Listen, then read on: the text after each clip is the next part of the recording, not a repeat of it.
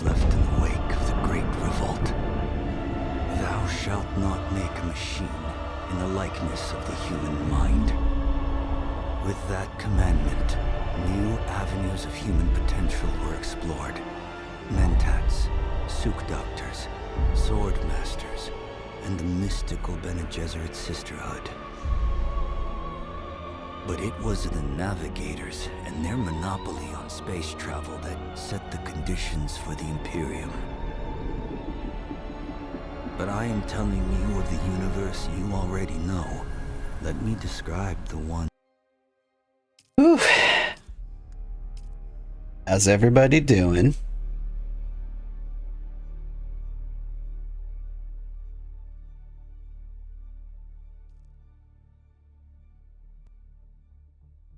I'll do the official intro once we pop in. Wonder how things are going.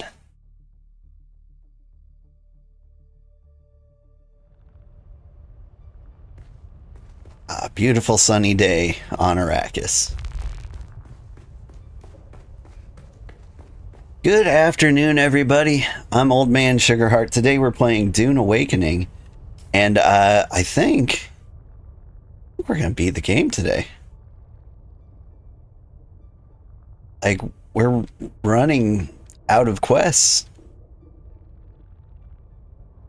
Like, am I even done? Am I done with the story? Unexpected visitor. Look for a sign in the hut. No?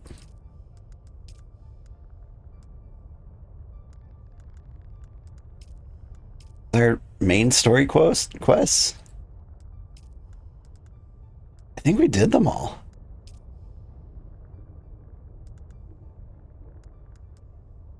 Maybe we didn't. I don't know. Well, we're gonna do whatever's left. We've got our final gear here. I like the Mendek rifle. Sorry, the rattle. That's gonna need some ammo. And do I have a full set of the armor? I've got the Sisterhood clothes, the trooper coat, chosen helmet. We've got our final gear on. We are ready.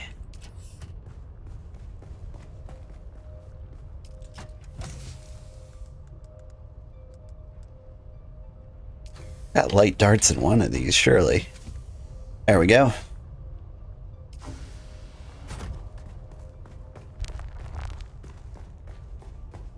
So let's figure out what happened to Skorda. Then we'll probably go to the deep desert.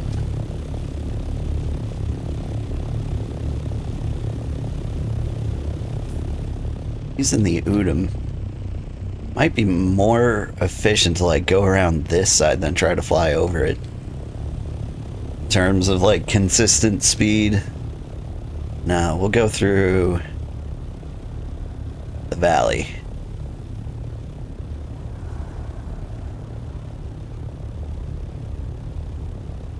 I'm excited. I think we're gonna play Hogwarts Legacy next. Should be fun. I think my kids will be excited about that one.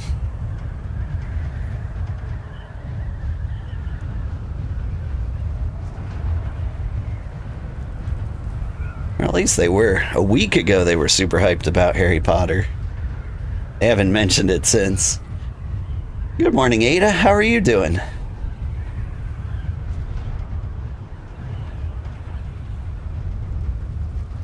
Look for a sign in the Haga Basin settlement.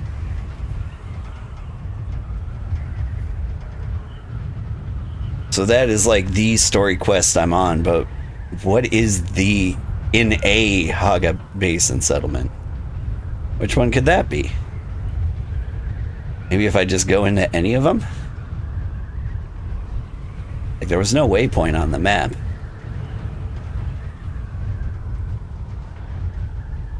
But I am running out of story.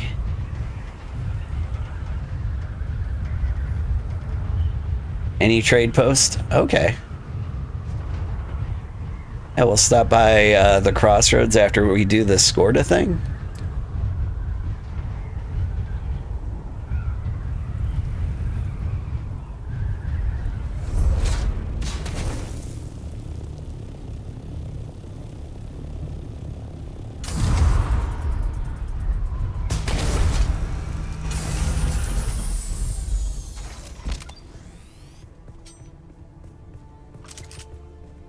if I can remember how to play.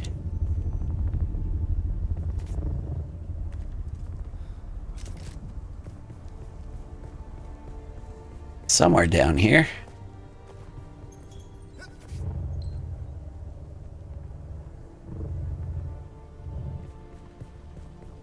There's a building. Maybe it's got a door. Or...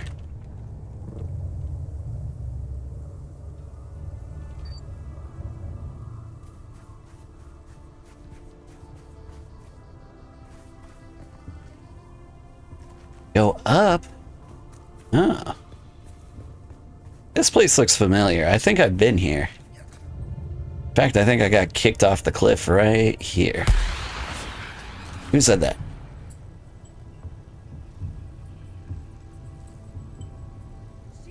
Got jump scared. I thought I heard a flare.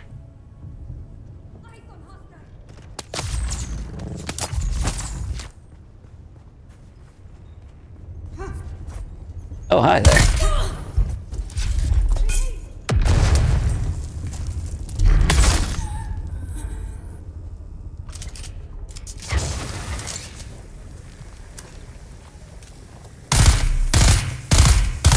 We just poisoning people now? Is that what we're doing?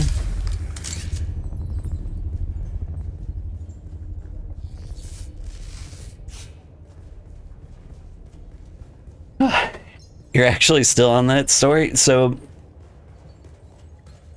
you've been to the deep desert and you haven't done this bit yet?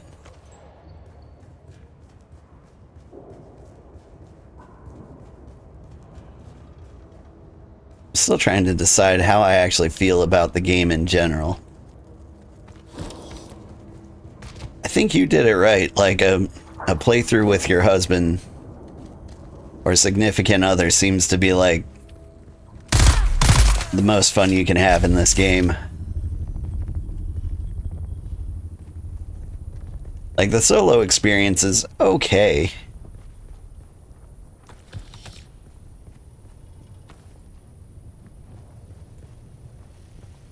there a wristband around here?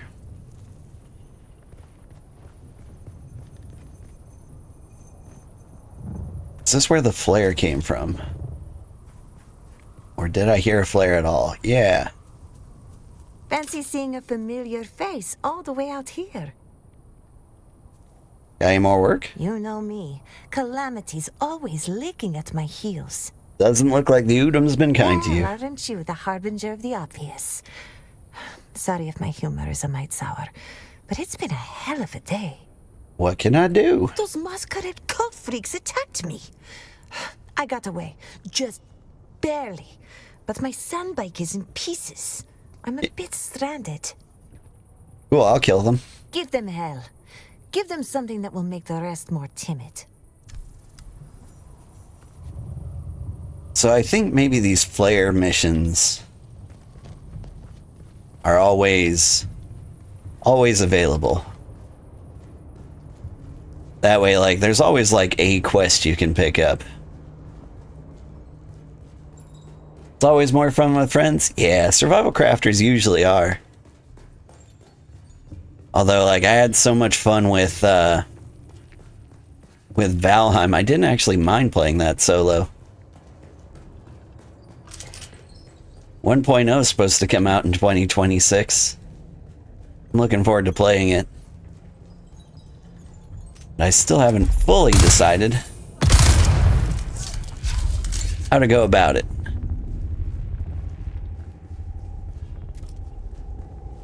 Engaging enemy.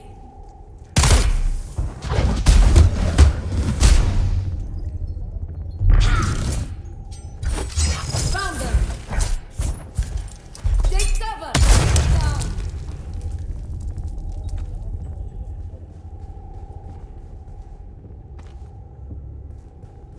This week I'm going to try an experiment. Instead of streaming like freakishly early in the morning, I'm going to try streaming freakishly late at night. Maybe not freakishly, but you know, like this time, after the kids go to bed. Because originally I had this problem where like I didn't want to stream at night Because if I stream at night, I'm not going to want to stop playing games, and I'm going to stay up way too late. Trouble is, like, I've been doing that still. So instead of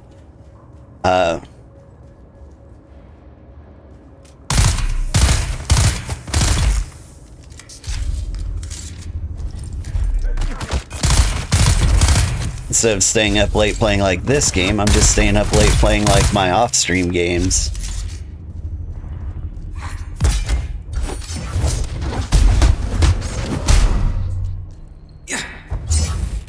Which puts me in bad condition.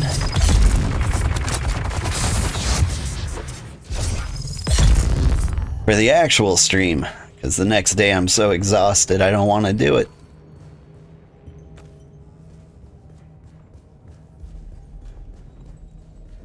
Well, I do want to do it. I never don't want to do it. What I don't want to do is go to work. But that keeps being a thing. This latest group of pilgrims includes many promising initiates. Truly many see the hand of God in the green growing things that flourish in the Udam. Those who show less zeal have regrettably been turned over to the adepts for more rigorous instruction. In particular, one recently recruited brother professed appropriate devotion and revealed to us his past as a house trooper. When tested, he demonstrated superior fighting skills and indicated that he could be of use training our militant adepts. I'm certain Shai Old Dude has led this righteous warrior to us for the good of the faith. I sent him on to the testing station to report to Naib Jorba. So that was it. I just walk into this room. Seemed to be the quest here.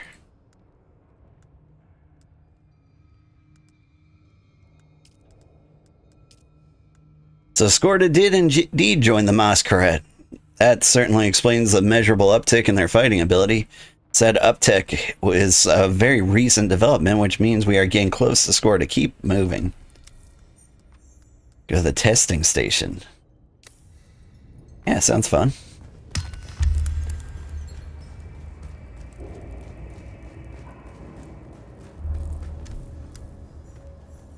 But yeah, I'm hoping I'll be more entertaining in the night when I'm better rested.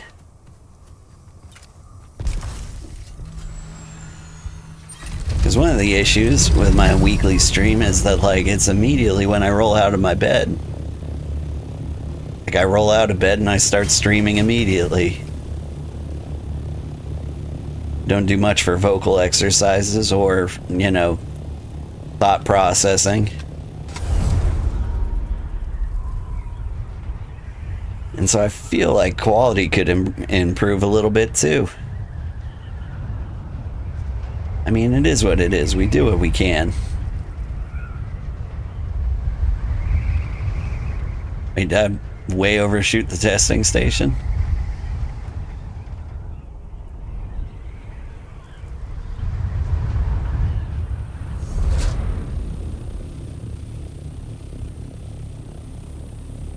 Well, I was jibber jabbering. I way overestimated how far 400 meters actually was.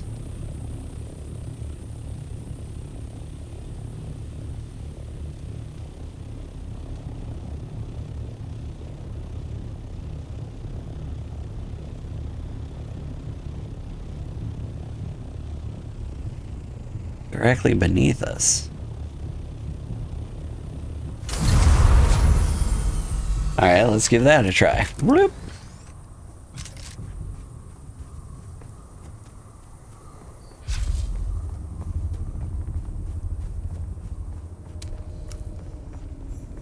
Mendex Shithole. Lovely name. What's up?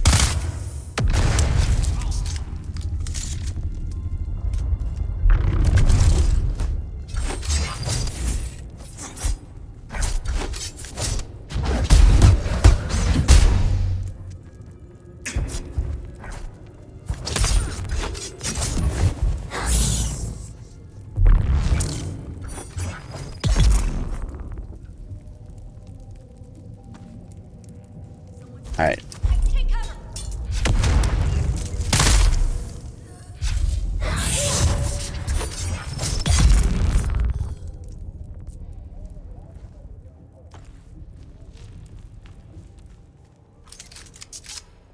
Pretty thankful that she didn't come up here while I was fighting the other guy. Like, 2 sword people can be a hassle. If I had to guess, that'd be the easiest way to kill me.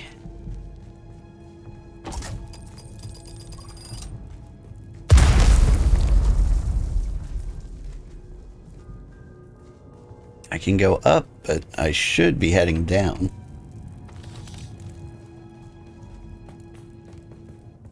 Ah, that's got to be the place.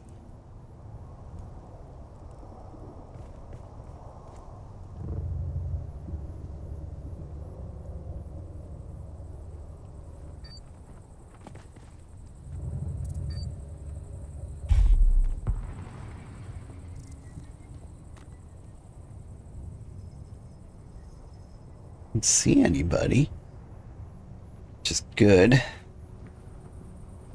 My shield's recharging.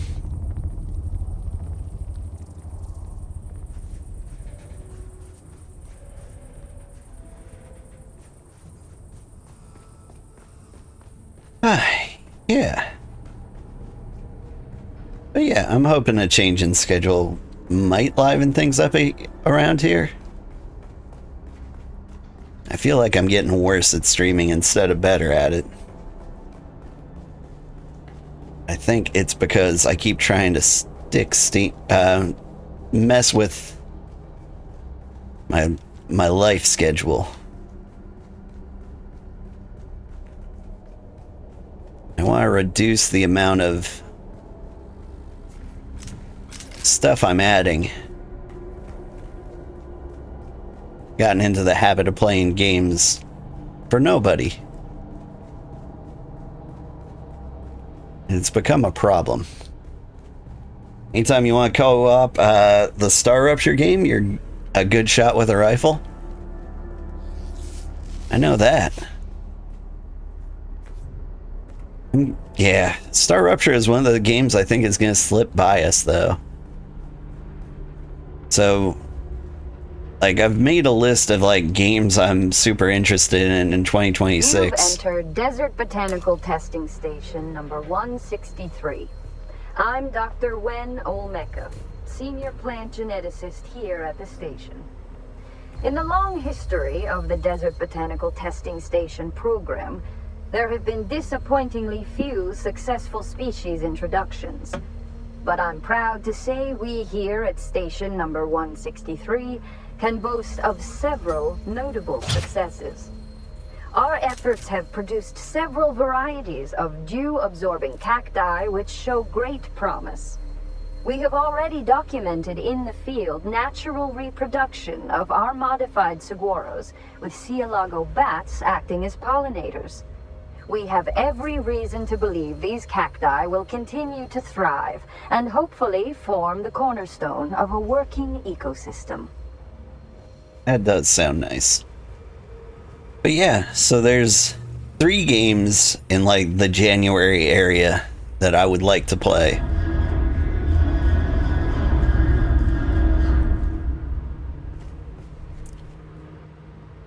This is all interesting and scary.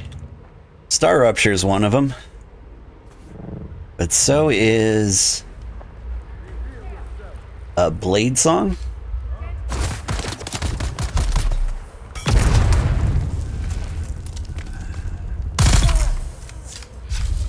And Cairn. Star Rupture looks good. I'm still worn out from Satisfactory though.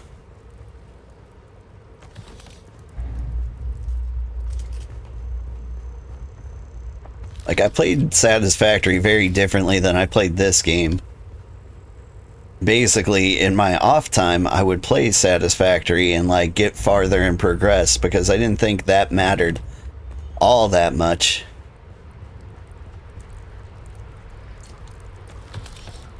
But, like, I ended up kind of regretting it. It was one of my more popular streams. So the more time I could have played on camera, probably the better. Greetings, Ignis.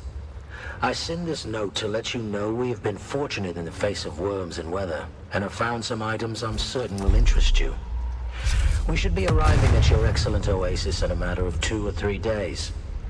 I hope you will be able to accommodate us in the usual fashion. I know there's people down here. I think I've been here before.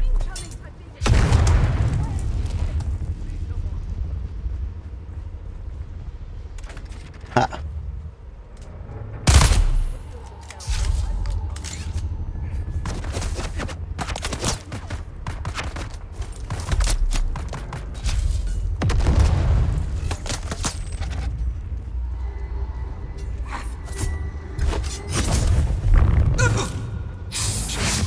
Eyes on enemy.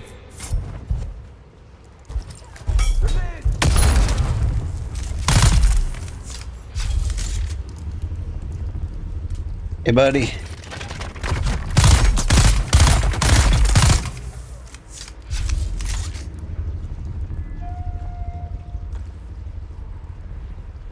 think this is the only stairway up, so I just kind of like creep around here.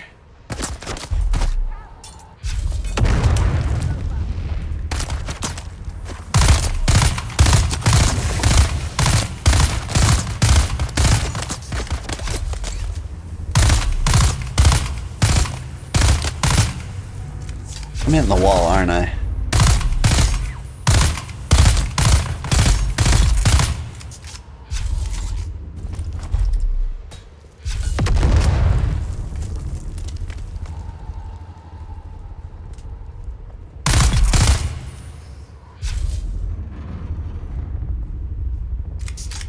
Whew.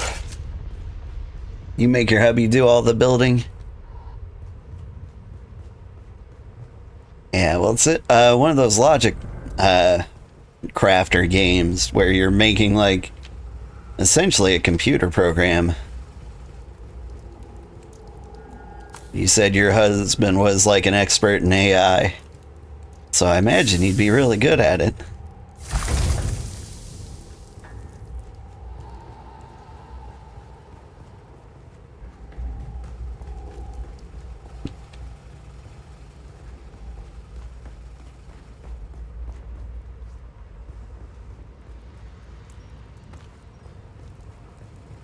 Like, the parallels are so similar. When I played the game, I titled my stream, "This is my real job, how bad could I be?" And most people were like, is software development really, like, satisfactory? Answer is yes, it's very, very similar. Like, software development is all about getting data from point A to point B. That's like 90% of what you do. They're like, take this data, do something to it, maybe, and then put it here. Like, that's almost all of it, exclusively. Where am I going? Up here?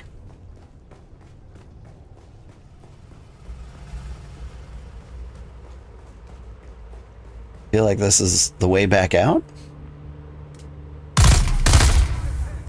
They don't agree.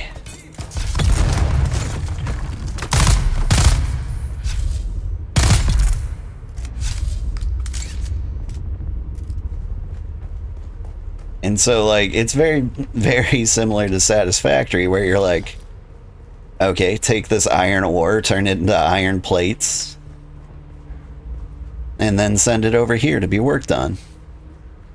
So, like, you can design your whole factory basically like you would design any computer application you would make. In fact, I would say if you love Satisfactory, it's probably a good sign that you'd be a good developer. It isn't difficult, but some stuff is super far away. If this, then that. Yeah. It's... A lot of people gatekeep software development, like making it seem so complicated. hidden secret is it's actually super easy. Anil, imprint the following message in your bird and send it to the Sayadina at once. Revered Sayadina, we discovered one of the ancient testing stations brimming with water and occupied by scavengers. We have taken their water for Shai Old Dude. I ask for your command regarding this sacred bounty. Naib Jorba. Star Rupture just doesn't have that snarky AI. Well, that makes it sound like Star Rupture is much worse than Satisfactory. The snarky AI is like a huge bonus.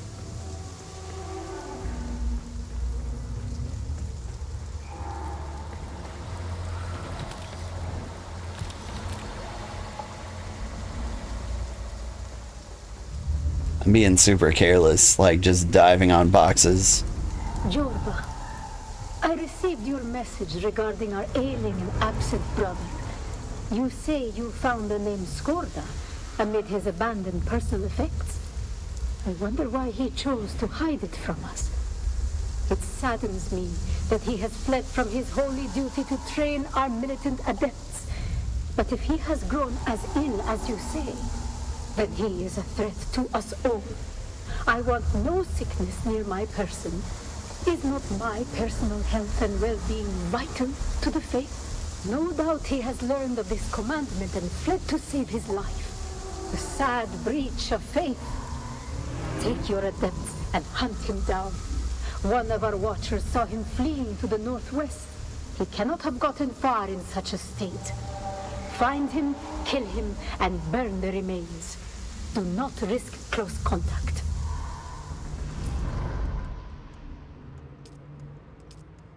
Sounds like he's having a bad time. Skorda keeps running, so we continue following. He's fast running out of places to hide.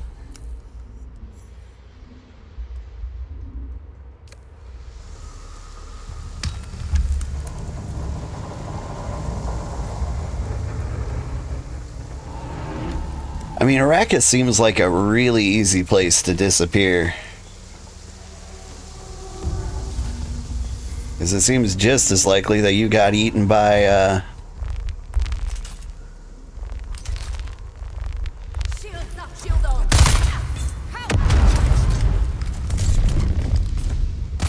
that you got eaten by a worm. Come on.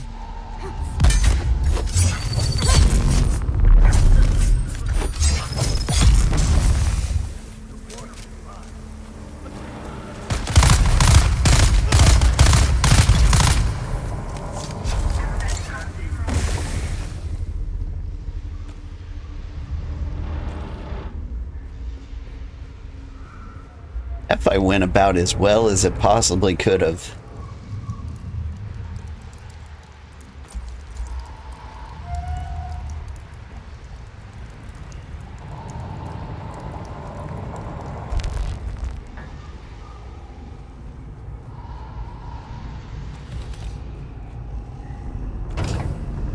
But yeah. Like, one of the things that's keeping me from playing Star Rupture is the fact that Satisfactory is so good. Like, I could pick up Satisfactory again, play it again, and have a wonderful time. Naib, the bird has returned bearing this message from the Sayadina. Jorba, Shai Old Dude truly honors us. First with our victory at Maisa Terul, and now these rich spoils you have taken. Our blind brethren of the Ikhwan Bedouin would hoard that water for themselves. Such greed angers Shai Old Dude. Small wonder they have fled away in shame. But we, the faithful, remain to serve the Maker in all things. What you have won will be his in good time. But more scavengers are certain to come seeking our prize. Remain and take their water as well. Nala.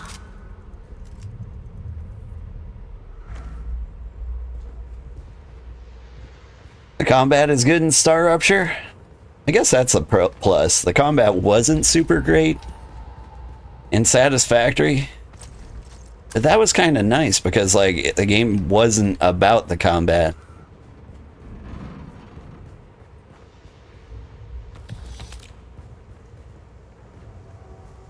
Might be one of the reasons why I liked Satisfactory more than, say, Factorio. Because in Factorio, you could get your base destroyed. In Star Rupture, can they attack and hurt, like, the things you've built? Because if they can, I could see that becoming super, super annoying.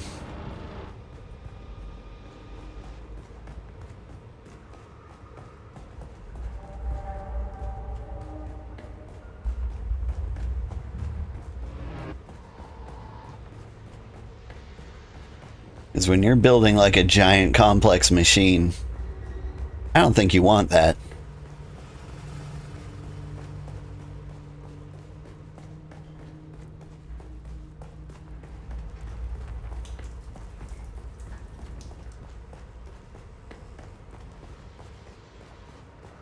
Kinda. I mean, I guess the important thing is that they're not destroying, like, parts you can't see. And if they're not deliberately targeting it, it might be good. You've entered Desert Botanical Testing Station number 163.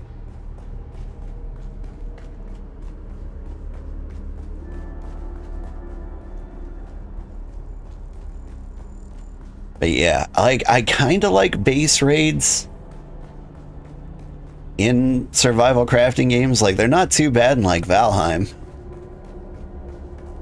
I think they happen rarely enough that, like, it's not a big deal.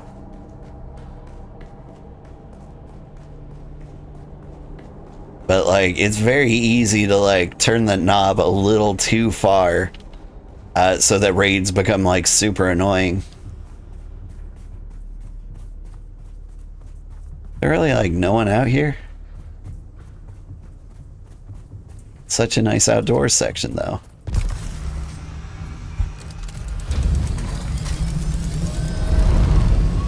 Alright, catch up with the hunting party. Misa to Real. I think I can do that. What's going on over there?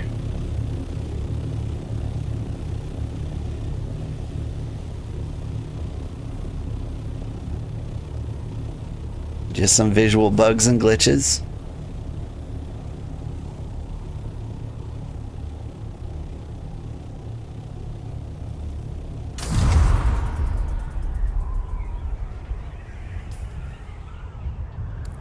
Oh.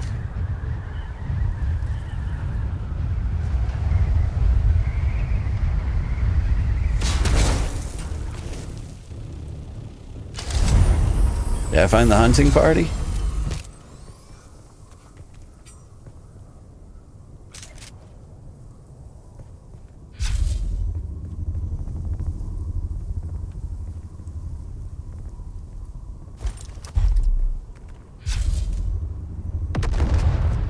He doesn't even care.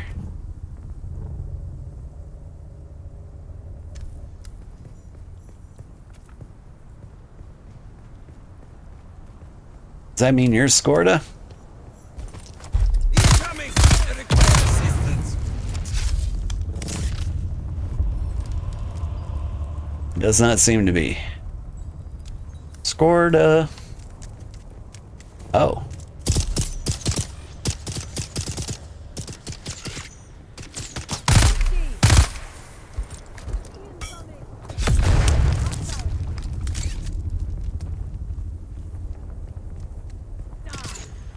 There you are.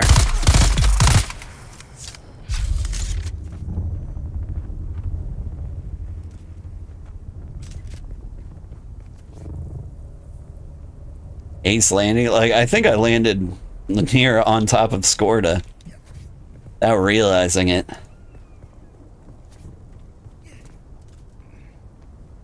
And the enemies in Star Rupture basically spit on your tower and make stuff inoperable, but it's a rare thing right now. Okay. What happened here? My suspensor belt is broken. Oh.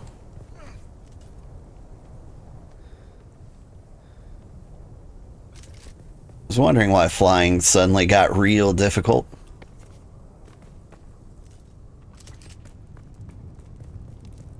Well, who the hell sent you? Captain Ty, Tufir Hawant sent me to find you. Well, isn't that flattering? Do a bow, a curtsy. Don't think I can manage either. Oh, but hell with it. I'm dying. I'll tell you anything you want to know. It's the bad spice. Don't rightly know. We found it on Ix, something they whipped up. We took it as spoils. Easy money. Our own little spice trade. Didn't know the stuff was powdered death till the Catheria crashed. Then my crew starts dying. One by one. Where's the rest of it? The Catheria getting shot down complicated things. When it crashed, I had to leave my post to recover one of the containers. Sold it to the Sandflies. Had to leave my sick mates behind. Tried to get off-world with what I'd earned by selling the bad spice from the Catheria to the Sandflies. But I got ambushed by mercenaries. I evaded them and hid by joining the Masquerette, playing the part of a good little convert. Then I got sick. And Nala and Jorba turned on me. I fled, and this is where I fell. I'll never get off Arrakis. That's it? That's all you know?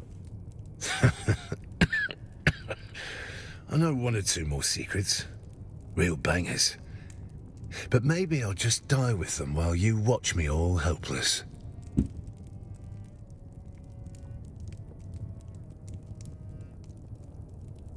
Watch Katrina die like this. She wondered why you betrayed her. Katrina wasn't supposed to get hurt.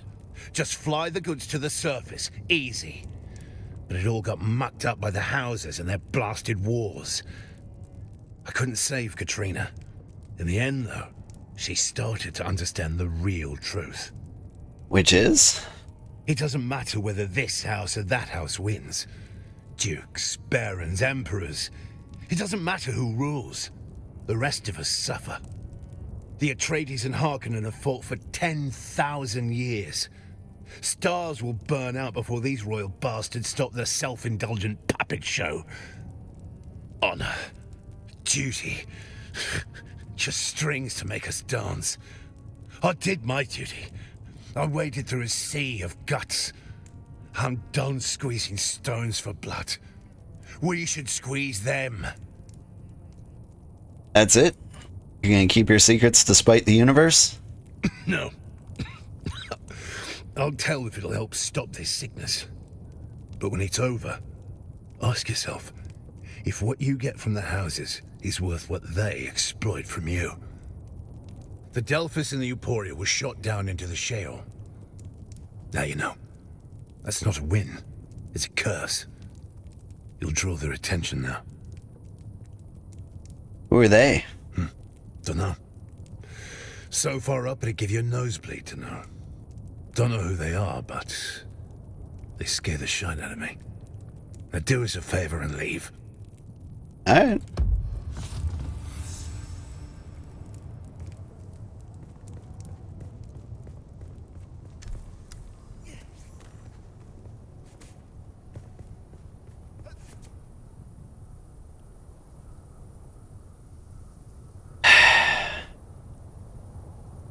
Why do I compile shaders at all if it's just going to do this?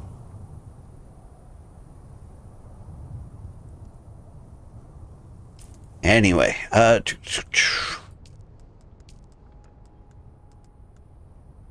I have to actually go to Arakeen, huh?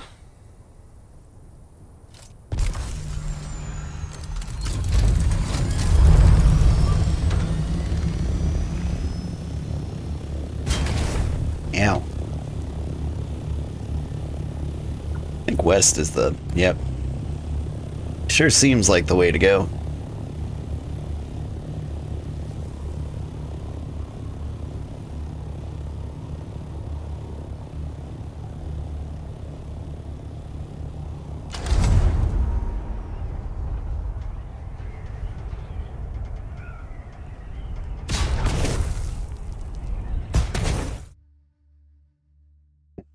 I love that the portal you fly through is just a wall that you can literally crash into. No, don't go there.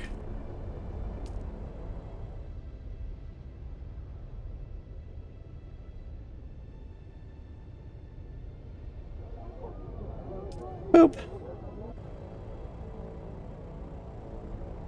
Honestly, that felt a little bit anticlimactic.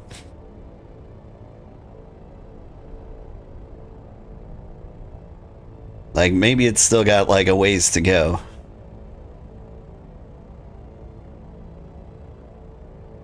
It felt like that's, that was just a critique on, like, the Dune two-party system. Like, joke's on you, they both suck. Like, I knew that. If Hubby ever makes a game that compiles shaders, you want it to say compiling haters instead. I feel pretty compiled in that direction.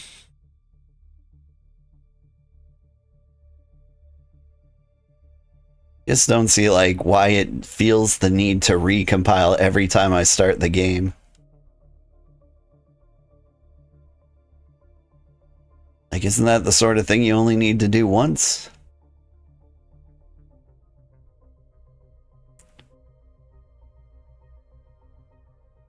I don't know, the graphics aspect of software engineering is not really something I've delved into.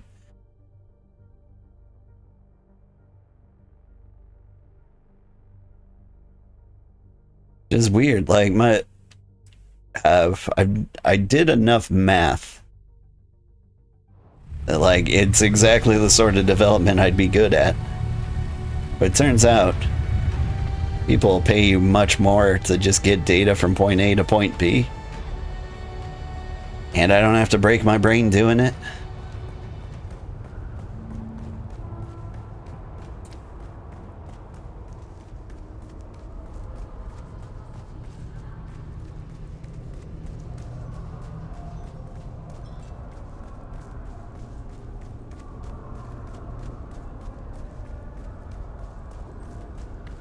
I don't know, when it comes to things like lighting and shaders in games, like, I feel like they gotta hire, like, a physicist or something. But, like, a physicist that's also really good at software development.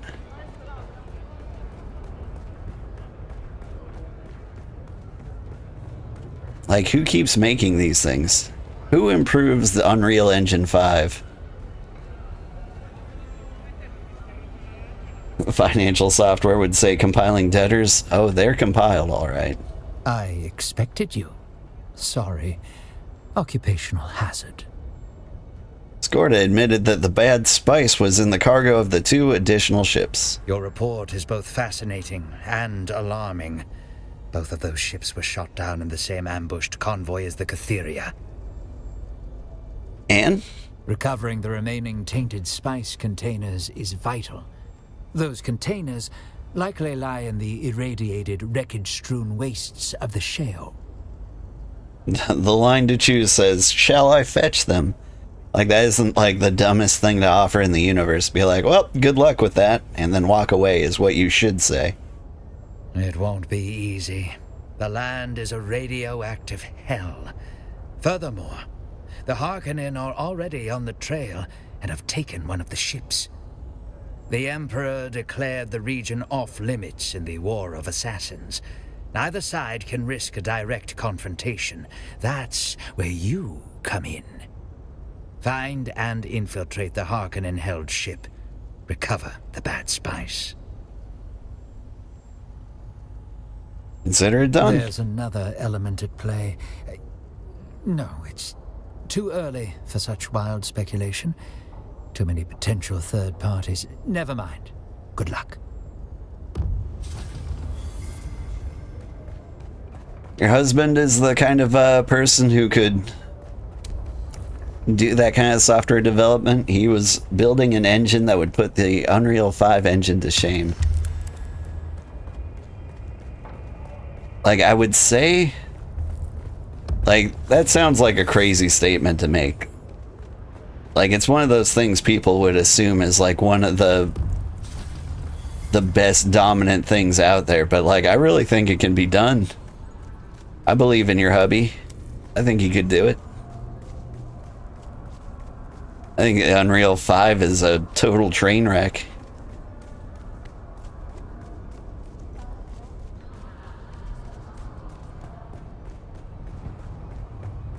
To be honest, if somebody just like made a worse game engine, it would end up being better.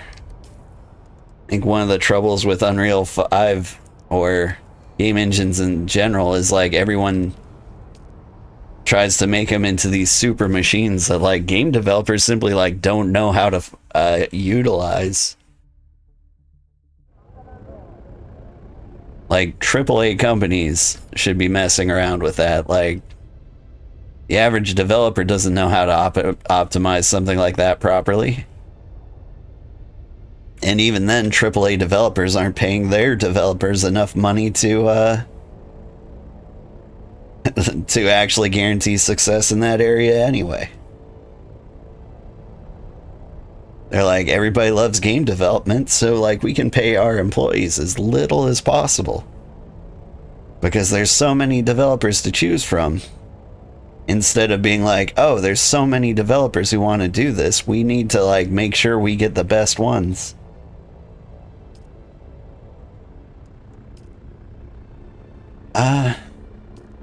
Hang on. I think I should get to base first. Drop off some stuff. Repair my suspensor belt. The renderers take a crap ton of money, though. When people saw his demo, they thought he hired actors, but it was all rendered. Oh, nice. That sounds cool.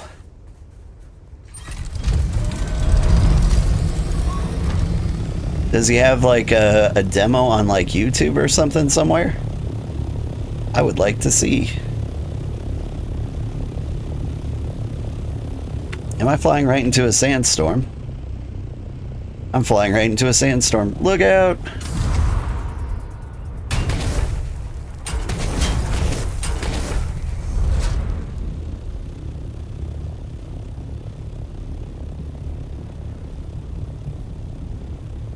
Is there a door over here? Yes.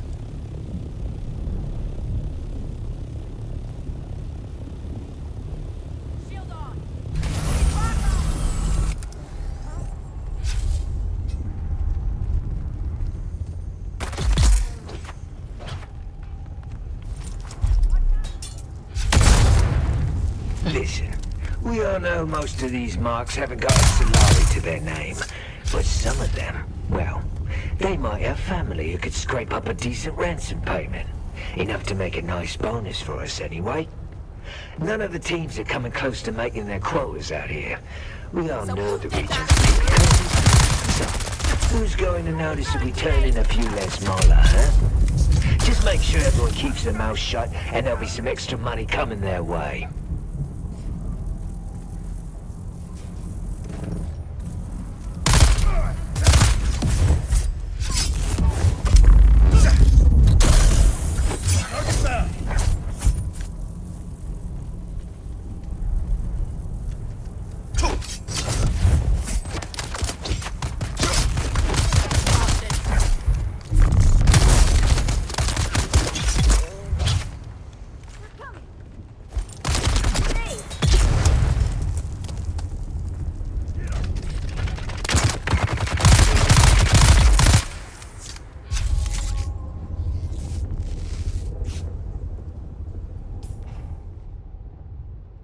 And storm never came?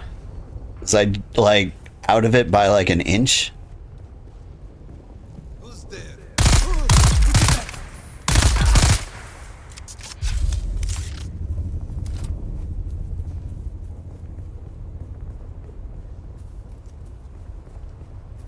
Come on, get me out here.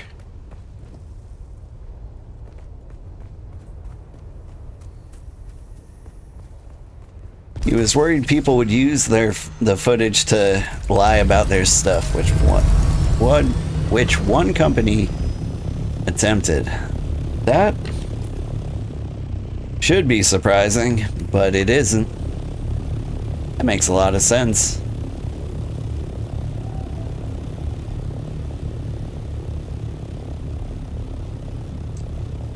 There are a lot of, like, scam games coming out that's actually very, very impressive.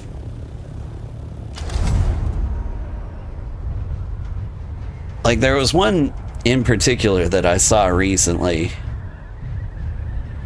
and it was like, I don't know, one of the top 1,000 games wish list on Steam. I check that list every now and then to see if there's like any cool games that I missed out on or haven't been paying attention to. And there was one, it was an extraction shooter. Oh, it had to do with a cube. It was like Cube Stay Alive or something like that.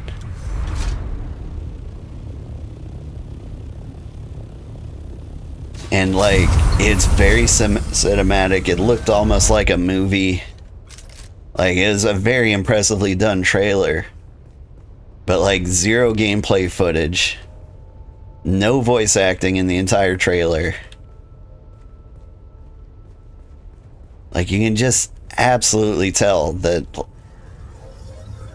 there's no game there. Like, it's going to explode and fail. Power Pack Mark IV. Oh, I've got a good one. Okay. So yeah, let's recycle everything. Whereas the survival extractor, they never paid the people who made the videos. Yeah. Oh, and Star Citizen. Star Citizen, like, I'm curious. They've already got all the money. Like, they could cut and run years ago. And so, like, I'm a little confused. Like, if it was a scam, why are they still going? Not saying it isn't a scam. It's just, yeah, you know, why are they still going? They don't have to. They got the money. Like, they're missing out on, like, the vital step of, like, you know, fleeing the country. Like, they're doing a very bad job at scamming. As a survival extractor, they never paid the people who made the videos. They wanted to volunteer work so they didn't have to pay. Yeah. People do that. Like, I've never done, like, contract development work, but that's something, like, you have to look out for. Like, people will have you, like, build them a website and then be like, no, we don't need you anymore. We've got the website. So you have to, like, code in, like, a self-destruct button and, like, take the entire thing down until they do, like, pay you.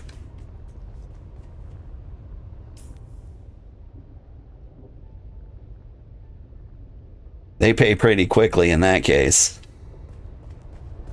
Ooh, what was the... There was a game recently that, like, crashed and burned in a big flaming pile. I believe that game was called Puff Pals. That one was a tragedy for the cozy community. Like, this company that made stuffies. Like, really high quality stuffies that everybody loved. They were like, we can make a game. And then they tried. And it didn't work out. Which is a shame, but, you know, it goes that way sometimes. Oh, right. I need to repair my suspensor belt, because I need to be able to fly.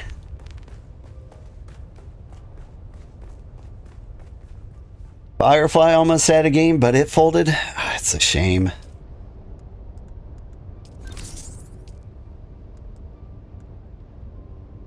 I need more aluminum?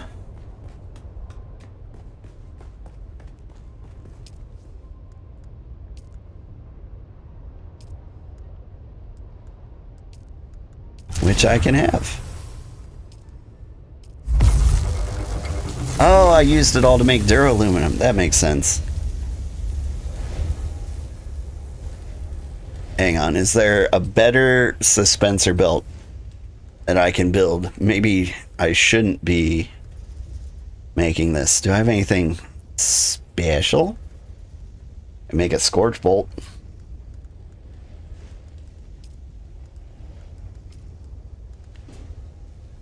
Duraluminum responsive planar suspensor belt.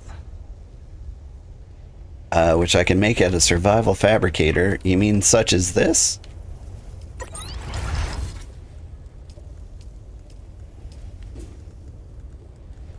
Where would such a thing be? Here it is.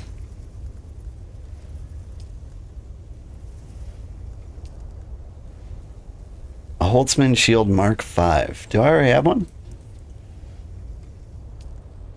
Dude, maybe I'm not fully geared like I think I should be.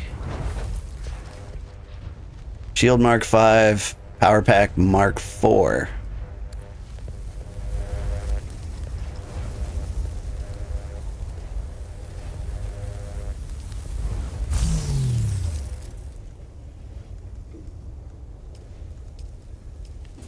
Very few things that would actually be an improvement for me, but yeah, here's one of them.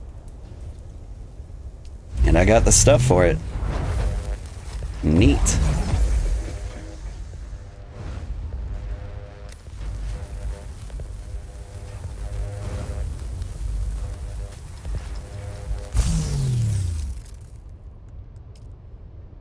I think people put too much value on IP.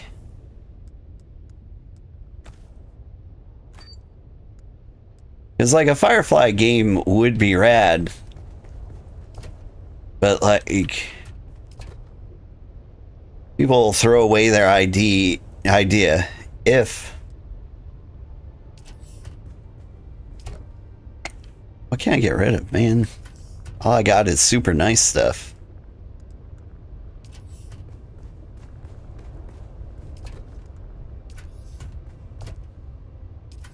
I don't want to throw away something that might be useful.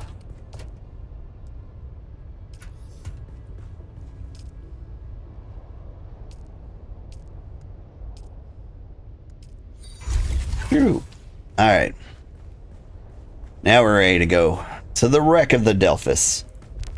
But, like, I almost wish people would make a good game and then find an IP to slap onto it, like a coat of paint afterwards, you know?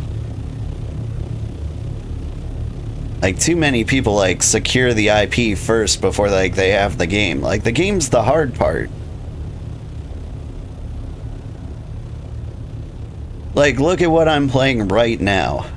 Like, they slapped a Dune paint job on Conan Exiles and it worked great. Like, they did an excellent job. Like, this is like a case where, like, the game came before the IP. And yeah, it took a while to, like, integrate the story and stuff, but, like, man. Which makes me wonder, like, how Conan Exiles went during development. Like, they kind of lucked out with that one. If that game wasn't good, then there would be no Dune. You need the rad suit for the Delphus? I got one.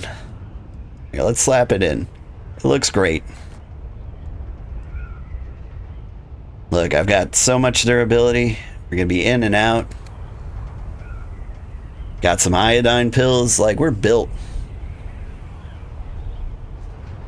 I'm trying to remember, like, the Delphus is the one that's like a giant maze, right?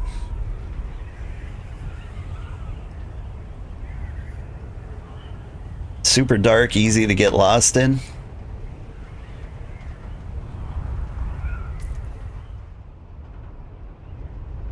No. That's a different one.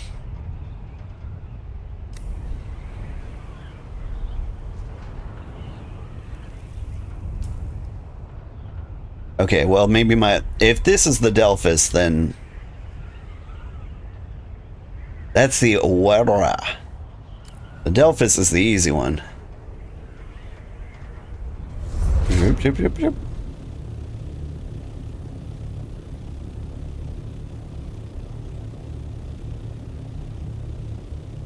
Like the Delphis, we get in, we get out, we shoot a bunch of people, it'll be great. Barely irradiated at all. But I imagine it is going to put me in the big one too. Like the story's going to be like, do this, do this, do this. And we'll like hop from radioactive ship to radioactive ship. And we'll try to do it all in 15 minutes.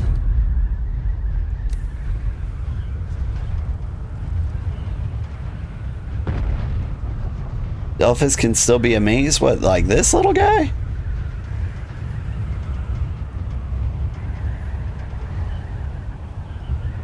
Nah, you're kidding me.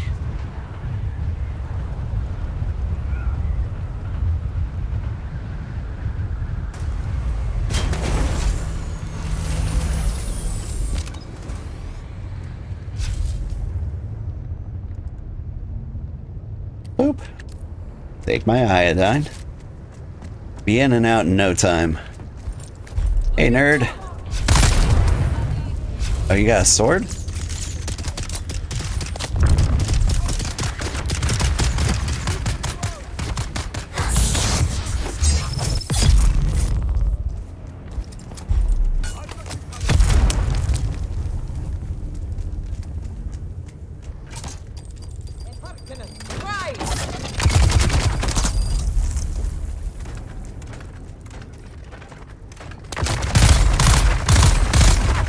Oh my god.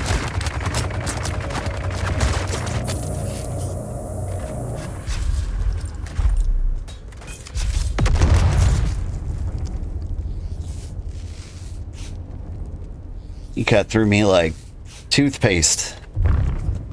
Just, you know, something everybody's always cutting through. Like,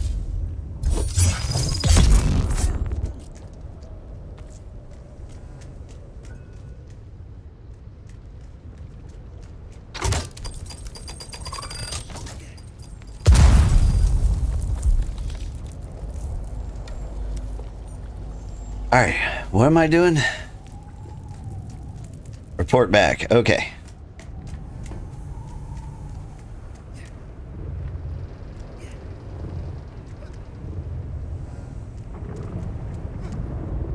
Is this not like a flying suit? What have I done?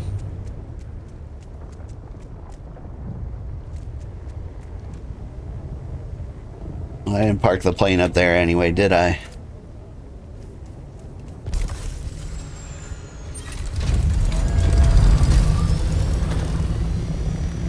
Let me hover over here outside of the radiation for a bit.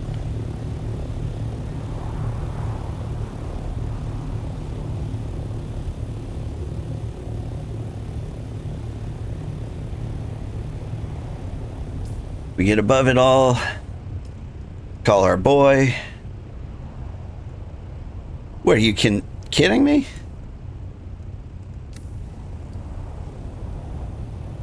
Fly all the way back to Skorda.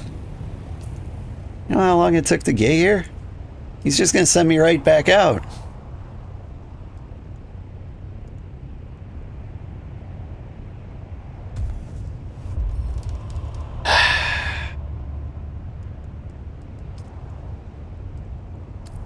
Okay.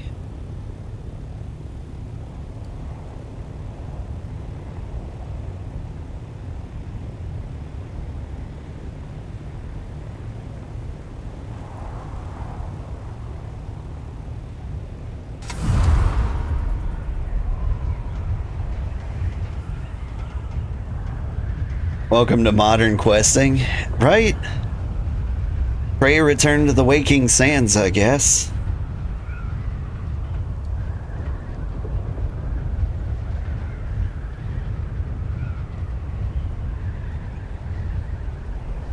Like the Final Fantasy XIV talking quest, exactly.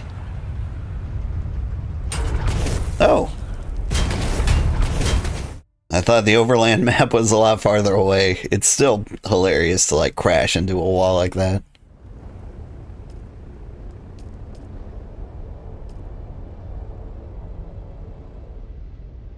Alright, off to Arakeen.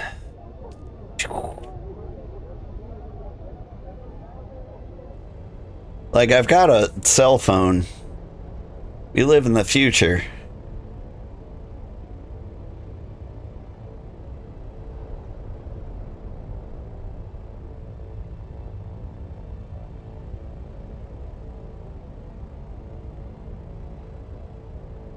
Unless, like, contact issue where, like, I'm sending things by carrier pigeon.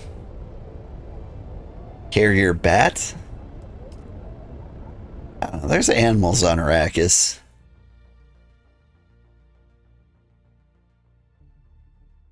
Which, like, what do they eat? Like, there's not enough vegetation for them, clearly.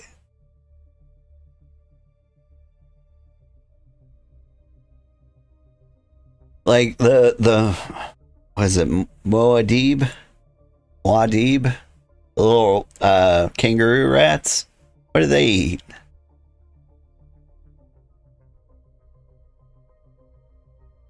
Like, how are they thriving out here? They eating the dry bush that I can turn into band-aids?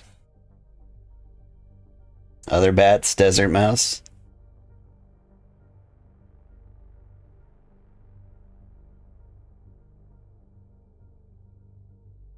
Like, part of me is like, everything on this planet's got to be a carnivore. Because there's nothing to eat here but, like, other animals. But, like, that doesn't make sense. They'd all die out in that case.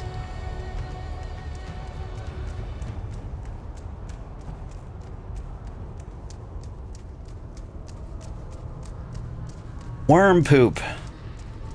Yeah, that makes sense. And the worm eats spice, I imagine. Maybe that's what the rat eats too. But yeah, deprivores makes a lot of sense. Where's the spice worm poop?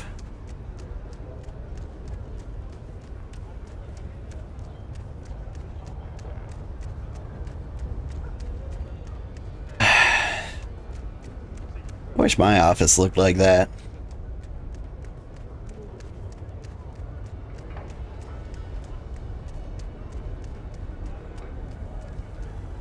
I expected you. Sorry. Occupational hazard. I got that bad spice. Show me, but very carefully. You've accomplished the impossible, or at least the improbable. More to the point, I think you're ready. Ready for what? This bad spice is important enough to warrant Imperial influence. Imperial influence? Are you certain? I became suspicious of the Emperor's sudden declaration of a non-combat zone in the very place containing the bad spice canisters. This changes everything. This moves us to a bigger game board, or we just might save my house. What are you saying? I am saying it is past time you meet Duke Leto Atreides. Okay, give me a moment.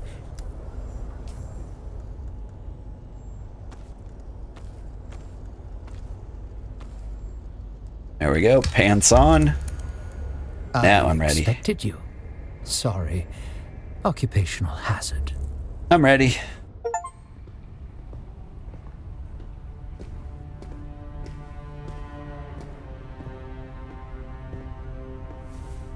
Calm down, everybody. Dang.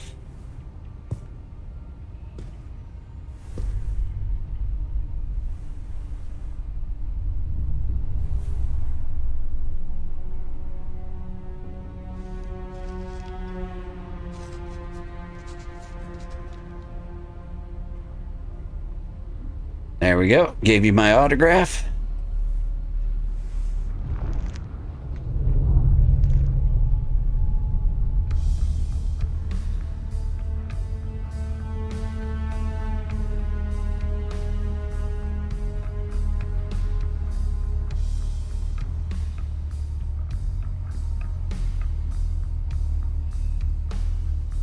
Oh, but dodo.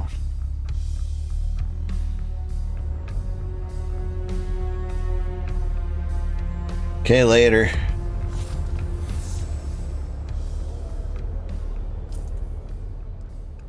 Is that it? Am I the president now?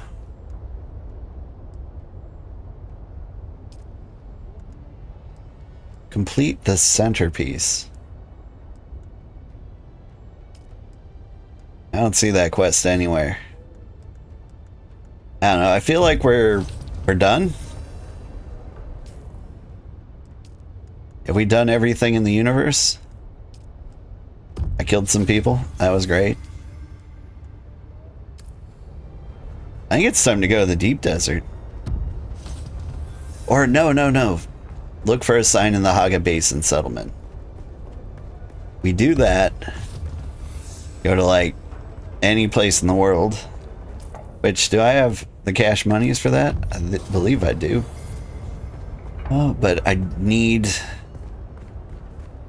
I'm going to take my ornithopter with me. Like, I was like, can I take the taxi service? And I imagine the ornithopter like pops into my backup tool. But I'm not going to make that assumption.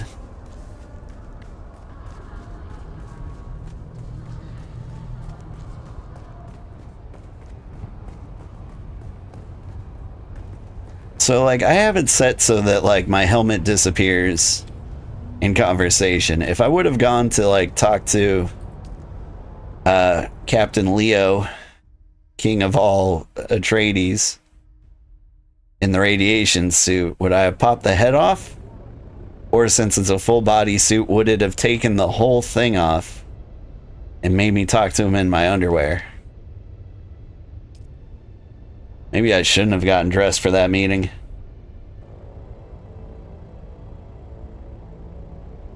He'll tell you no because you'll leave your orny behind or something. Oh. And so then I have to like take the taxi back to Arrakeen.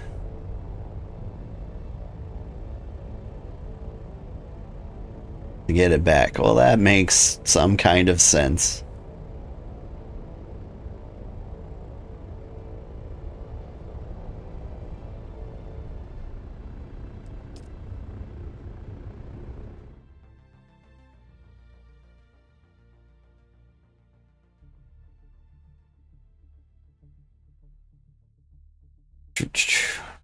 Getting to the point where I can start doing like final thoughts and things.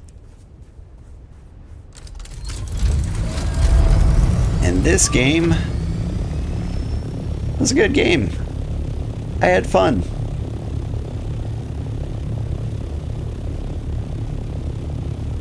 But like it definitely would have been more fun with friends.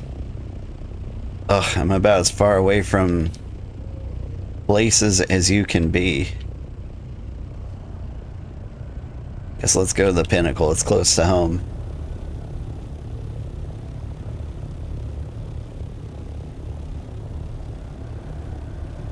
No promises that you'll get it back? Okay.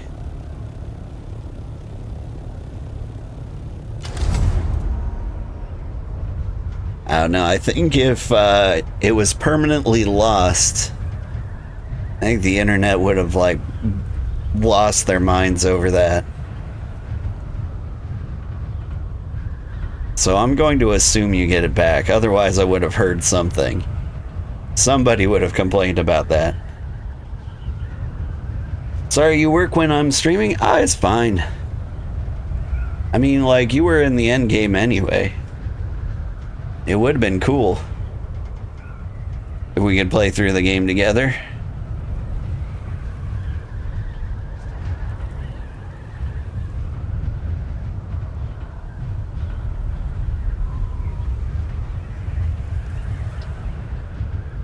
But like, would you have started like a brand new character?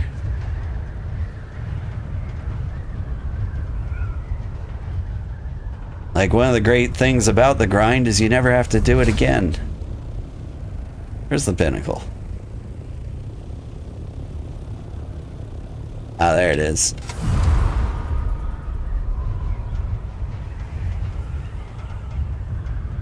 You could have started a new character. Yeah. Honestly, I think the beginning of this game was the most fun.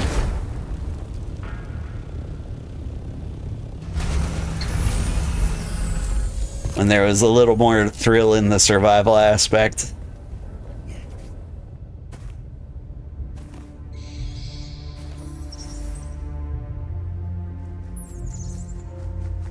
Batman.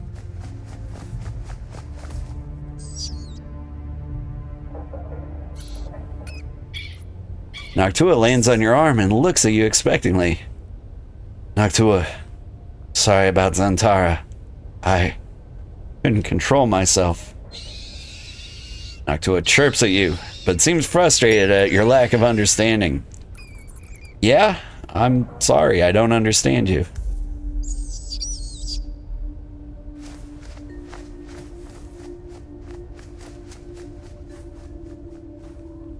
Very good. You're there. Count Fenring wants to talk to you, and it's never a good idea to keep our dear Fenring waiting. Come to me in Harko as soon as you can. I have a ribbon for you, kitten.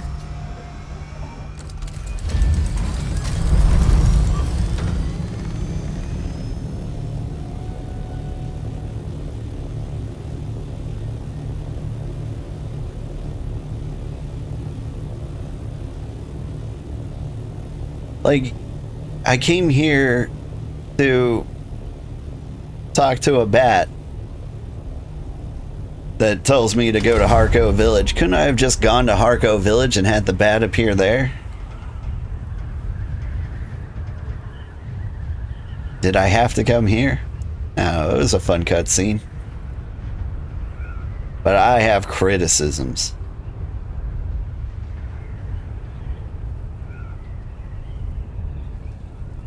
Once you get a still tent, the storms are no longer a threat. Yeah. I deliberately didn't make a still tent because I didn't want the game to get boring.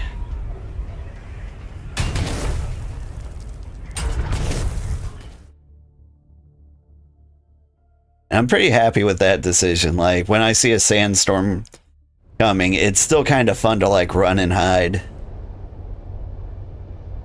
Like, it makes the game a little more difficult, but not really.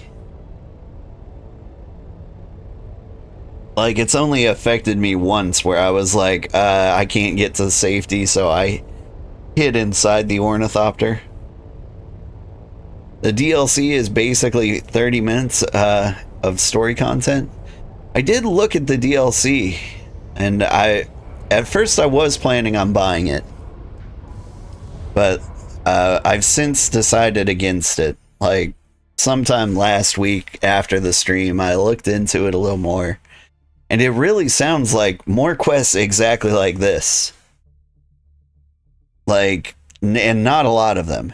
Go to a spot, have like a tiny cutscene, like travel somewhere else, talk to people. Like, it's not a thrilling storyline. It's just like exactly what you're doing right now. And what I'm doing is fine, but it's not worth what, like $30? And like, but you can get a cool vehicle, but like there's no reason to use it because you've got a vehicle that does the exact same thing, and that's 3 vehicles or 2 vehicles worse than the buggy for collecting things, and it's worse than the ornithopter for getting places. So like, it's cool if you're doing like a water run. Oh, look, the kitten is back. Do we have business? You said Fenrig wants me? Dangerous to speak that name aloud. Even here, beneath the cone of silence. You understand that we are not official. We are the hidden hand. Our connection offers no protection, only the danger of discovery and a slow death at the hands of those who would thwart the Imperium's interests. Didn't you literally say his name over a phone call to me? You better be. Dangerous times for us all. I hope you're ready, kitten. Ready for what? Well, I didn't ask. I'll have my men take you to him. His instructions are clear. We need to blindfold you first. See? I told you I had a ribbon for you, didn't I, kitten?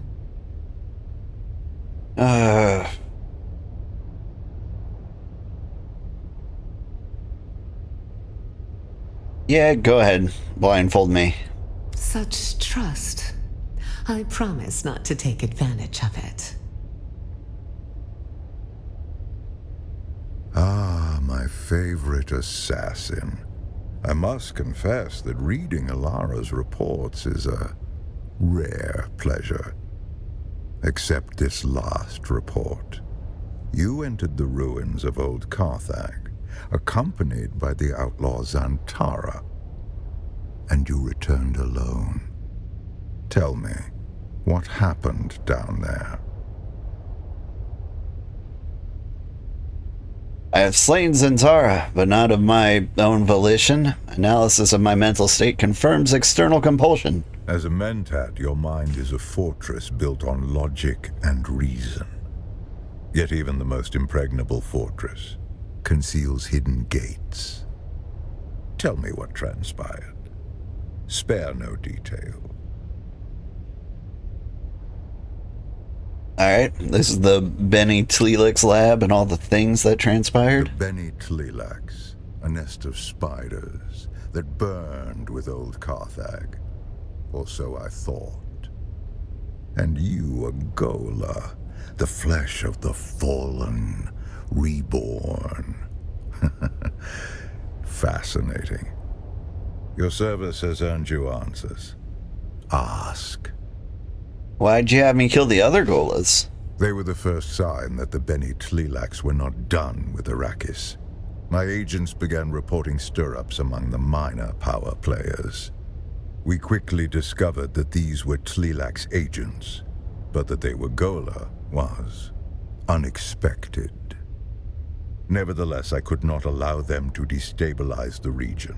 We must each do our part, and the spice must flow. You have experience with Benny Tleelax. Years ago, my informants traced some unusual activity in Carthag to a Benny Tleelaxu lab. Before we could investigate further, the city was destroyed. The destruction of Old Carthag is considered a terrible accident. But was it? I believe it was the Tleelaxu who destroyed the city. A monstrous choice. Destroying innocent lives to cover their profane works. Isn't that a very Harkonnen thing to do? Anyway, you promised me answers. I want to know more about the Golas. Unlike clones, who are grown from living cells, Gola are grown from the flesh of one who has died. The process of doing so is knowledge known only to the Benny Tleelax. They make a fortune dealing their blasphemous wares across the Imperium. Spoiled Na Familia will pay extraordinary sums to have their favorite pet or retainer resurrected. But they are never quite the same. No Gola has the memories of its original host. No Gola remembers who they are. If you value the past or the mind, then Gola are worthless. Like me? Indeed. You are a refinement. Your compulsion doesn't drive you to madness as it did the ones who came before you. You have a great deal of imprinting.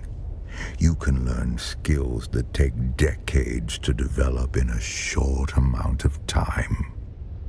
And, fascinatingly, you don't have the appearance of whoever you are originally grown from. Perhaps that is the clue. You must have been someone with a recognizable face. The Benny Tleelax a force to hide you in plain sight.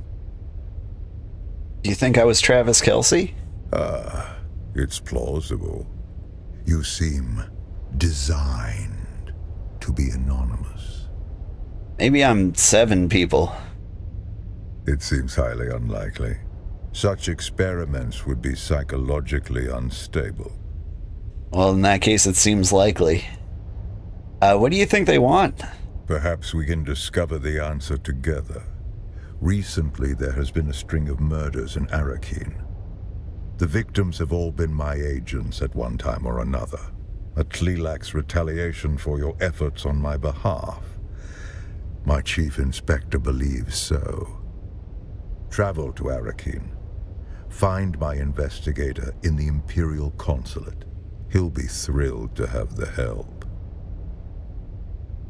Your theory is that you're Paul Atreides? I mean, like, this is supposed to be the universe where he was never born. And so, like, that would be like a direct contradiction of the plot. So I was thinking, like, maybe I was Leo Atreides' dad or mom. I don't know, somebody with a gift for talent like that. Find my investigator, he'll be thrilled. Okay, yeah, I'll meet your guy. I expect nothing but excellence from you. Report to Alara when you are done. I will continue research into your origins. Okay, later.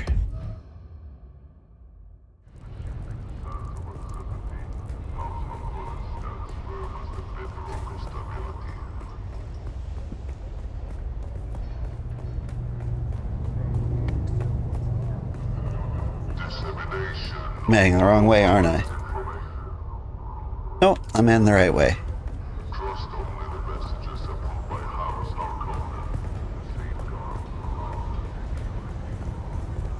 Miscarriage doesn't mean you were born. Interesting theory.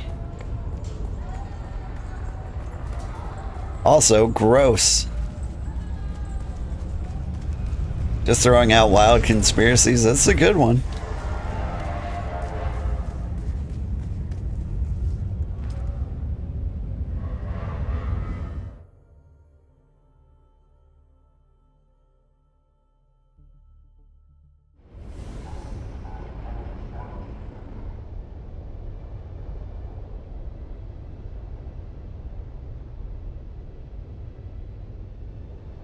Arakeen. There it is.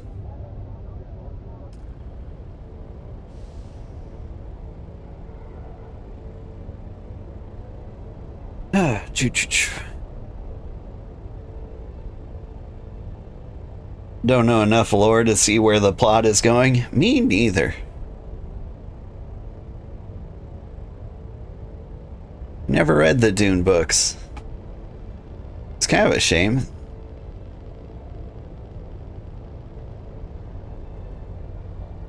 Like, the new movies are very good. The old movies, I wasn't a huge fan. Like, it's very rare that I would, like, walk away while watching a movie or just be like, I want to do something different. Like, usually I can commit and see it through, but, like, the first early Dune movies, I was like, I'm done with this. Just talking. And there's, like, so much, like, lore drop. And so, like, I'm trying to keep track of, like, what's possible and impossible in the universe. While listening to, like, basically politics. I think that's probably, like, my worst part, or my least favorite part about probably any sci-fi is, like, when they get political about it. Like, you kind of have to be to have, like, you know, galactic conflict. You have to have some of that. And warring factions and such. But man, I'm pretty sick of politics in my real life. So I'm never super keen to have it in my entertainment. I'm like, get it, you're an allegory for the things that suck in real life. I am familiar with the things that suck in real life. We don't need to go into this.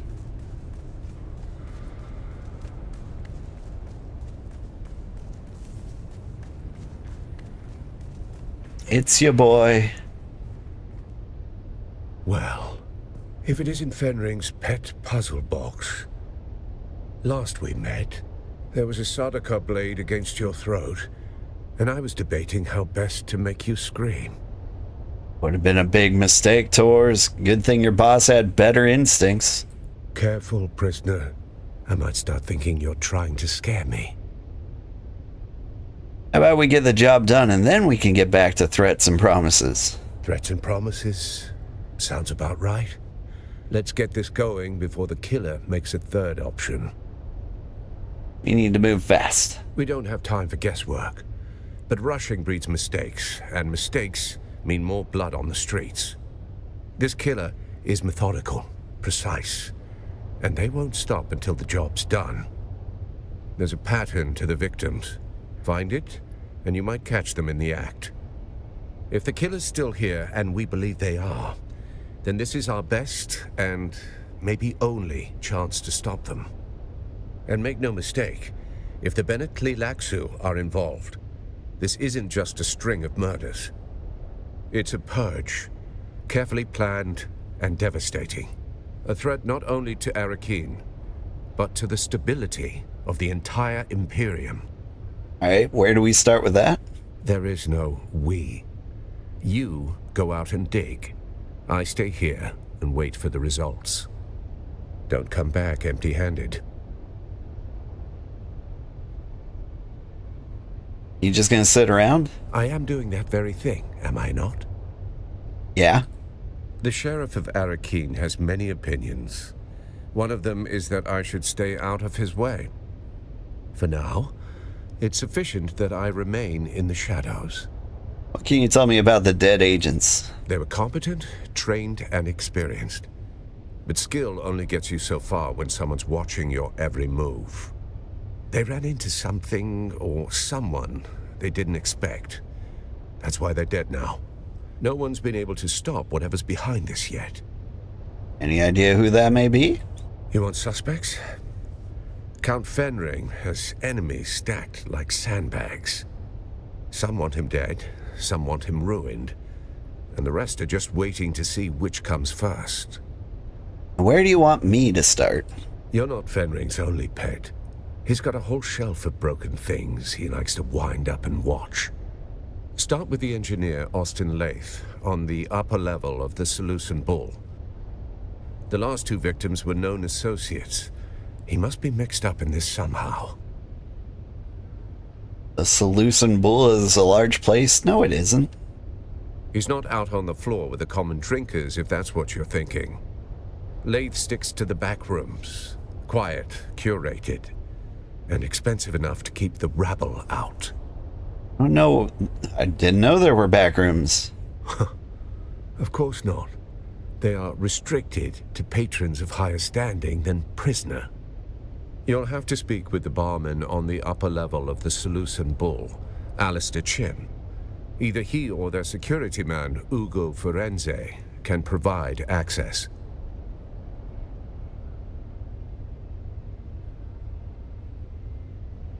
Any idea who's behind this? Can you just tell me who the murderer is? It would really speed up the investigation. We have a prevailing theory, yes. You've just come from Carthage, have you not? Then you felt it. The way the air there hums. Like the place is still screaming. That wasn't war. Wasn't Harkonnen's spite. That was Tleilaxu work. Precise and measured erasure. And these killings bear the same signature. Henrik mentioned them. I thought Carthage went up in a riot. Some drunk with a las gun hit a shield. Makes a tidy cover story, wouldn't you say? The Tleilaxu had a secret foothold under Carthage. You saw it. Hidden labs. Vaults full of nightmares. Things that don't belong on any world. Then someone found it. And when it wasn't secret anymore, they burned the city to cover their tracks. Who found it? Was it you? It would seem that the Tleilaxu believe that, yes. I believe the exact who of it doesn't really matter anymore. For the Tleilaxu, a single breach warrants annihilation. They'll burn the whole house down, just to kill the mouse. And if they think some mice got away? Then they're not done burning. They'll keep going house by house, room by room, name by name, until the scent's gone and the ash settles. Anyone else I should talk to besides the barkeep and the bouncer? Leif had an assistant, Hester Krimt. Talk to her. She's a smart girl. Does most of his work, then earns her hazard pay swatting hands from randy officers on the upper level of the Bull. Cool. What else do I need to know?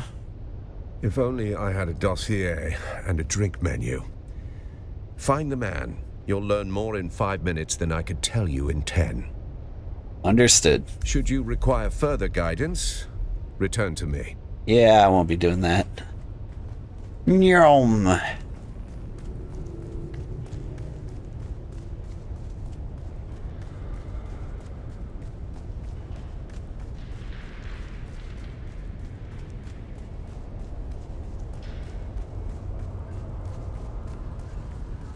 We're almost done.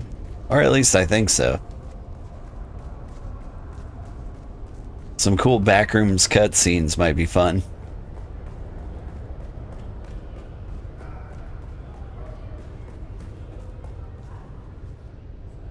Hello! Welcome to the Matador Room, where the spirit of Caladan steps into the ring, poised, unshaken, and noble to the end. Looking for your private rooms? Believe me, I would love to usher you in and cause a scandal. But unless your house's sigil is on the registry, you will have to enjoy this floor with the rest of us wretches. I respect the velvet rope, Ugo, but today I'm stepping over it. With your blessing would be best. Ah, if velvet ropes could talk, they would say, no exceptions, not even for charmers. Try another angle. Besides, the room is on lockdown. I'm just the gatekeeper here. Lockdown? What happened? A minor medical incident with a patron. We are grateful for your patience. That's all you can tell me? Of course, discretion and propriety forbid me from disclosing the activities of our patrons. You understand.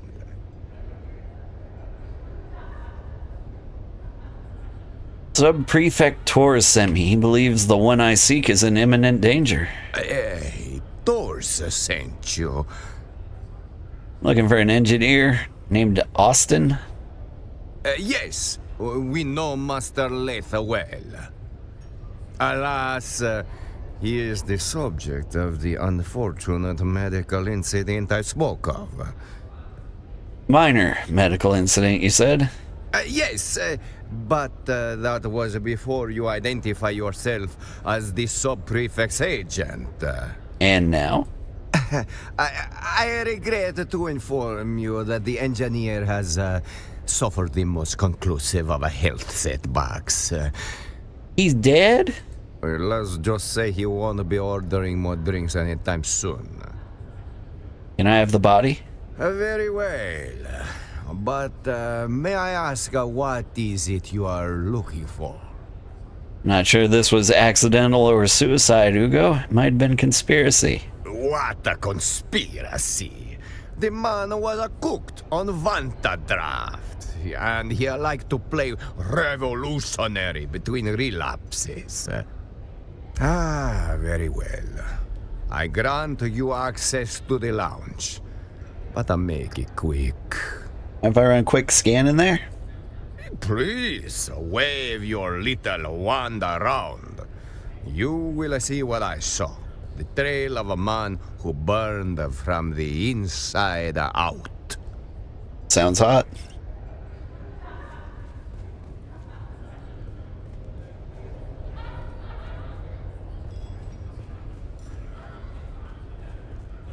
Well, I'll be damned. There are back rooms.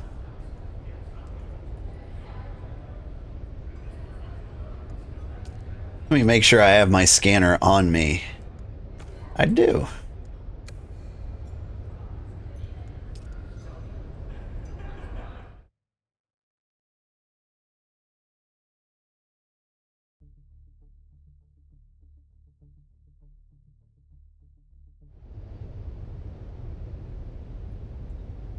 About to go wave my little wand around yo mama. That would be a good one. He doesn't look that melted. If you're hearing this, well, I didn't get away. I'm Austin Lathe, engineer. The guy they call when they want things done, not questions asked. There was this one chance I could have said no, but I didn't. I crunched the numbers, fine-tuned them. That was all it took to bring down the ceiling on 1 million lives. I didn't press the button, but I knew it was coming. I just didn't want to disappoint the guy who asked.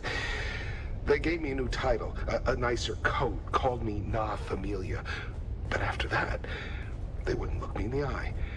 And the thing I hear over and over, it's not the blast, it's my silence. When I found this pamphlet stuck behind a sink, you dig, you sweat, you die, and your work builds opera houses on worlds you'll never see. There was a sandfly stamped on the back, razor wings, sickle-shaped stinger. What bleeds in silence must one day sing. Didn't get it then, but those words stuck. Cool, cool. A thick, well-printed, leather-bound tome rests on the table, its spine stamped with the numeral 7, clearly one of many volumes. Examine the cover. Leather color bears gilt lettering. Histories of Imperial Descent, Volume 7, The ECAS Revolt, Causes, Conduct, and Consequences. The pages are dense with fine print along the edges. Faint smudges and slight discoloration suggest frequent handling. 2 sections are bookmarked. Content probably won't help you solve the case, but a history enthusiast might enjoy this. Read the foreword.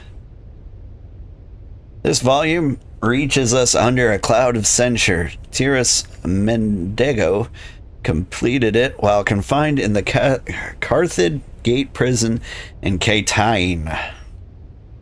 Reading. Volume 7 on the ECAS Revolt spares neither rebel ambition nor heavy hand of the Imperial reprisal. The Imperium has not authorized this printing. Okay. It's why you never finished it? Because you didn't have the hand scanner on you?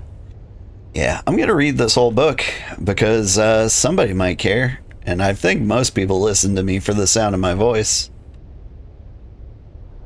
A shadowed circle of Ikazi nobles and merchants formed quietly, meeting in private halls, sealed in gardens. Their grievances whispered in secrecy. They pooled resources, bribed officials, and courted discontent. Funds and arms moved unseen, hidden among the legitimate trade and noble privileges. Their aim was simple: to undermine the Imperial authority until ECAS could act as if free. Each plot and secret shipment edged them closer to an open revolt. The ECAS revolt's aftermath rippled through the Landsrad, sowing distrust among the noble houses and wary of rising dissent and hidden conspiracies. Imperial policies hardened, with increased surveillance and harsher penalties as fear of rebellion reshaped the political alliances and court intrigues. Culturally, the revolt left scars, songs of loss and caution passed quietly among the people, a whispered reminder that defiance invites ruin. Close the book. Look at the rear cover. A stamp on the back reads, "Printed without Imperial sanctioned by Lantern and Ash Press. Read in secrecy, burn in silence. Okay. He's reading the evil books. Quiet meal for a quiet end. Food sits cooling. Mute witness to a man who avoided the crowd and death that would not wait. Examine the food. Meal is barely disturbed. Braised slig, Kaladin pundi rice, and stuffed olives. An off-world indulgence. Cool. I'm actually kind of jealous. Like, this is like the kind of like bar back room I would like to hang out with. You know, just handful of buddies, eating my stuffed olives, reading books about history. A plastone carafe stands empty on the table, its open mouth carrying the faint scent of spiced wine. Examine the label. The label, written in neat hand, reads, Cassirac Red. 10,194 AG, a rare Caledonian vintage, briny and mineral, kissed by ocean winds. What is AG? After Glorf? After galaxy travel? Anyway, this is the deep, deep future, isn't it?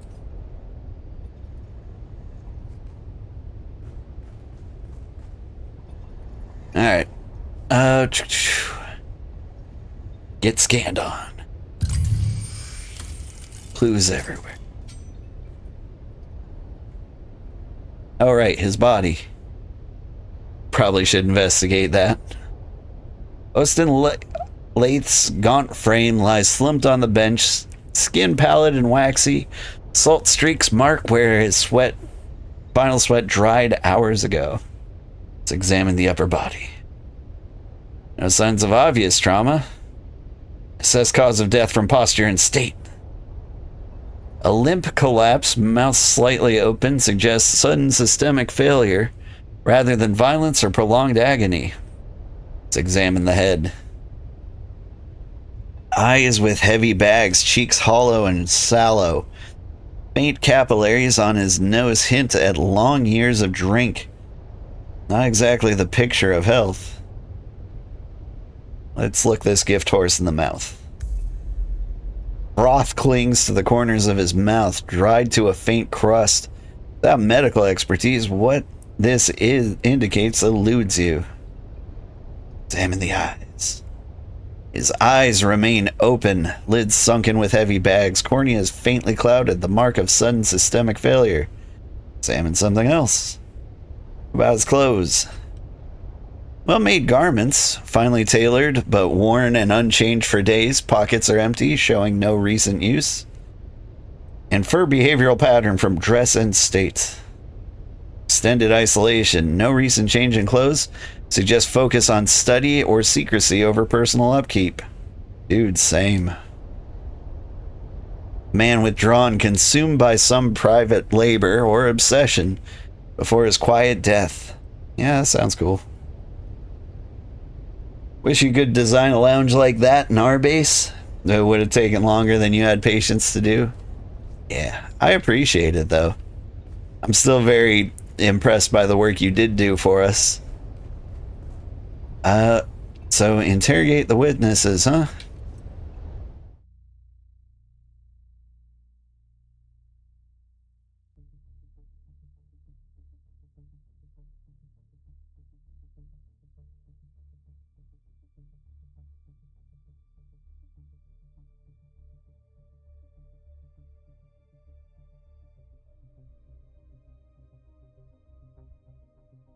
So cause of death was he died. Such a great examination. Also, he didn't finish his dinner. I feel like I didn't learn many important things at all.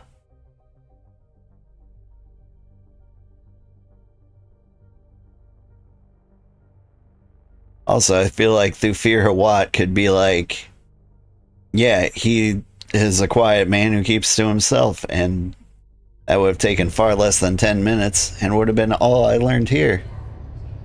What up? Oh, I swear to the stars, if you're here to ply me with a drink, I'm going to shove shards of glass in your eyes. I'm sorry. Am I sorry? No, I'm not. Let me be plain. This is the worst possible time. I do not wish to speak. Kindly go away, please. I've been in Austin's room. I'd like to ask a few questions. You've seen... Very well. Let's get this over with. My name is Hester Klimt. Ask your questions. Can I tell you how you know Austin? I was his assistant. We worked together at the Imperial Planetologist's office. That's the extent of our relationship. What sort of man was he? He was my boss. I didn't know him outside of the workplace. I can't be of any more help than that. Hey, what sort of boss was he? Adequate. He was... adequate.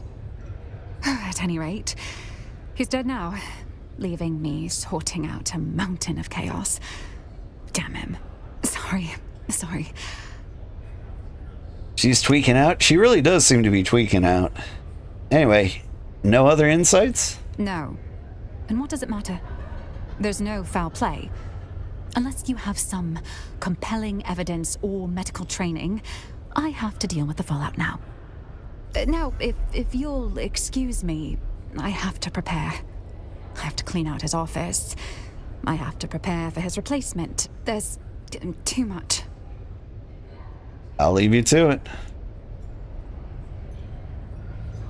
You know, in an official investigation, I'd be like, don't touch his office? What the hell do you think you're doing? Find a way to prove foul play, eh?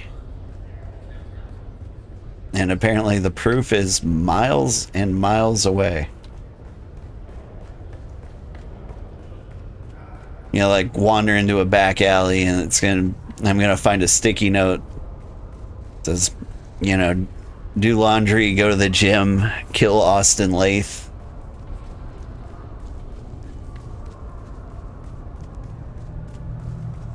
You know, that sort of thing.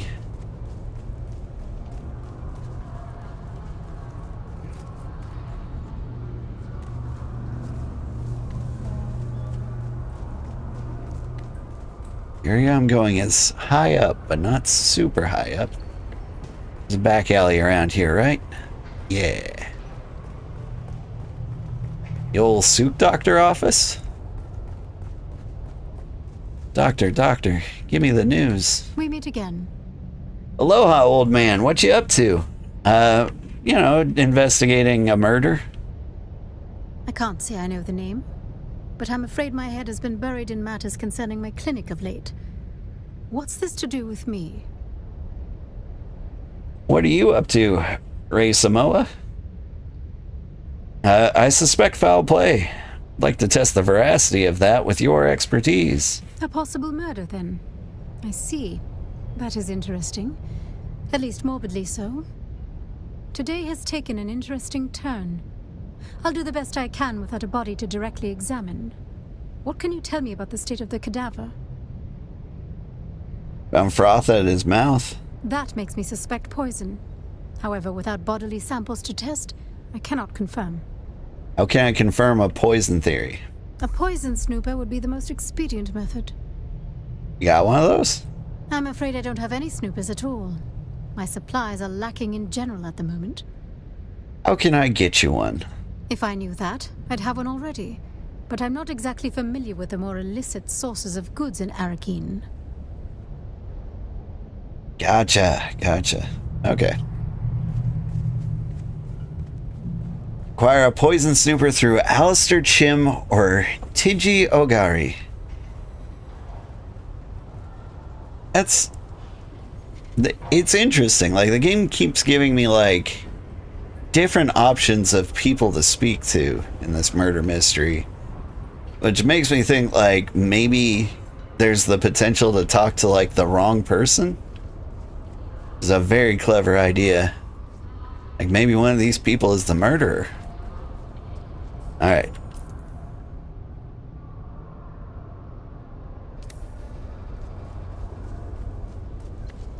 think I would go...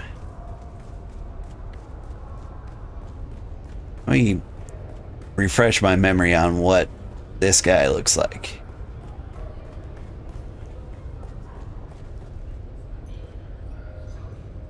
Oh, okay. Well, he works at the bar. Welcome to the Matador Room. If you're here for shade, spirits, or secrets, you found the right bar. If you're here for honesty, I suggest dehydration. Huh. So, this guy looks super shady, but at the same time, like, he wouldn't kill somebody at the bar he works at, right? I need a poison snooper? Ah, need. Such a clingy word. What for? For snooping poison? Oh, how quaint.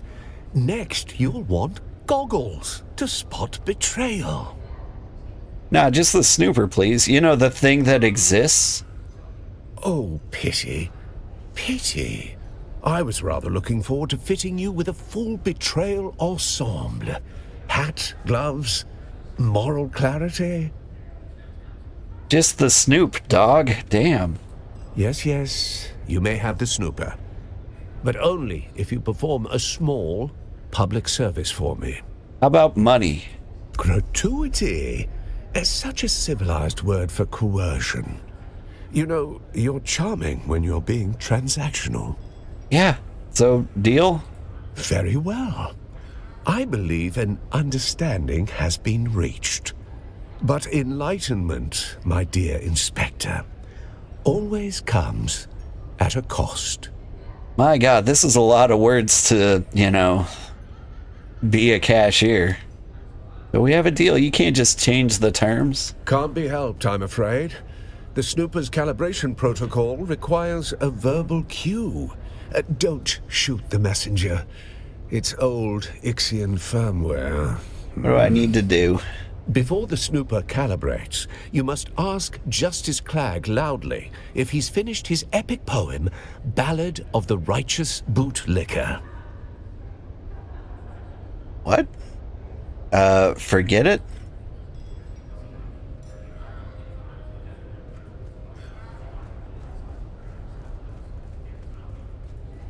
All this for the snooper? Right? Like, from a guy who sells snoopers. Like, this guy's a terrible businessman.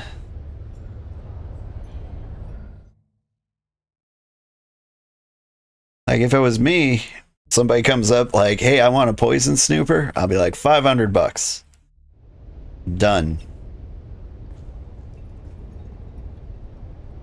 Alright. Where's my Snoop Dogg?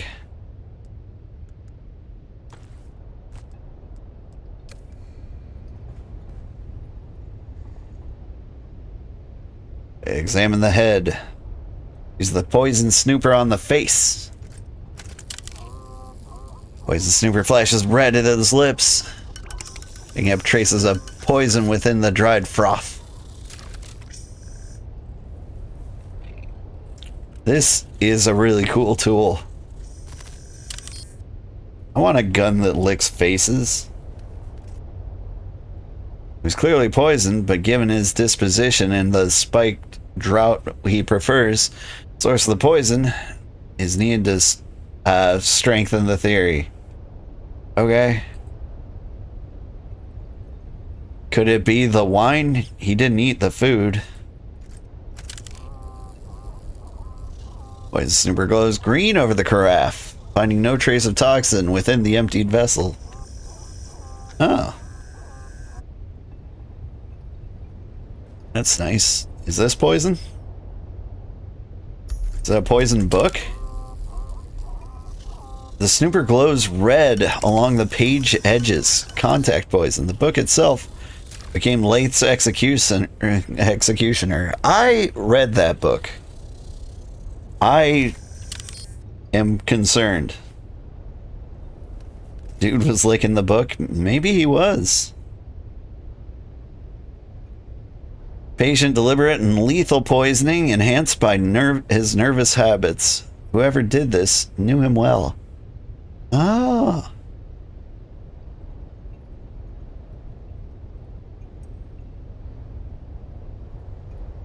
So, like, maybe, like, licked his finger to, like, turn the page?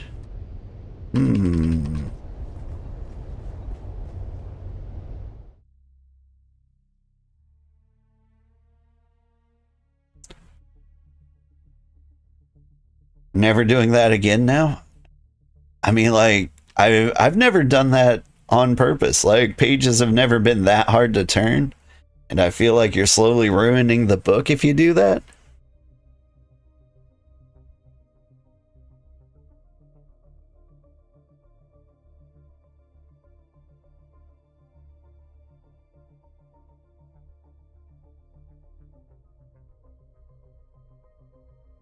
Contact means he touched the poison. You don't have to ingest it. Well, true.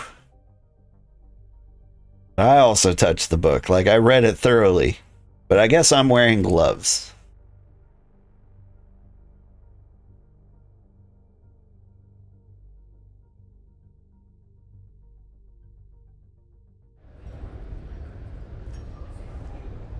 Hey, about your boss.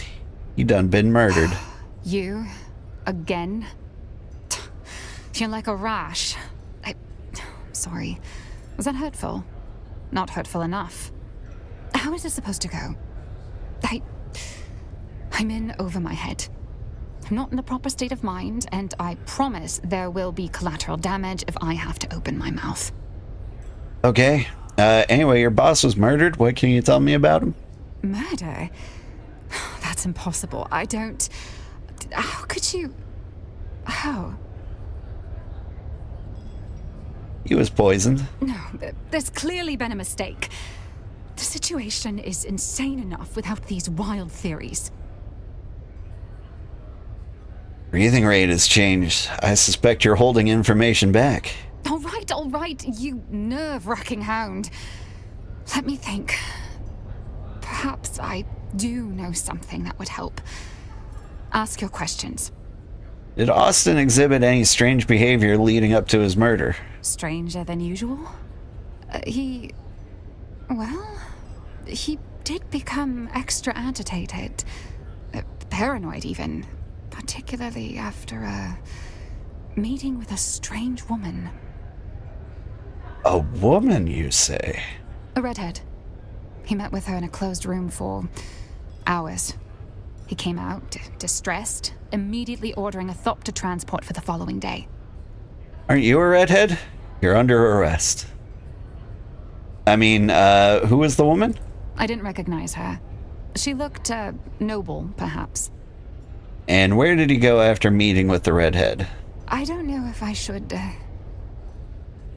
This is vital to solving his murder? He had a secret workshop in the Eastern Shield Wall. I don't know why he chose such a remote location. I don't know what he worked on there. I never saw him work. I'll send you the coordinates of the workshop. All right. Thank you. Well, I don't actually have any more questions. It sounds like I've got somewhere to be. Thank you. Later. She sounds super sus. Yeah, there was like a dialogue option to like be like, you know, you have red hair. But like, I didn't say that because that would be a really dumb thing to say.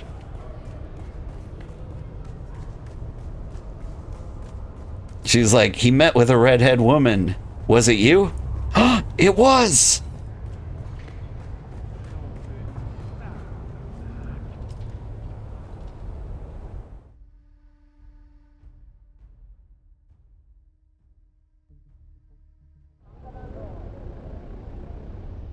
I did love the poison snooper though. That is the coolest tool.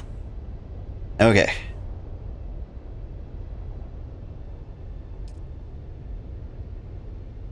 Said the Eastern Shield Wall. I didn't do a smart thing. I didn't actually check that we were done in the area before I left. So I might fly over here and discover I immediately have to turn back. And sometimes the obvious is the truth. I would love it if a murder suspect was just like, he was murdered by somebody who looked exactly like me.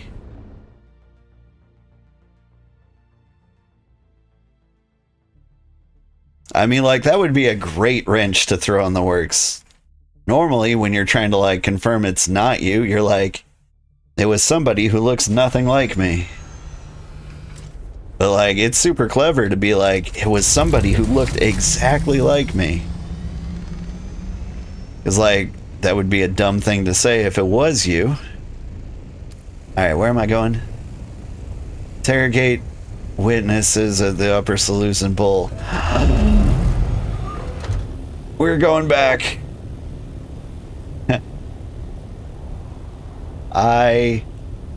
It was exactly as expected. Turns out in a murder investigation, you should talk to more than just the first person you see. Who knew? What server is this? We're on, what was it? Red something? Red Ma. The Barkin Siege. If you're coming to play with us, I wouldn't bother. This server is super, super dead. And this is probably the last day I'm going to be streaming it. Like, I think we're going to make it to the deep desert. And then probably be done with the game for good. But, like, last I checked, there was, like, one active player on the entire server cluster.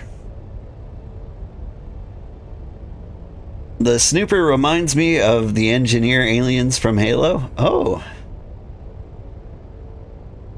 One of my dirty gamer secrets is that I never really played Halo. Like, I played it multiplayer a couple of times, but, like, I never really got into the Xbox. It's a PlayStation 2 type Pokemon.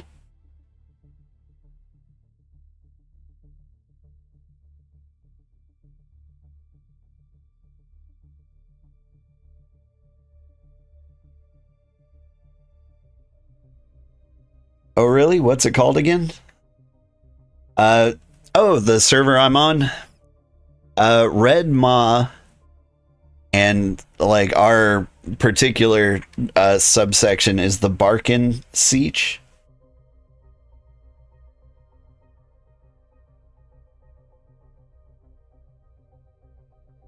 Me too. Not an Xbox guy. Don't hate it. Just raised on the PlayStation. Yeah. Am I Atreides? I am Atreides. Atreides nuts.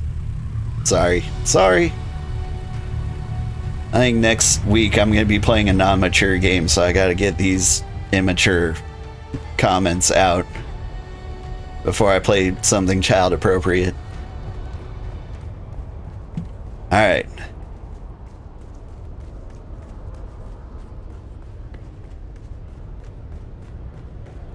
When you drive 2 hours down to the interstate and realize you left your phone behind. What is up? Ah, you are back. I got some more questions. How can I help? I licked his face and he was poisoned. But who would want to kill a Master Lath? He was already doing a good job of that himself. Between his taste for that toxic Harkonnen brew he loved so much, and the company he kept. What kind of company was that? House deserters and ex-Dune men mostly. Not the kind that file taxes or hold court on Kaiten. Ex-Dune men? Keep it down, stranger. But yes, if you are asking if Master Lath drifted that far, he did. Master Lath was a creature of habit, wretched ones. Benders that lasted days, women and drink until he couldn't see straight. Public kind of collapse or private? Oh, public! Shouting poetry in the gutter, One sock, no shoes. The sheriff, he dragged him in more than once. No charges, of course. Not for his kind. And then? He would vanish. Poof. Sometimes for days or weeks at a time. Always come back clear-eyed, skin back like a desert stone. That is when he would hole up in the private room, pour himself a Vanta, crack open one of those revolutionary tomes, and the cycle would begin anew. All right, later. So, I learned exactly what I already knew from him. This guy was fun to talk to. Found what you were looking for? Or just a new regret to pair with your drink? Yeah, you need to shut down that room. A guy was murdered. I believe you are mistaken. Master Lathe is under the influence of something quite spiritual. Vanta Draft. Known side effects include coma, confession, and occasionally death. But let's be generous and assume the middle one. You knew he was dead. Quit playing games with my heart. You're right. No games. Just a corpse in the Espada room and a list of insults I had hoped to use before Vanta Draft finished what regret started. You don't think he was murdered? Murdered? No. Master Lathe was far too committed to slow, deliberate self-annihilation, not flashy enough for murder. You seem pretty sure of that. Self-loathing's not a flaw in this town. It's a currency, and Master Lathe had it to spare. He spent it on bad liquor, bad romance, and bad books. In that general order. Bad books? Weird stuff, off-the-record titles. Things that don't circulate legally. Class struggle, worker dignity, that sort of quaint filth. The kind of books that'll get you locked up on over half the systems in the Imperium. Can you be more specific? Sorry. The desk to sign out library books is on the lower floor. You're funny, but also nosy and observant. What do you read? Things you don't read for fun. Anti-Imperial treatises. Sandfly manifestos. And what do you think he was after? I don't know. I suppose he wanted to unbolt the class system with his wrench and conviction. Should have known tools like us don't get to fix things.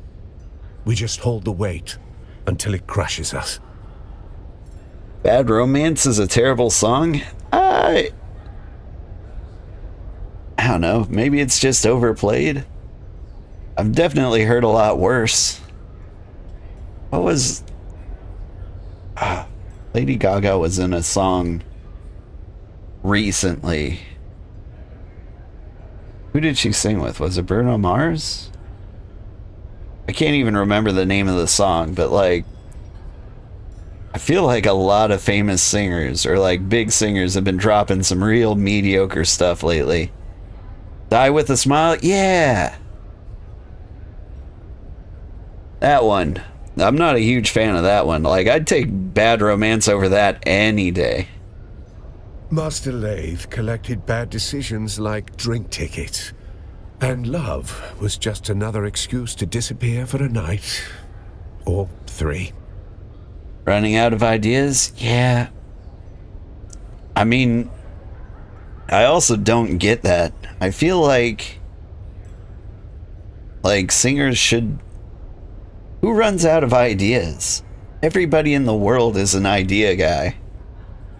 Like, surely they could come up with something creative.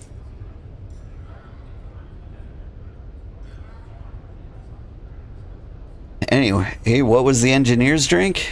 Vanta Draft. Poured black as regret. The real stuff. Illegal, with a trace of poison. Mined in barrels, not bottled. Master Lathe said it was the only drink honest enough to finish what he started. Did you say poison? Not officially. Just a spice stabilizer that got banned in 3 systems. Makes the color pretty. Also kills your liver. Depending on who you ask, that's a feature. Never heard it. Gave up listening to the radio like 10 years ago. That's fair. I listen to the radio when I drive the kids to school. So I'm fairly up to date on the new hotness. I mean, like, the new hotness is really K-pop Demon Hunters and nothing else. Those who don't make their own content, yeah, but like, I feel like the songwriters have got to be like bitter people working on dealing with class struggles like the rest of us. Seems like a great thing to sing about. The songs depend on what you attach to it. That is also true. Anyway, I can mentat this guy. An organophosphate variant. The damage is irreversible. Calling it a stabilizer is optimistic. Optimistic? That's generous. The bottle said, may impair judgment. Master Lathe read that as permission. Ah. Who gains the most from the engineer's death? You will have to ask his assistant, Hester Klimt. She catalogues tragedy like a tax collector. Go spoil her mood. Alright. Later. This guy's fun. I like him. At first he was annoying. But now I just realize he's just salty and bitter. Okay. Who else to interrogate? You?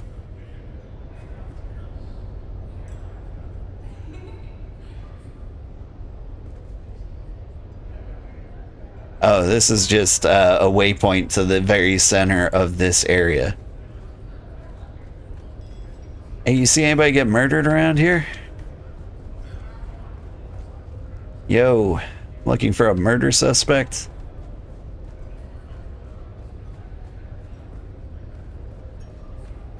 Anybody with a talk icon? How about you? Do mine ears detect the footfalls of someone who will add a drop of excitement to this rather pedestrian evening? Well, you're in luck. Murder! Austin's dead. But I only saw him recently. So full of life.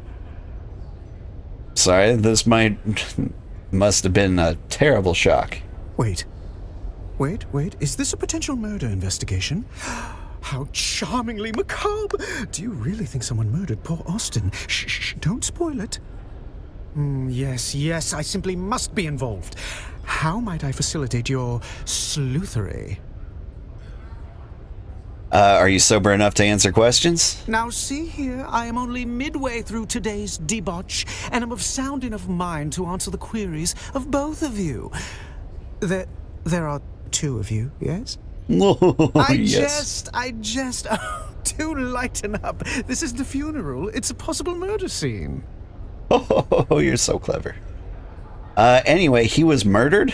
Well, I should think you'd be the resident expert on poisons with your involvement in the farcical plot to assassinate me. That was you, wasn't it? Oh, right. I did try to kill this guy. Well, I did do you the courtesy of failing the murder plot. Just a jest at your expense. All water under the bridge, I assure you.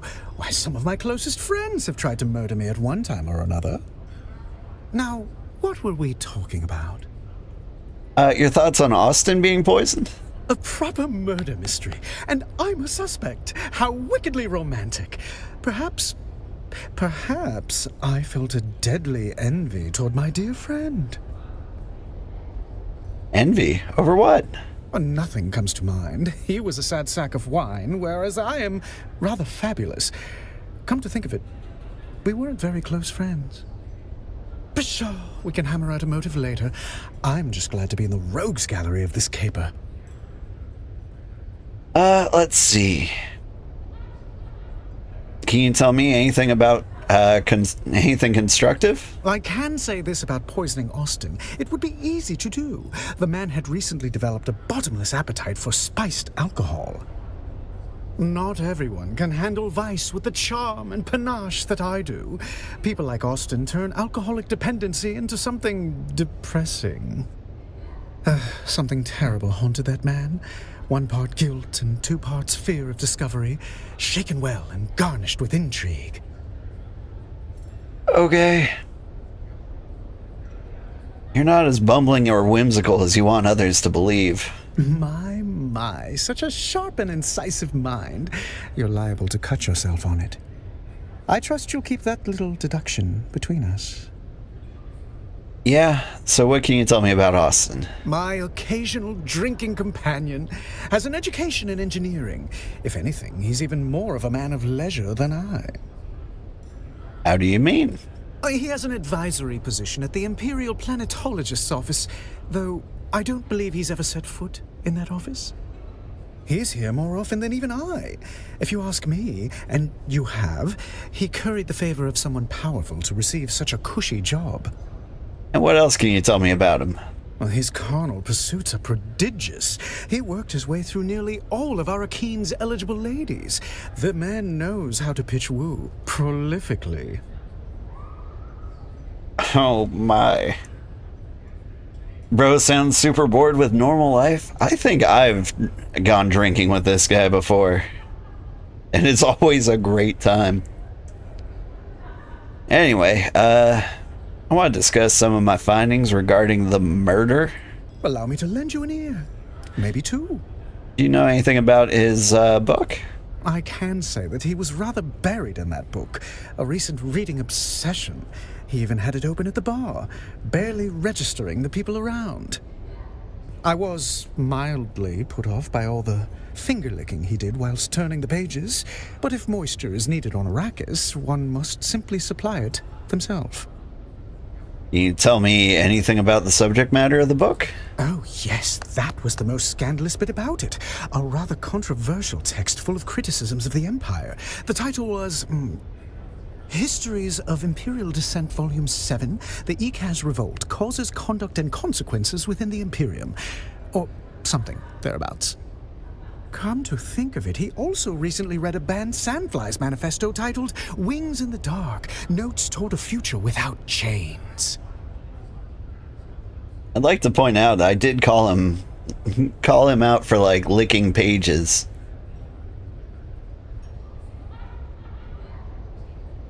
Even though it was a contact poison, he did contact his finger to the poison and then to his tongue.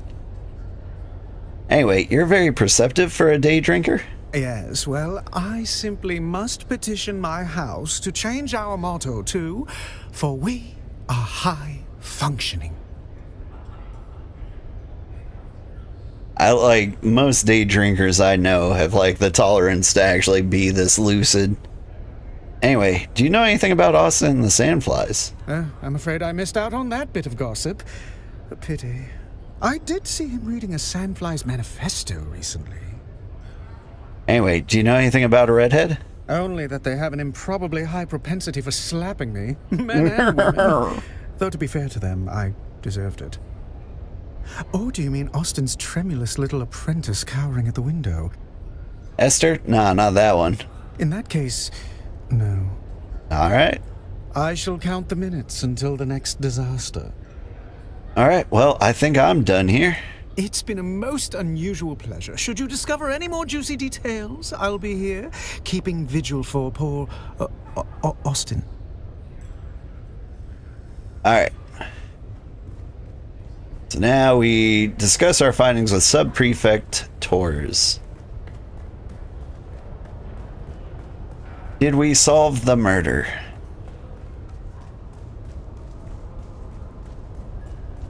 Honestly, like, Ambrose might be the guy.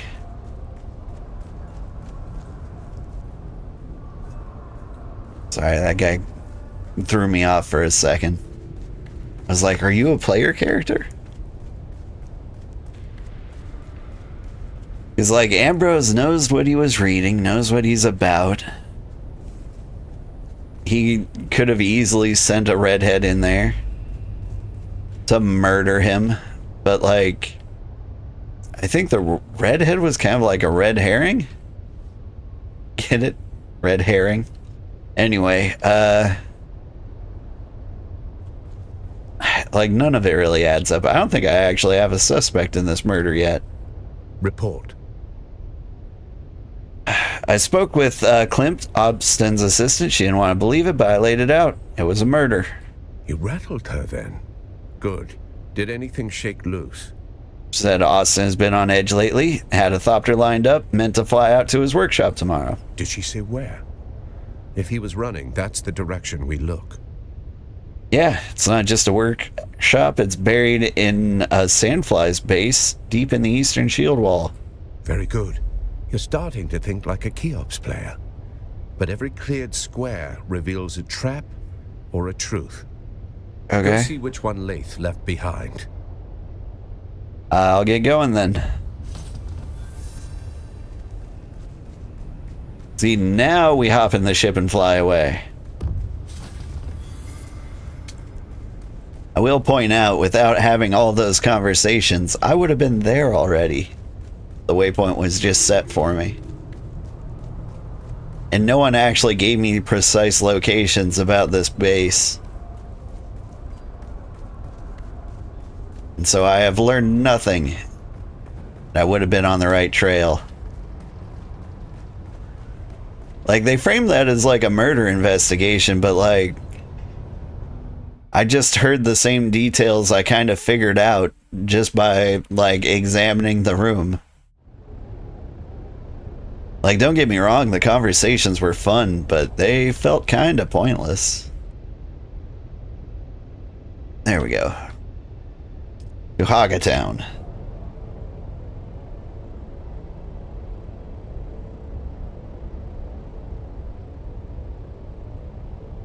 But yeah, Joshua on YouTube asked if I was Atreides. And I did go Atreides. I don't like the Harkonnen vibe. Like, there's just no color.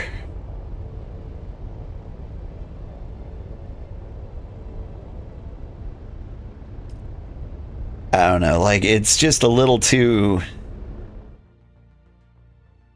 performative. Like, I feel like if you join the Harkonnen, you're doing it to like try to look tough. So if you were a real cool guy, you'd join the Sardaukar, right? That's where all the cool people are.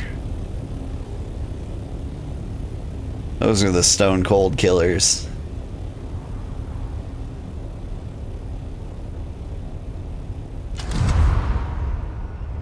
You like Atreides? Like, everything about them is just better. Like, they've got wine, better architecture, better colors, better better social laws.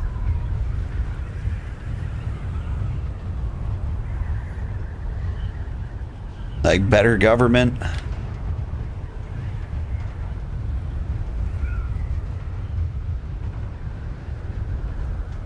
It's like people who want, like, the zombie apocalypse to happen. You know, they're like, oh man, I'm so ready for it. And when in, like, reality, they'd be dead in, like, 10 seconds.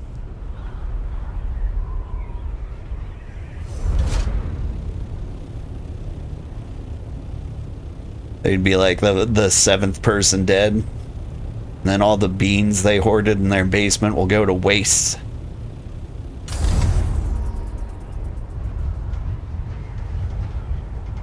Well, they won't go to waste. They'll get looted strategically by us Atreides badasses. Oh, hey, it's this base. I love this base. Hi, guys. How are we doing?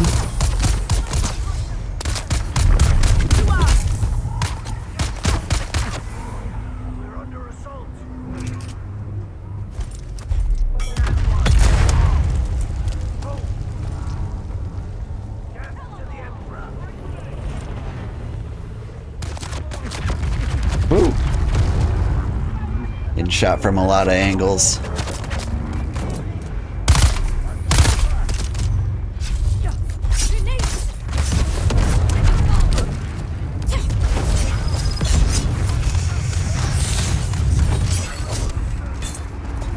You know what? All right. Let me just go ahead and hover over here.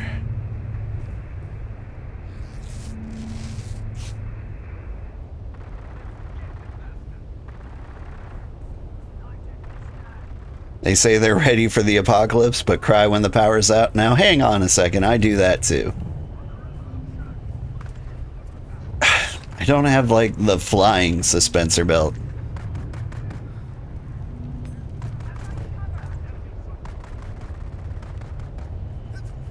Like, I can only horizontally hover.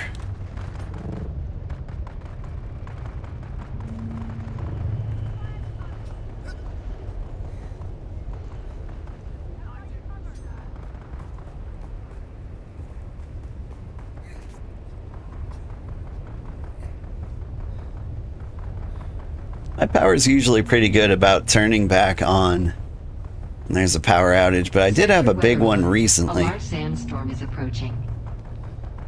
Sandstorm, huh? From what angle? Ah. From the northeast. 1 minute to get to safety.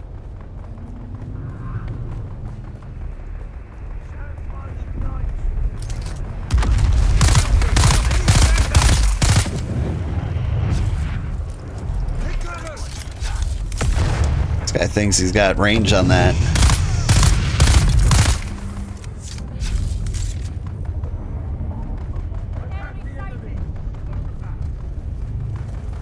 Full suspensor is the best. Is the full suspensor the one that flies? Because, like, we got this new one. I liked it better. Or I like the old one better. Because, like, I could just fly up a mountain. A large sandstorm.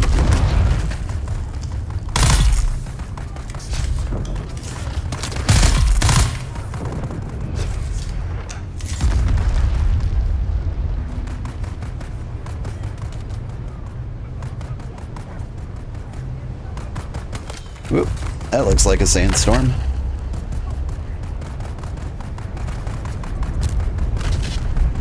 We'll just chill out in here. I didn't park my ornithopter inside.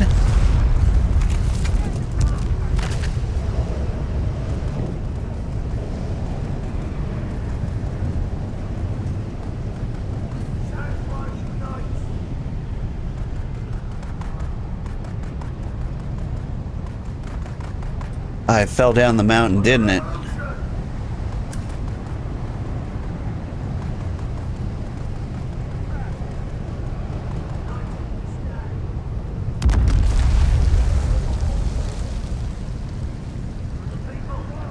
Oh, that explosion was my ornithopter.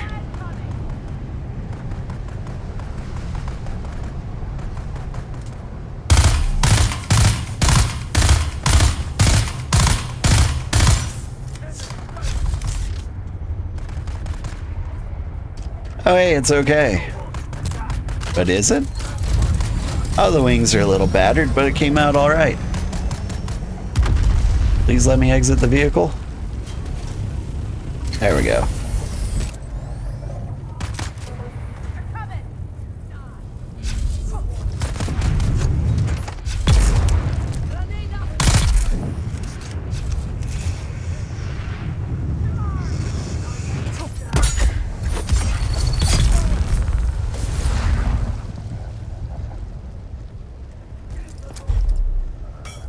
Oh, hi there.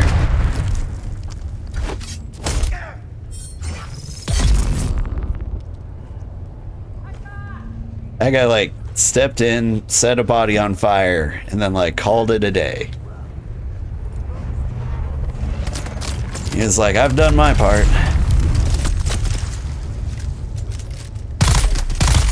This other guy going around shooting people, he wasn't on the list.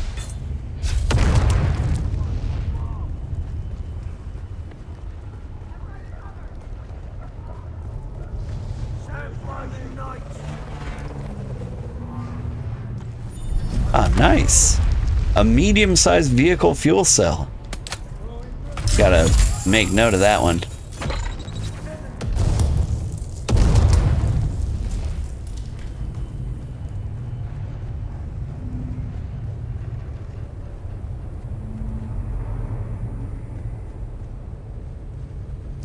Seems acting like I got enemies everywhere. But where are they?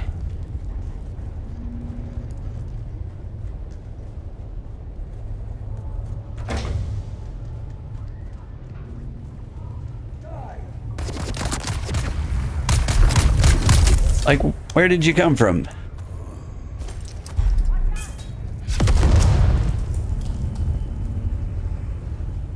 Killed so many people.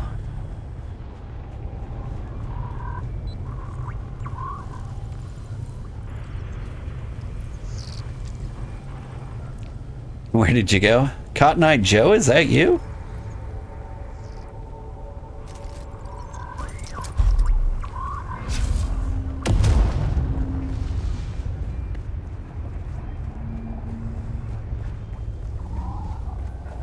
I used to listen to that song like religiously when it came out.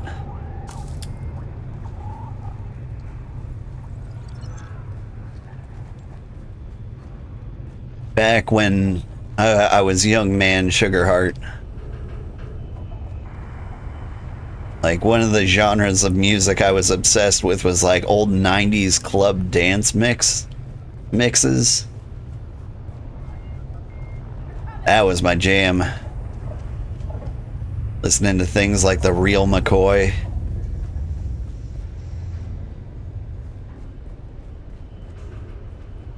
Amber, This Is Your Night was a big favorite of mine. My grenade blows up faster.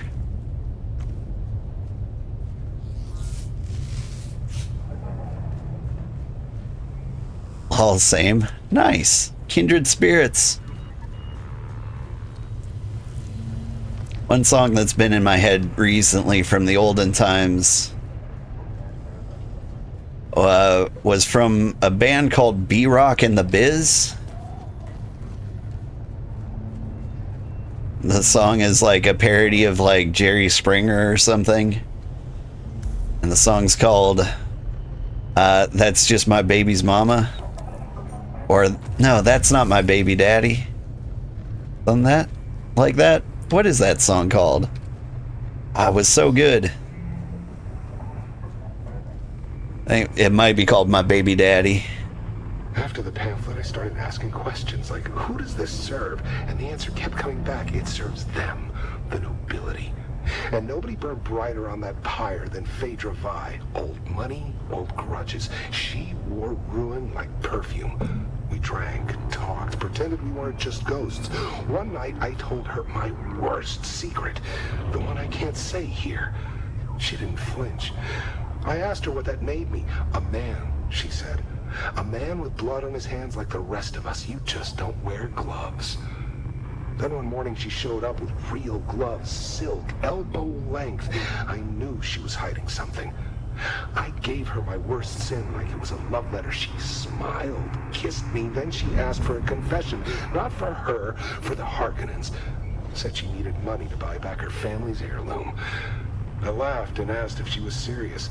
Deadly, she said, and took another sip of her drink like it was just another Thursday. Why does that sound like Chris Pratt? Isn't Chris Pratt an Italian plumber? I didn't hear it.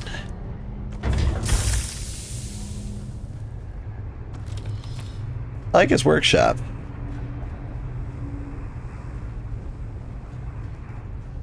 Alright, I'm searching this for clues, apparently.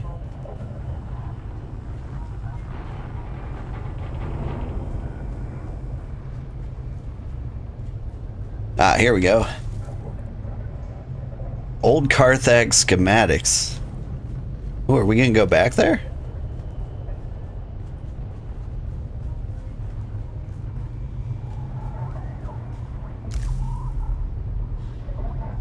Blackmail letter from Phaedra. All right.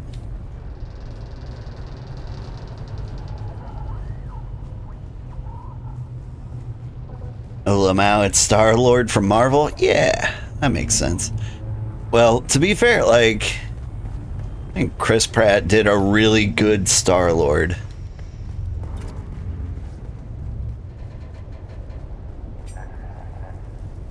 Like, that was a role he was perfect for.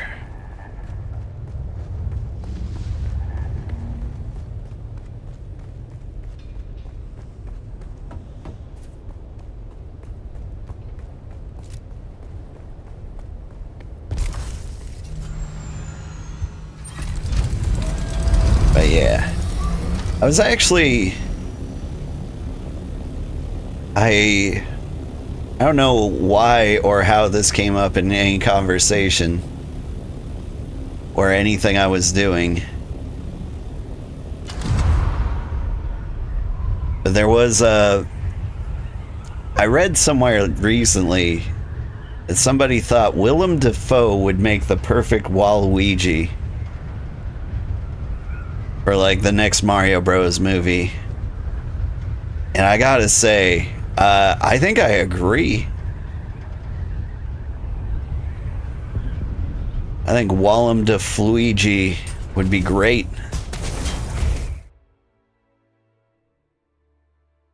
Like that would probably be my favorite casting choice. If they could just make that happen. Okay. Now we go back and talk to Tors. Willem is awesome. He is awesome. But like, what has he done recently? Is he retired? Is he just chilling? I think I would if I was him.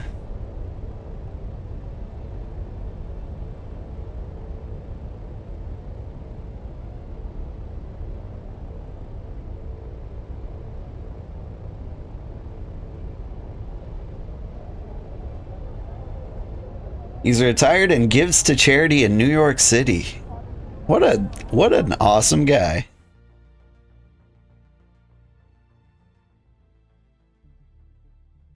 I'd like to get to the point where I could do more for charity. I'm hoping like my streamer career actually takes off to a point where like we as a community can take some of the stream funds and like donate it to charity.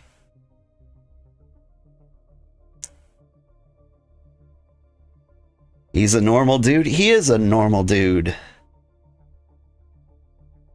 Which is my favorite kind of dude.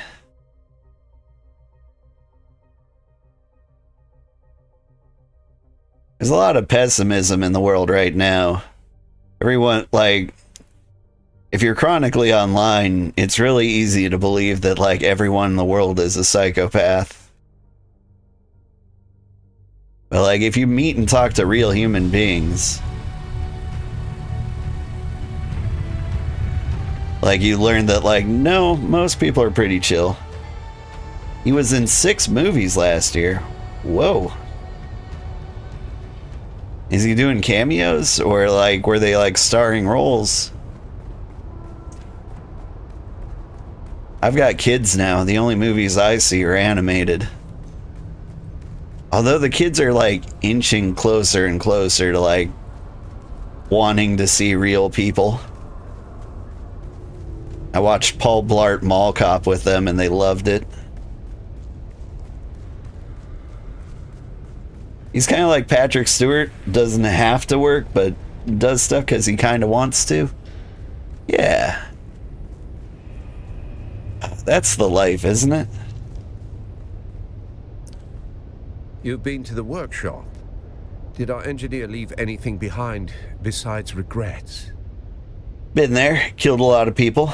Well, you're still alive, so I assume the greeting committee took it poorly. What did you find? Phaedra Vi was blackmailing him. Of course she was.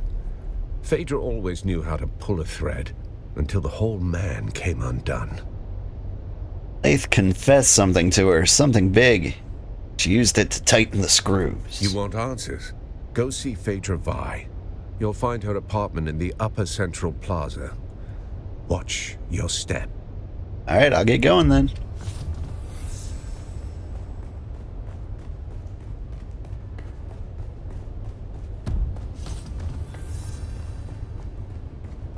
What do you want to bet she's been murdered too?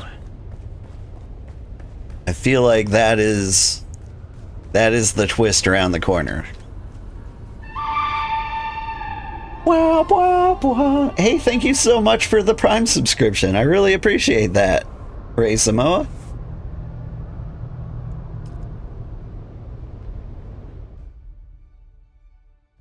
And welcome. I haven't seen you a whole lot around here. I assume you're fairly new. Mahalo, brother? Mahalo. Wait, do you actually live in Samoa? Hitting me with the Polynesian greetings. New blood? Well, welcome in, new blood. Oh, is that a portrait of her? Dang. It's a real nice bird. Near empty bottle. Something is scribbled on the label. A carafe for the Grand Dame. Knock on my door if you prefer to enjoy it in company. Signed, your favorite neighbor. Wow, wow, wow. Wait, is this her again, but super old?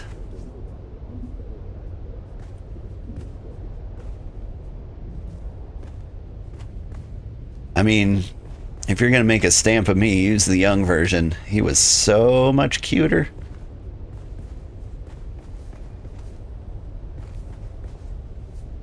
You're Samoan, but you're from Hawaii? Awesome. How is life in Hawaii? I'm always a little curious. I assume it's too expensive for me to even visit. A trophy delivered to Phaedra Vi as a show of gratitude for remarkable philanthropic efforts toward the rebuilding of Arakeen. Neat. Oh, and she plays chess. Honestly, she seems cool. Is this the lady from Queen's Gambit? Is this what she does in the future? They think it's a tribute. A grand revival. I'm hosting it after all. Who better? The same fools who couldn't spell Janusian if I bled it onto parchment. Dressing up the corpse of old Carthage in borrowed silks like that makes it breathe again.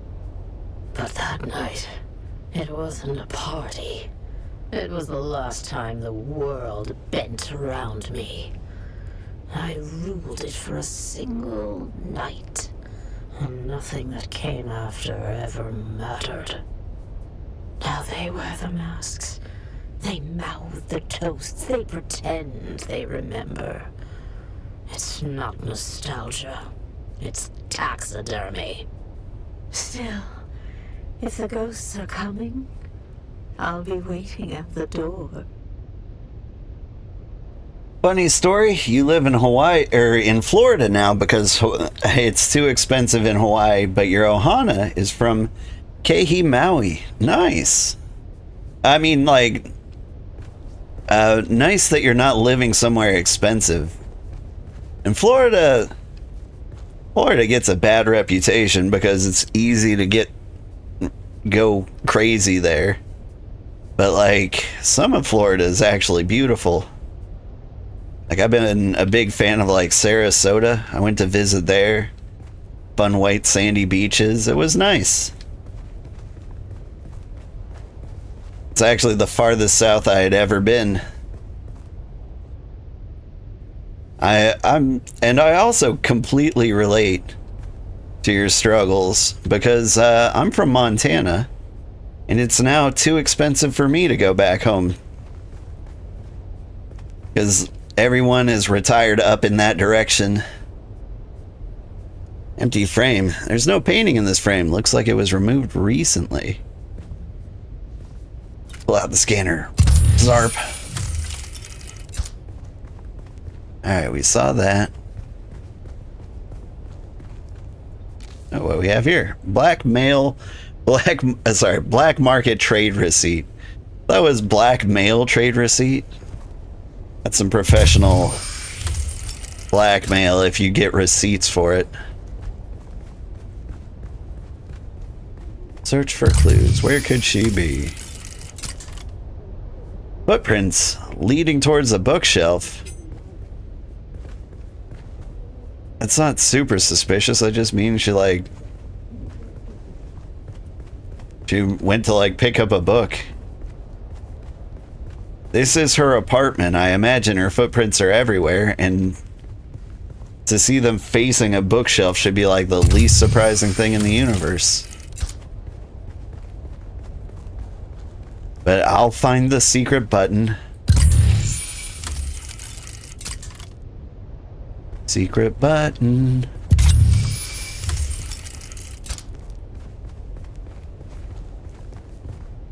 The award. Can I twist the award?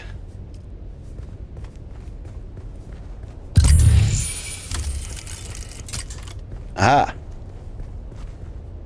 Drag Mart. Something heavy seems to have been moved here recently.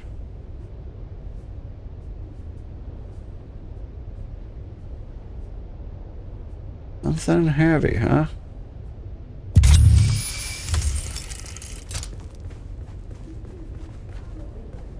Like maybe this bookshelf? I don't know, man. Where's the button?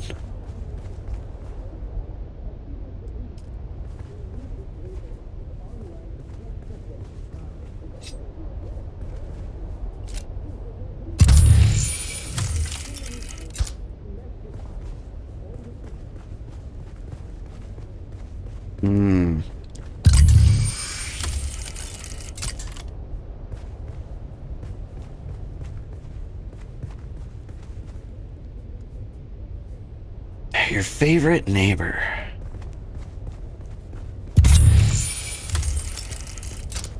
What am I missing?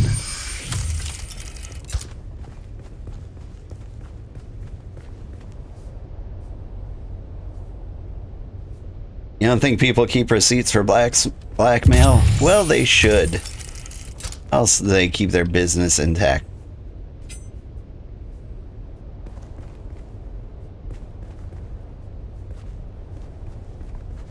Alright. The craft is from the neighbors, so I'm thinking I leave here and then check out the neighbor's house. For more clues? Let's see.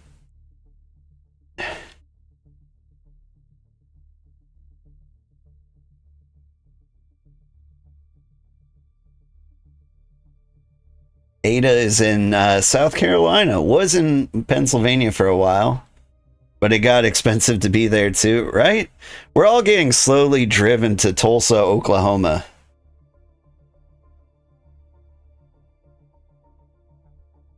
It'll be like 99% of the population will be rich. They'll buy all the good land and we'll all live in Tulsa together. It'll be great.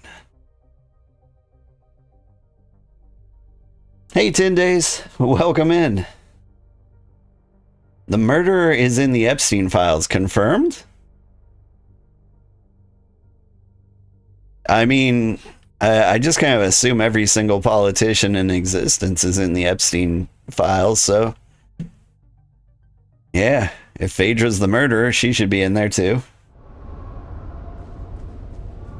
She does seem the Ghislaine Maxwell type. It seems the devil has sent his chief mischief maker. You know, were I a paranoid man, I'd think you were stalking me. Ambrose, what are you doing here?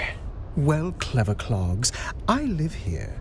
You do not. So it is customary for me to ask the question, what are you doing here? You, Ambrose, are far too interesting of a person to stay away from for too long. Guilty as charged. To what do I owe this unexpected pleasure? You know, murder stuff. And I do adore the sound of my own voice. Ask your questions. Can you tell me about Phaedra? The great dame herself. Nobility from old Carthage. She is a mausoleum dedicated to her own past grandeur. But a grand mausoleum, still magnificent in its decay. The bats and cobwebs, charming accents to a fascinating past and beauty. She's a paragon of three of my favorite virtues, wit, boldness, and sass. Though she never was the same after old Carthage's fall. What do you mean? She was the patron of the most important social events of old Carthage.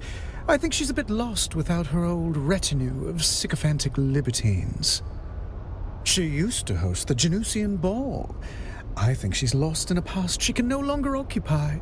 She refuses all invitations, rarely leaving her apartment. I myself try not to dwell in the past. It's a trap.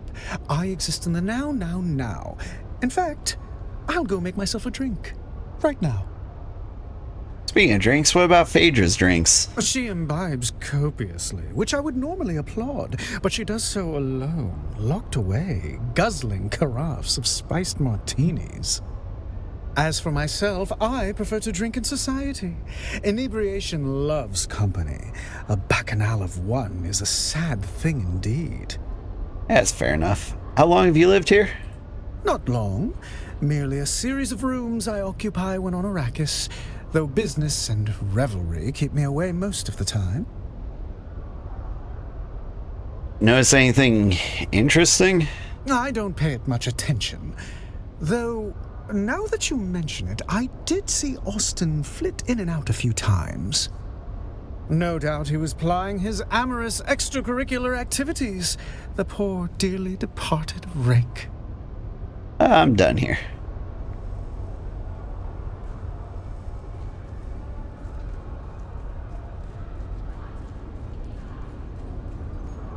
Okay. You sure you want to travel this room? By the decree of sub-prefectures, you're allowed to use your scanner there. Okay. It's a good thing I've already used it like 900 times. So what am I missing in here? There's gotta be a button or a lever.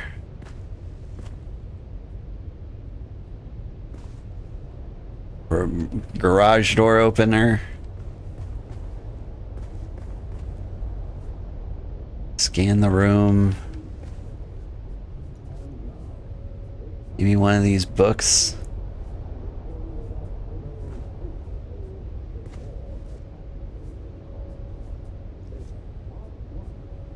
I'm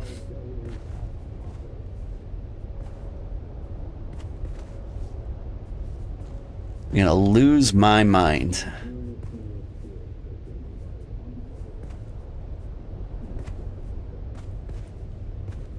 It's the carafe. Something large was moved from that spot.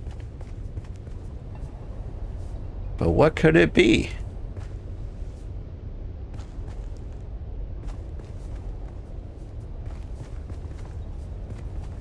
Here's our trophy.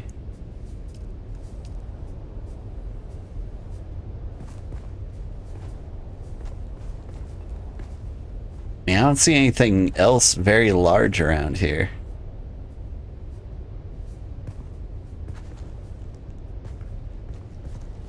Can't lose what's already gone. My mind? So, there's no painting in this frame. Looks like it's been removed recently. Why would that be a thing? They think it's a tribute. A grand revival. I'm hosting it after all. Who better? The same fools who couldn't spell Genusian if I bled it onto parchment. Dressing up the corpse of old Carthage in borrowed silks like that makes it breathe again. But that night, it wasn't a party. It was the last time the world bent around me. I ruled it for a single night, and nothing that came after ever mattered. Now they wear the masks. They mouth the toasts. They pretend they remember. It's not nostalgia. It's taxidermy. Still, if the ghosts are coming, I'll be waiting at the door.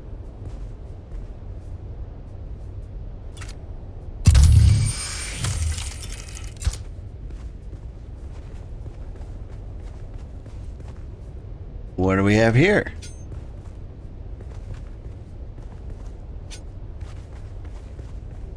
So I can examine this, but like this chair lit up for a second there.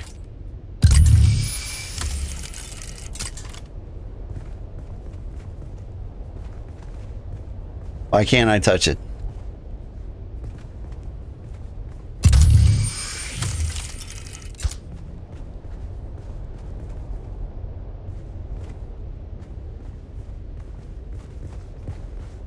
see anything?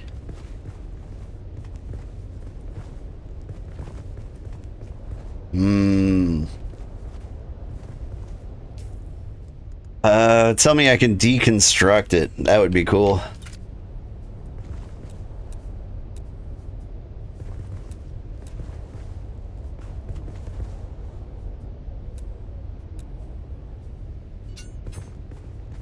Can't swing my sword around.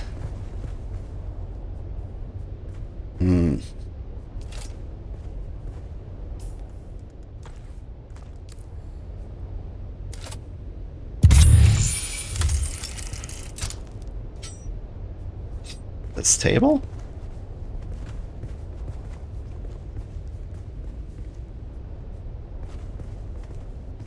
I'm looking for clues. I'm losing my mind.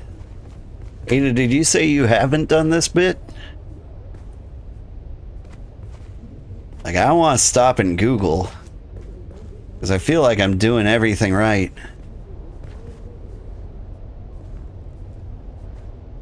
But there's just legitimately no actual clue.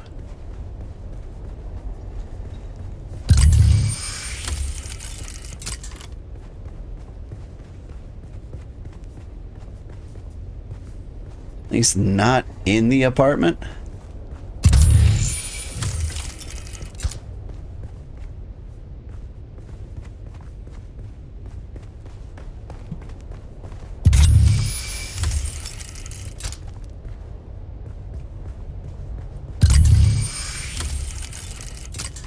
Like, it looks like this is a clue, but I can't do anything with it.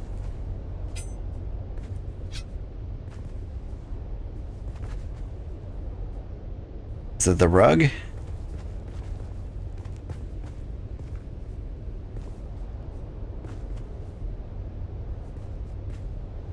Something was moved here.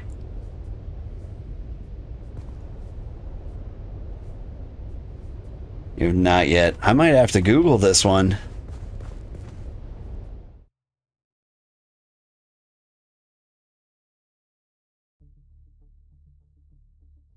I mean, I'm gonna return to tours. See if there's something he can tell me.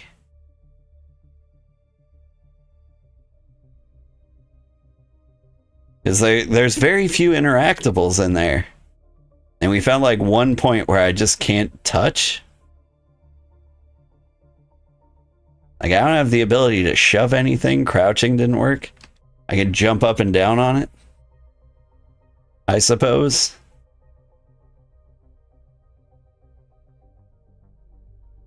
But like, I feel like I've solved the mystery. She's behind the bookcase. Now what can I do about it?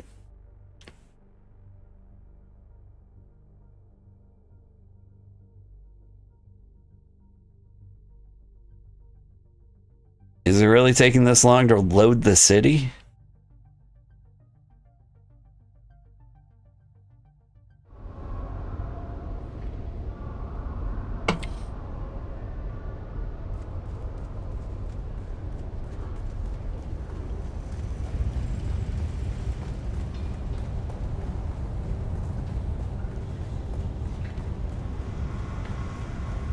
I feel like I've taken a wrong turn.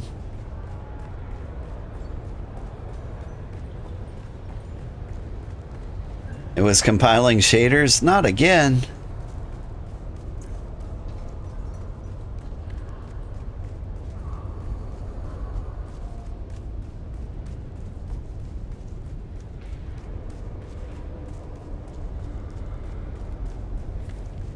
Search the apartment for clues on her whereabouts. Did you see Phaedra? Went to her place, she wasn't there. I assume you found a trail to where she's hiding.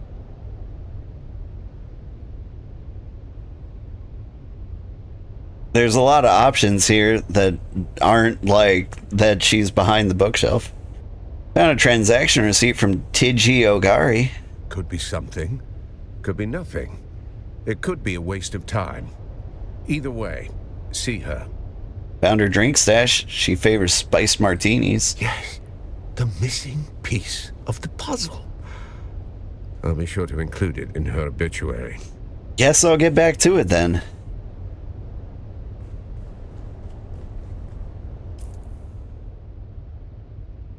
TG lives over here, right? Oh, I remember. I think TG is the shopkeep over at the front hall. So if we talk to TG, maybe he's got some dirt on her.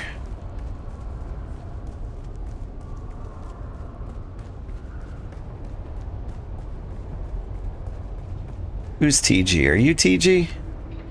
Oh, hey there, friend. Looking for anything special? What's special? Oh, you know, we're always coming across one weird thing or another in the Badlands. Just the other week, my youngest Sally tracked a resupply shuttle from Karana 3. Guess it wandered off the safe descent corridor and took a missile head in the business end.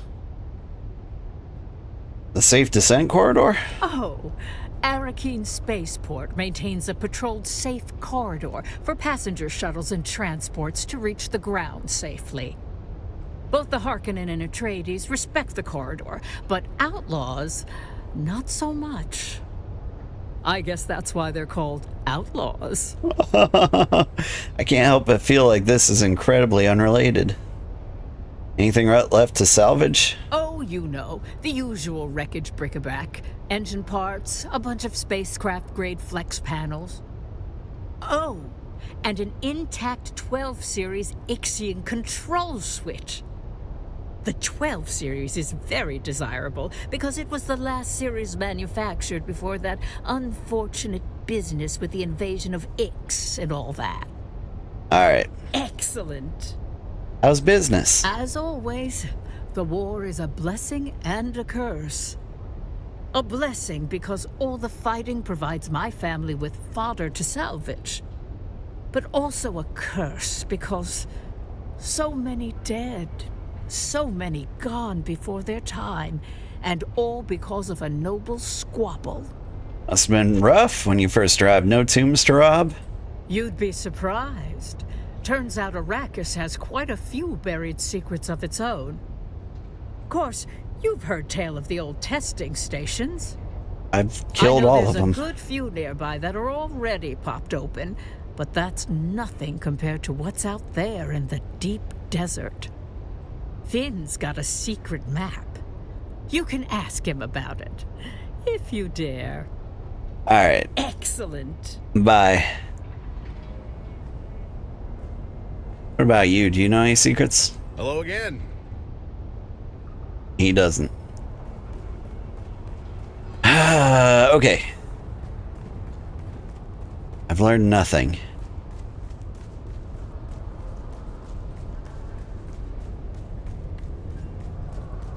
What could I do? What could I do?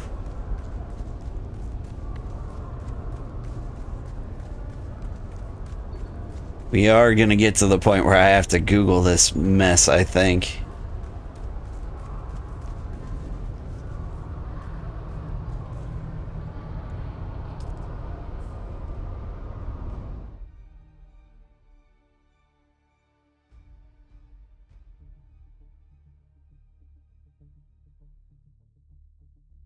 Because I can't seem to recall a good clue anywhere. Something heavy was moved. Aha! A note to the valet. We found it. Was that there before? I'm gonna have to review the tapes, but I don't think that was there before.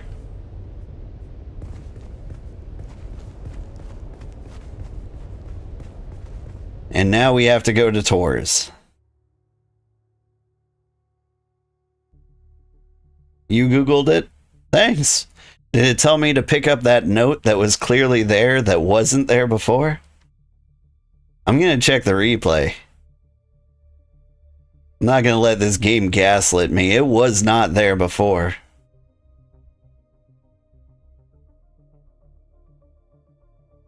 Wonder if it was there before. Man. No, it was not there before. Was that intentional? Maybe that's why the loading screen took longer? I triggered the right events in the right order to make it appear the next time I arrived? I don't know, that seems mad.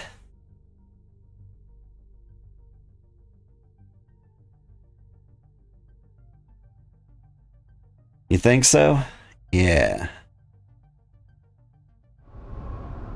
I'm also wondering, is there not a secret passage behind the bookcase?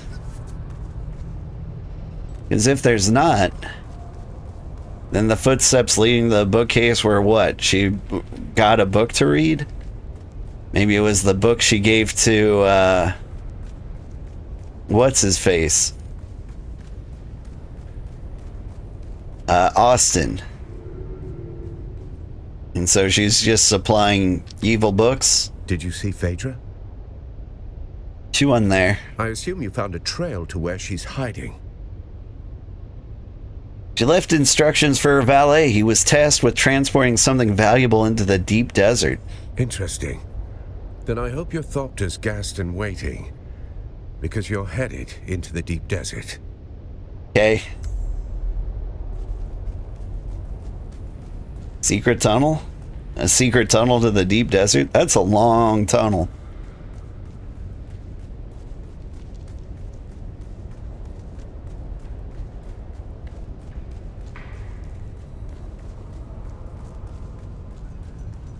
But one of my favorite concepts is like the Space Hulk concept, you know?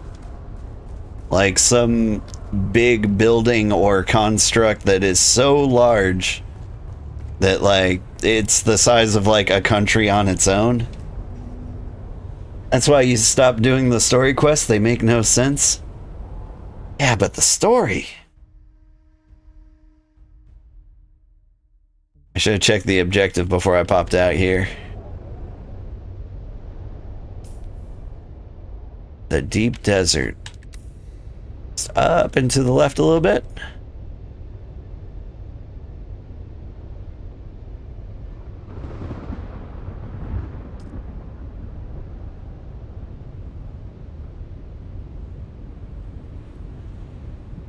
Alright, it's finally happening. We're going to the deep desert.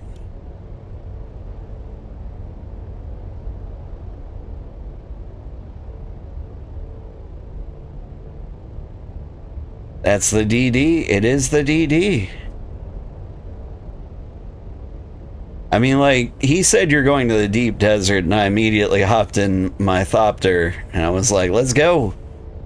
But I wasn't smart enough to check the objectives, and the last time I skipped checking the objectives, I flew all the way out here just to, like, fly immediately back.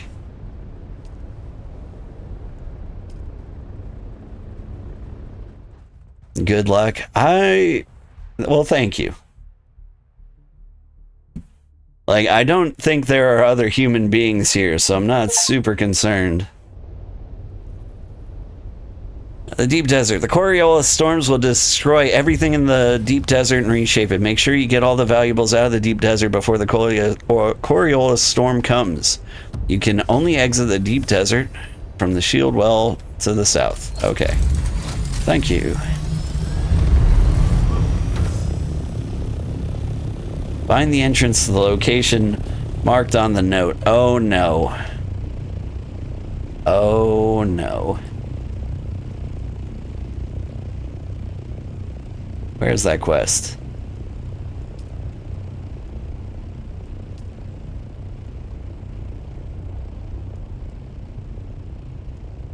Where's the note?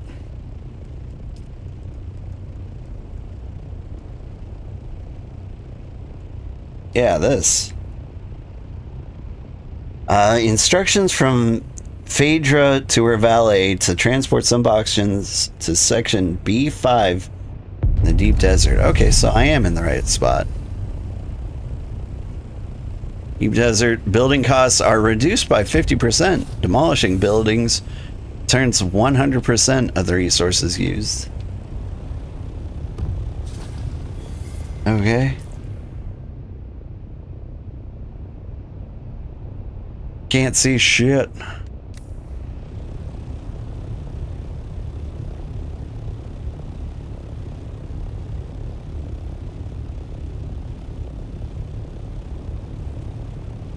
Let's see. Jumping the gun happens. The first 5 squares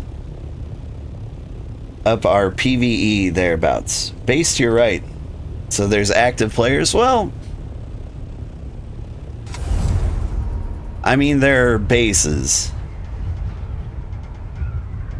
Like, there were a couple around Haga Basin, too. I'm not really expecting much. Like, you can check, like, server activity on a place like this.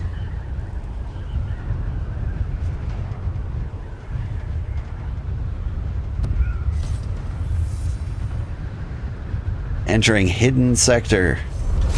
Okay.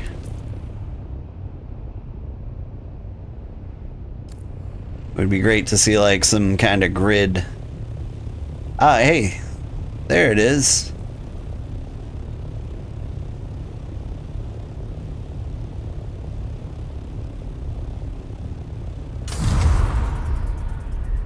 A purple icon, just what I needed.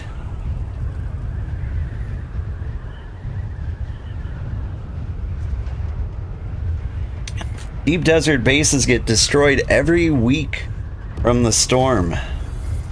So that base would be relatively recent. Oh. Interesting.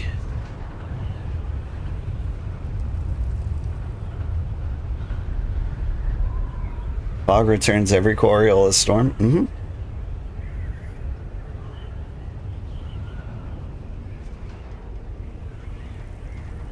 So some kind of indicator that people actually exist out here.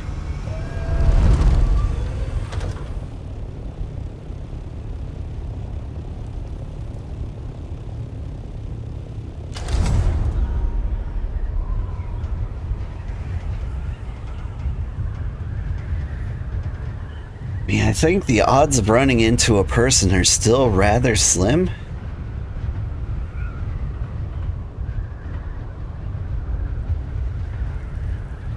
How's the map look?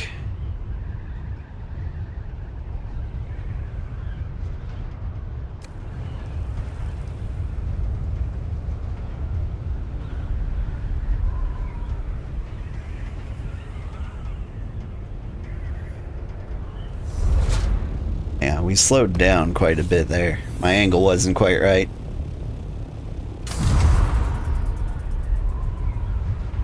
There we go. Smooth it out. Keep it at 160. You highly recommend making a respawn beacon before fully entering the DD testing station. The one... Is that the one I'm about to enter? That thing I can just make out here in the open? Needs salvage metal. Or am I gonna find something as rare as that?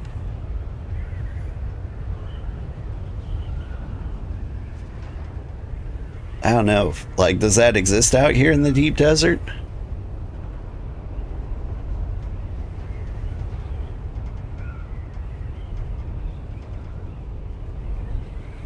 Any of them. They are rough. Oh.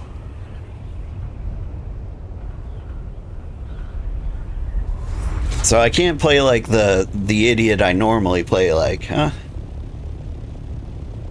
All 3 main rock entrances have the mats. Alright. So like if I head down south from here, I should be able to find it. I'm hoping I find like some scraps like right outside the door here.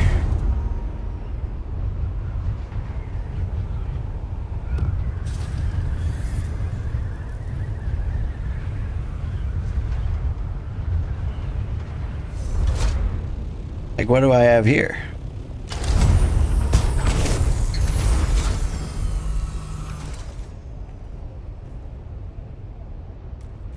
Oh, there's fuel.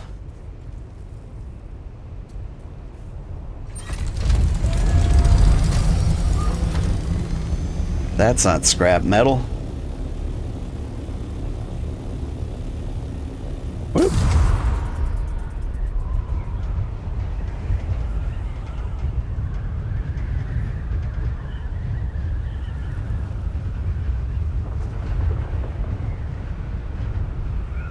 So it's acting like I want to be up at the top of this.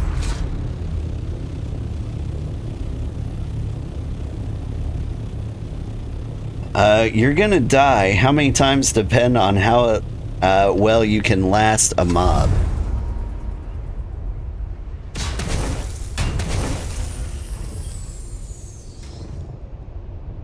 Hey. And give you permission to fall all the way down here. Let me back up.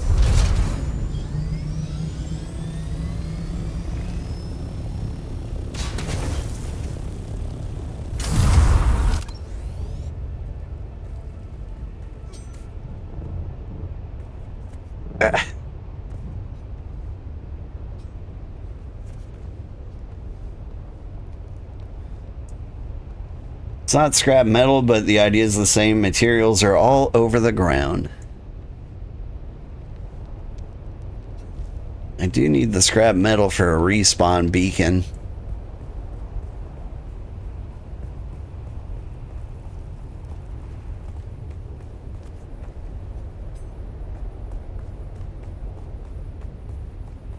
So I'll keep an eye out. But this is the deep desert, huh?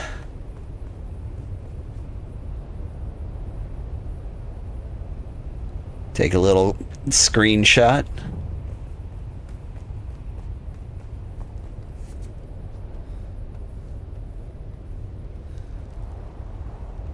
We are right at sunrise.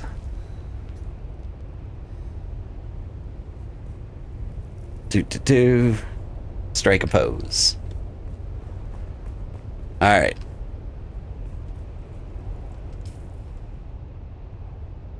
I mean, it's acting like it's inside this mountain, but like, how do I get inside this mountain?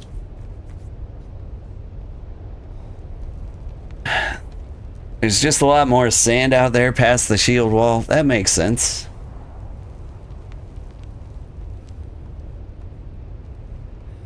Oh, do I see like actual lines on the ground? I can see the grid.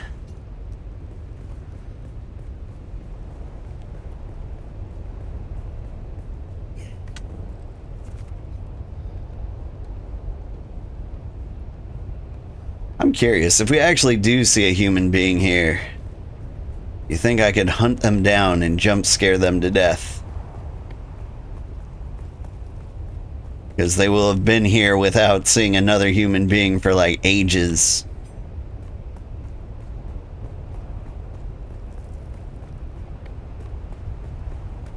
Or will they be coated in gear so powerful like I wouldn't stand a chance?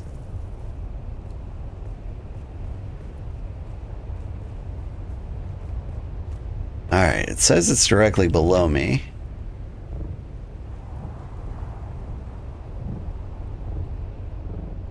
But I don't see an entrance.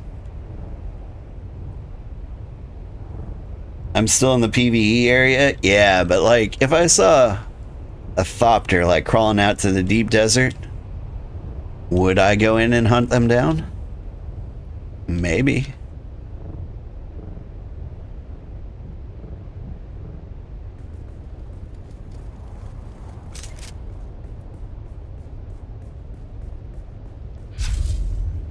Like, I am in the deep desert, and I should be nervous and on my toes and all that. But also, you gotta be brave and confident. Like, if you're near a PvP area. Hey, it's the valet. Cryptic note. the cryptic note say anything?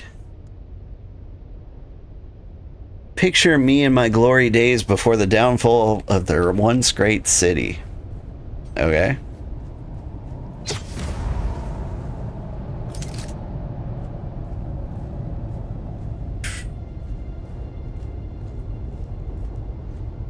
Gonna pie the room.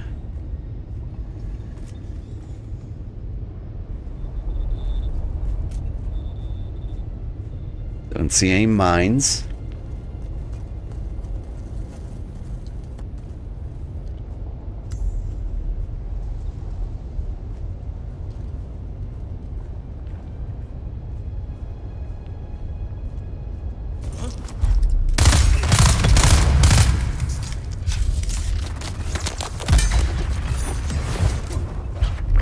It's all your fault, Granddad. They here.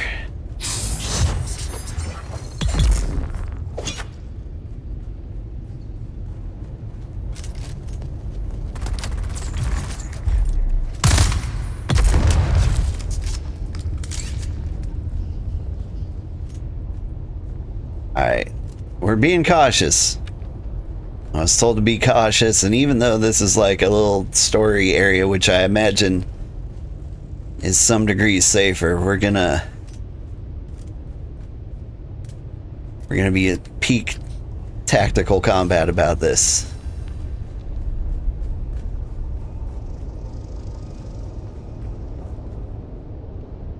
Valuable. Several valuable items stamped with a Harkonnen crest. One crate contains a large marble head of Janus.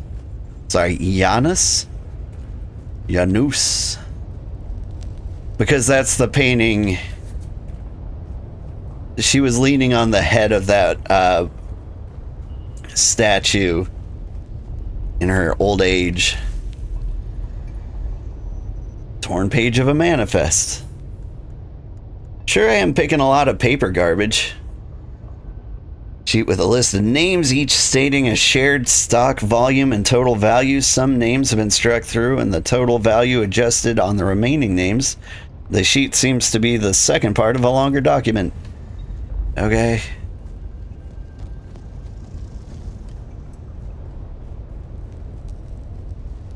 Am I streaming tomorrow? I'm gonna stream Monday night at 8 p.m. So like the same time I started the stream today. Like, and that's an unusual time for me. I'm trying a new experiment. So I'm gonna stream Monday, Tuesday, Wednesday, Thursday, Friday night.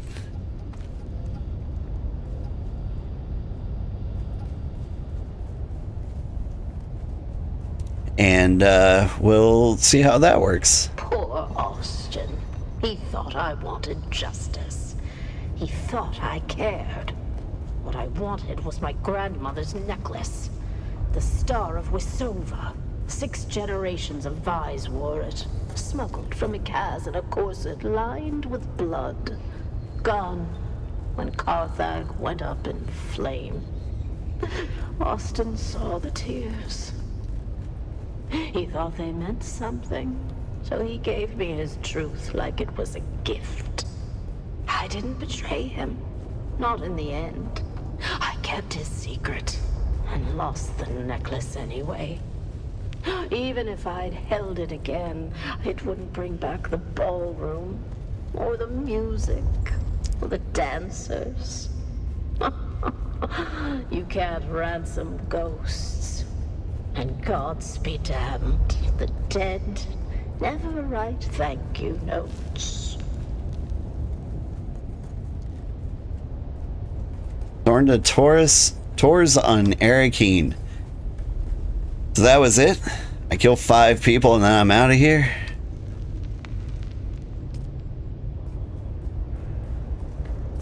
But what about this?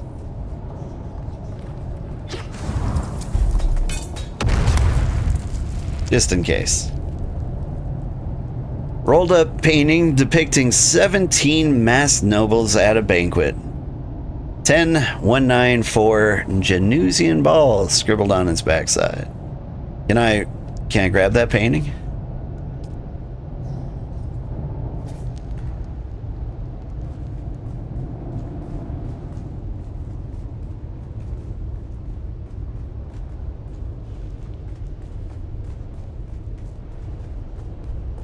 Alright, so what have we actually learned?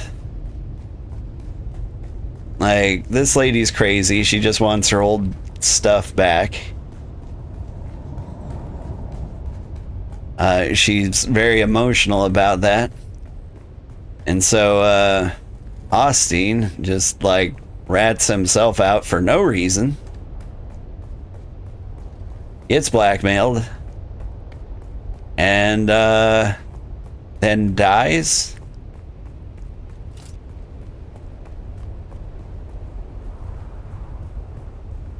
Oh, come on, man. Don't make me jump off a cliff to place this.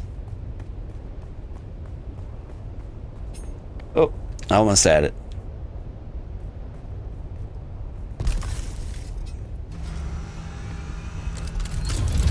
May as well explore the deep desert. Now let me see what Torres has to say. We will explore the deep desert. I've still got like... Oh... How many more hours of this stream? Like 4? Like, I gotta see the thrilling conclusion to the story. But I'm definitely going to loot someplace. Or I'm going to attempt to. Like, I've got so much curiosity about the deep desert.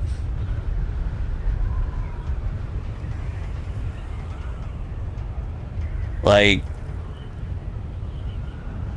is there enough stuff that if I came in at like the end of the week, would there be stuff remaining for me? Because as I understand it, like stuff regenerates or like respawns every week, like after the Coriolis storm. Is that it? And so there's an opportunity not to get loot out here? Am I making that up? It respawns every 15 minutes. Oh. Well, that makes a lot more sense. And so there is stuff for me out here.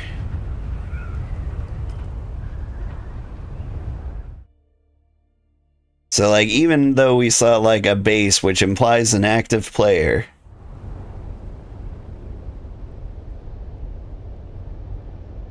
Like, we can still...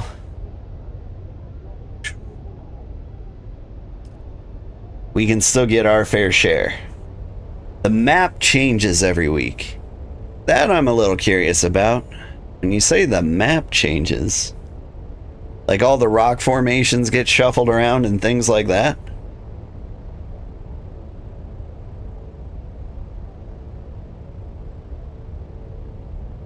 But, like, that sounds awesome. Like, how awesome kind of depends.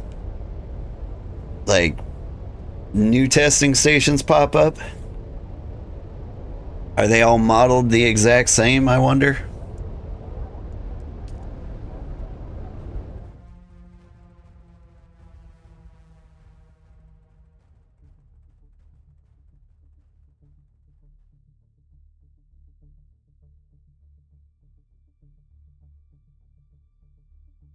The location of the resources change.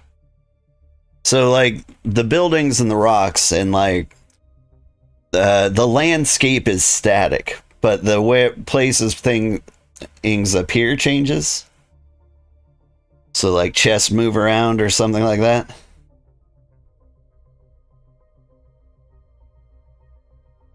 The templates for them stay the same, but their physical location changes. Oh.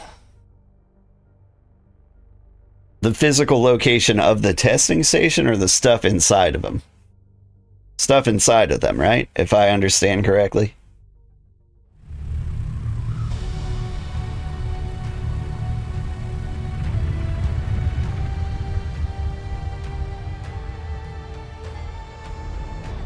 Either way, this sounds exciting. I'm excited about the deep desert.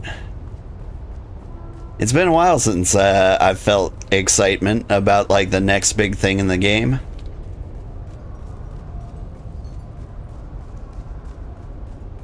I'm gonna find like a blueprint for something cool. I'm gonna make that something cool. Gonna wear it or use it. And then we'll probably be done with the game forever.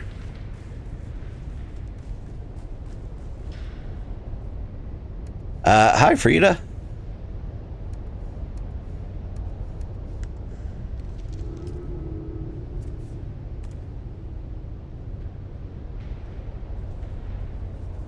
There's a human being out here. She looks like she's dressed well.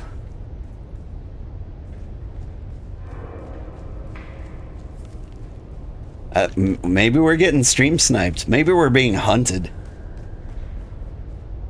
Maybe they're just waiting patiently. Maybe I'm paranoid.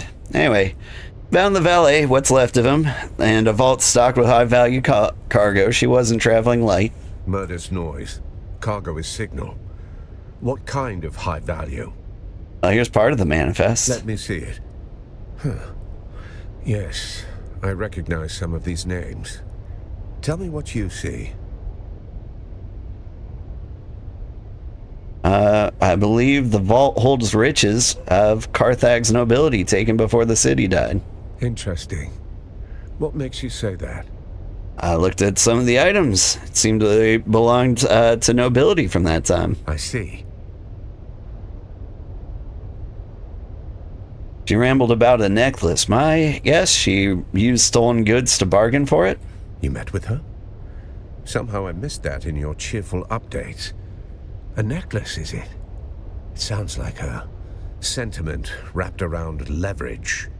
Not a conversation, just her voice on a reel. She talks to the lens like it's a confessional. Of course. A Sugarheart confession. Last refuge of the melodramatic. Easier to confess to a machine than face a reckoning, I suppose. Anything else? The stuff is the same. The chests are RNG based on week's loot pool, but the location of the stations are reset weekly and they are moved. Oh, so I had it backwards. The testing stations get shuffled and the loot side is in the same spots, but like what you get out of them is different. Okay. Am I going to try late night streams for next week? I am. Hi, JC. Yeah, next week I'm going to try streaming at 8 p.m. instead of 4:30 a.m. And we're just going to see how that works. I need to make some changes to get my life to work again. And so we're going to try that for a week and maybe longer. But, like, we'll see how it goes. Anyway, found a cryptid note on her valet. Looks like some kind of code, maybe to unlock something. Coincidentally, I have a seat at a banquet with Phaedra Vine, and several others listed on that manifest. I'll gather what I can there. You go back to Phaedra's apartment. That note might be our next key. I know how to decipher it. I'll get to it. There's a button behind the painting of her looking super old, leaning on a statue.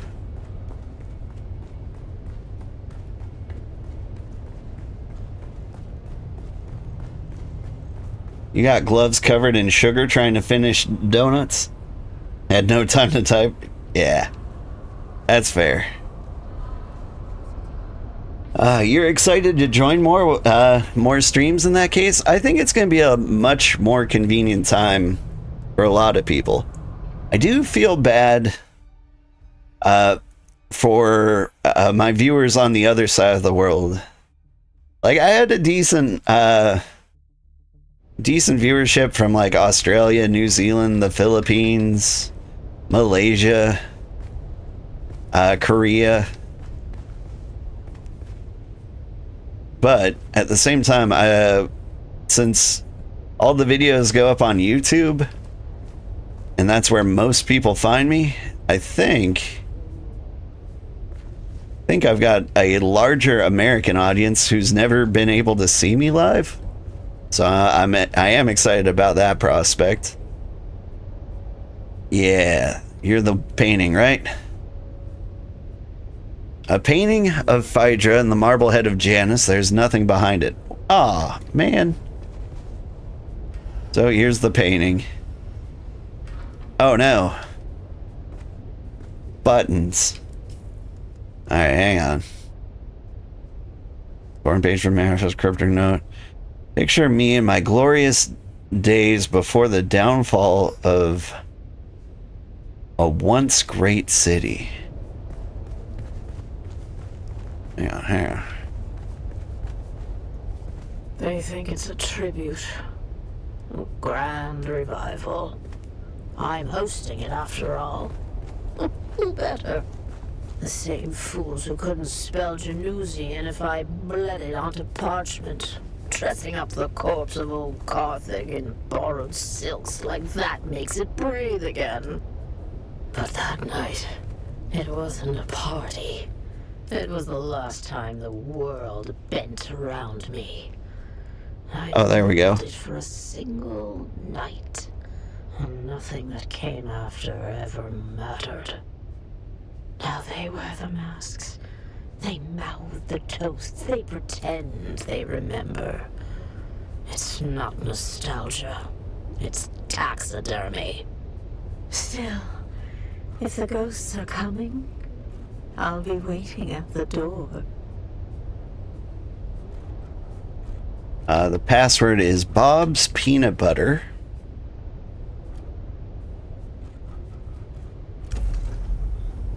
Here, see? B-O-B-P-B. Bob's Peanut Butter. Oh, man, you are Harkonnen as shit. And also dead. Heavy chair holds the broken form of a dead woman, head lolled forward, arms slack, her lifeless face mute witness to an unspeakable final act. Make a forensic summation of physical evidence. She dead. The dead woman's posture and slack limbs suggest a sudden death. She died where she sat with no signs of resistance or desperate flail or of flight. No foaming or classic toxic signs, eye discoloration, points of abrupt trauma. Death arrives swiftly, without struggle, without warning. Examine the upper body. Rich fabrics drape the woman's lifeless form, silks embroidered with fine threads, hinting at wealth beneath the ruin. Slender stiletto dagger buried to the hilt is visible just above the collarbone, a silent testament to sudden violence. Use the poison, Snooper. Lick her face. Snooper flashes green over her ground. No toxins detected. Just expensive fabric, cold perfume, and the stillness of death. Alright. Now let's look at her face. No obvious signs of physical trauma mark the dead woman's face. Okay.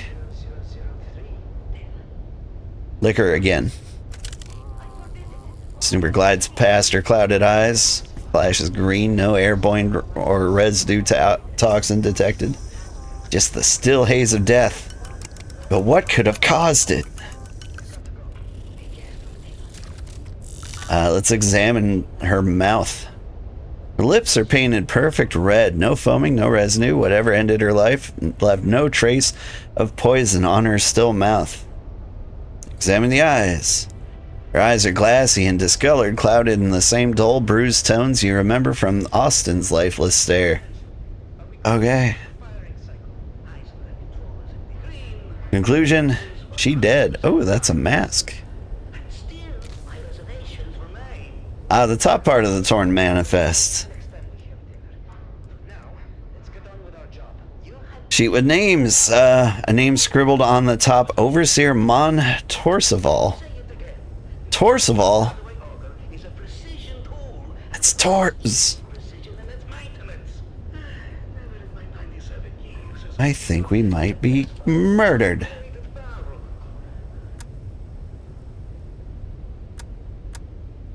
I can't interact with that one. I've been trying to say this for weeks.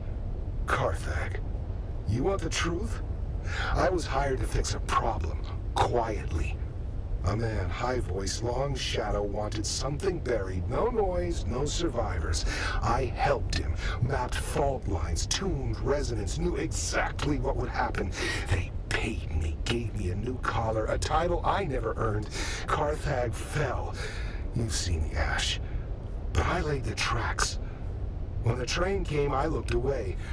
The nightmares aren't fire or screams, they're silence. That moment before, I could have said no. Now it's inside me. The rot. I drink, I work, I don't sleep. Take this, sell it, burn it. Just remember, someone knew, even if I don't tomorrow. The two men say first silence, then dust, then wings in the dark. I used to think it was poetry. Now, it feels like a countdown. Okay.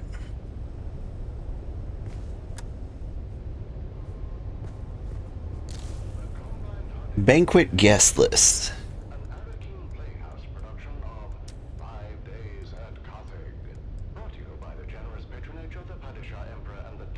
A guest list for Banquet. 13 names are on the list. Most names seem to be the same as the manifest. Phaedra, Torsival, Torben, Tanet, Artuni, Yamari, Barbalescu, Tamar, Ramsby, Bryn, Ask, Spaghetti, Harthorn, Ferrani, Giro. A lot of those names sound familiar. Alright, search for more clues, huh? What about this mask? Is that not a clue?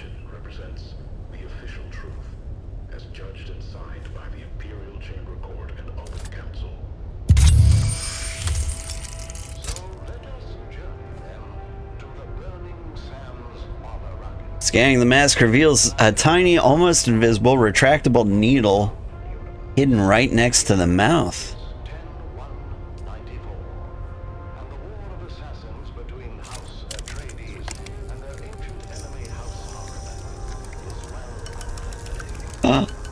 Poison Snooper says it's poison.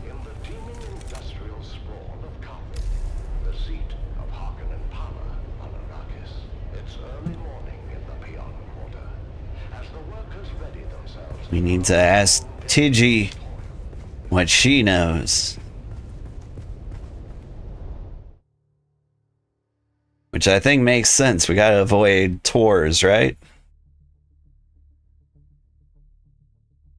Because I think he's the killer. Dun dun dun.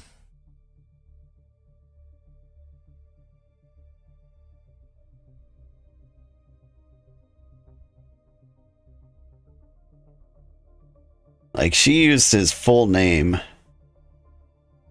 Like, I think he's the only Tors I know. Or Torvalis? I think he introduced himself that way, like the first time we met him weeks ago.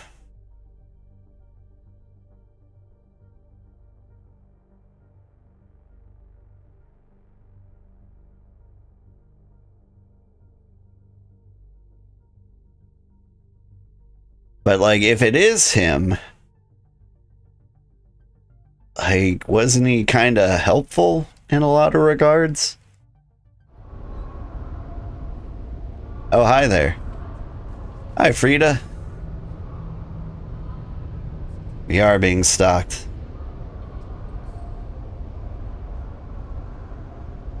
Where's my emote wheel?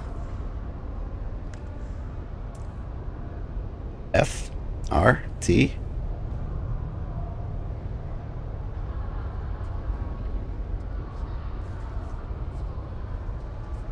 One of these buttons is an emote wheel. G, H, Y?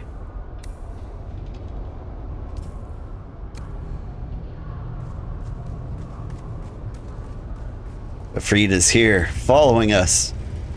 Maybe Frida's the murderer. That would be a fun twist. Woo!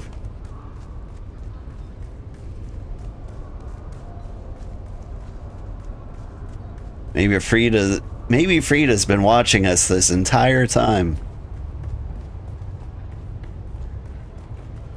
And she's been grinding right alongside of us, and we never actually knew. Oh, hey there, friend. Looking for anything special? Information. That's not normally a good I trade in. I'm more hands-on. Now you trade goods with Phaedra. And I've got lots of customers, each with their own sordid affairs. None of my business. She's dead. That's unfortunate. Vital that I understand what she was trading. I shouldn't say. It's not good business. It's not safe. I have this manifest, top of the list, the Overseer. Do you know who that is? Damn, I've got an answer, but you aren't going to like it. It's Tor's. Phaedra was part of a little cabal who collectively had a stash of treasure they took out of old Carthag before it blew. Last to live takes the pot. Phaedra was making desperate trades to get the funds to retrieve her ancestral necklace. Well, anything could happen in that nest of covetous snakes. As for that person listed on the manifest, the Overseer, that is Sub-Prefect Tor's. He's overseeing that group. Tor's? No. Him? No. What? Nah. Not the sort of thing you spill over afternoon tea, is it? Tor's is going to that banquet. What if he was behind this all along? I suppose you'll be catching up with him then and leaving in a hurry, huh? Later. Do. Bow.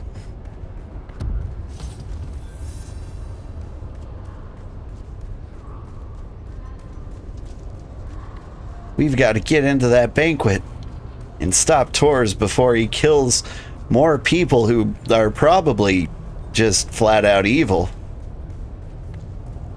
You know what? Maybe we just sit this one out. Sure you want to travel to this room? By the decree of Sub-Prefect Tor's, I'm allowed to use my scanner.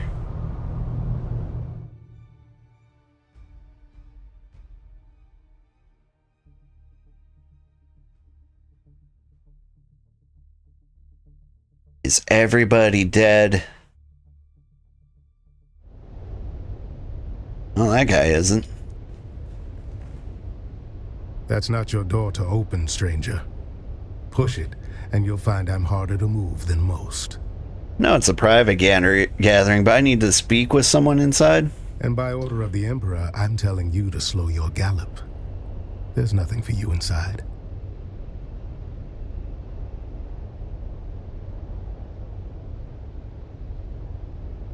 Are you denying access? I just want to be clear for my report. Who are you, stranger? By the order of the Emperor is usually enough to run most folks off. But look at you.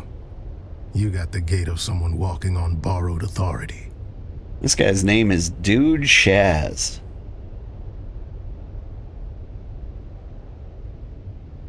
Time is of the essence. I need a fast word with someone inside. Fast or slow, I don't think you're gonna get much chatter out of them inside. They're all dead. All of them? We've got one survivor. Technically. Old bird's flapping her wings on the way down. But she'll land soon enough.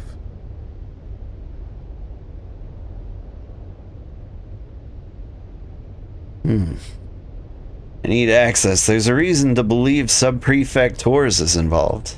Tor's? Now there's a theory. Got anything to go with that? Or are we just throwing darts in the dark? I'm throwing darts. They're leaning closer than anyone else's. You want this solved or not? Normally I'd say this is above your pay grade. But frankly, I could use a second set of eyes. And if you already know some of these silk-wrapped corpses, all the better. Found a guest list with notations for the butler. Might help sort who's who. Good. That saves us a few hours of corpse roulette. A few of these poor fools I already recognize by build or reputation. The rest, it's my job to know who's whispering in the shadows. This crew kept to themselves. Rich, quiet and just strange enough to raise my interest. I've had files on half of them since they landed. Since they landed? They didn't emerge from the usual noble channels. No banquets, no procession. They landed like cargo off a discreet ledger. No registry, no flight logs I could get my hands on. And they kept to the shadows after. When nobles start behaving like spies, I start watching like one. And what did your observation uncover? These little gatherings weren't new. Masquerades are not. Same crowd, same vices. Wine, secrets, and shouting matches dressed up as witty banter. Masks just gave them an excuse to say the quiet parts out loud. Sounds like regular nobles to me. If by regular you mean secretive, paranoid, and always 3 drinks deep in betrayal, then yes, absolutely. Secretive and paranoid about what? Something they were hiding in the deep desert. Could have been a spiritual retreat, could have been a treasure hunt. All I know is they were tight-lipped going out, and even tighter coming back. Anyhow, enough jawing. Let me get a look at that guest list. I'll match it with my data and cut through some guesswork. Yeah, here you go. Appreciate it. Now I'll play scribe. You go play confessor. The old bird is waiting. The old bird? Call her countess if you like. I call her the last shriveled thorn on a dead branch. Sharp tongue, sharper memory. Don't be fooled by the frailty. She can still draw blood with a whisper. The butler saw things. Doesn't rattle easy. You do well to speak with him before the details slip through the cracks. You got it, Sheriff. See what the butler and the old hawk have to say. After that, come find me. I'll be the one holding this city together. You don't think highly of yourself. Boo boo boo boop boop beep beep boo.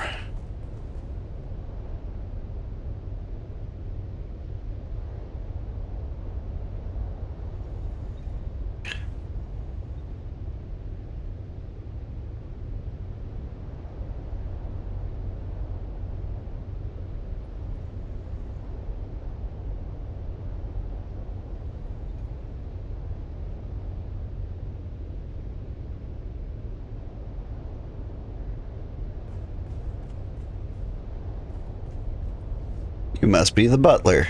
Do forgive the mess. They died as they lived, loudly and with abysmal table manners.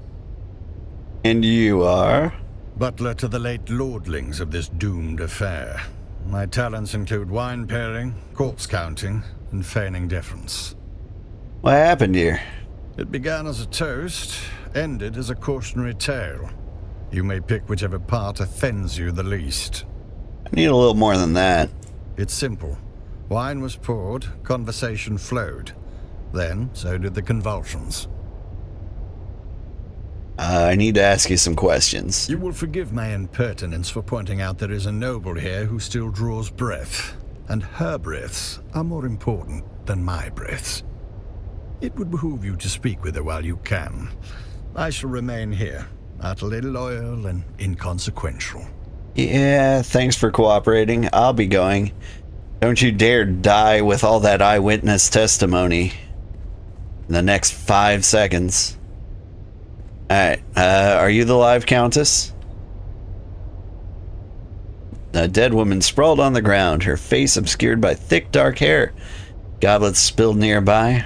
It must have been in her hand when she fell. Gently lift her shoulder and part her hair. You lean in for the kiss. Her mask was partially knocked loose when she fell, revealing mushy skin and raw, tortured flesh. Oh. Neat. Blood spills where it had pooled in the mask, streaking its surface, as if she had cried. You can still see it is a brown terracotta color. Examine the clothes. She must have enjoyed flaunting her wealth, wearing several heavy golden necklaces with inlaid gems, and a brooch and 2 many bracelets. I could steal a bauble or 2, but I'm gonna skip that part for now.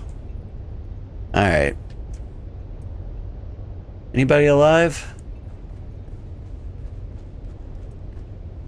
Not at the table. Countess. She's not in the kitchen. We must check the ladies' bathroom immediately.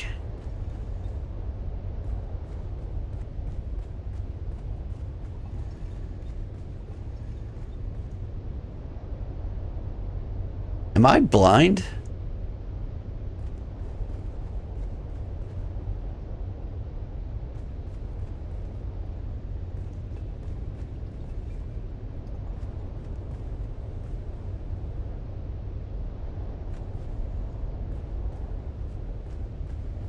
Like, is she really here?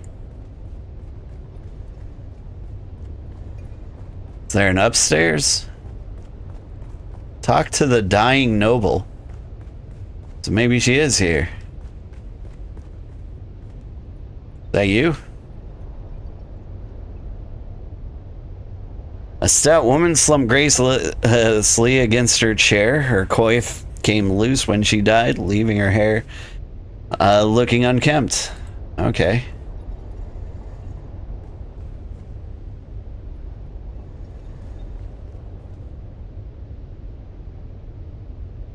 A lifeless figure slouches in an awkward pose that only death could endure. An uncomfortable silence draped across his form.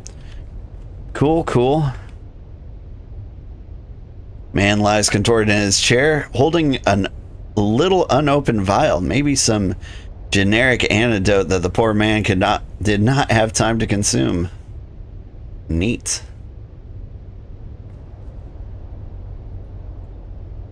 A woman sits with her hands in her lap, bloody palms facing skyward, her head tilted toward the ceiling, as if pleading to an indifferent god. Her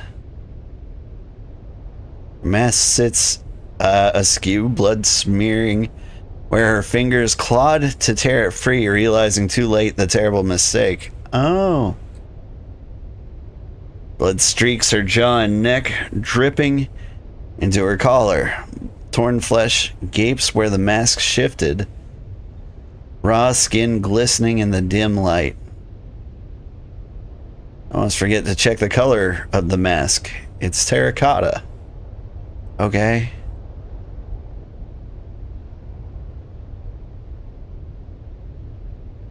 There's dead people all over the place.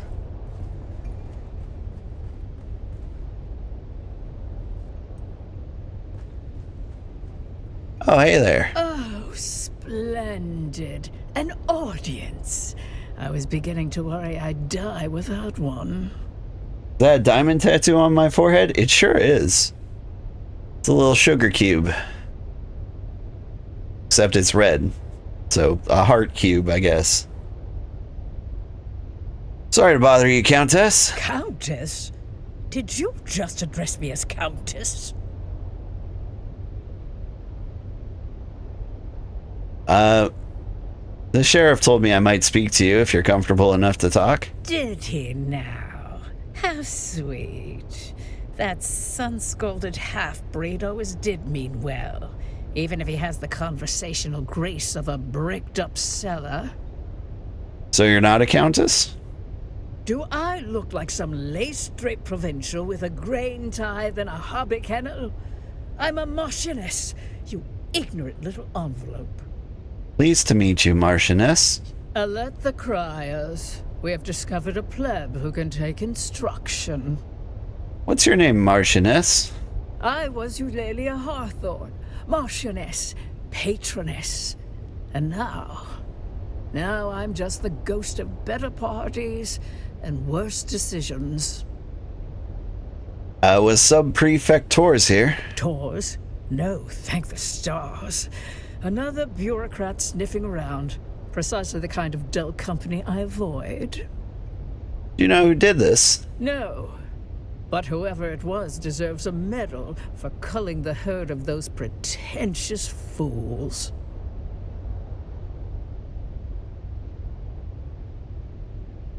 Any family to notify? No one worth the effort. Just a pack of maulers fighting over my ruin. They'll whisper sweet poison behind my back, like always. At least death saves me from their petty scheming. Can I get this mask off you? Hands off, you clod! You'll tear my face away. Stuck? No. I'm still wearing it because it goes with my dress. Of course it's stuck. There are tiny barbed claws secreted within the mask. I saw Una Byrne try to remove it, and half her face came away before she fainted. Why would I go to such lengths? Idiot. The wine merely opened the door, but it was the masks that let death inside.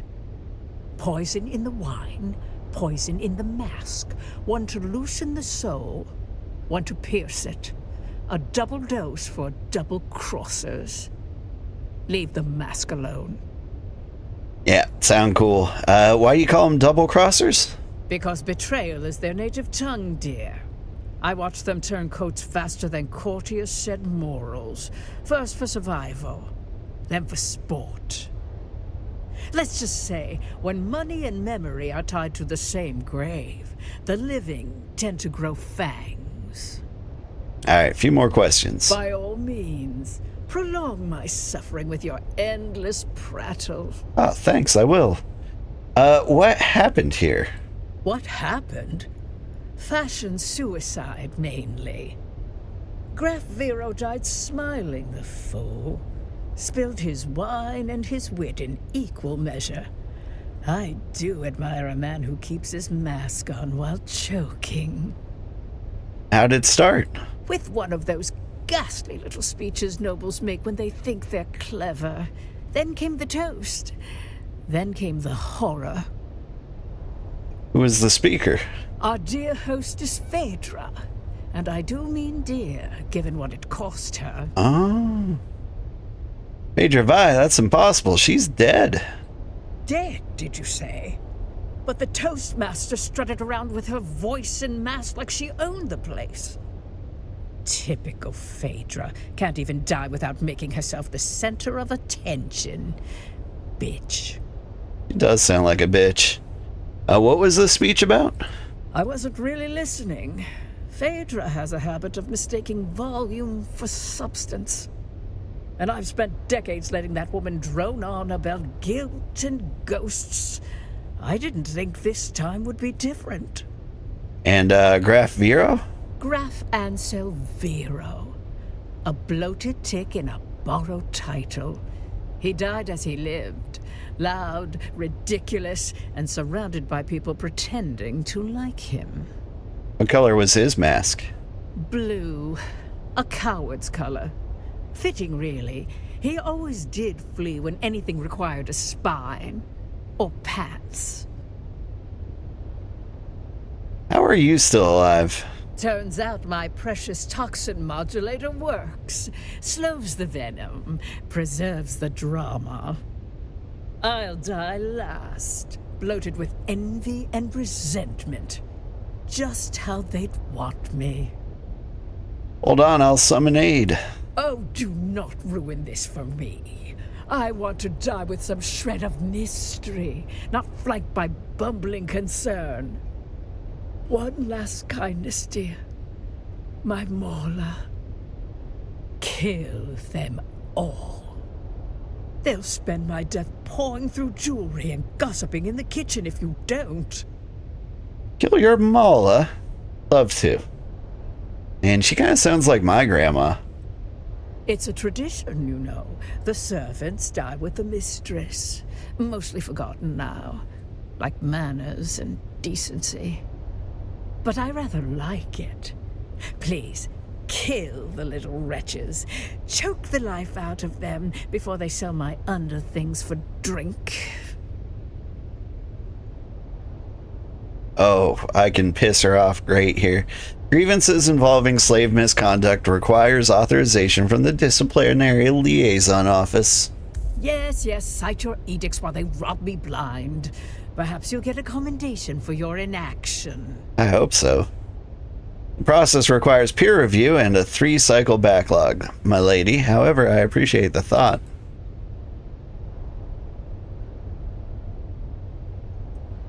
You still good?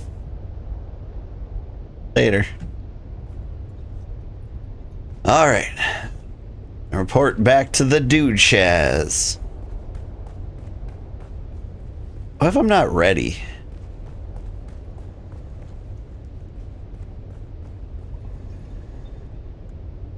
Poison wine. Craft with wine. Wine served to toast must have been poured from these.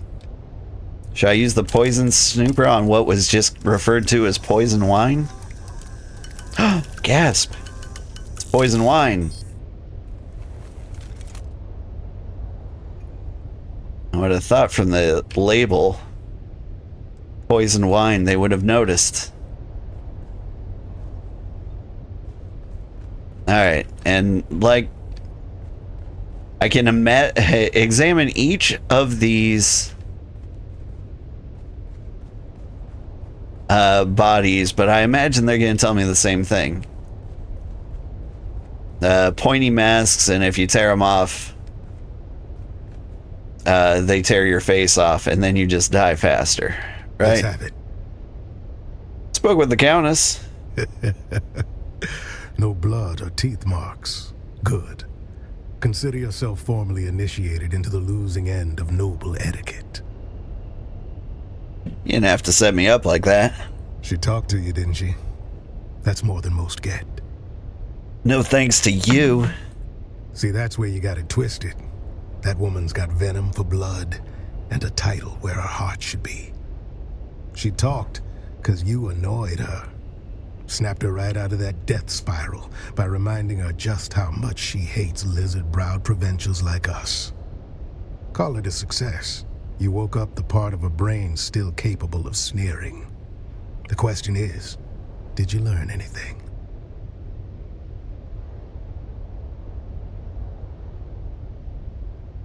Said Tors was not present at the banquet.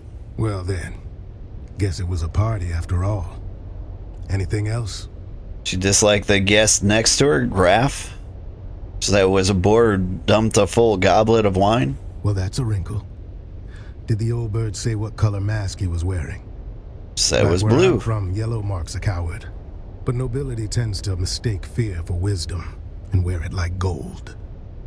So find the wine stain next to a blue mask and you found our Graf. We can work backwards from there.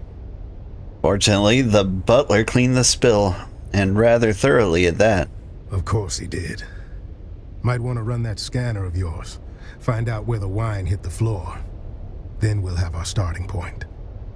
While you're at it, wave that fancy poison sniffer of yours around. If it starts screaming, we'll know we're close. Okay. Will do. Sort out where the Graf ended up. Then we'll talk. He said yellow's a coward's title while wearing yellow. He did. Yeah.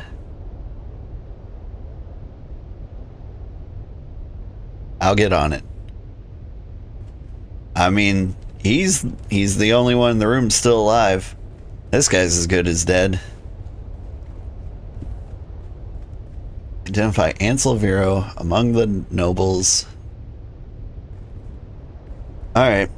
Where's the spilled wine? There we go.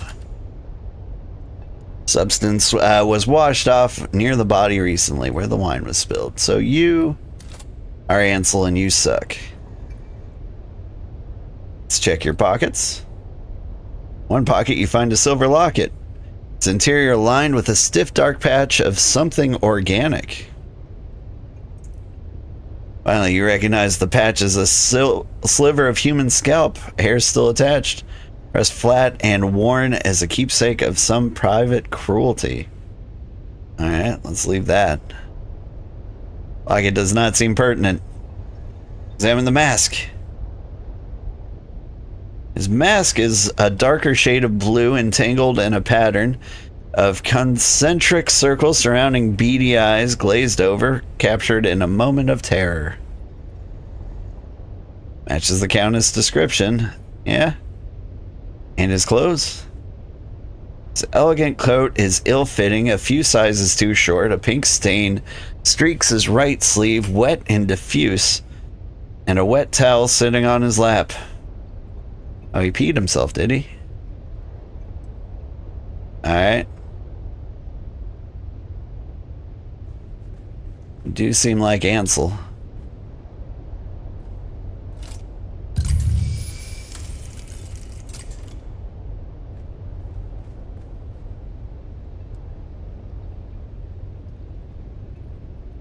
Yep, more poison wine. Spilled wine.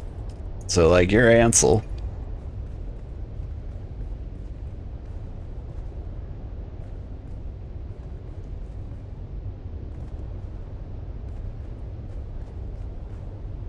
Are you not Ansel?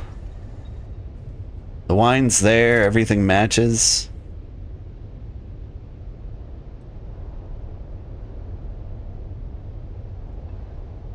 This coat is ill-fitting. Yeah.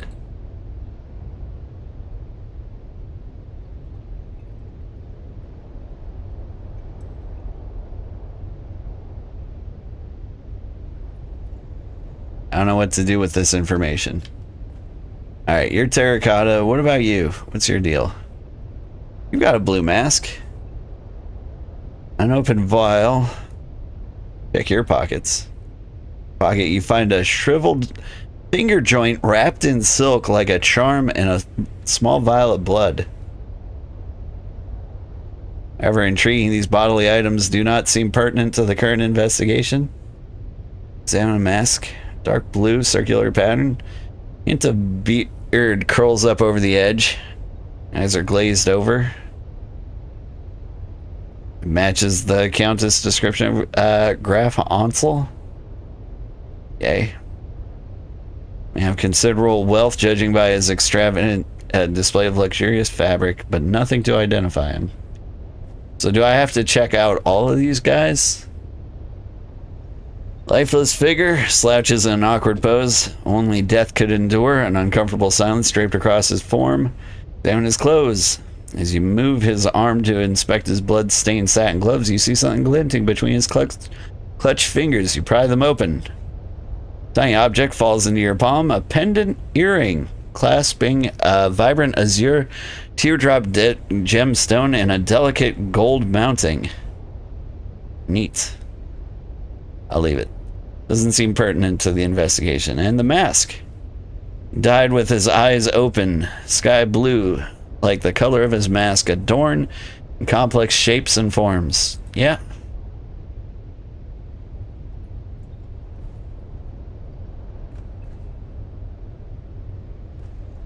Man, it just seems like boys wear blue and girls wear terracotta.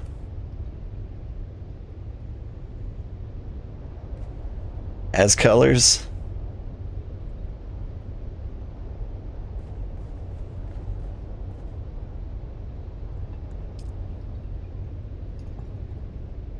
I mean, this is the guy. But I feel like something's missing here. Let's use the poison snooper over here. That poison wine was poison too. You wonder if I get an option to use her correct title, the Marchioness.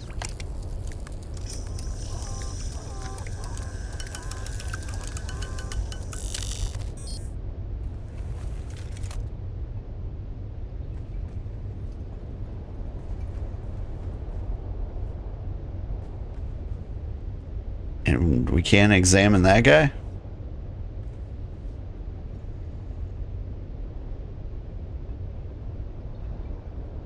Within her single pocket, you find a blood-stained love letter to another noble spouse, a folded betting slip naming her various mala as wagers.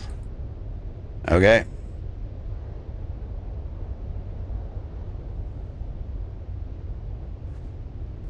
You took the noble background. I think you made the smart choice.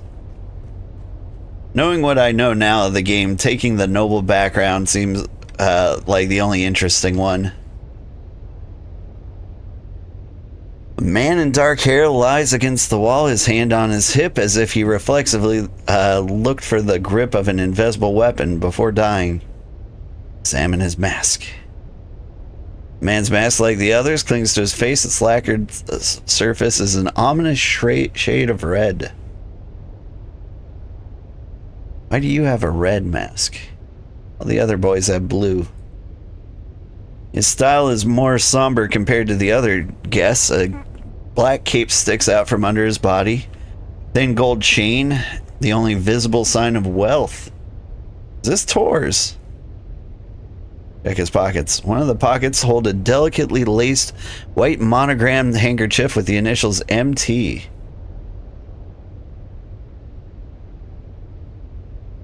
This kind of seems like Tor's.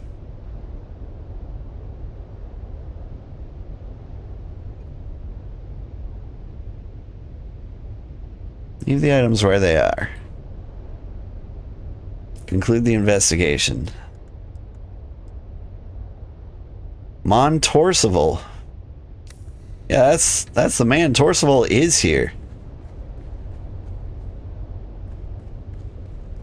Hey man, what the hell? Oh joy, you've returned. Few questions about our guests. Ah, just when the silence was beginning to heal. There's some spilled wine on the floor back there. Know anything about it? The man in the sapphire mask believed he could hold court and chalice at the same time. He could not. I cleaned it. One more servant to fix what breeding fails to teach. He dropped his wine while gesturing about bloodlines as if his own hadn't already curdled. I cleaned it up. The wine came out. The stupidity did not. Okay. More questions? Just when the silence was beginning to heal. Masks hide more than faces here. What's their story? Where do they come from? Where do they come from? Same place as the lies they're meant to hide. Born in the rotting vanity of those too cowardly to show their true selves. Masks are just another way to pretend nobility isn't a disease. So you don't know? No, I don't. Forgive me.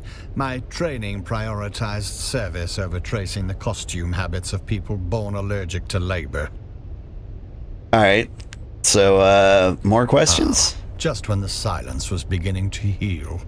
Never mind. Where do they come? Masks? Skip. No, I don't. Other Nothing questions? in this vast universe would please me more than to answer your questions.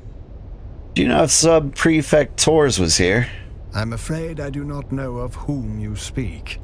I certainly was not instructed to care about whom that name belongs to. Okay. Nothing in this vast universe would please me more than to answer your questions. So, the Countess said Tors wasn't here. But he totally was. For a butler, he's very snobby. Well, I guess, like, he got to put in his 2 weeks today, so he can be a little extra uppity. Let's see, were you present when the toast was raised? Well, I was in the room diligently pouring wine just prior. I'm afraid I was away during the actual toast. Where were you? I was checking on the status of the soon-to-be-served meal. You do understand my station, don't you? I was present for work, not leisure. One more question. Nothing in this vast universe would please me more than to answer your questions. Table was set for 13 guests, but I only counted 11 bodies. Do you know who left? Pains me to point out the obvious to one of such cunning, but I was too busy performing my duties to note the ingress and egress of each guest. I was instructed to set the table and pour the wine for that amount of guests, and I did so. I did not, however, perform any sort of head count. Alright, thanks, man.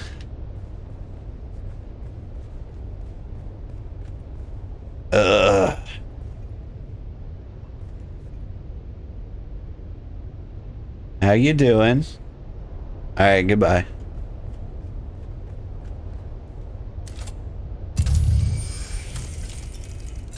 I don't trust this guy. He said he was back here?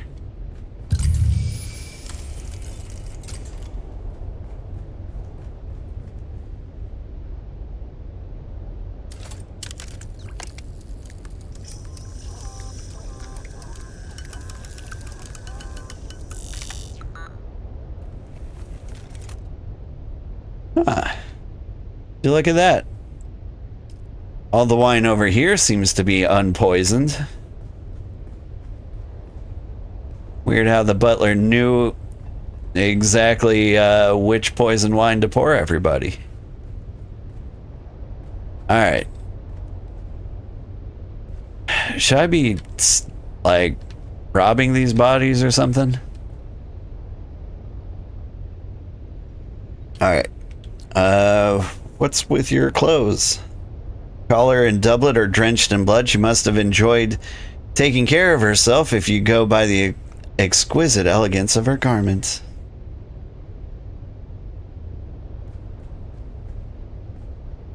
And we examined you too, right? Yeah. And you?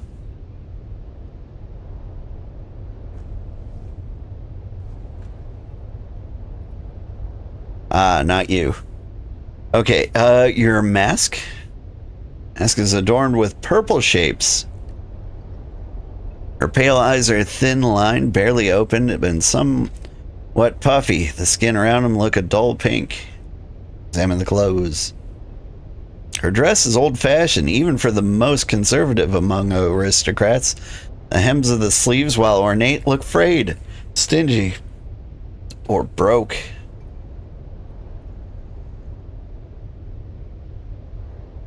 Okay.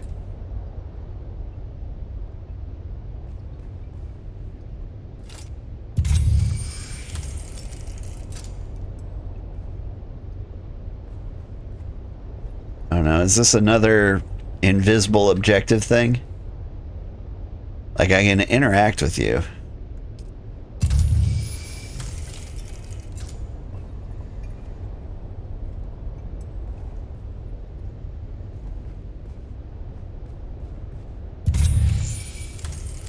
So just telling me the people I can interact with.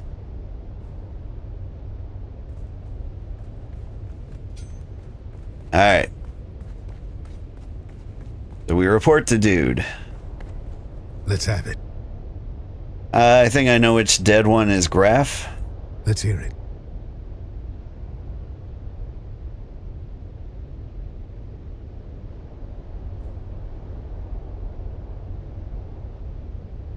Dark blue mask on the right side of the room between the empty chair and the purple mask. First prize to the junior investigator. That fits the evidence. What's the prize? A can of pressed slig. It's good on toast. Ugh, what's the second prize? 5 cans of pressed slig. The man chose his agent well. Always does, though. Got an eye for talent, that one. Well, meanwhile, I came up with 2 names of my own. Leaves 8 to identify. 8 masked assholes dead on the floor. Drank their guilt, now they'll sin no more. Lovely poem. Any sign of tours? Haven't had the pleasure yet today. Right. Speak to Theophilus about Agade Yamari. That's what the note says. I suggest you find out what our buttoned-up friend knows before he forgets. Who? Our resident astronomia-trained butler, Theophilus. You know, I heard a funny story about that school. Makes the best of the best servants, they say. But I heard in their final year, the students are paired off in twos and taught to observe each other obsessively. One of them graduates, the other disappears. It's never explained which is which. Brutal. I'll go talk to the butler.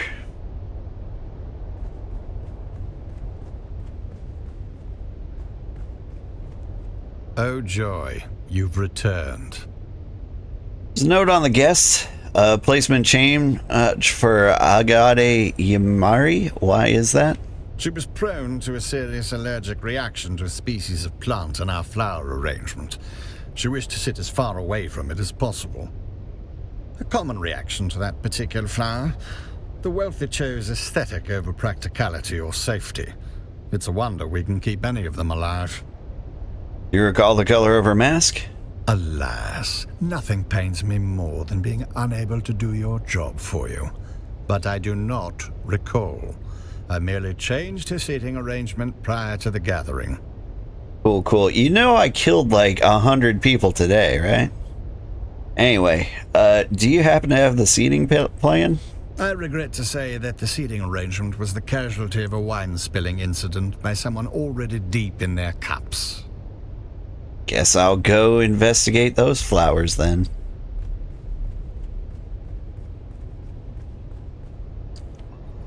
Flowers. Oh, there's some flowers.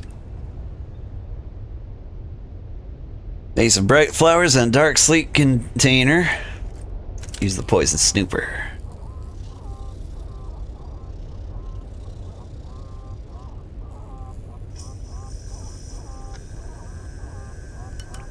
Snooper flashes green. No signs of poison. Blossoming flower heads in shades of crimson, red, and warm bronzes. They pick up light from the glow globes and forming an eerie, foreboding haze. Let's give them a sniff.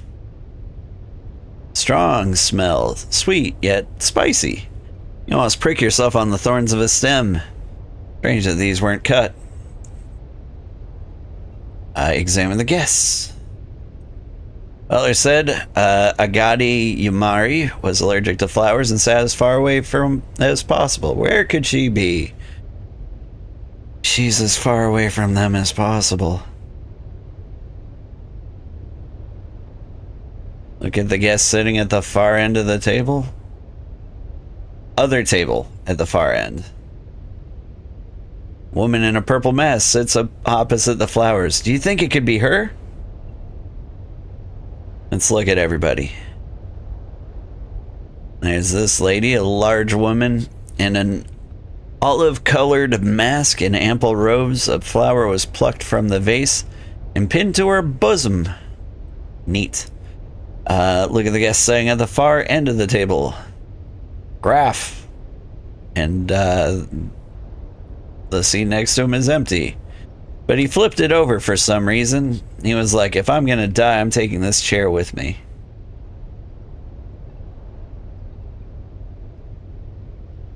Turn your attention away from the guests. Okay. Ah, yes, it just so happens the seating dock is ruined. Yeah. Excellent. Alright. Let me get another look at her. She's the one in the purple mask. Like, that's her entire deal. Right? Purple mask. What's so special about your clothes? Old-fashioned dress.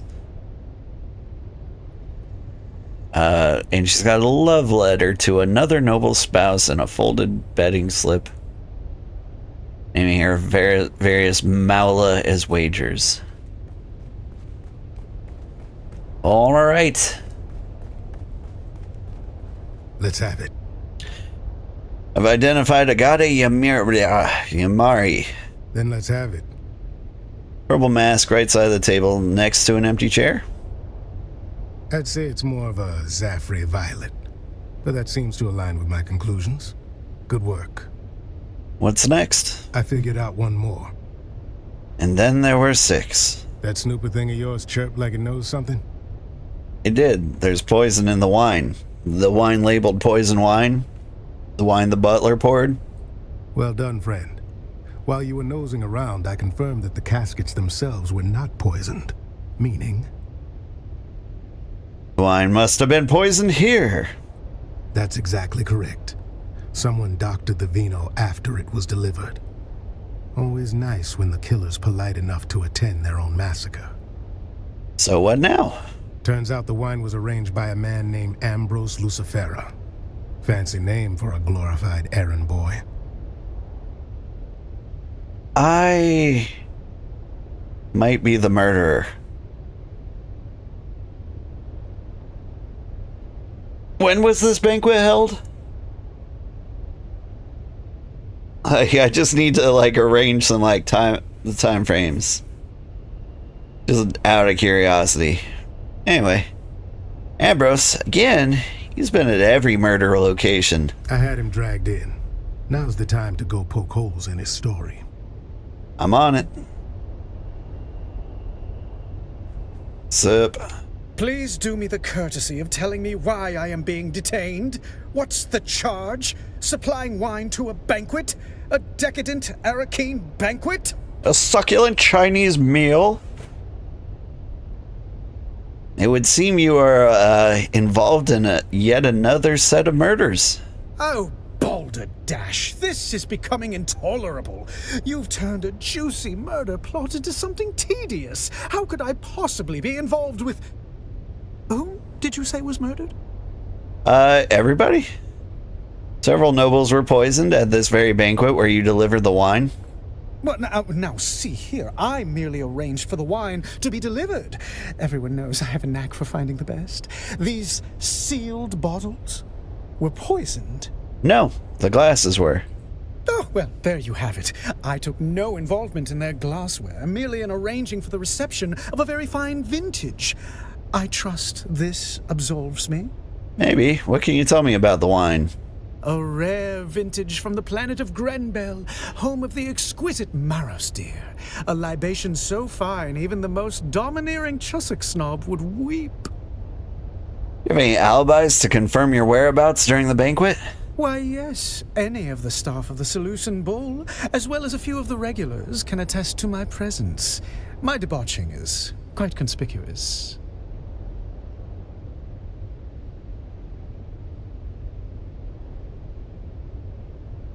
Still, it's all suspicious given your past with relationship with poison wine. Do forgive my sharp tone, but have you become a complete cockwomble?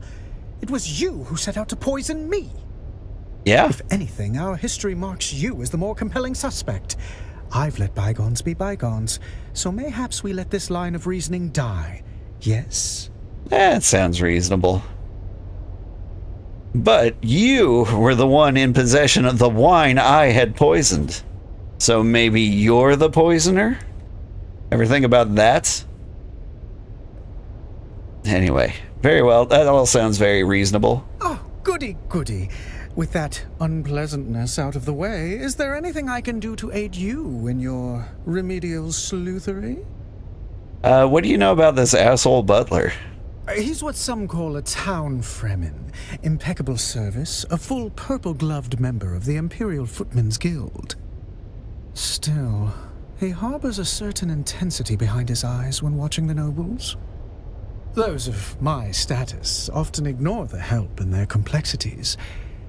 I do not make this mistake.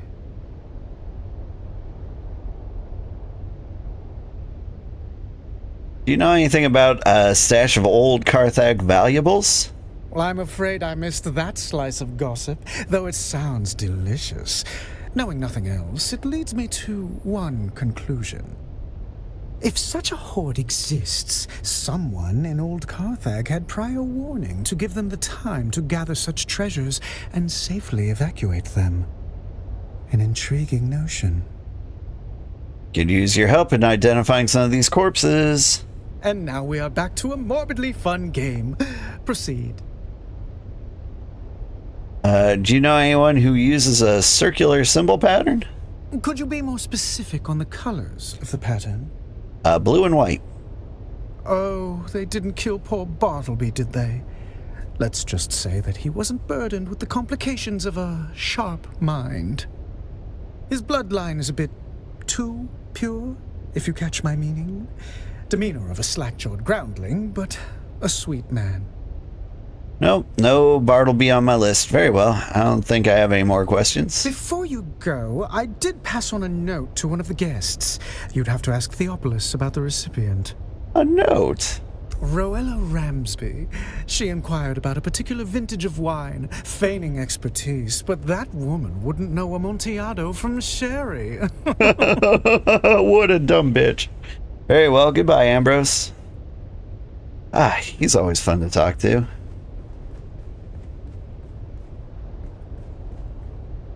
Oh joy, you've returned. Got some questions about Roella Ramsby? That name does not mean anything to me, but I will endeavor to answer as best I can. Understand you passed a note to her on behalf of Ambrose. On behalf of whom? Ambrose Lucifer, tall man, goatee, colorful clothes and demeanor. Ah, yes, the drunken peacock. Yeah, that's the one. The man dresses like a walking dessert tray and talks like he's auditioning for a play no one asked for. What would you call him? His name? Anyway, did you hand anyone a note?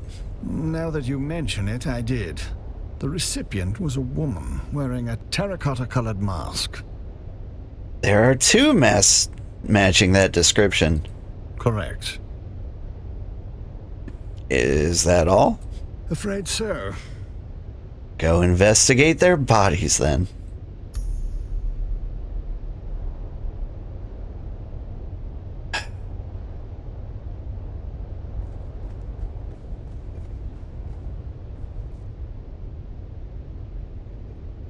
Dead woman sprawled on the ground, face obscured by dark hair, yada yada yada yada. She's got a terracotta mask. You got the note? Can't find a note on her body. Look closer at her hands. You notice the index finger on an otherwise impeccably manicured right hand is in fact missing. Oh. Alright. Well, those guys had a finger in their pocket. And you would be the other terracotta one, huh? Let's find that note. No note can be found on her body or her clothes. That is a terracotta mask, is it not? Her mask sits askew, blood smeared, while her fingers clawed to tear it free, realizing too late the terrible mistake. Blood streaks her jaw and dripping off her collar, torn flesh gapes where the mask shifted. Raw skin glistens in the dim light. Okay. You almost forgot to check the color of her mask. It's terracotta. Okay.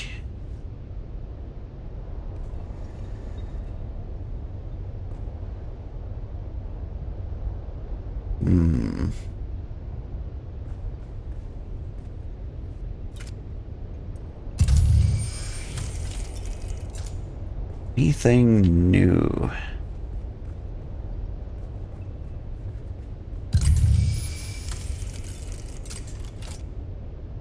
Goodbye. The scanner identifies this woman as a source of water. She is filled with poison, though, you know. Alright.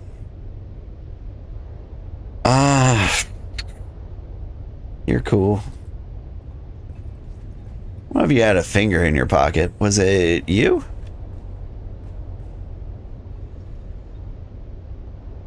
Pocket, you find a shriveled finger joint wrapped in silk like a charm and a small vial of blood. Okay. Ever intriguing? Yeah.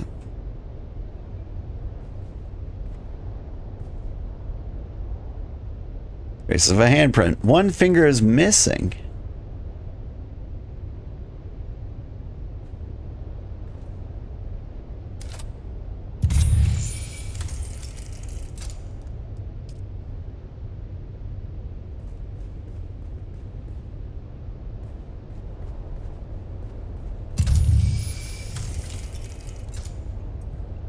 Spores.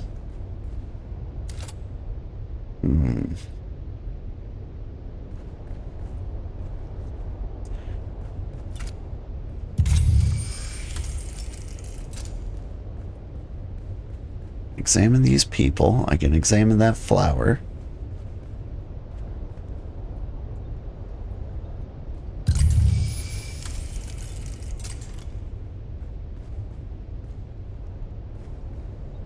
Like, you had a note in your pocket, right? Bloodstained love letter to another noble spouse and folded betting slip. Yeah? Doesn't seem like your business. Like, I think it was her, right? Cannot find the note on her body.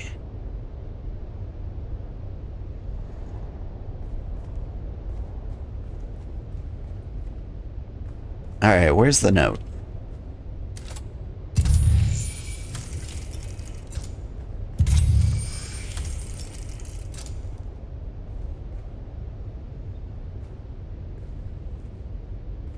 Like, maybe it's over in this area? I mean, that's her handprint over there.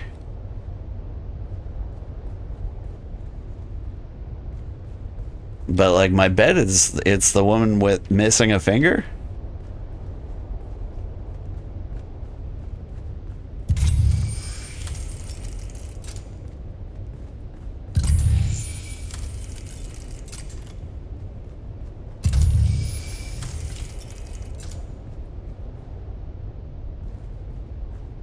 Oh. It's Ambrose, where he used to be. I can still sense him here. Let's have it. Talk to Ambrose. Very good. Was he still crying? No, and it doesn't seem like he had anything to do with it. He did give something useful, though. Don't keep me in suspense now. Passed a newt to Roella. I've talked to the butler. Good instinct. Keep pulling at threads. We'll get somewhere ugly soon enough. I apparently believe I've identified her. All right. Let's hear what you've turned up.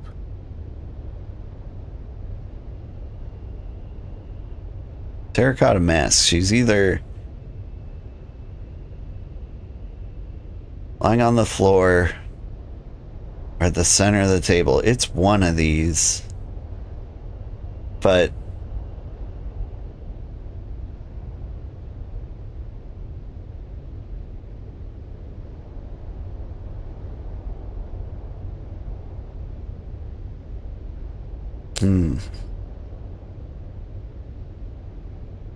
so a note was passed. The only piece of paper I've seen in this entire thing has been the love note in Purple Mask's pocket.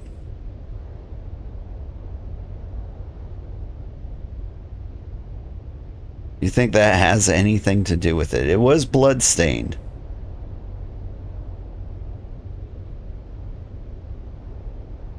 I'm gonna say it was the terracotta mask lying on the floor near the entrance.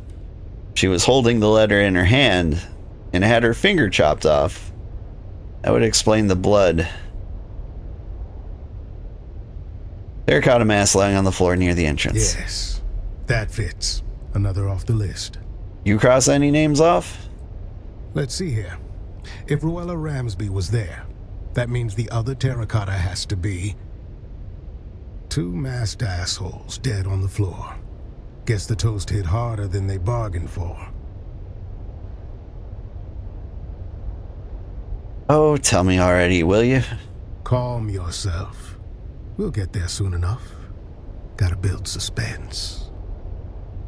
Alright. One of the remaining two guests is Lady Bianca Baghetti, a puffed-up hanger-on from a disgraced minor house. Hanger dead, check, and... That means the last dead asshole is... Tors. Sub-Prefect Tors.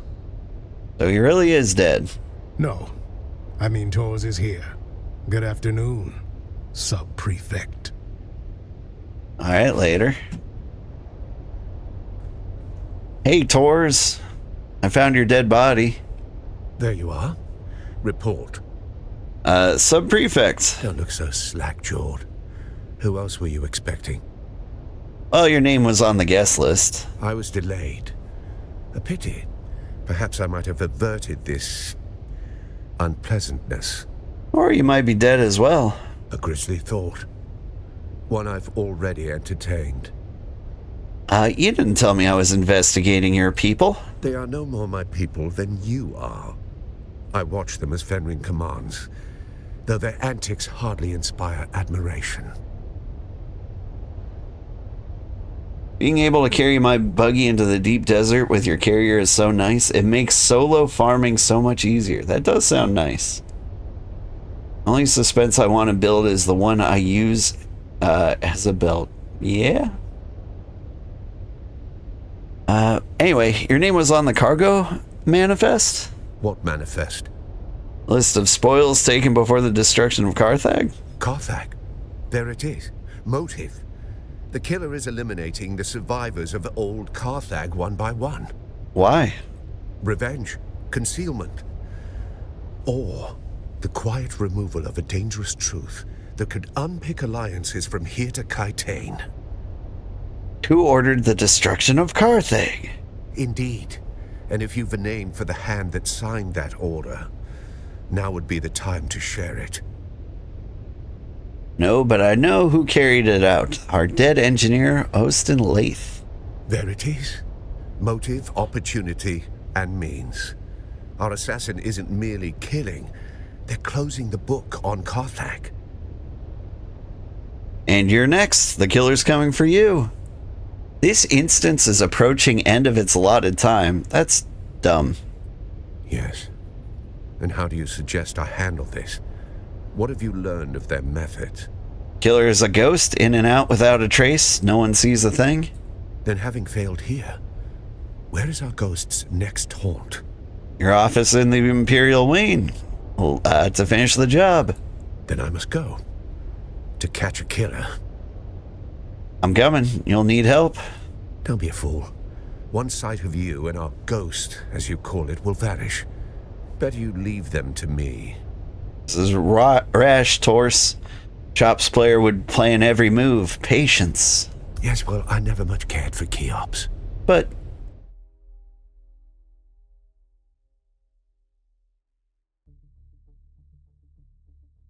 it's probably a timeout so people can't just AFK in them. Well, that's all well and good, but like... it lasted like the length of the story in there. Like, I felt pretty clever. I did get stumbled around a little bit, but like, I feel like that was pushing like the average person's time in there. There's no harm in having like a timeout be like 2 hours. Like if people are AFKing, like 2 hours in kicking them out is just as effective as one. Isn't that right, kitty? My kitty says that is correct.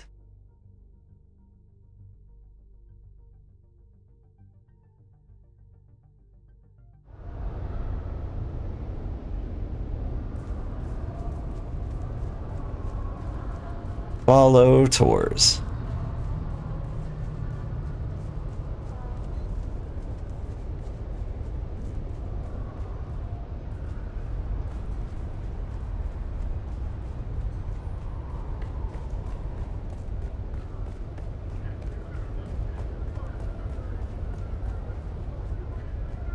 We will follow tours. Excuse me, everybody. Is this your office?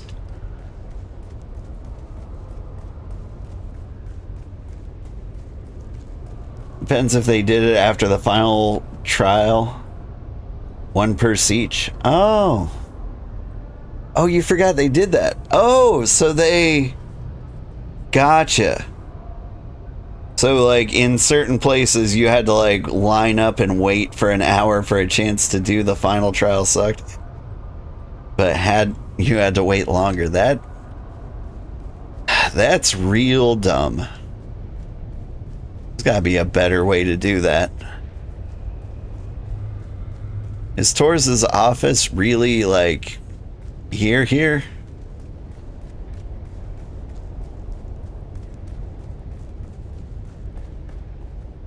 Oh. He normally just stands right outside? There's nothing here. The killer saw us coming. Now the trail is cold and we're going to have to report our failure to Count Fenring.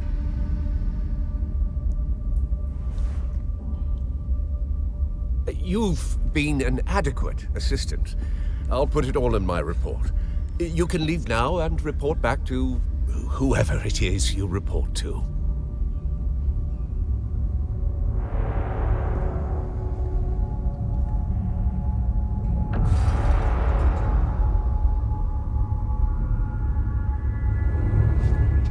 Stop!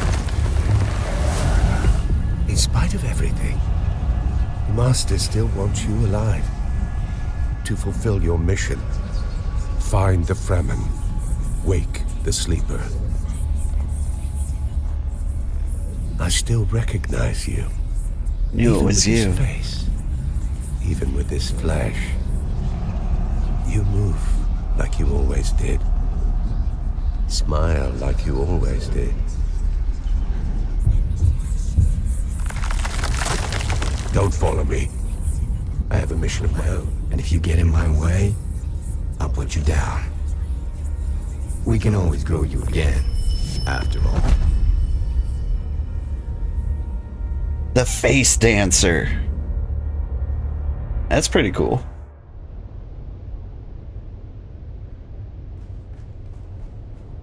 Alright, I've solved the mystery. It was someone. But yeah, hey, did we call it or what? It was definitely Tor's. I just want to, like, check the manifest one last time. Oh, I don't have it. Oh, that's a shame.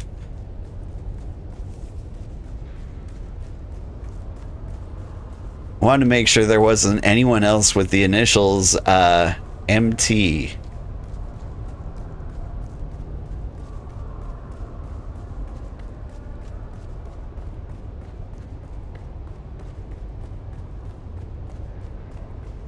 All right.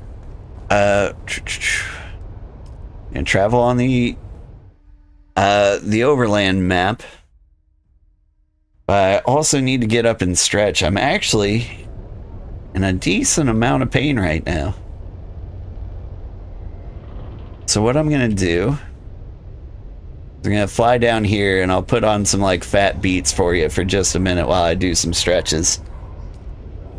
Maybe I'll grab a soda while I'm at it. I will be right back.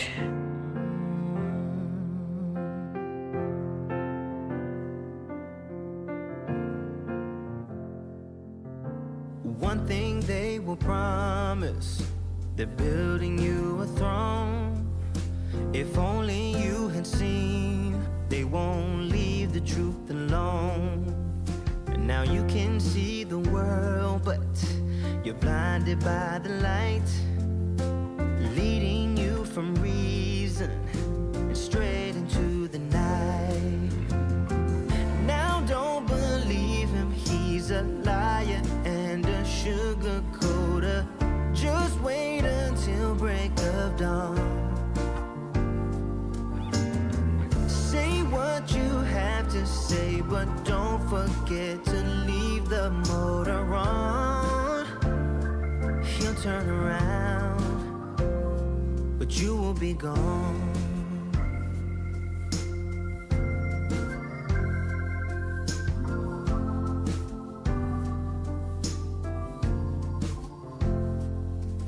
You're drinking dirty water from the dirty well.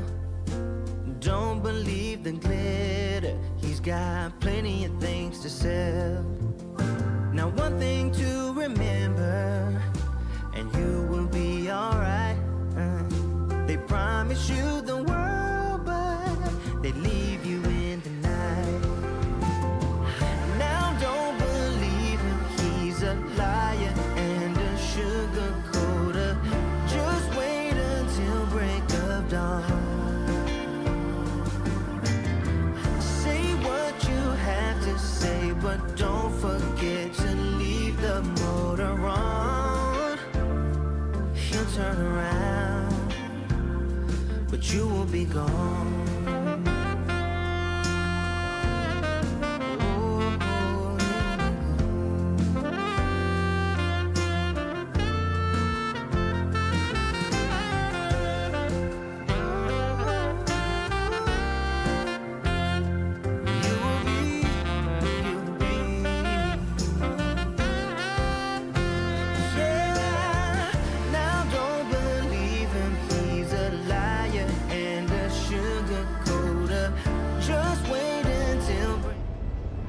Hello. I'm back, and maybe a little shorter.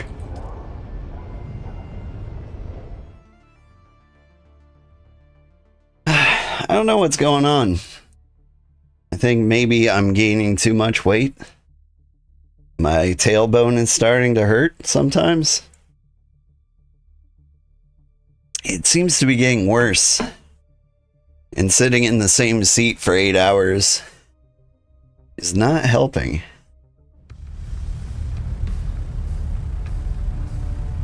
I had a special cushion that's supposed to, like, prevent this specific type of pain, but, I don't think it's doing a very good job. If anything, I feel like it's making it worse. So I got rid of the cushion. Took some painkillers, got a soda, and touched my toes, you know, the usual. Welcome back, thank you. Alright.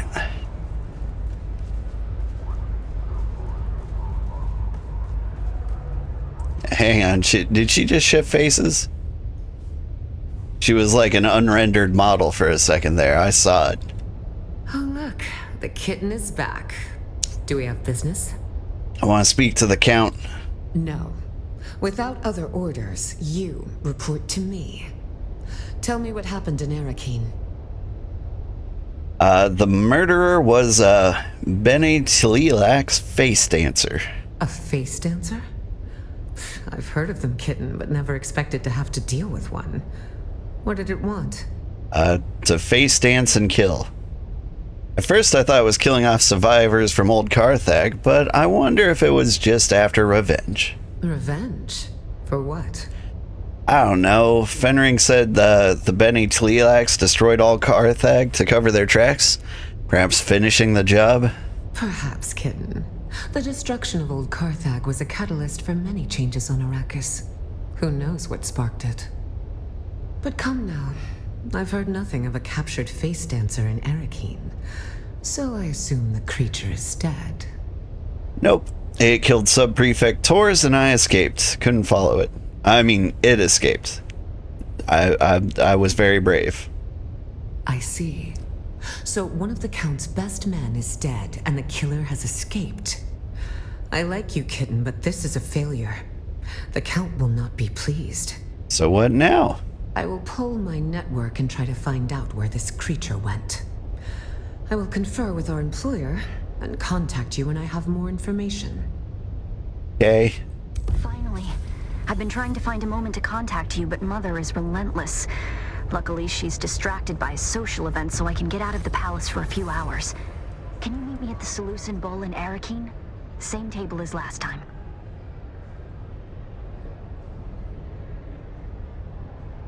Phaedra's white and gold mask with a phoenix motif.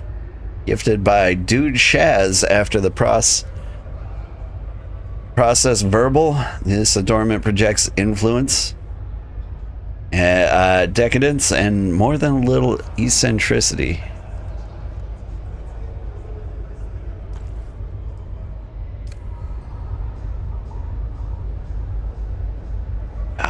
It does not look cute on me. Anyway, let's tear that off along with our face. Oh, they took that feature off of it, huh? I might need some yoga? I know people swear by yoga.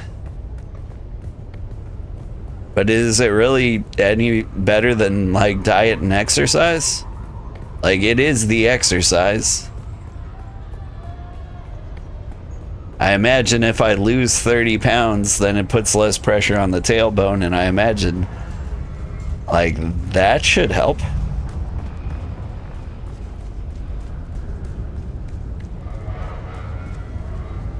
Talk to Ariste at the Solace and Bull. I gotta go all the way back there.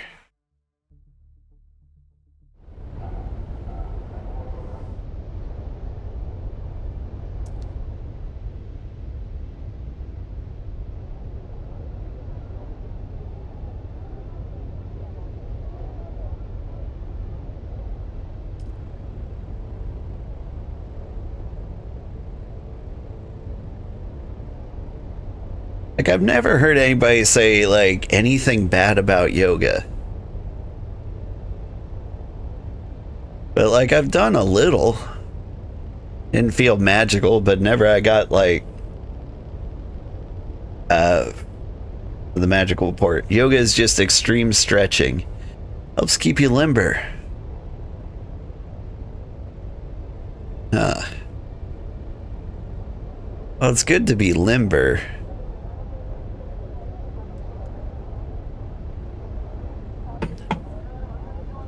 Are you sure you want to travel to Arakeen? Yes. I don't know. Limberness doesn't seem to be my problem. I don't do a lot of ninja-like activities these days. Although I need to play a little more basketball with my son. He's in middle school basketball right now, and he's killing it, but like he needs practice, so I gotta take him to the courts and, you know, dunk all over him. And so being limber might be helpful in that case.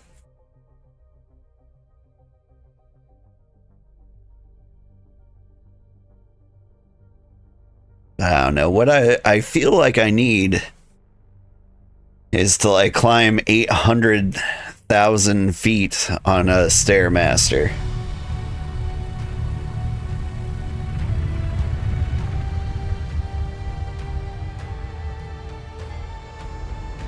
Like, just raw calorie burning weight loss. You know, maybe climb a few mountains. That's what my body's telling me it needs. That's what I hear.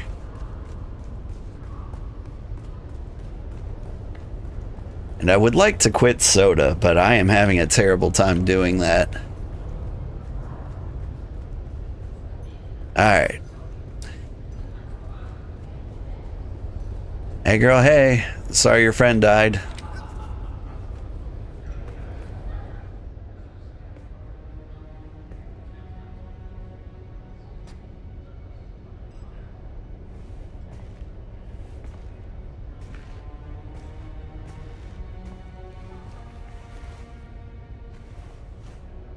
Finally. You have no idea how frustrating it's been. Trying to find a moment to get away from my insufferable mother and... I'm sorry. You've just gotten here and I'm already venting at you. Bene Gesserit poise be damned. I'm just glad to see a friendly face. Now, tell me what happened in Old Carthag. I have to talk to you about Zantara. Shh. I should have warned you. Father has tightened up security since our mutual friend was spotted here last. Don't mention him. Don't say his name. Either of them.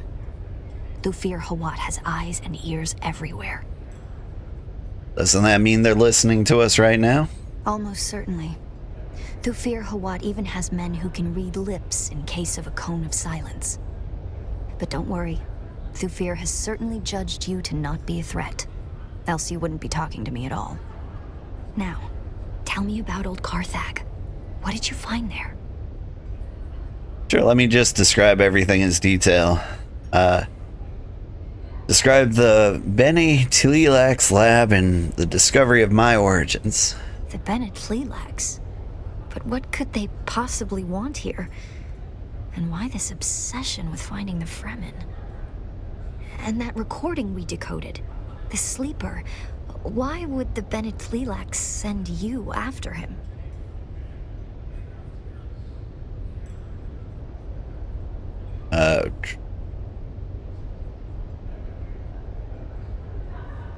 Maybe the sleeper escaped the Bene Tleilax? He seemed to be searching like us. And in return, they sent you after him. That might be the case, but it doesn't help much, does it? We still haven't found the Fremen, and we don't know where the sleeper went. The recording we found mentioned a particular Fremen. Could it be this Stilgar? Stilgar was a leader among the Fremen. Duncan Idaho made diplomatic contact with him before we came to Arrakis. I remember that meeting. I thought Gurney was going to start a war when Stilgar spat at my father. It's a sign of respect amongst the Fremen. Duncan had to explain it, but Stilgar... a hard man. As hard as this planet. He disappeared with the rest of the Fremen. If he is alive, I wouldn't even know where to start. Doesn't bother you that I'm a gula? I've always felt there was something special about you. But what about you? Does it bother you? Yeah. Yeah, it does bother me a little bit. I understand. It isn't so very different to me. How much of what I do is my mother and her training. I could have ended this war. The reality is that I am in no position to judge anybody. What a coincidence. Much of what I do is your mother as well. And I saw somebody at the bar. His name is Fade Rotha, the Gnaw Baron of House Harkonnen. My betrothed. All I have to do is accept it. Marry the dashing nobleman. And all of this strife can end. My mother wants it. My father, well, he will accept it. But I can't. I can't bring myself to do it. And it isn't because of Fade Rotha at all. He's actually very charming, in spite of what he did to that bull. It's because I want to choose. So believe me when I say that I would never judge you because of who or what you were. I could end this war tomorrow, and I won't do it. That's who I am. And perhaps there is a way to figure out who you were. I have an idea, but no, it's probably too dangerous. I ain't afraid. This won't be like exploring dusty seaches or labs full of abominations. This will be going up against Mother. I believe I already stated I am fine going up against your mother. Is she worse than a cannibal or a face dancer? So much worse. With luck, she'll never know. If I can sneak you into the archives beneath the residency, we can search for your bloodline. Sounds vague. Search how? That's not to give too many details. We're being watched, remember? Bring this token to Liane. She's one of the guards on the barricade outside the residency. She'll bring you inside, and I'll find you there. Okay.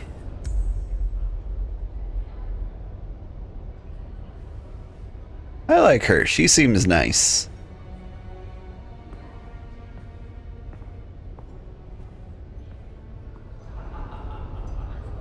Like, they give you, like, the occasional dialogue option to be like, I don't know if I trust you. But, like, if you were going to trust anybody in the story so far, it's her, right?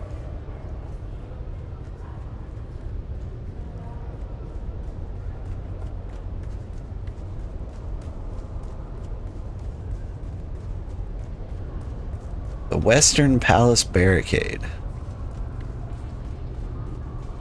Is that the giant pyramid in the back here?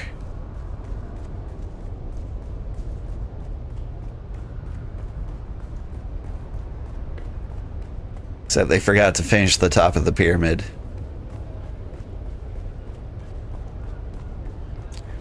I guess that's what makes it pyramid and not pyramax, am I right? If it was only one story, it'd be pyramin.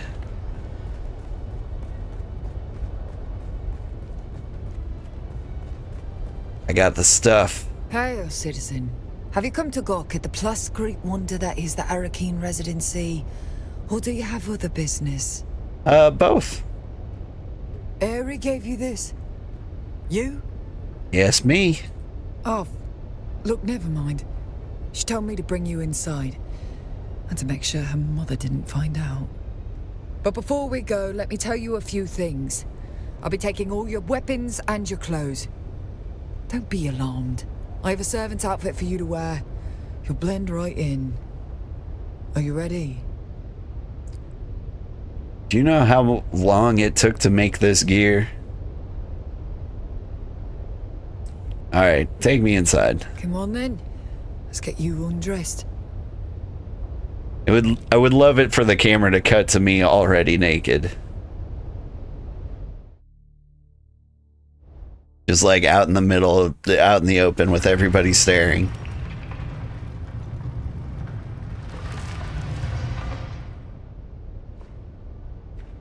I like this outfit. It makes my butt look big, but like it's got some kung fu vibes to it.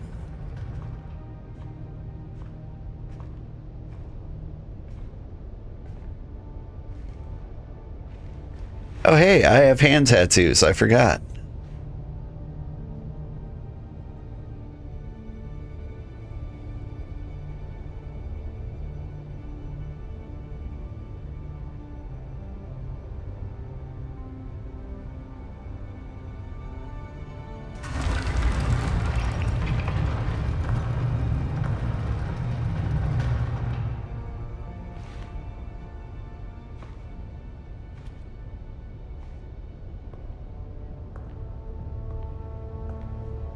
Oh, dang.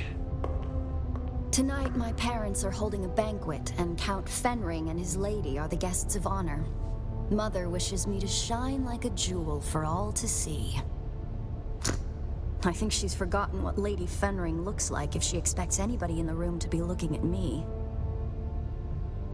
But enough. We need to go. The banquet is the perfect distraction. I'll keep my parents focused on the party. You can sneak into the archives. But we need to go, now. She does look amazing.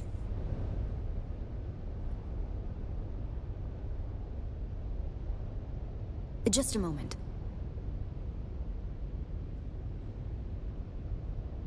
Like, that is some cool jewelry.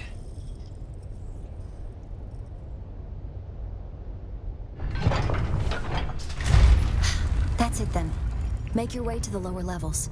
The guards on the upper floors will probably just throw you out if they spot you. It gets trickier on the lower levels. You'll see. I'll keep in contact over the net, and when I can, I'll catch up to you.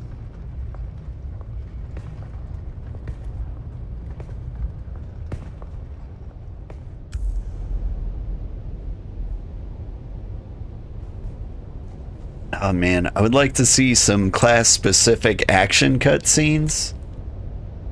Like, since I went the Bene Gesserit route, I'd like to do some Bene Gesserit Kung Fu on the guards. Like, a trooper could just, like, you know, shoot them all. Sight. The troopers in the upper archives are good people. Don't hurt them. Get to the lower archives as quickly and quietly as you can. A lot of memories down here. 10,000 years of recorded Arakeen history. Mother made me spend hours down here studying. I used to carve answers into the tables to help me pass her tests. The letters I carved into those tables. Pay attention. The Bene Gesserit have an archive of their own, buried in the lowest levels. The symbols I used to carve are the order of the test.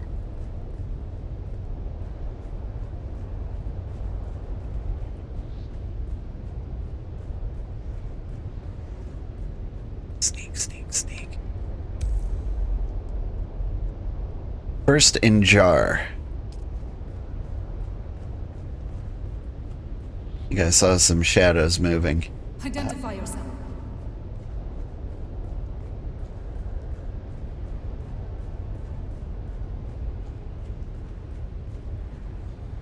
She creeping on me?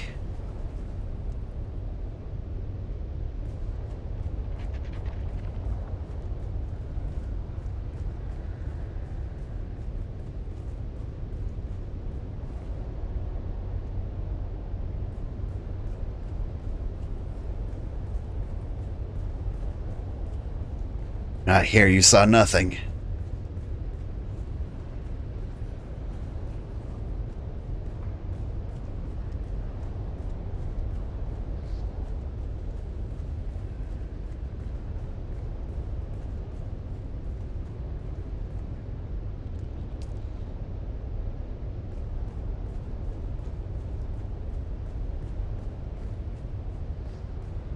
Here's table number 2.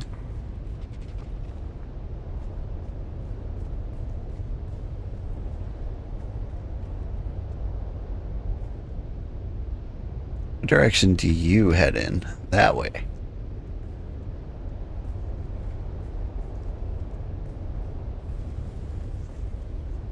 Is someone there? No.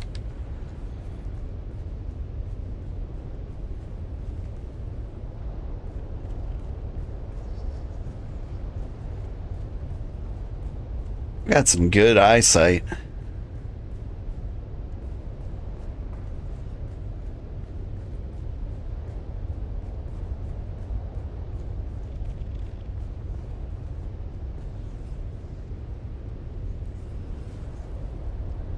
Keep checking these etchings. Found first in jar.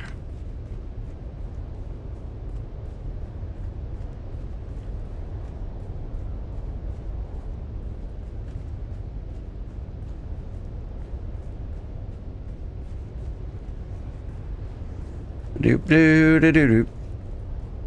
Do do do do. Do do do do do do do do do do.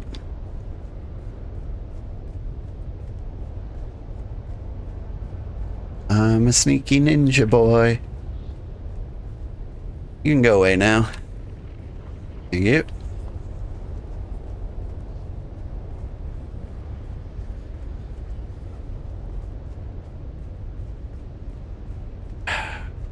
Where is your etching?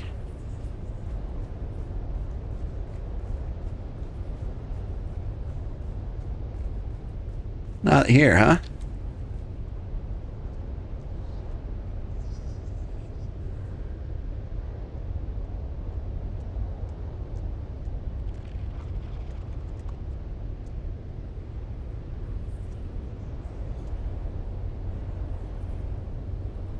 Come on.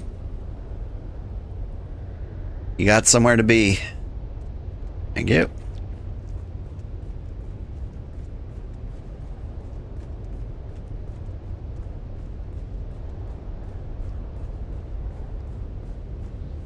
Wish me luck. I'm about to start mingling with the guests. Count Fenring is here. I can't abide that weasel of a man. Father says he is a deadly fighter, but he hides it beneath that mumbling veneer. Just be glad you aren't stuck at this banquet. One of the buttes, a water shipper, is pawing at a banker's daughter. This could end in a duel if it escalates. Okay. Mother, jar mother.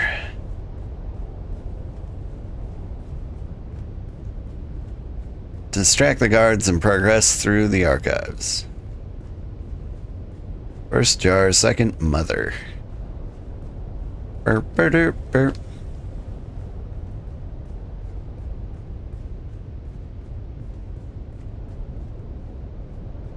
I mean, I've got the power of the voice. I can just be like, leave, right?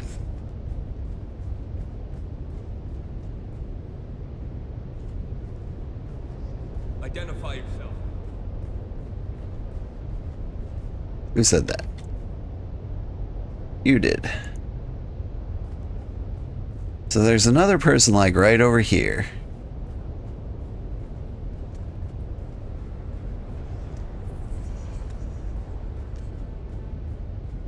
If I activate that, won't that immediately like get him to turn to face me? I think I gotta push this button.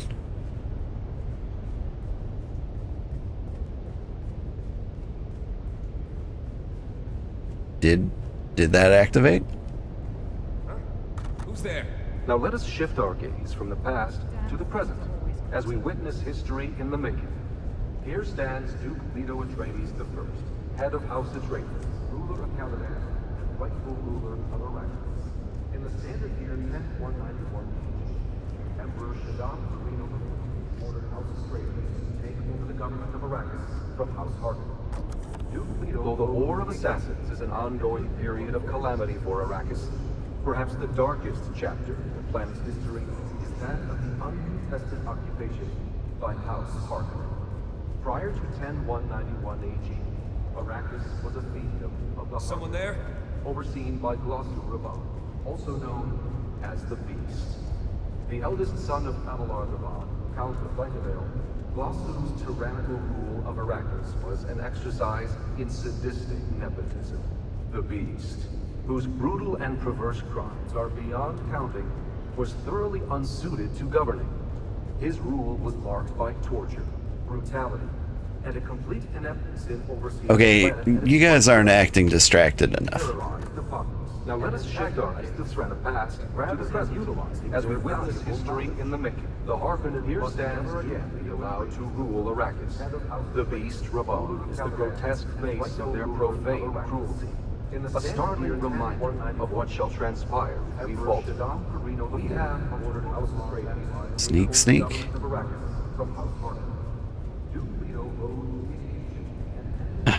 If you were a sandworm, would you still love me? You still moving? The staircase to the lower archives is guarded. You'll need to distract them. Just keep it simple. Too much, and they'll call for others to help them investigate.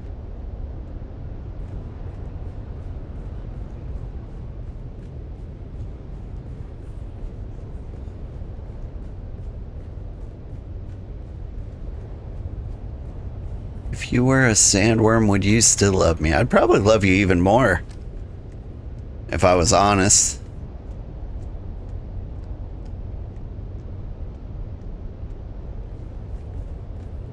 I mean, sandworms are pretty cool. My favorite romance option so far.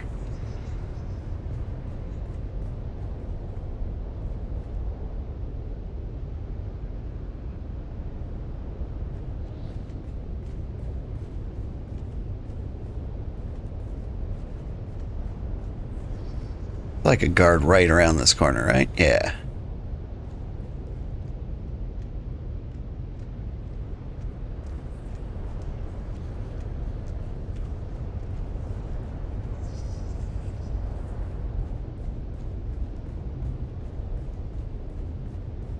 Identify yourself. Relax.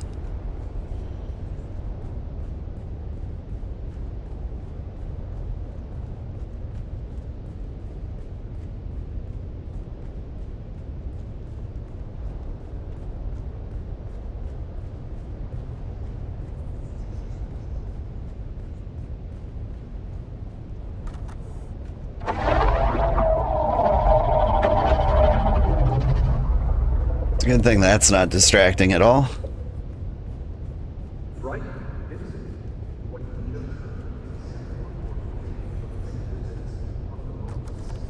Though a cursory look at Arrakis seems to reveal an environment completely inhospitable to life, the desert planet is home to a surprising array of flora and fauna. Perhaps the most emblematic representation of the unlike. Sneakity sneak.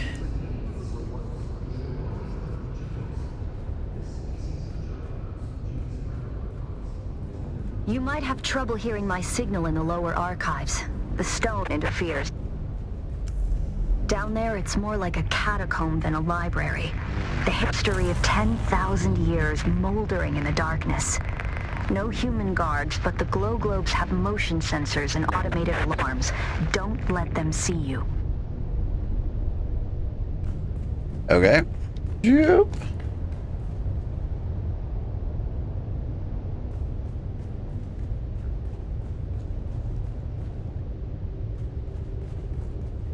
I don't see them. Am I lucking out?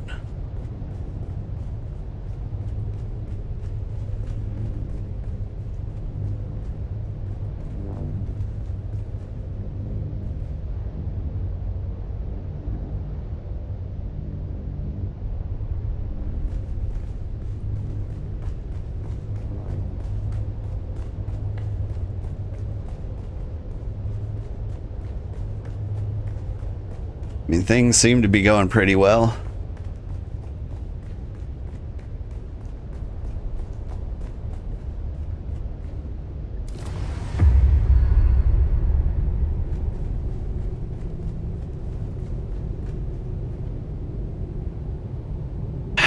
place is cool.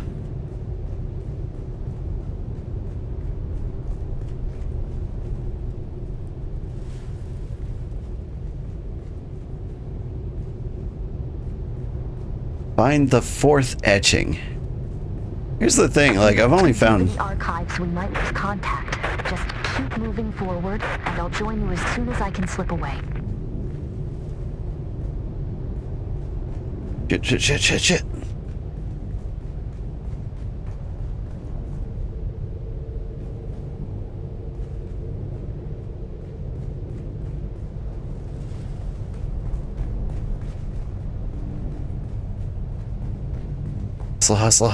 Hustle.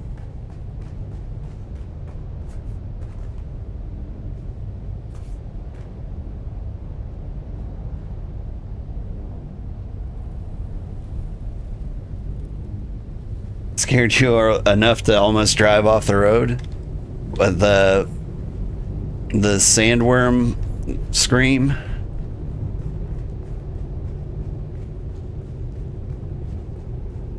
There seem to be some things going on. The upper part of this letter is missing. The rest reads... Hang on. I think one of the glow globes is gonna creep down here. If I understand the area well enough. There we go. Now I read. Yeah, I thought it was your car. Oof. The upper part of this letter is missing. The rest reads, and he has shown penitence. Doesn't the fable of the broken jar that we see throughout the Imperium teach us that even the most wicked amongst men can be redeemed? You have trained her well. With our careful guidance, I trust that Ariste can learn how to contain him. Maybe even learn how to love him. But keep in mind, above all, this alliance could put an end to the war. My kindest wishes, Margot Lady Fenrig. Over the surface of the letter, a dotted message you cannot decipher has been lightly etched. Over the word jar, you can count 4 little dots. 4 little dots.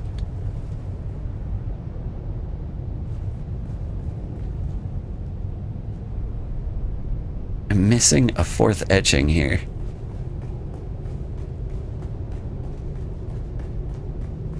We're here? Ah. Number and an ideogram. 4th, water.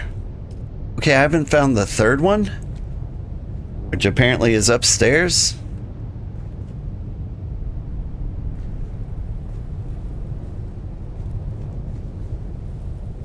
Whoop.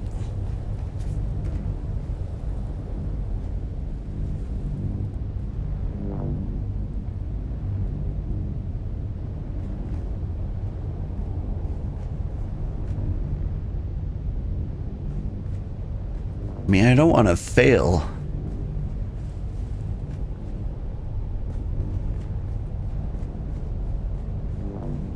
And so, I think well, the guards are going to be back in place, aren't they? I don't think I can go back for etching number 3.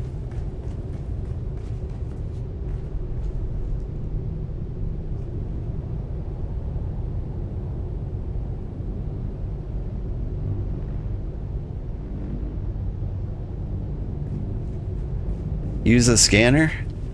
I don't have my scanner with me. They took all my stuff and my clothes.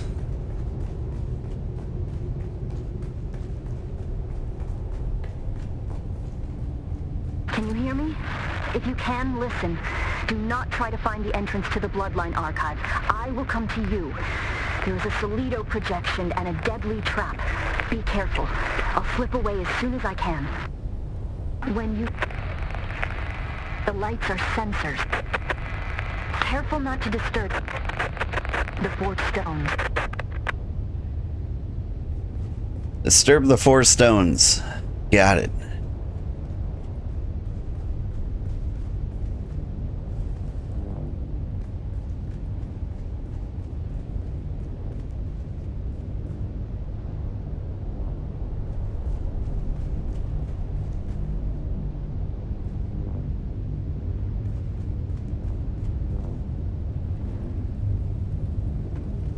We just memorize their movement patterns right quick.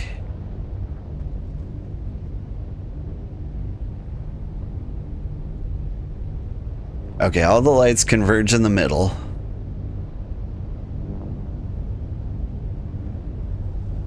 And then they go off in their separate ways. Yeah, I can run straight up the middle.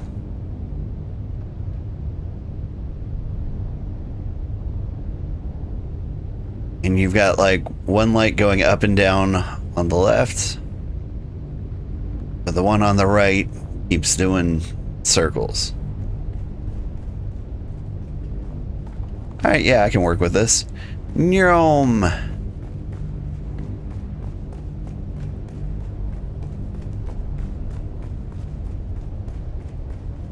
We good?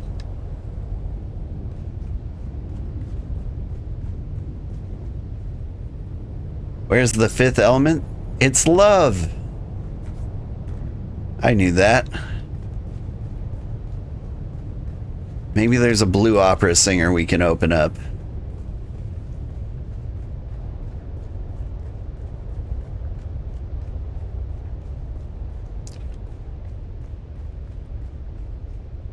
Oh, these look like 4 stones I should not disturb.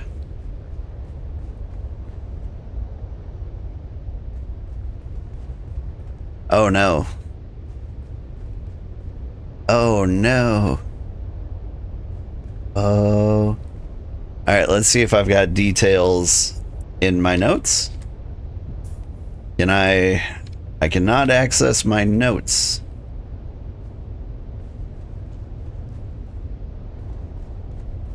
Okay, there's 4 dots here. Which I think means jar.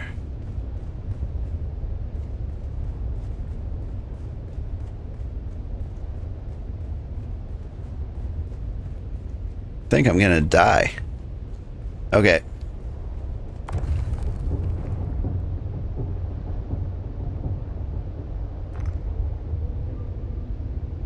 Cool. So now I got a 1 in 8 chance of dying.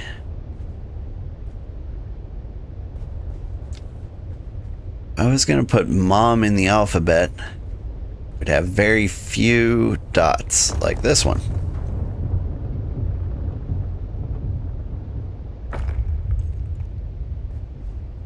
Okay,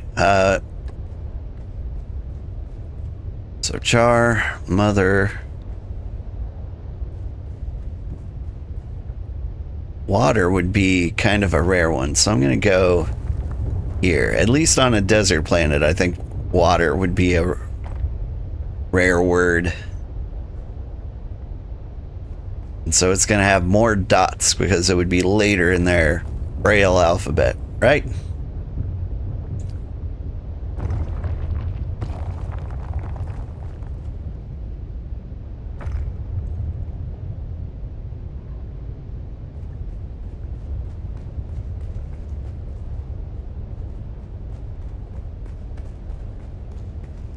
Alright, so I didn't really figure it out, did I?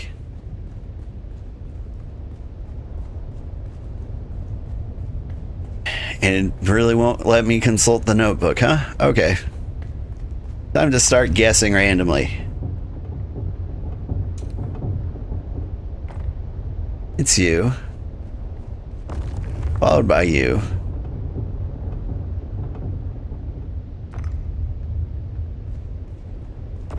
Then we got you.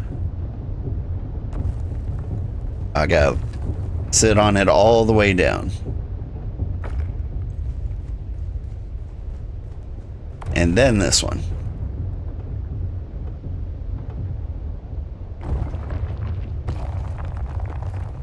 Oh, you didn't like that, did you? Okay. So my assumption on what means mother was incorrect. Let's try you next.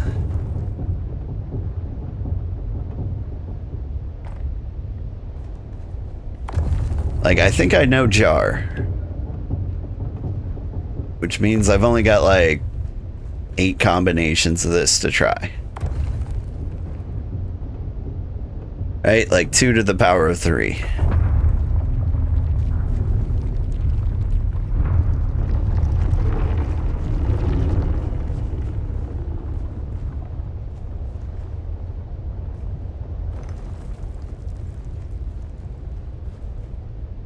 Oh.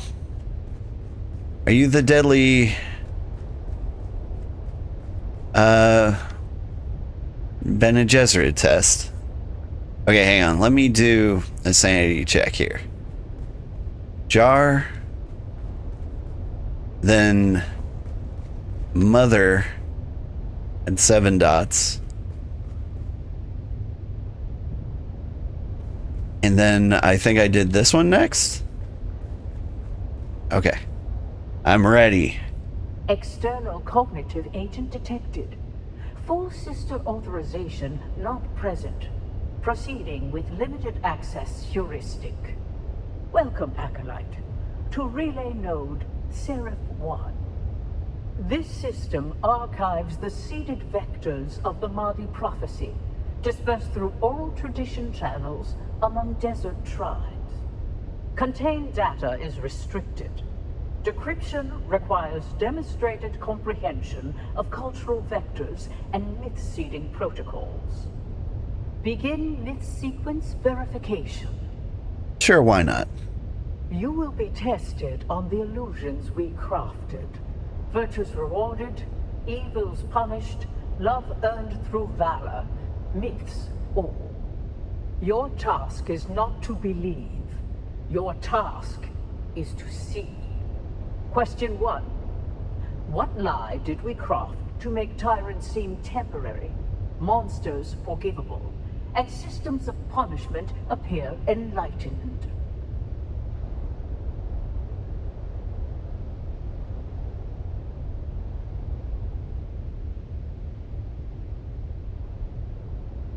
Oh, this sounds awful. Jar. That's 4 dots. Evil men never prosper? A comforting refrain for the masses, yet not the lie that makes monsters forgivable. You have failed to meet the standard of comprehension required. Okay. Well, how about we just do it again? Myth sequence verification. You will be tested. Your task. Question 1. What lie did we craft to make tyrants seem temporary, monsters forgivable, and systems of punishment appear enlightened? Monsters forgivable. Tyrants seem temporary. Systems of punishment appear enlightened.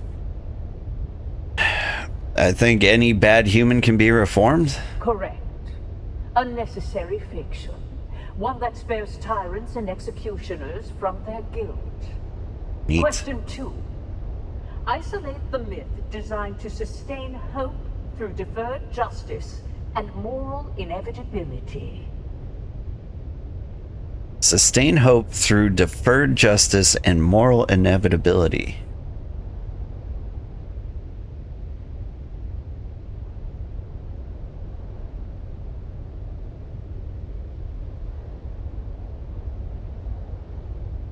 Deferred justice.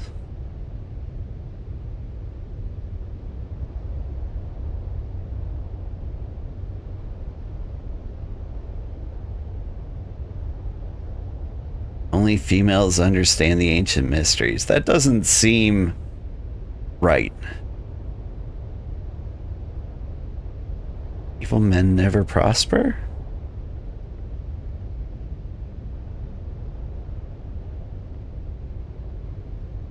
Yeah, I'm gonna go with evil men never prosper. Correct. The dream of inevitable justice, woven so the meek would wait for thunder that never comes. Question 3. What lie did we whisper in incense and shadow that cloaked us in mystery and made obedience feel like awe?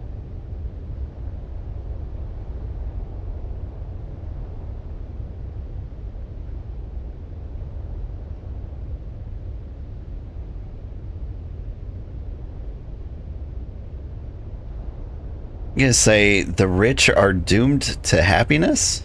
A pleasing story for the poor, but not the veil we wore to rule unseen. Man, was the females Your one. opinions inconsistent with Bene Gesserit schema. Okay. Begin the myth sequence. You will be Trying again. task. Question Okay, one What lie did we craft to make tyrants seem temporary? Correct. bad humans can be reformed. Question 2. Evil never prosper. Question 3. Women do be secrets. Correct. We shaped the unknown into a crowd and let them kneel before what they could not name. Question 4. What illusion did we embed in the myth of sacrifice so that the broken would praise the blade that cut them? And in the myth.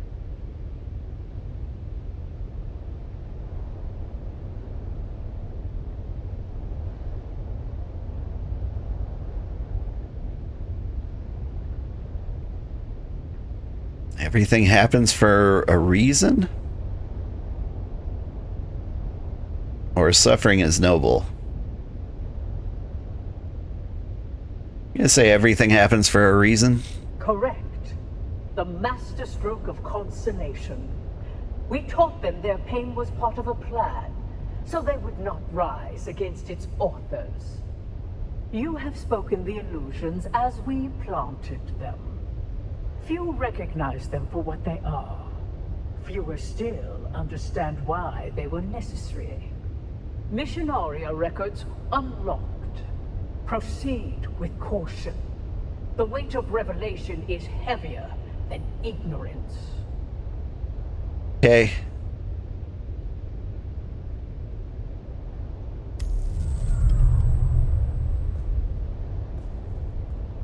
This is all very interesting. I'm a little confused.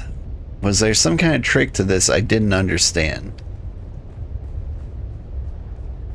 So like the etchings,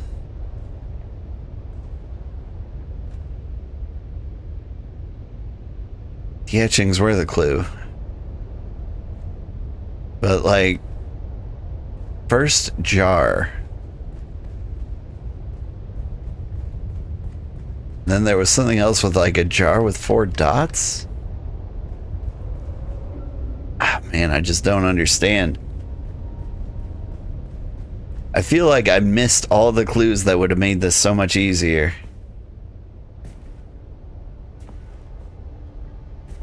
I don't think I can put my hand on that without dying, right?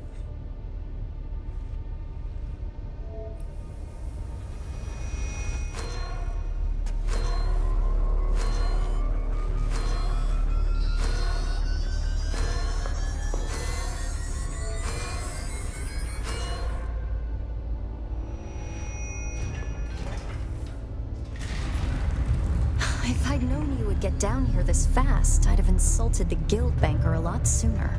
Mother thinks I'm sulking in my room while she soothes their egos.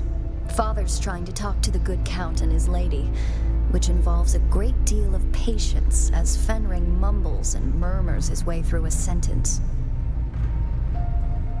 Well, I calculate we have a couple of hours before someone comes looking for me. Let's go and find out who you are. Or were? Exciting.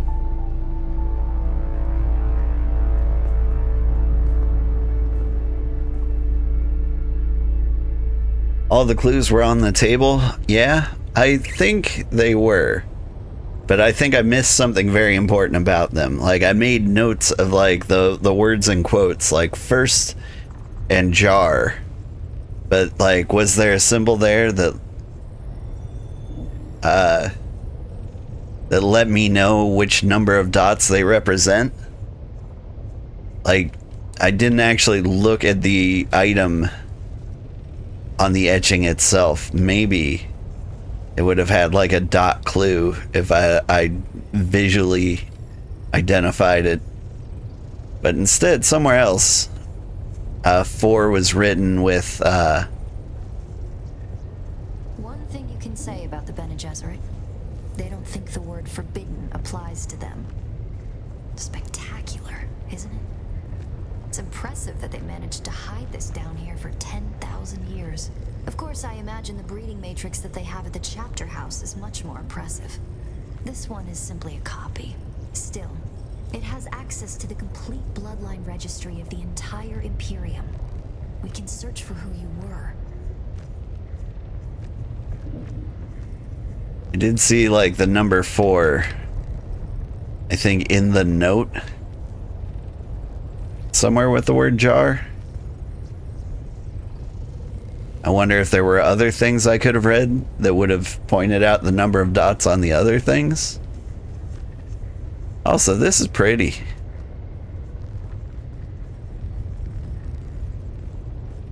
You walk weird.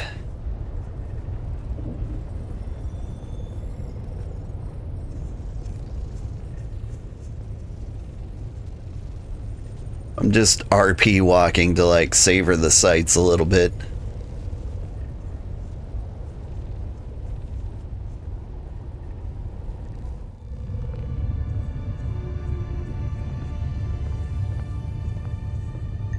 Acolyte Aristae Atreides.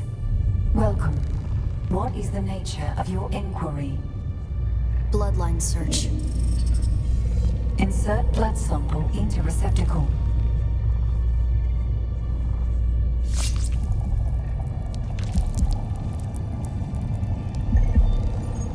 Processing. Feels like we always end up here. You bleeding to further our cause.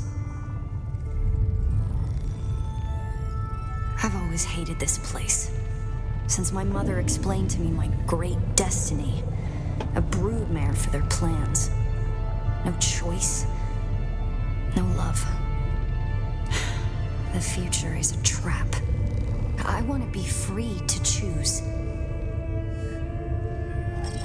Search complete. Information on this bloodline is restricted to Reverend Mothers. Restricted? By whom? Details of the Xanavar incident are classified for the security of the Imperium. The security of the Imperium? What does that even mean? It means that some secrets are too dangerous for petulant girls. Truthsayer Jessica and Truthsayer Margot. Welcome. What is the nature of your inquiry? Shut down. Daughter, this place is not for the uninitiated. Who have you brought here? My friend, Mother. One who shares my fascination for the Fremen. We were doing genealogical work and wanted to test some samples. Stop. Your lies are disappointing. The act of lying is one thing, but the tone, the voice control. Have you forgotten your training? If you want to lie to me, daughter, then lie to me. Lie? To you? Like you lied to me about the betrothal? Like you lied to Father? It seems the only thing the Sisterhood has taught you is how to lie. This is my friend. Someone I'm trying to help. Someone who I trust. That is no lie. I see. A friend. Perhaps a confidant. Maybe even a lover. Stand aside, Aristae. I want to ask your friend some questions. Like who they are and what they want with you. There's no need for this, Jessica. I know this one. It works for my husband. Quite the skilled assassin, if what Casimir told me is true. Why, Casimir even told me that it killed Xantara the lion. Stabbed him in the back. No. No. That isn't true. It can't be true. Master your emotions, girl. And look. She is telling the truth.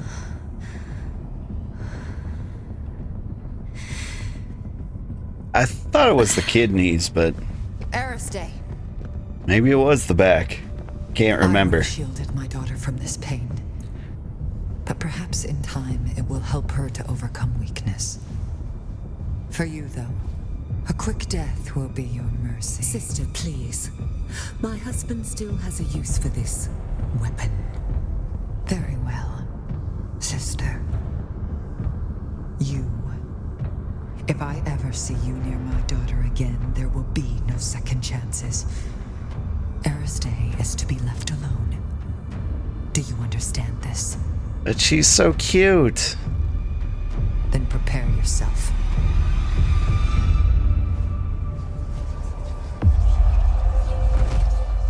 Oh, she hit me with the Vulcan nerve pinch.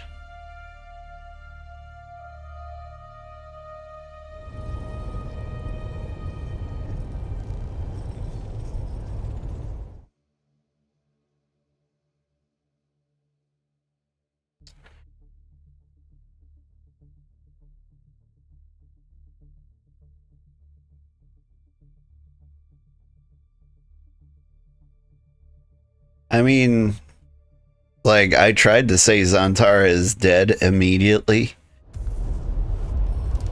Like, it would have been the very first thing I said. Ooh. I get that servant gear?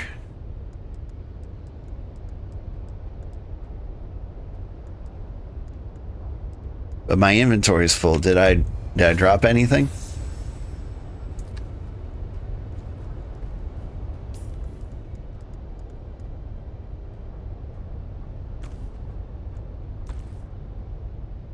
It's actually a pretty good look.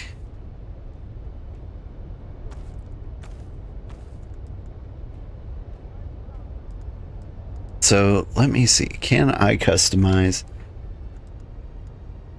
Want you to look like the servant gear, but I can't on that. What about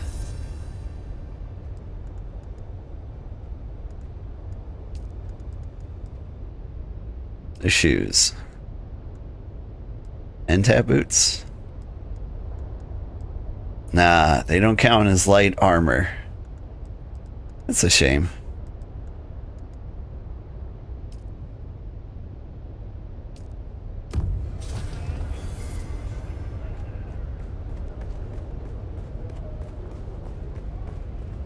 Alright, where am I going?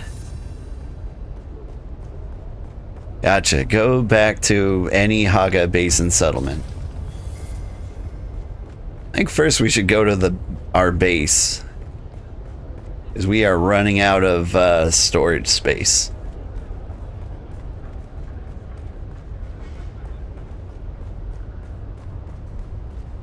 There's a lot more story than I was expecting. I thought we were like right at the deep desert. Maybe there is one more week of Dune. Because I'm not going to abandon it without, like, seeing the complete story, right?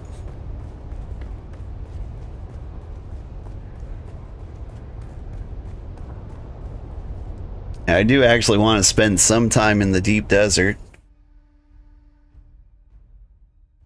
What to do? Oh! Next week I am... Yeah, where is Araki? Haga? There's Haga. So next week, I am doing night streams, which means the weekly reset isn't going to happen during the middle of my stream like it was at like 5 a.m. Or was it 6 a.m.? I can't remember. But what that means is I can stream during the weekdays. And so if there is like a little more to do, like we can just do it during the week.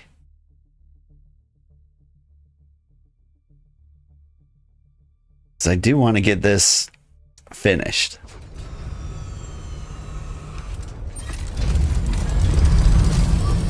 Alright, where am I?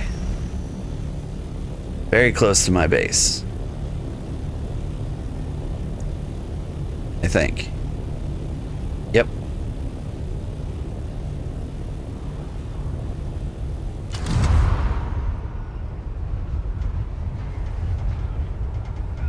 Yeah, I know exactly where I am.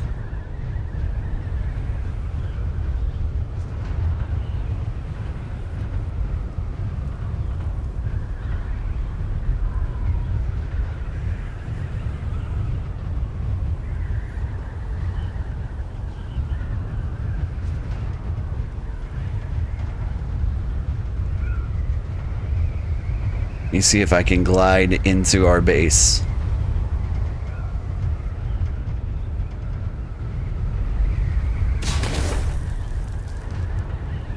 Coming in smooth.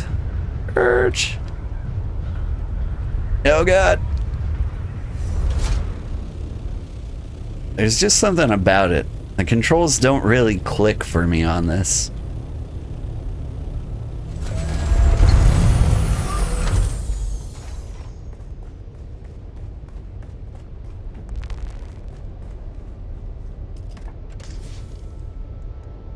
Ooh.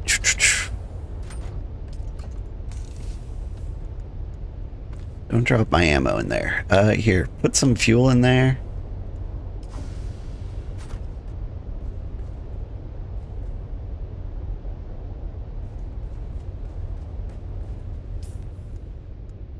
What are all these things I've got? I've got some cool story clothes.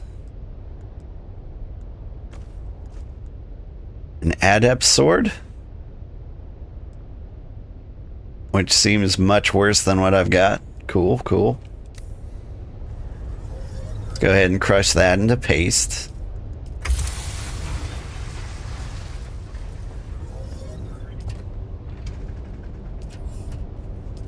And we can put the blood sack in here.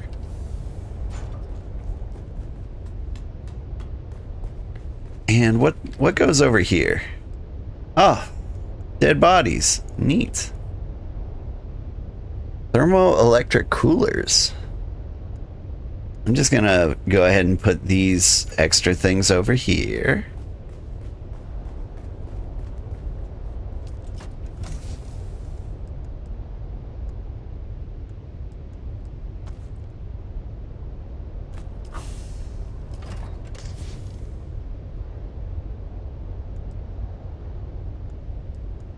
Want to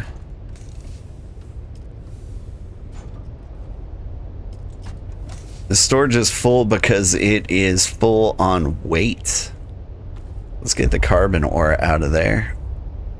Cannot add more items to this inventory because it's so heavy. Can I get you out? There we go.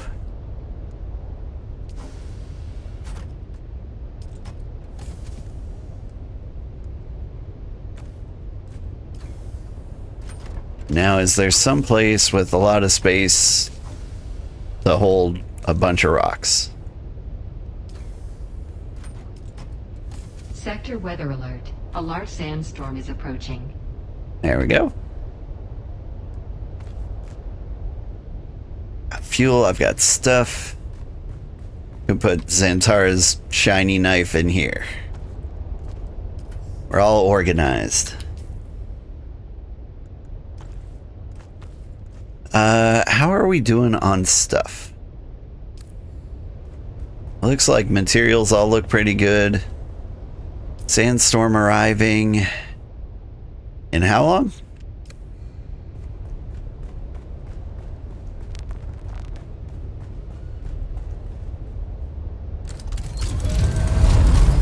Think we can get to the pinnacles in time?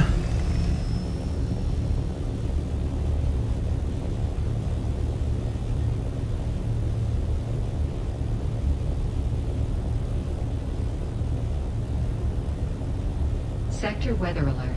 A large sandstorm is approaching. Let's try. 1 minute.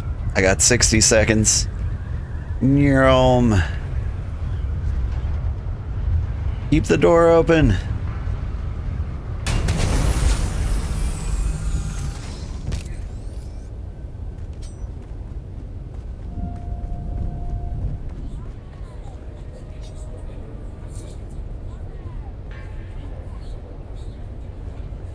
looking for Noctua.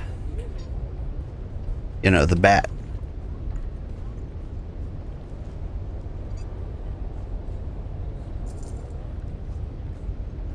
I'm guessing he's out the back door. That's one sandstorm coming or what? Sector weather alert. A large sandstorm is approaching.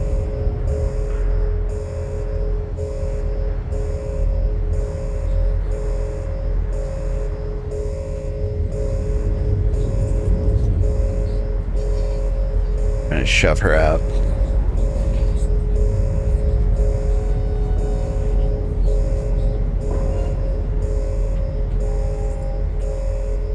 Hey, there's somebody out there.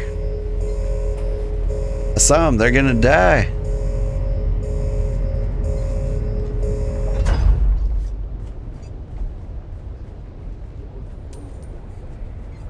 Made it home after your a state trooper kindly told you your tag light was out. Oh.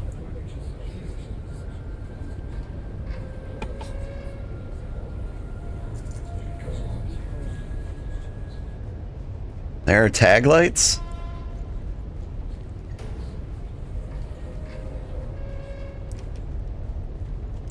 Is it weird that I've never noticed that? Or maybe just older cars like mine don't have them? How we doing, gentlemen?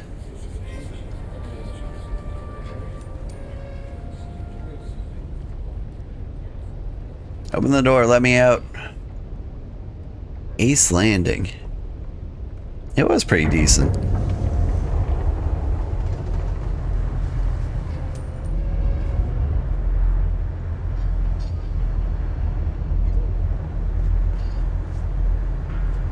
Alright. Last time we saw the bat, it was right here.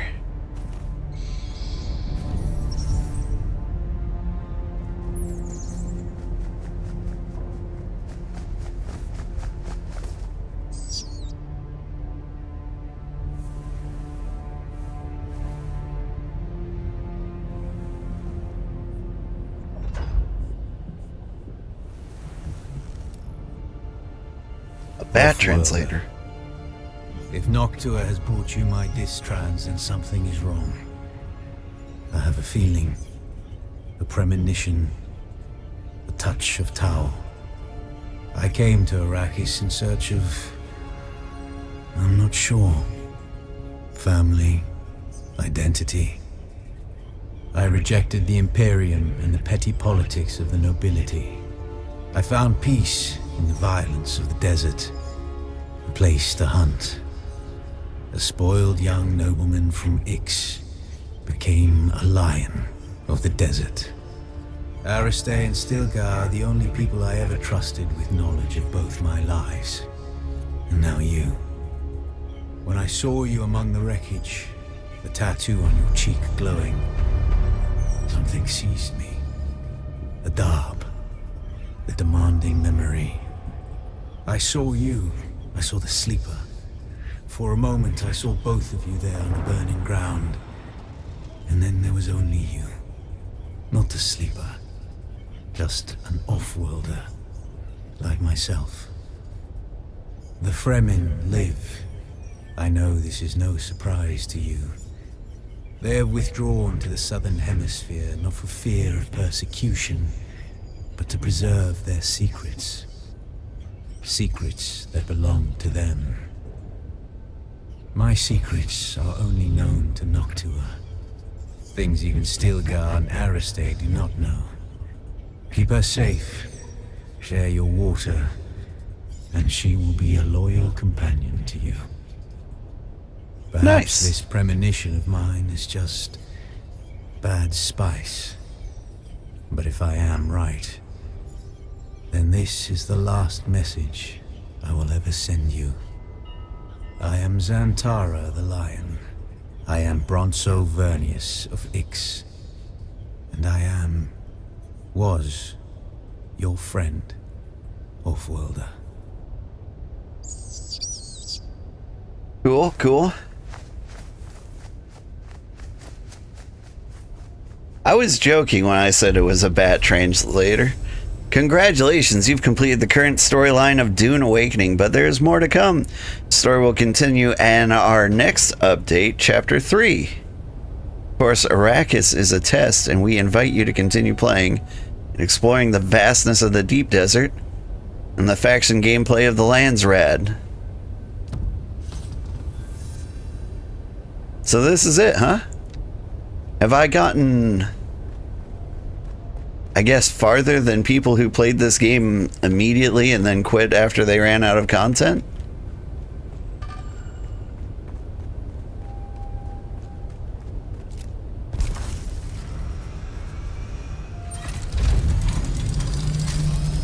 This is the most cornstarchiest cape I've ever seen, right? Farther than you in story, at least. Like, I know every now and then there's an update that's like, we've released another chapter. And then there's like the DLC, which is a side story.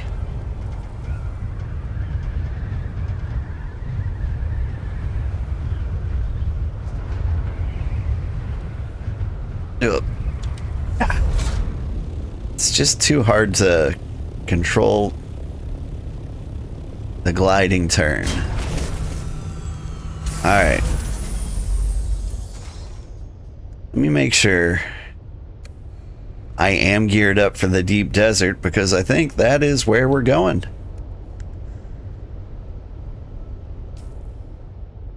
Fueled up, ready to go.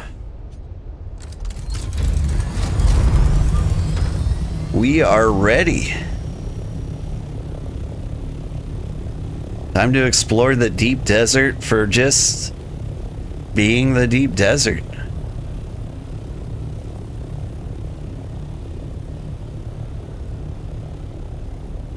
I did enjoy this game. I will say, like, the story was good when, like, the story was happening.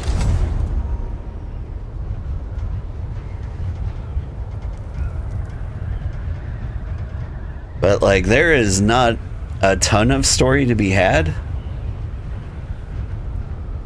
I feel like they could have done much, much better on the story. But, like, that wasn't the primary focus, I guess.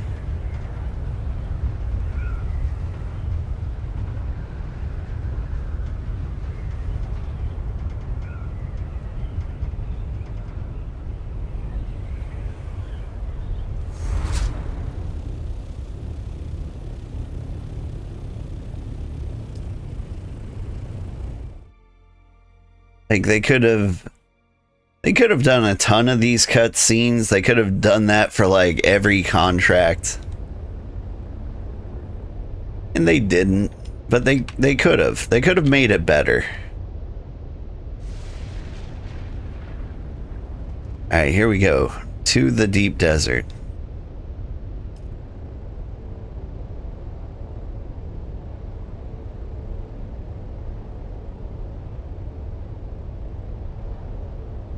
And we're gonna go straight up the middle. Are you sure? Nothing survives the Coriolis storm. A storm is sweeping across this sector. Like right now? What about this sector?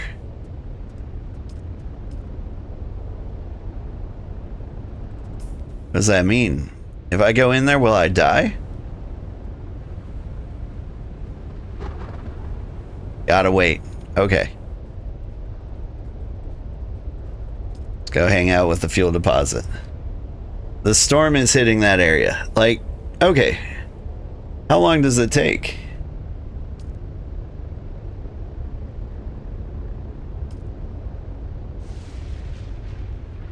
Like, if I pop in there now, is it good?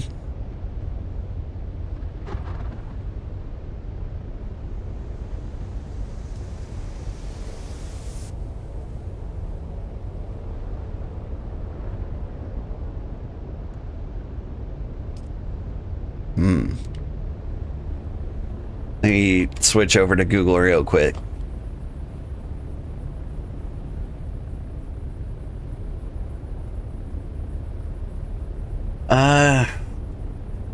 date and time. Is there a tracker? Popped up that it's happening in 2 hours. I think it's right. Storm tracker.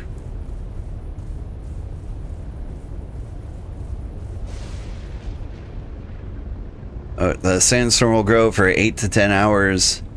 What does this mean?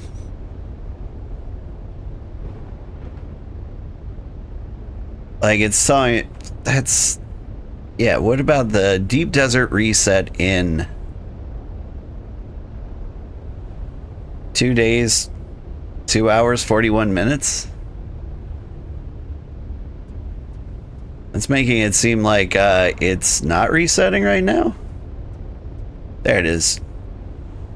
January 13th, 4 a.m. That's when it should reset. You should have time before the storm hits, right? Everything I see says that. Let's see what happens. I might die immediately.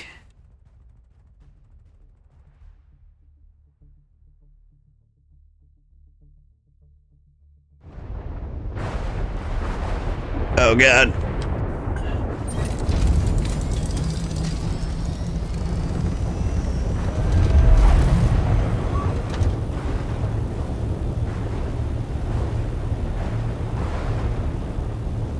Get me out of here.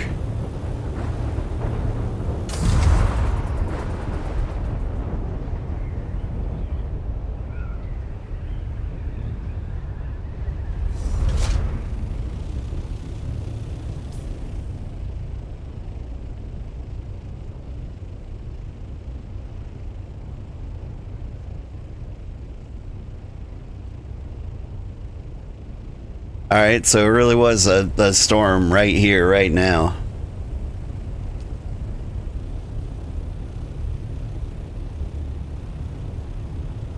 I'm very concerned about the shape of my ship. So it said it was a Coriolis storm, but it wasn't a Coriolis storm, it was a sandstorm.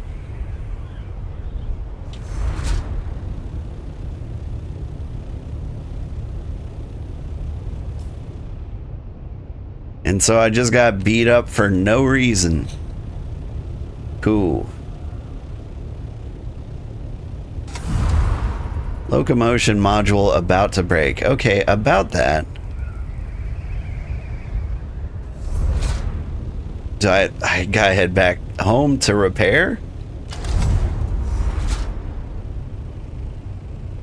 They are named the same thing?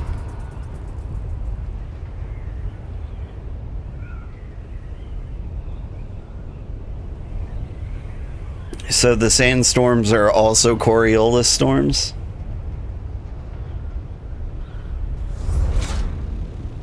I think I prefer the name Haboob.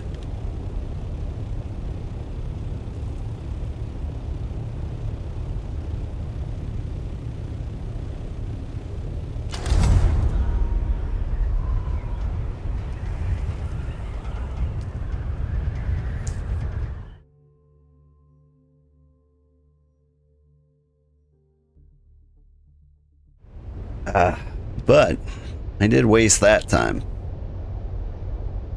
Anyway, back to Haga Basin.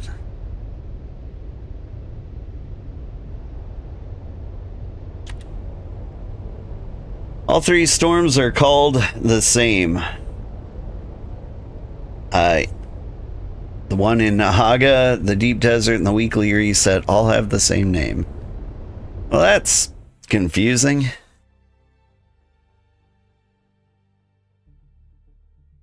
But, like,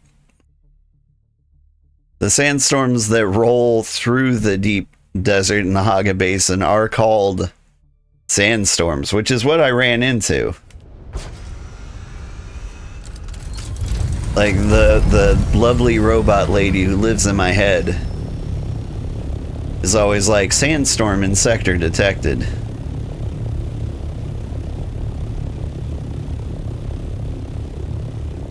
Yeah, well, you have normal sandstorms like in Haga Basin, which is what I saw in the Deep Desert, like right then, right? Then there's the cold Coriolis storm that resets the deep desert and resources in Haga. Yes. Yeah. But there was a sandstorm in the deep desert. But they explicitly said Coriolis storm when I was looking at it.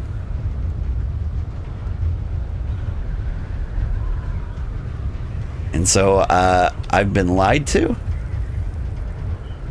That's the closest I've been.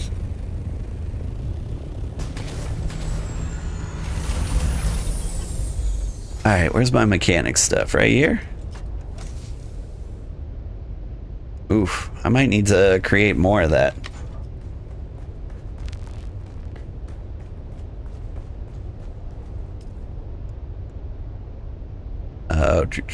Power on.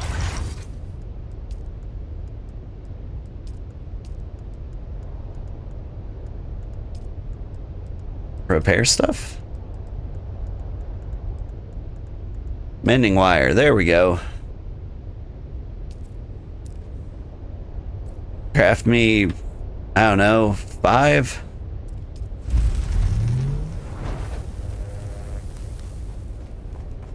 Is that going to craft me exactly 5 things? Like, I imagine it's like 5 bunches of several hundred.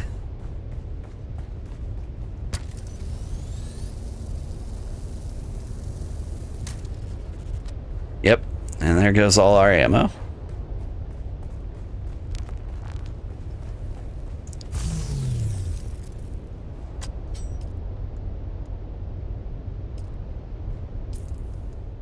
Five bunches of 100. Gotcha. Okay, and that should be enough to repair the whole thing.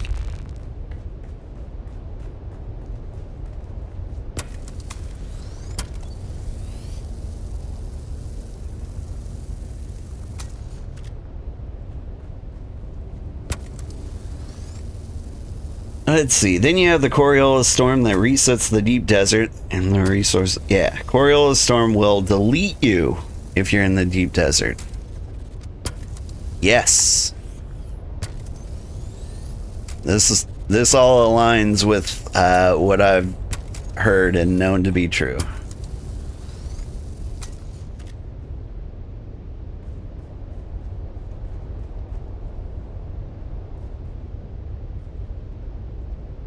All right. Were you completely repaired? Yeah, we look completely repaired. Okay.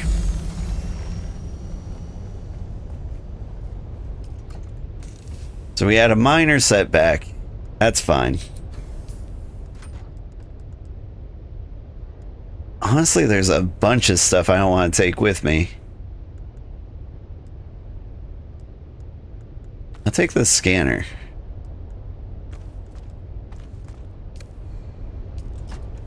But like, I'm just gonna leave the construction tool in here. Welding tool. All this extra stuff.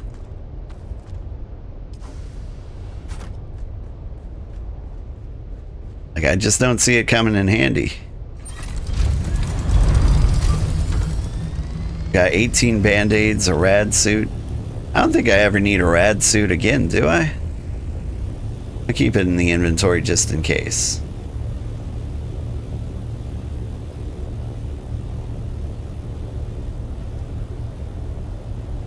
But I'm excited. We're gonna do the thing. We're gonna go to the deep desert and do deep deserty things.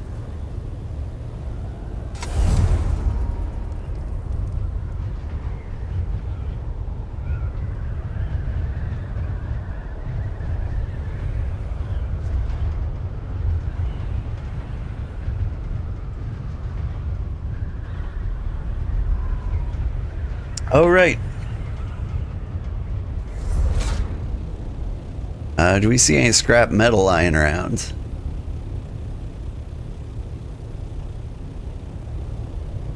Here's a base where some might be.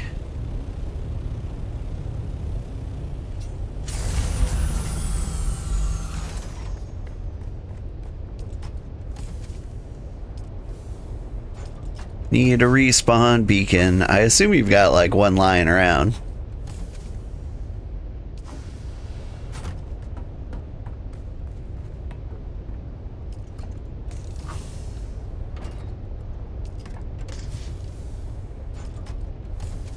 Fuels, vehicle parts. Your stuff's so organized.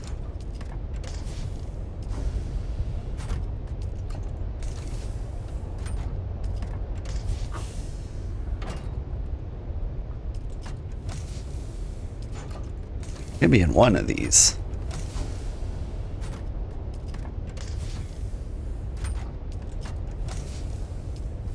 They're all metals and ores. Granite. Salvage metal.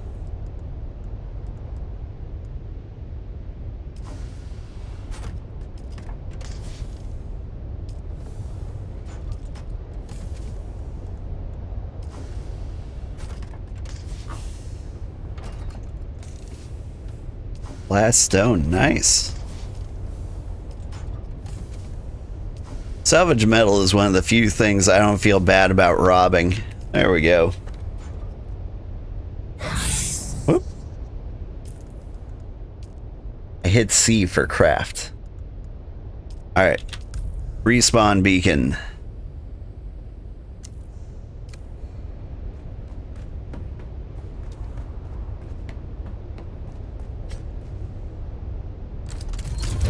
You know, just in case.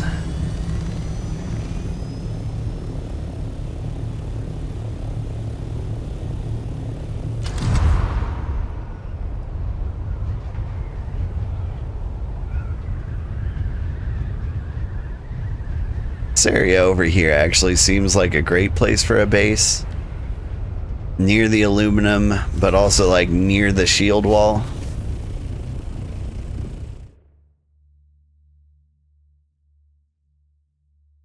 I also kind of wonder, I don't know, there's pros and cons to like everywhere you could put a base.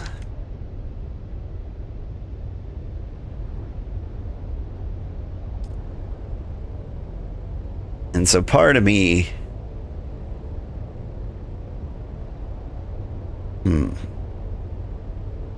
part of me is thinking,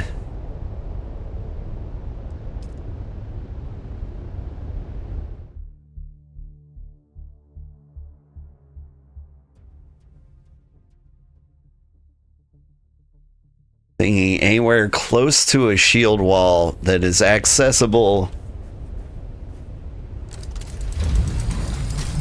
by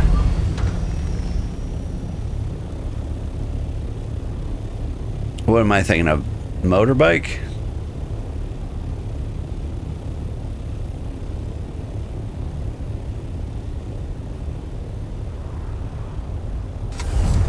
Or buggy.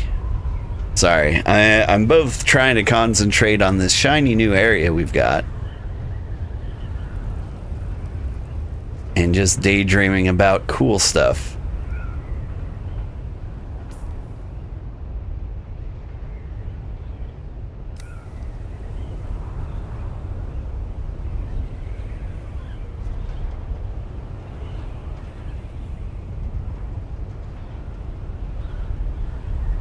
Alright, we keep our eyes on the sky.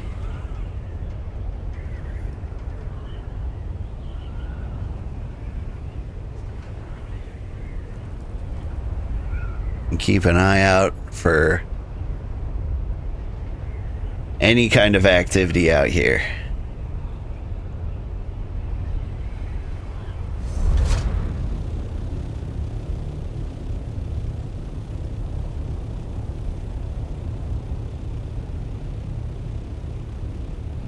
I expect to see another human being out here in the deep desert, but I could be very mistaken.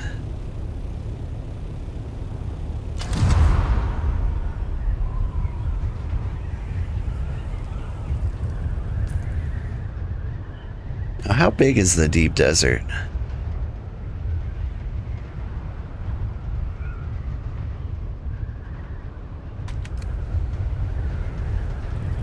very big.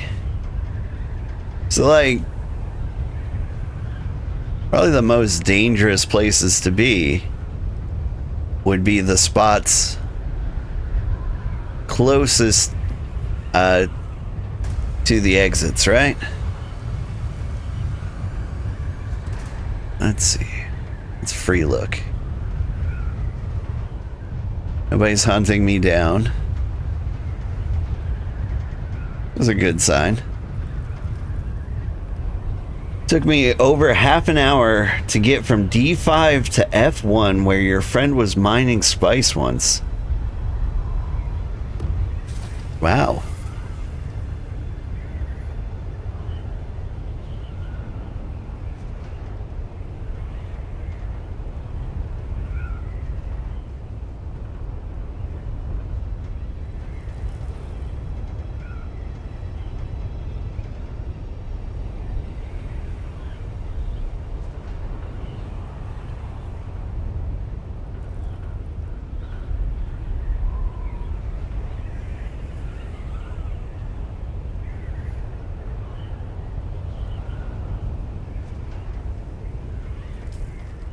Alright, labels on the map that could actually tell me where I am.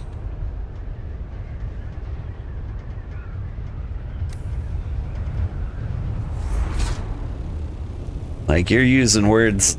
well, you're using grid coordinates.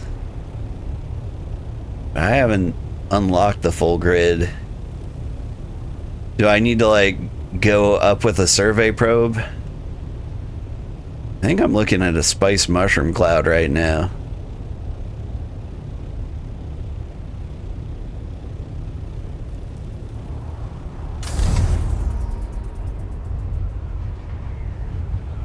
Is that true?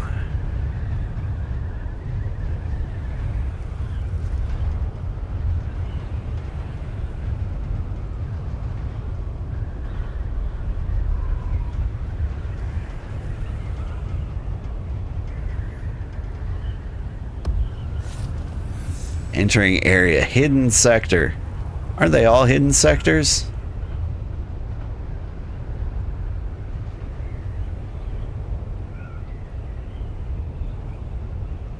There's another little spice cloud.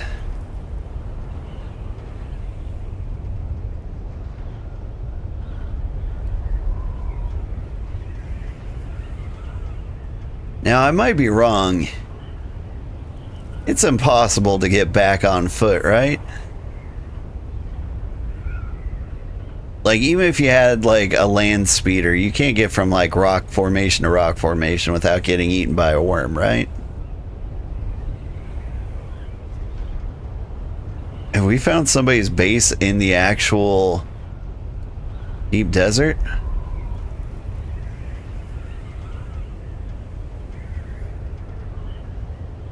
Can you just do that?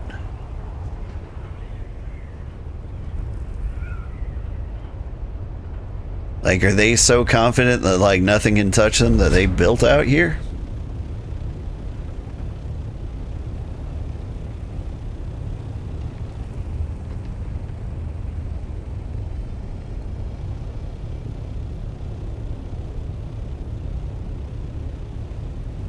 Honestly, that makes me a little nervous.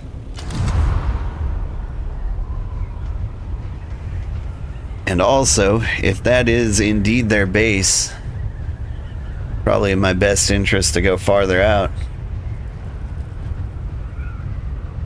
I mean, yeah, they probably did so they could mine spice and process it. Okay. Hey, it's the worm. Hi, guy. Ooh, spice.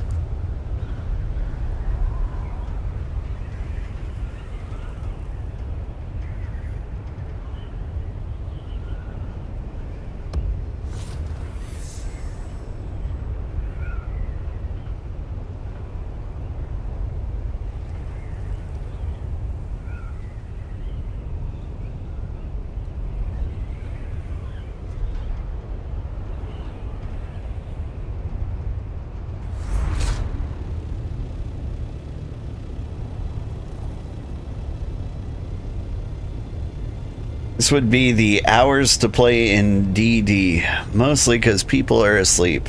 It is 2:30 a.m.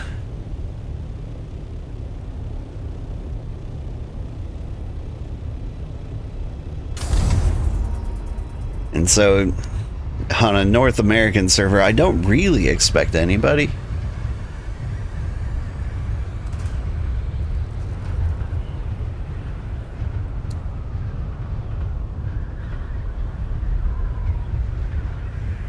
And even then, I'm trying to wander off like the beaten path a little bit.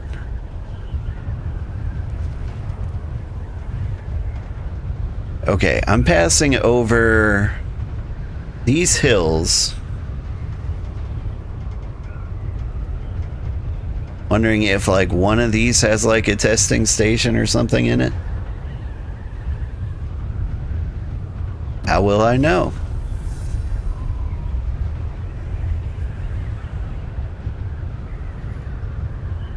Guess the way to know is to like fly down there and check.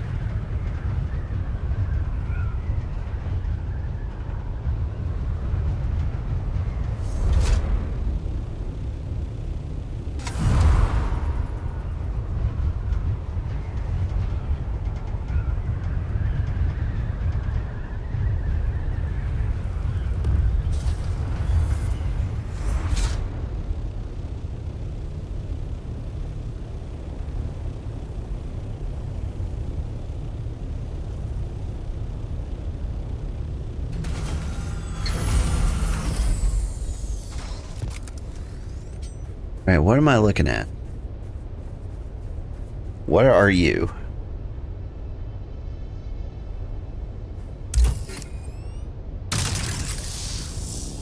Not effective for mining whatever this is. Titanium. Okay.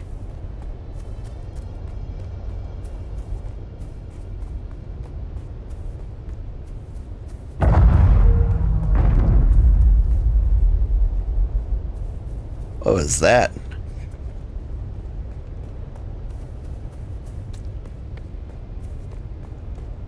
That Shai Old Dude?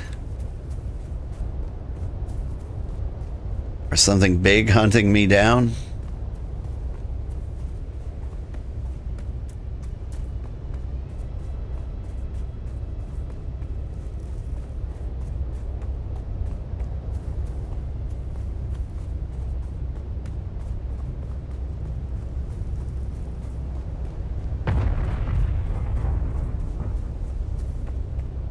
Those have got to be like spice eruptions, right?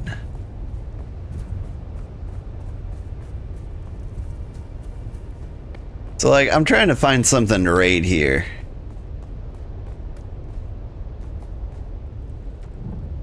And I figured like the biggest area would have like a testing station or something I could sneak into.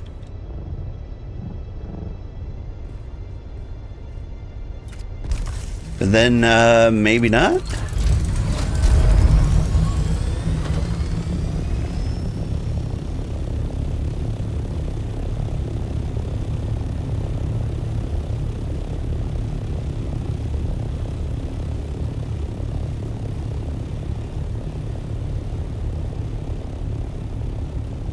Very possible. They usually don't have any falling ships in the deep desert. Okay.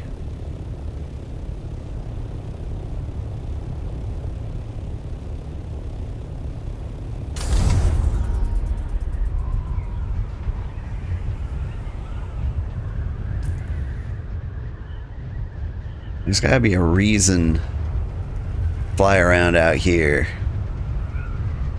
Something to loot.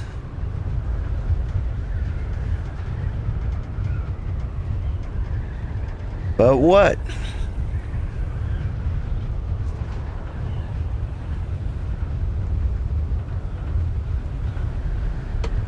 You would normally be looking for a massive spice crater. Is that only if I'm harvesting spice? Or is that like a place I would find loot?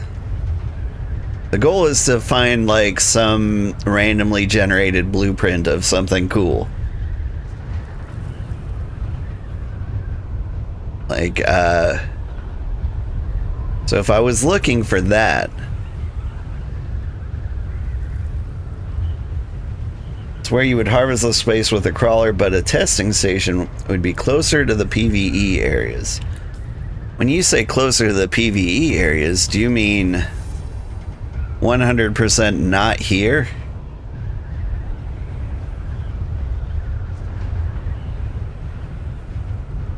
Like, is there nothing but spice out here? That can't be true, right?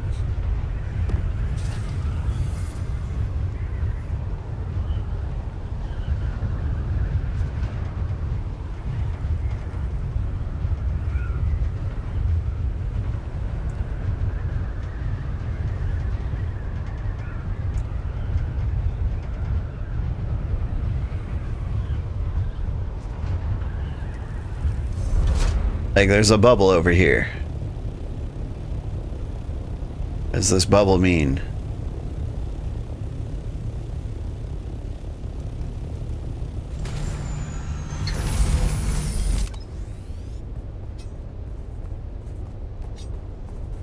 House Hagel. Lovely.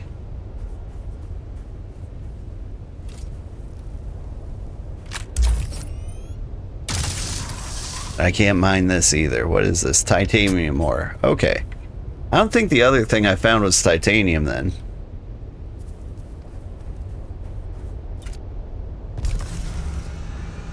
PvP testing stations are hard as heck. You'll need a whole team to go in.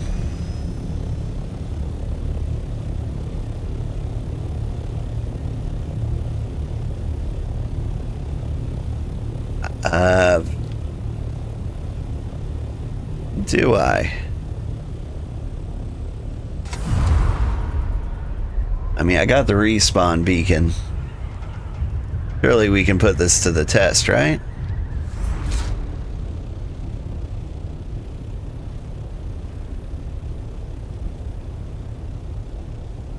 I mean, I am a little concerned for like the boss areas where I might get trapped.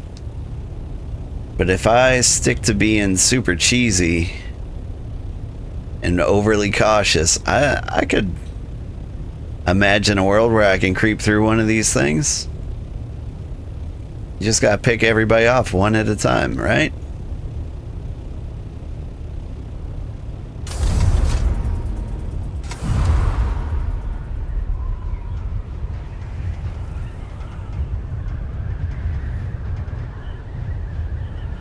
You would think? I would think.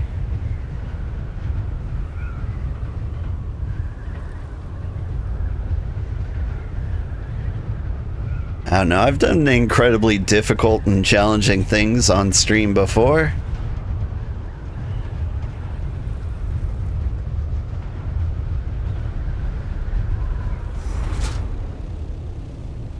Wait, what's this?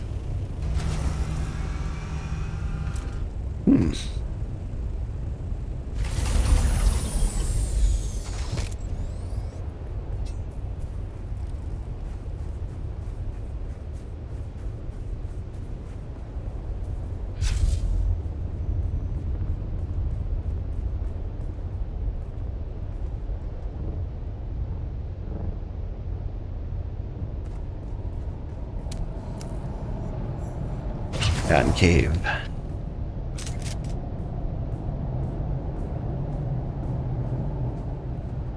We have found a place.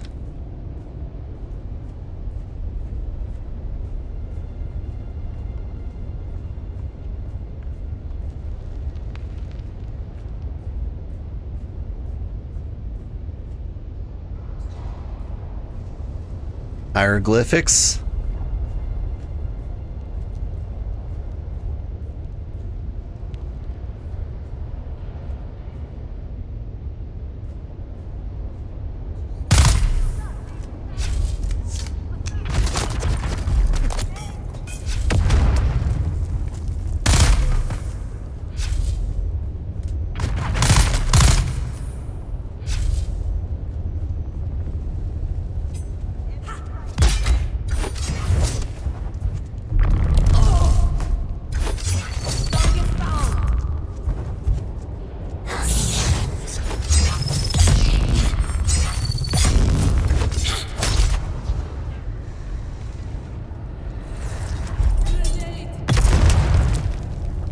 Right, that one was tougher.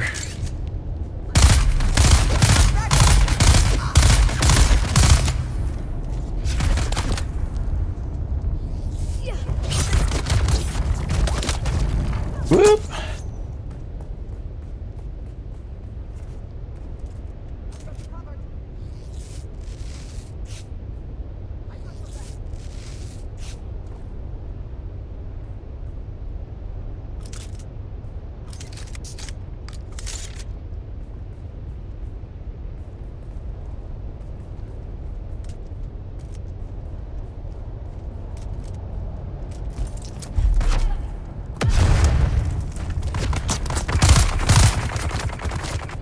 Nope.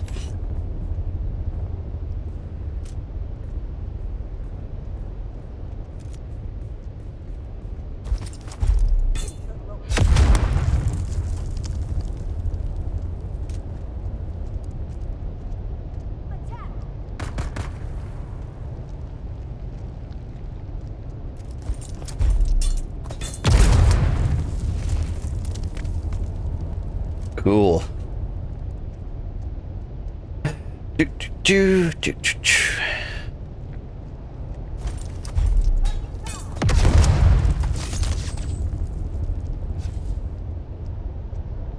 Don't mind me, guy. I'm just gonna hang out. 8 seconds at a time. Strategically throwing grenades.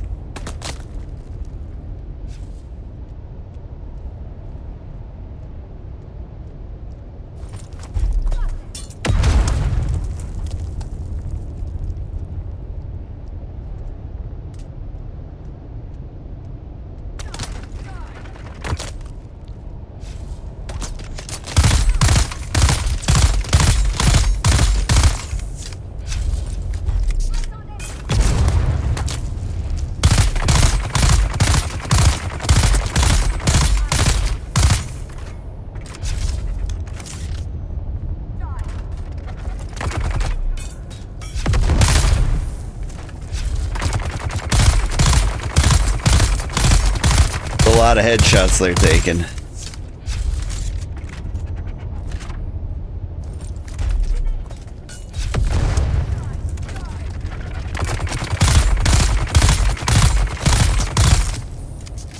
Whew.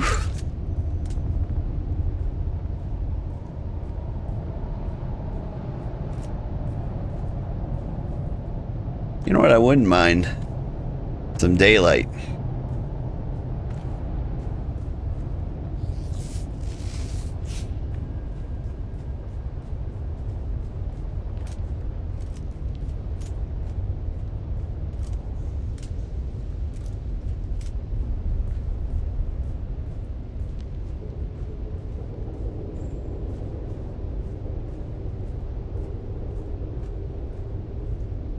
See any ankles?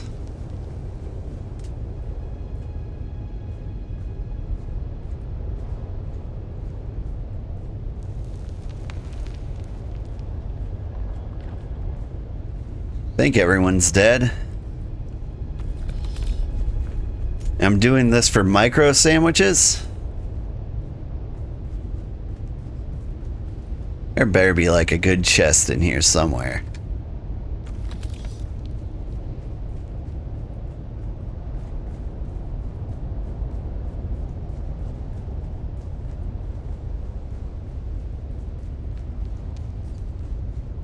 Like, I killed some pretty tough dudes. And my reward is like standard cave rewards? Doesn't seem fair.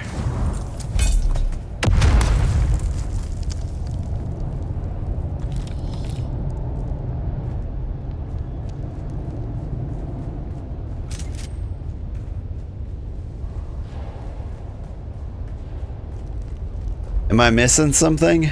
Or did this suck?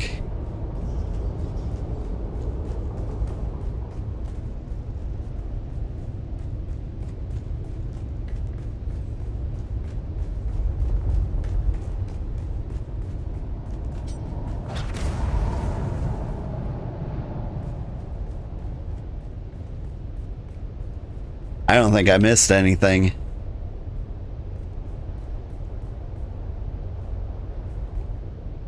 Would you? There we go.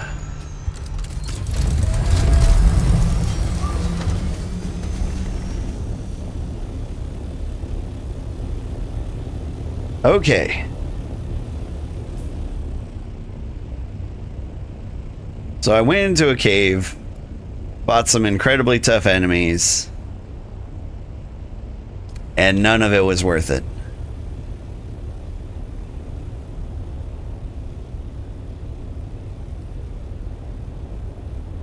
Is that about the size of it? And so if there is like a testing station out here and they're filled with people like that, by the time I actually got to like a star chest at the end of the rainbow, it would be too difficult to handle. I'd be out of band-aids.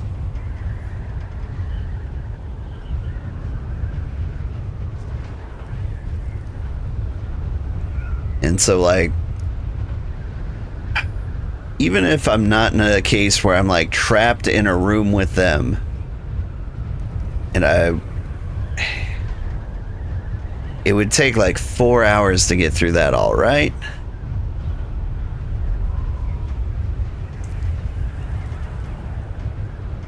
That's my vague interpretation there. Alright, can I check out this map and zoom way out? There was something there. Control point. Okay. Oh, hey. A buried testing station.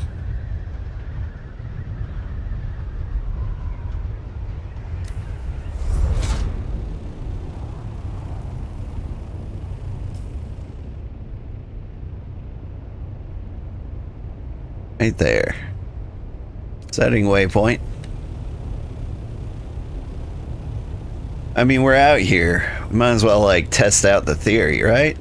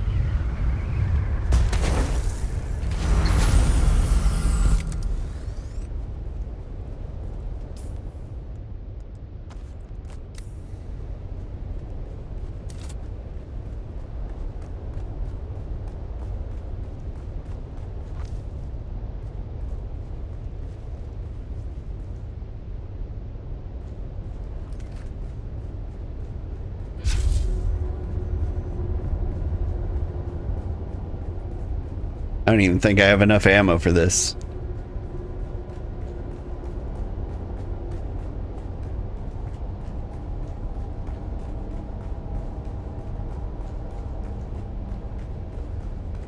And I bought 1,000 bullets.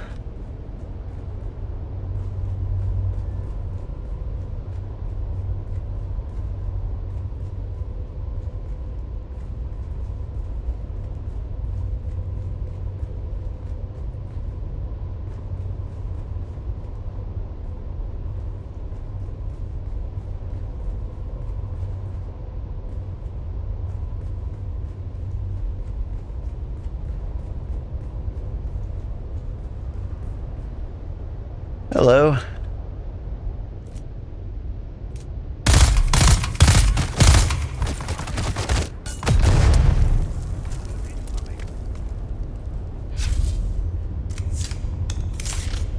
Something happened with my shield there. I'm not sure what.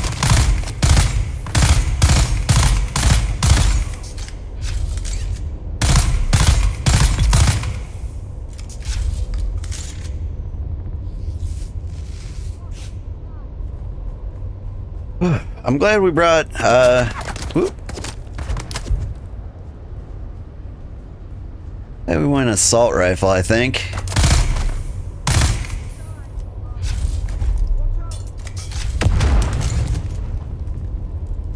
Go on, peek your head around.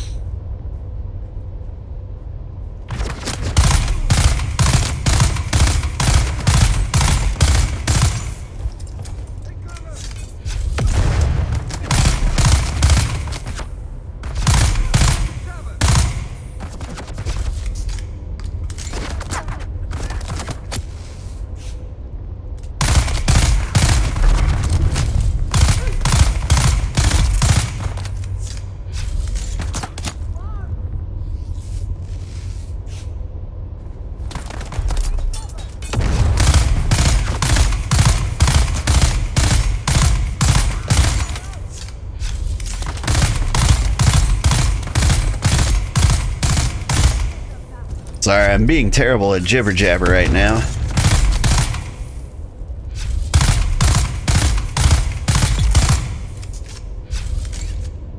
Hope I put down a beacon. I did. Alright, it only took 200 bullets to take down 3 people.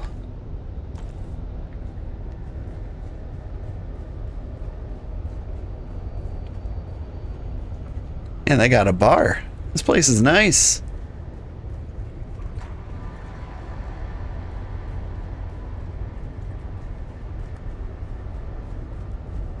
Yeah, I can imagine how annoying it would be to encounter other people.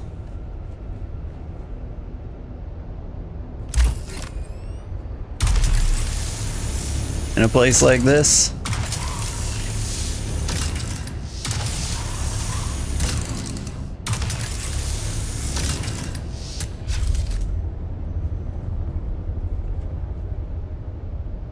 I'm locked in. I am locked in.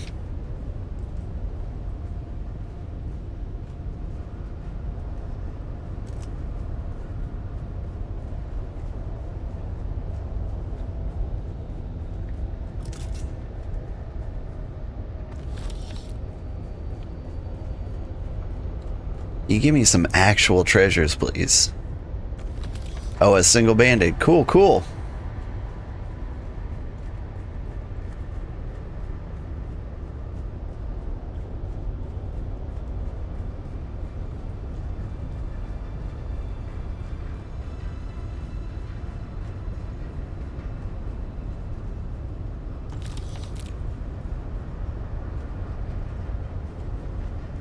Are you worried about going in there? Can I sneak in through the window? No?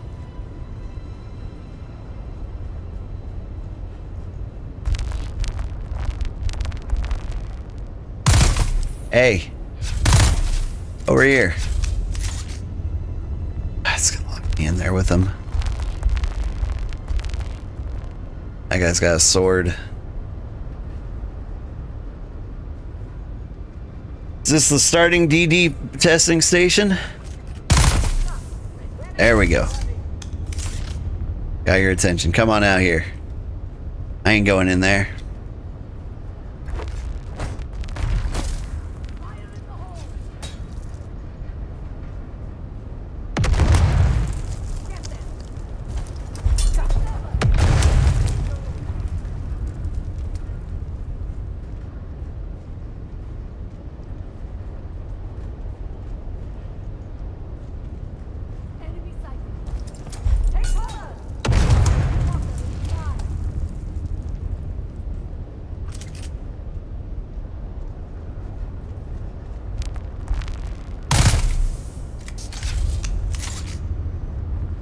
So it's gonna be, you have to go in. I want to go in.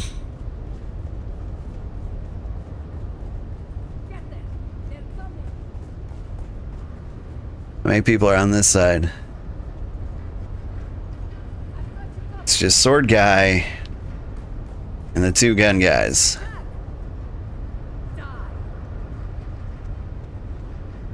Sword guy will run to whatever door I'm at. Fair warning, they come in waves, so once you're stuck in, there will be more waves. So So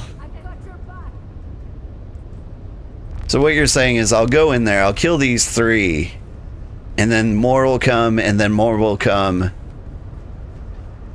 until I'm dead or kill them all.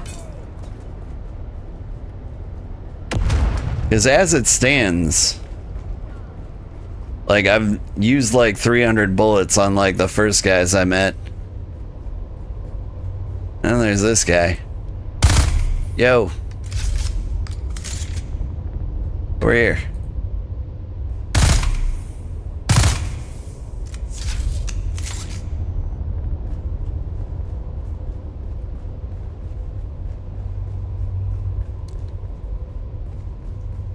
Yeah, I just don't think there's enough. Yeah, I shouldn't be here.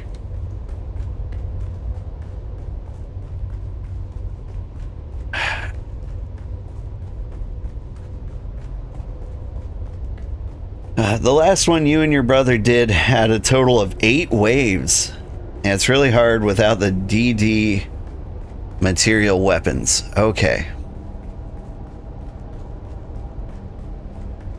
Surveying the deep desert. Locate a shipwreck?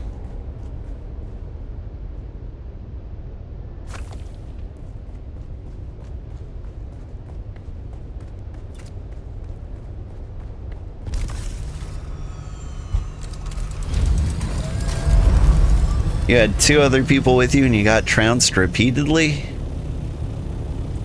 But sugar is built differently. Surely it couldn't happen to me.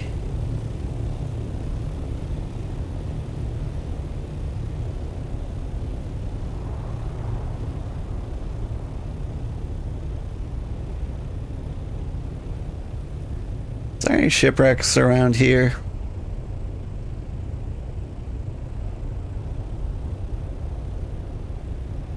It says locate a shipwreck.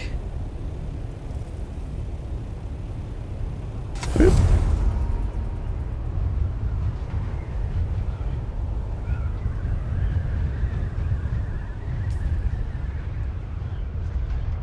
Zoom in close enough. There's the sand buggy. Is that the guy? What do you mean there's a sand buggy here?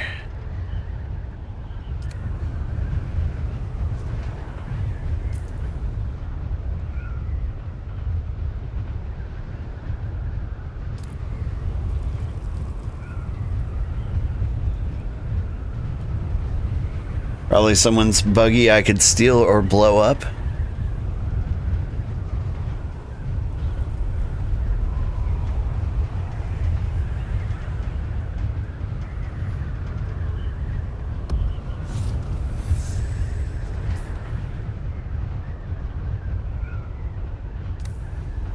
Lost it.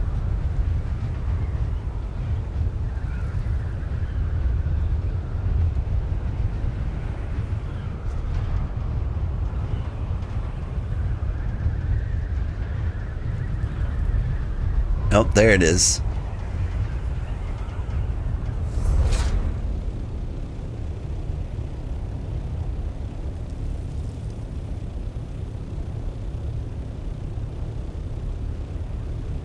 You head towards the buggy. But, like, I don't see what the buggy's on.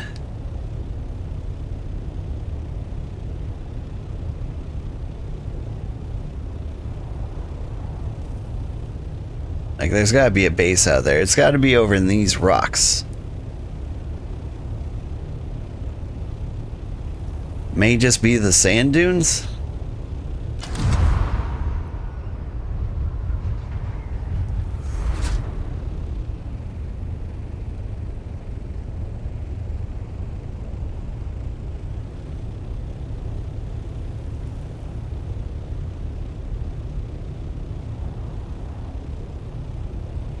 I mean, you're right. We're directly above it. Glitch underground, covered by shifting sands. Oh, okay.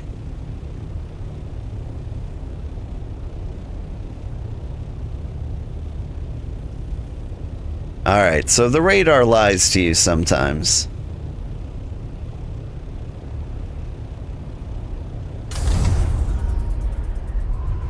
Which is always a nice feature in radar.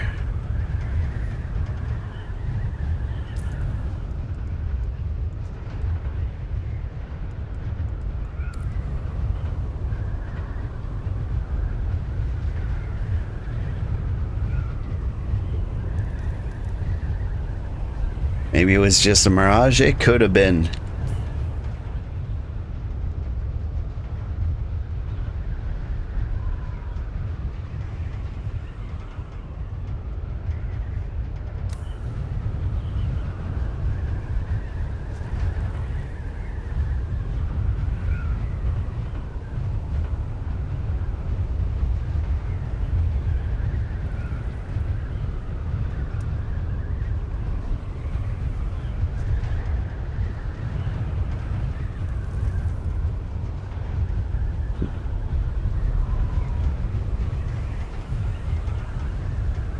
So you could let's see. You could uncover treasure and resources with a compactor over open sand in the Haga Basin. The what?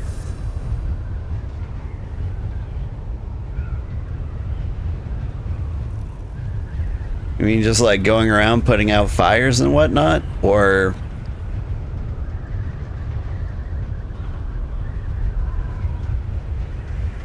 in the Haga Basin? You mean the rest of the game? I done did that.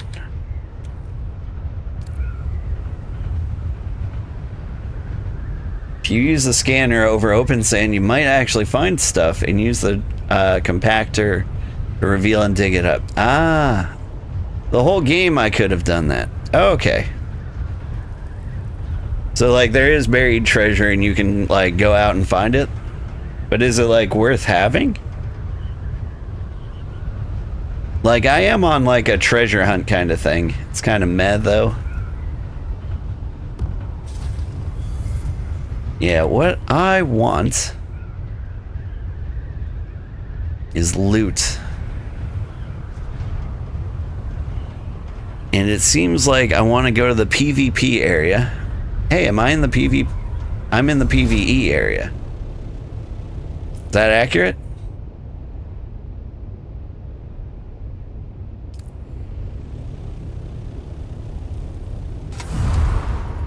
Yep. Okay, so here is where I want to find like a testing station. At this latitude. Okay, so what's around me?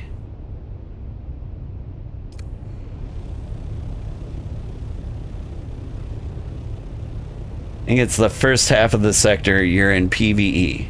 Okay. It'll still be hard, but not nearly as bad as the PvP ones. Okay.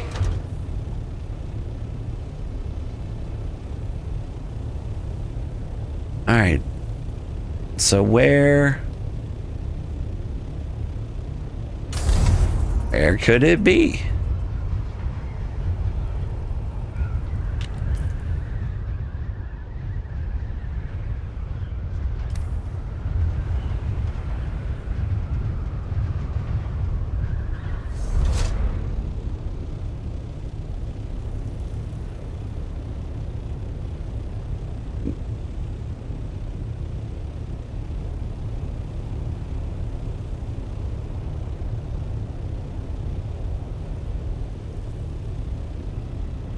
So I just head west and check out the rocks until I find a testing station? Sounds like a plan.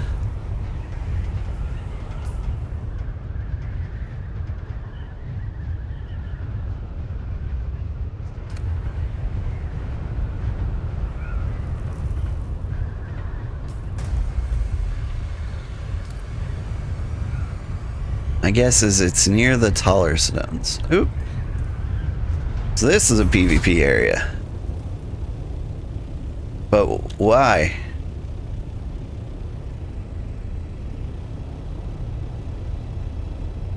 It's just like the control point, right? Gotcha.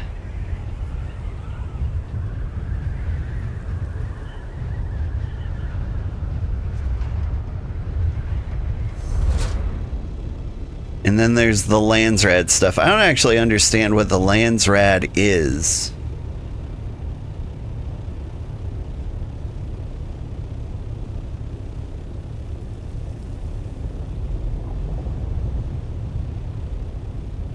Hi, Zaram. Welcome in.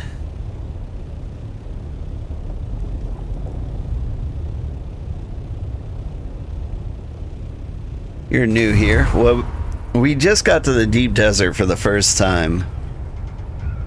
And we're poking around trying to find, like, where the fun be at. We went to a testing station in the PvP area, but it became kind of clear that we couldn't handle it. Been a while, but you come to visit again? Nice. Welcome back. Okay, so I've got caves on the map.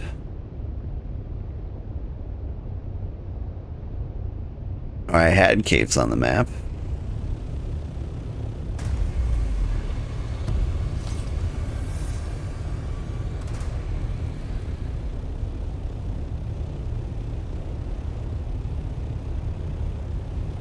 More Landsrad stuff. Basically a faction war. Winner gets material as a prize. Oh, okay.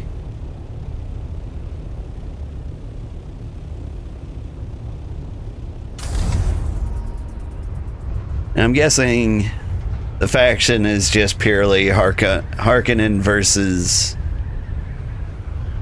Atreides, right?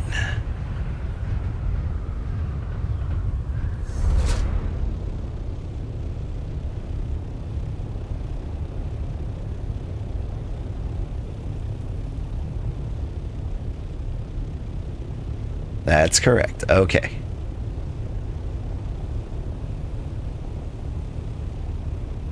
Come on, guys. Give me a testing station.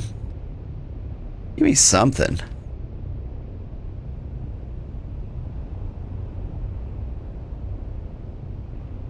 So there's the buggy. Low fuel.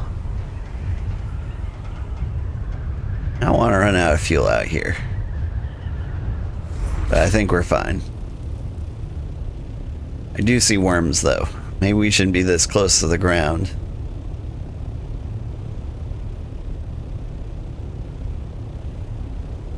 The game warned us about that kind of nonsense.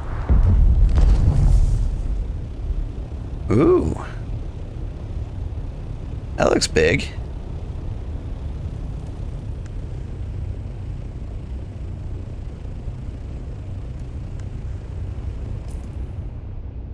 How much fuel do I have? I've got enough.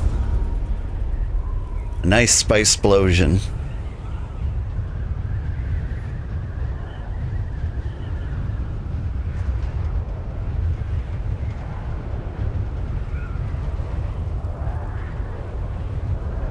Old Man Sugar, do you like radio? Like noir mystery stuff?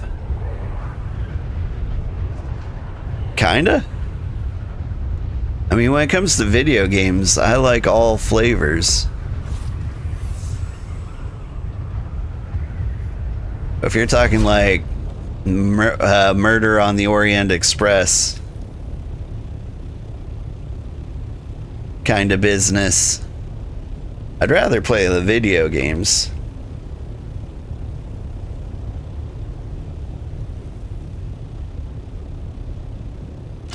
Although I've been getting recommended some murder mystery stuff. Somebody recommended Knives Out as a part of a series. I can only imagine the second one is Knives Back In again.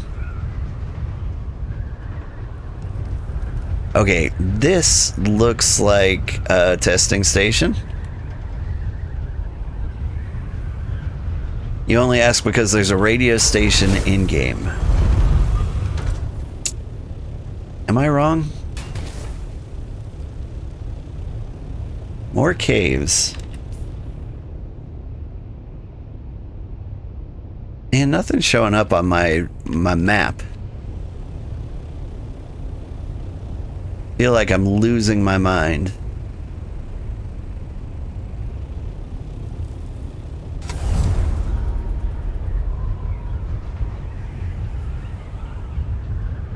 But these rocks look like carbon copies of the other rocks I've been to. So I just need to find one that looks like the rock that had the testing station. Is it you? The radio stations kind of overtake the voice, hard to talk over it. Yeah, like we did that. We played around with it. And it's a cool feature. If I wasn't streaming, I'd probably be using it all the time. But as it is, like, it is really distracting.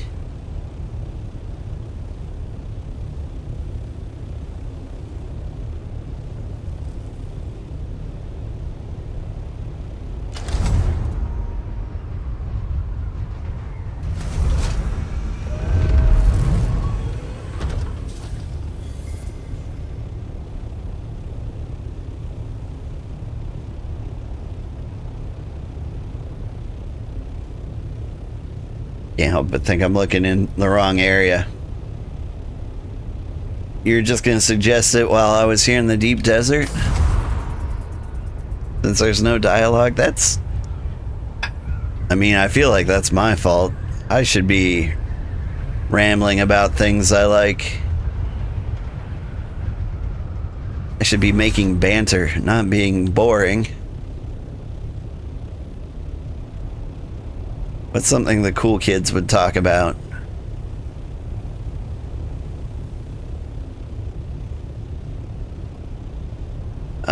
Sports? My son's in middle school basketball right now. I think I might have mentioned it. He had his first game today. Had to drive over an hour to get to, like, the school he was playing against. And the match was freakishly early. Like, we had to be there by like 8:30, which is pretty rough for like something an hour away.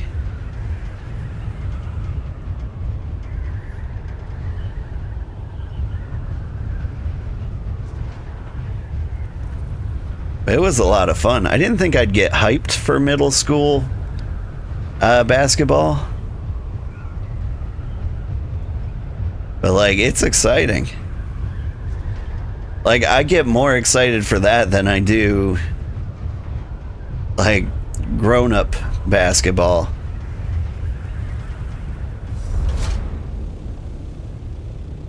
Like, there's a little more mystery, and like, the kids are interesting. Like, they make some choices that don't make any sense to, you know, like any rational human being.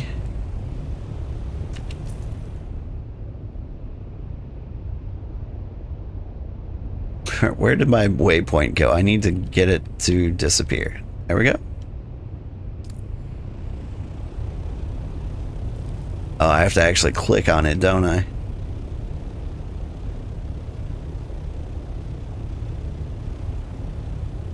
Am I wrong? Is there no testing station in these rocks?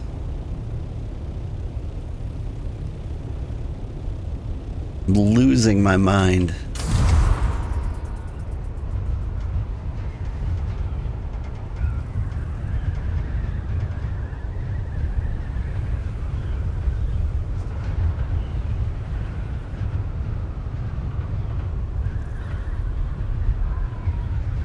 Or do I need to get like up on like the shelf at the other side of the deep desert?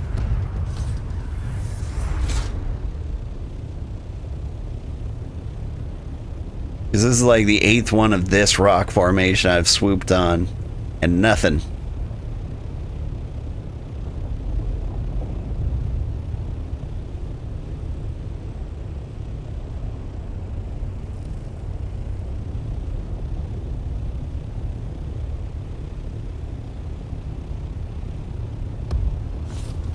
Alright, I think we head back to the shelf. And while I'm gliding in that direction,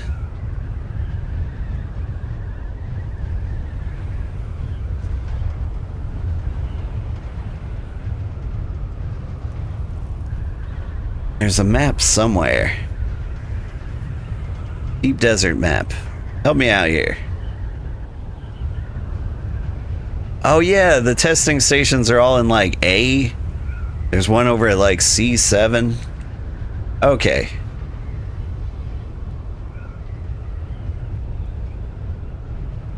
So like they're, for the most part, they're up against the wall.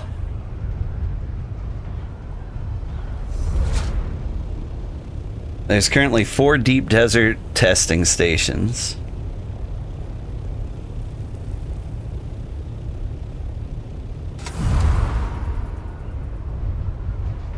Well, there's more in like the A section.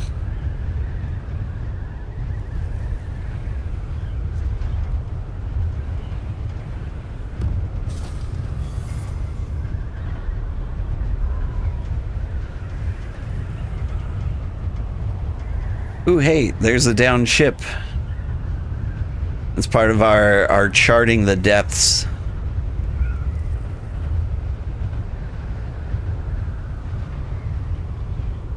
Let's see how these guys feel about bullets.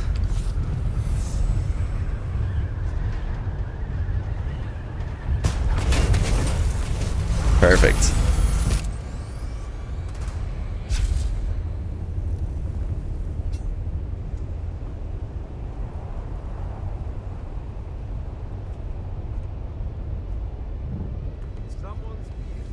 Whoop, I see you there. Shaking that minigun.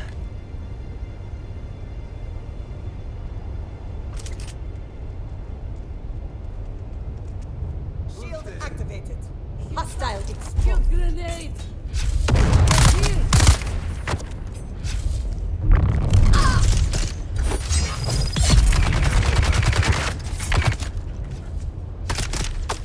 Ow, stop that.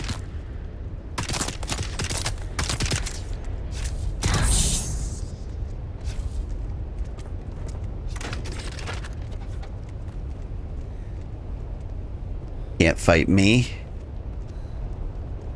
because I cheat. Call the weak.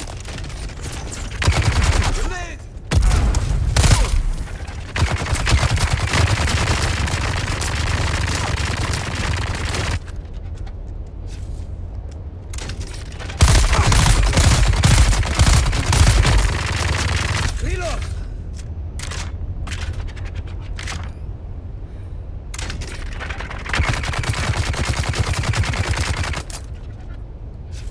This is kind of a difficult angle to work with. Ow.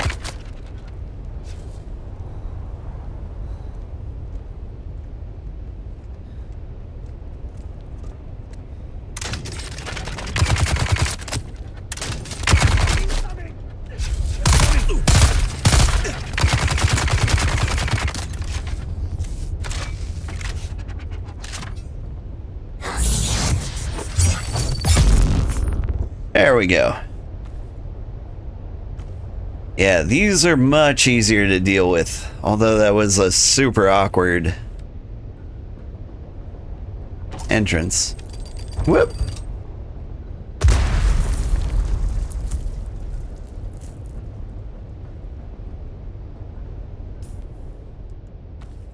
Get the compactor out.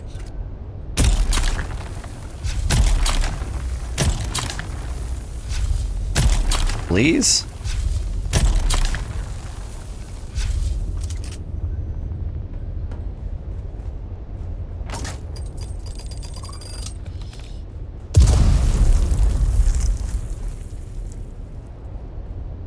This looks a lot like the Delphi. Is there anything cool in it?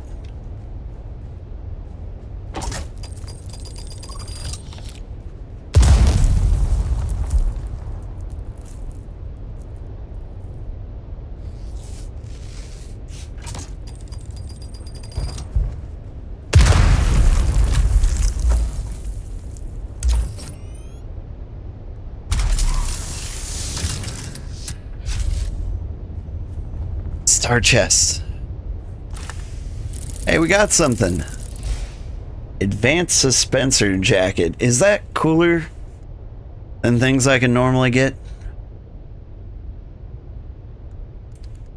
Thanks, duraluminum.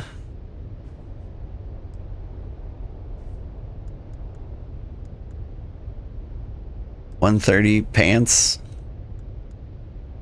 Show me the stats on this. 236 for this jacket. Seems much worse than what I've got.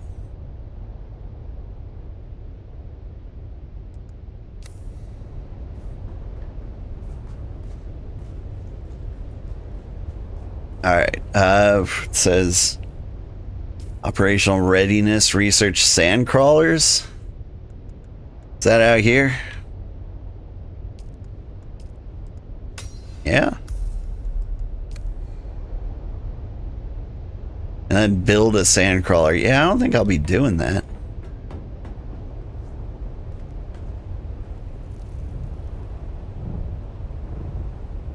Alright. Let's go back to finding a testing station.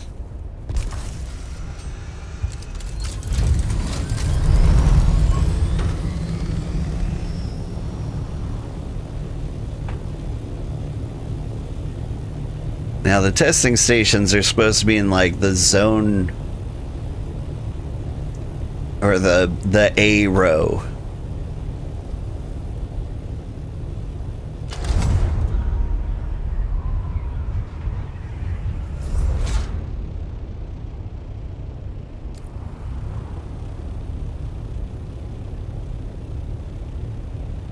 Mostly. Hey, is that another broken ship? Or is that... It's the other half of one. Oop.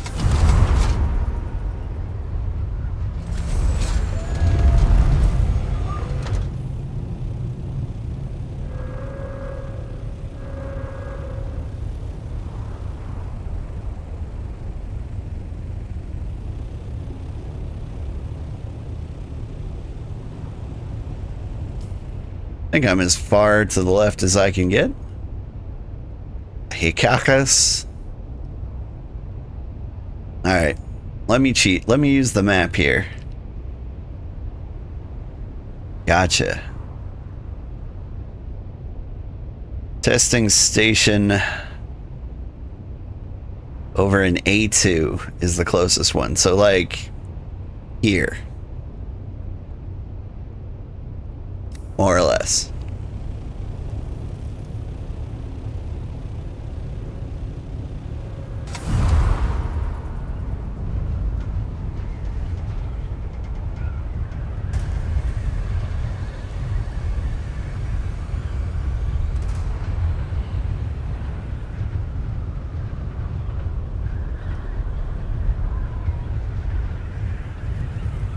I think the deep desert might suck.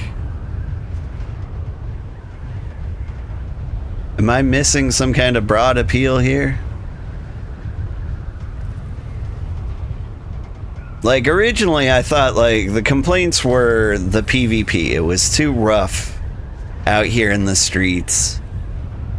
And since you couldn't like battle everybody, like you lost all your resources, you couldn't succeed, things like that, you know, normal complaints. Urge. There it is.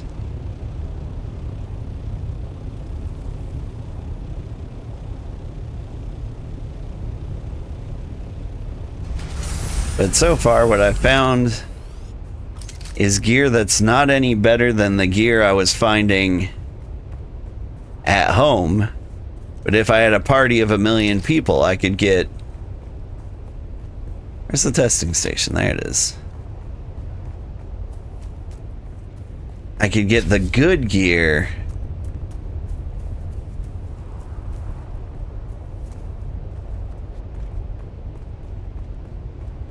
That, like, might be worth it out here.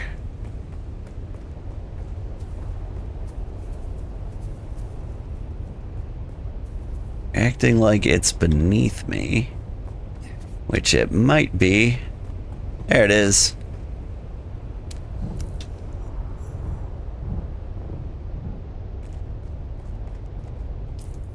Alright. Respawn beacon. Boop.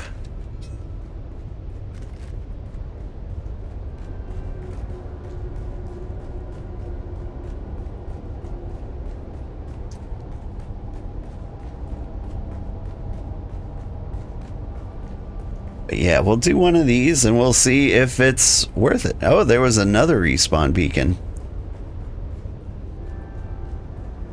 Maybe there's a friend in here.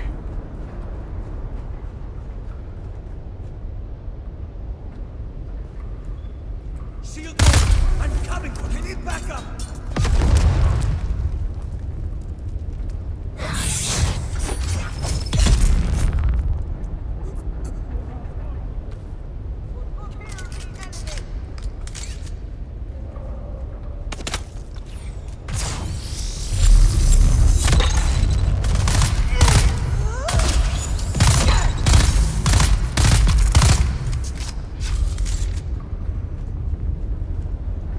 Alright, yeah. These guys are nice. They're like at my skill level.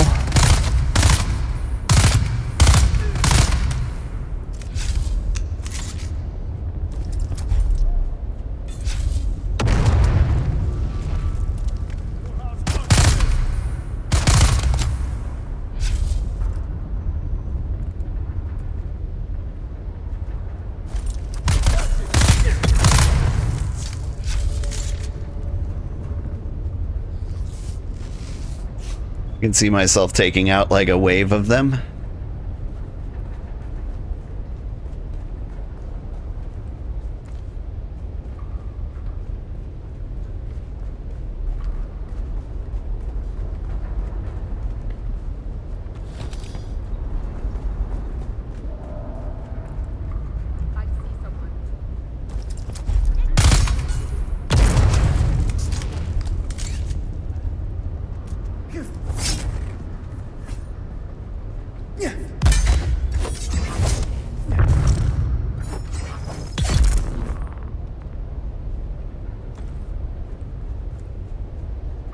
Oof.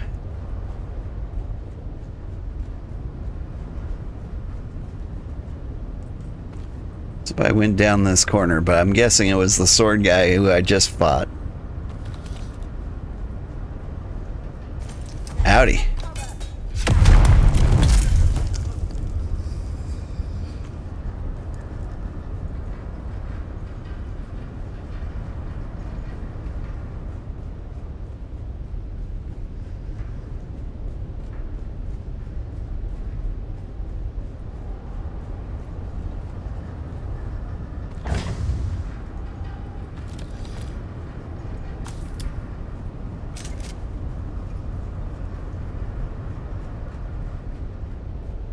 Yeah, I'm guessing. Did everyone come to the same conclusion that, like, the deep desert isn't worth doing? Like, somebody built a base out here, so somebody likes it, right? But, like, why?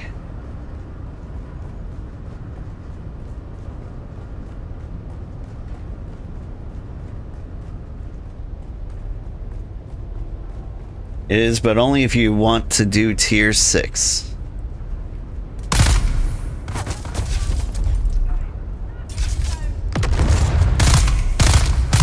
In tier 6, basically only for bragging rights. There's no more story, there's no more excitement.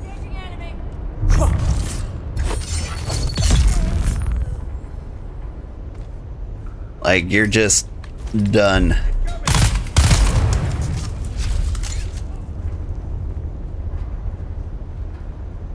Just so you can say, yeah, I have the best, but that's it.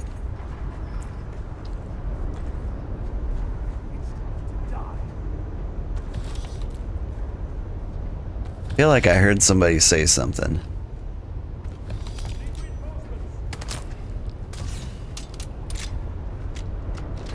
Was it you?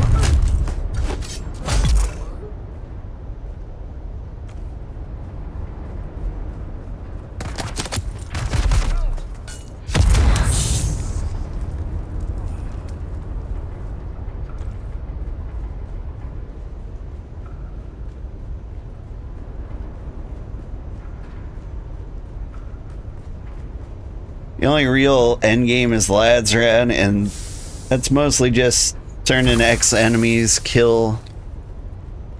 turn in X items, kill X enemies.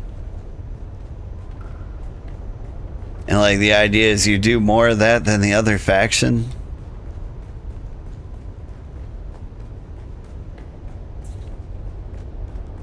I don't know, like with the faction-based system the way it is, I imagine like one faction's probably more popular than the other. So on like the one populated server, it's probably doing fine.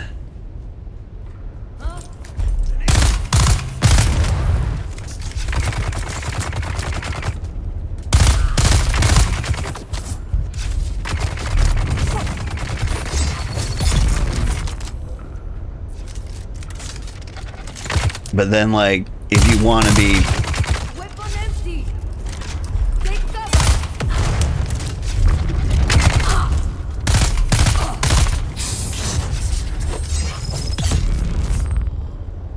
in the butt. But if you wanted to be like the other faction, like you go to like the second highest populated server, and you both get your faction bonuses, but like the game is just super boring, yet no one plays Harco. I figured like their aesthetic just isn't as good.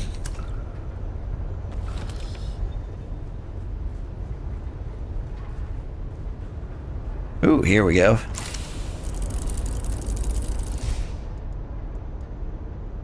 Steady Assault Boost Module Mark V. I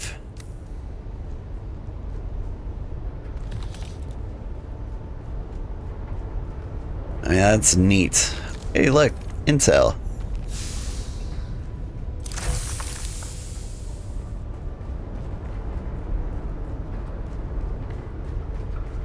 And that's it. We're all the way through this entire testing station. So not only is it one we've done before, but it's like the smallest one we've done before.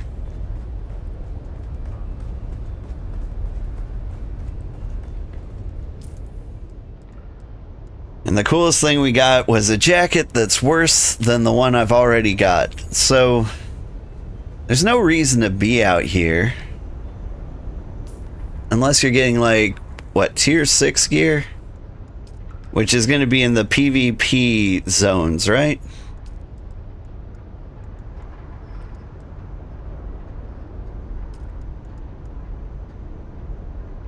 Plastanium ingots.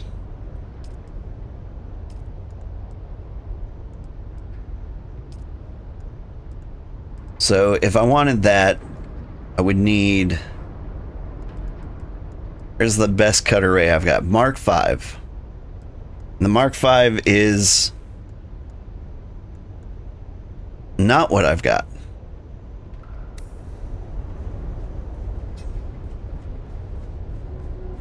Yeah, the testing station layouts are the same. The only difference is the T5-6 blueprints.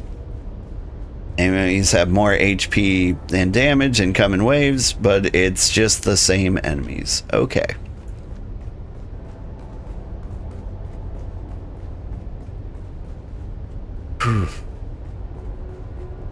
Enemies and waves, huh?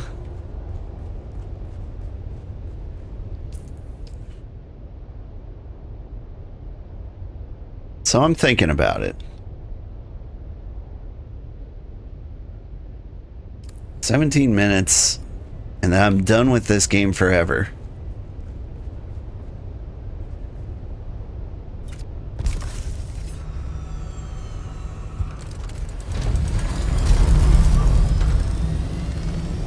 Is there anything I want to do before I leave? I think I've done everything. Might as well just try it to see how bad it is. Not like a terrible plan. But if we're going to do it, we're going to take all our best stuff. So I need better health kits.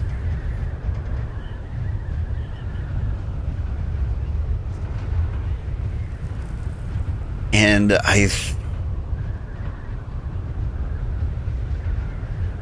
better health kits.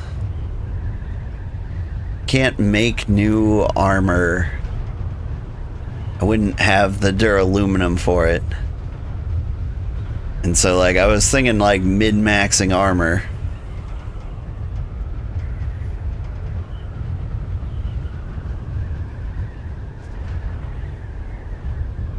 Like maybe we put on like the full trooper set. Because again, like the only real challenge seems to be like the heavy weapons guys.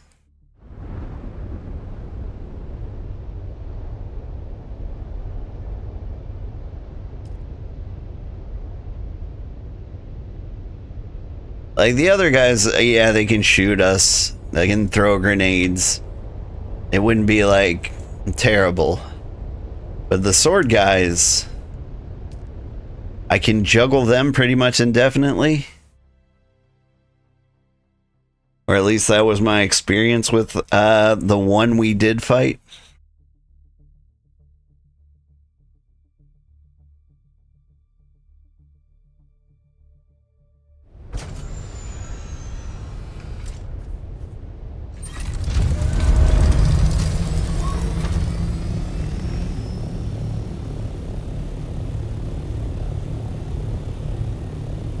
I'm thinking of trading the assault rifle for Thufir's best, which I think makes a lot of sense in that like we can apply poison damage and do a bunch of damage in like a one shot, so we can do like peeks and get behind a corner. I think I'm gonna stick with the big sword because I need the damage to take out swordy guys. And if in one of the waves we have to deal with like 3 swordy guys, like we just lose. I did it. I glided into my own base. That's a bucket list item complete.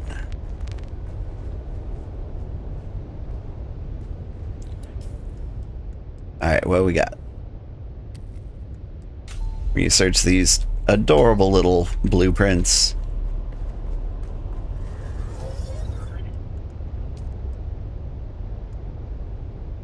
And we can recycle the merc plates, disruptor, power pack, all the things.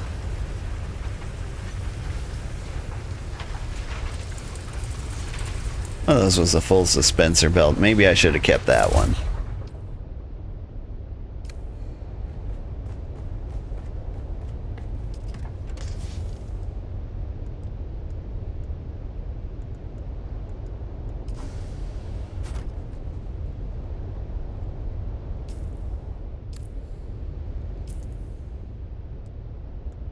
Got this junk.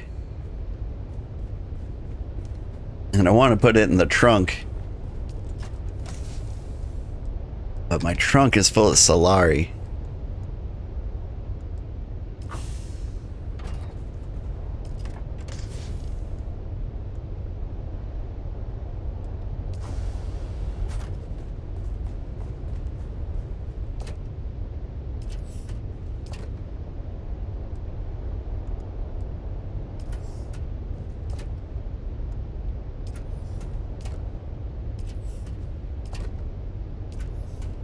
Normal person would probably put their money in a bank. But ain't nobody got time for that.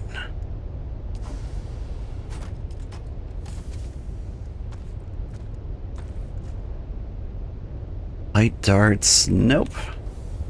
You need heavy darts and lots of them.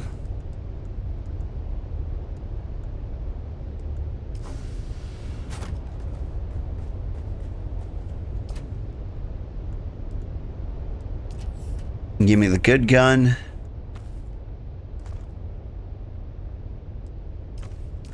It automatically equipped. Rude.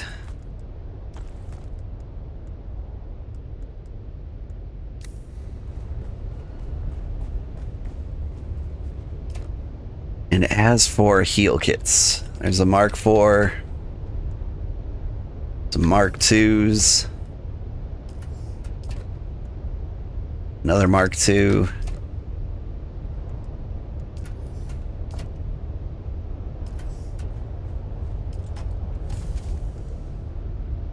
Lots of Mark IIs.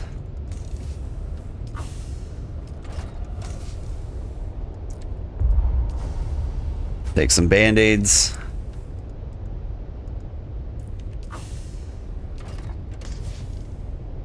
We're gonna take a lot of Band-Aids.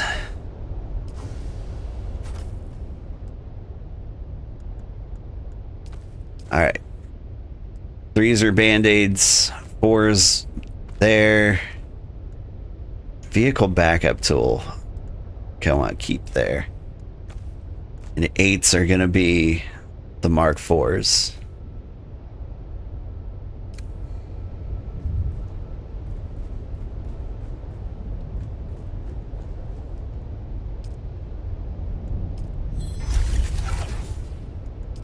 You can make health kits, right?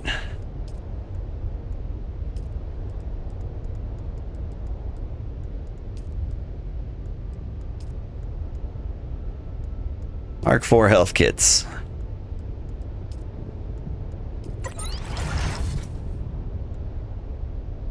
I can make 4 of these because of off-world medical supplies. And what do you take? Just sandwich fibers? That's better than nothing.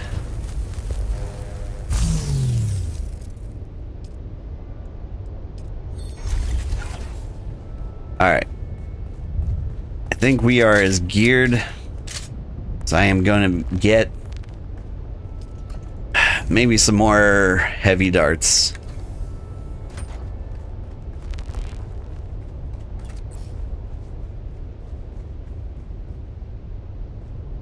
Oh, now, put the vehicle. Alright. And I would also like the fuel to be able to get back.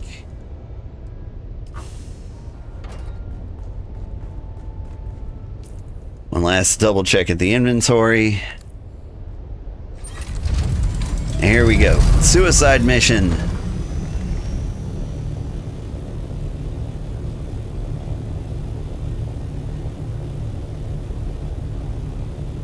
Whew, are you excited? I'm not. Shoot a bunch of bullet sponges.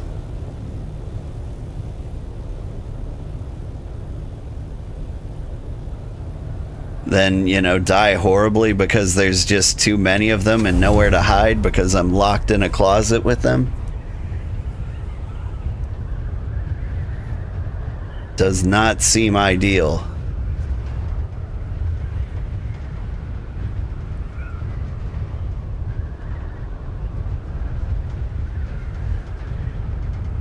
But we're gonna be strategic. Take out the sword guy first. Find cover. Then maybe we'll be okay.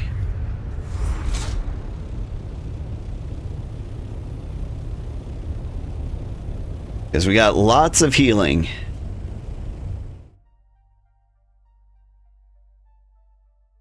And so, like, as long as it's just range on range, we can keep ducking behind cover and healing and, like, prolonging the fight indefinitely.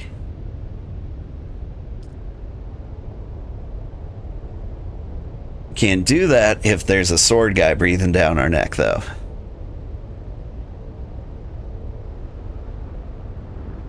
And if we encounter a heavy weapons guy in one of the rooms, well, we're just screwed.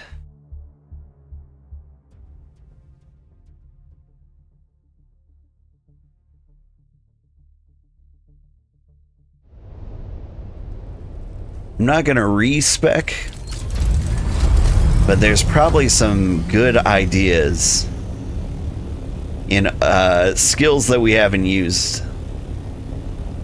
Like there's the Mentat turret. I could see that being incredibly useful. Even if it doesn't do nearly enough damage to make a difference. Okay. And so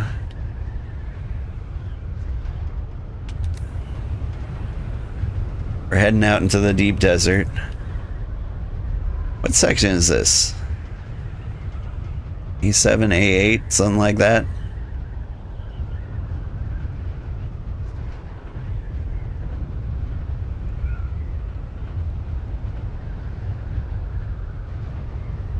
A4, A5. I'm drifting over to A6. You need to head to C7?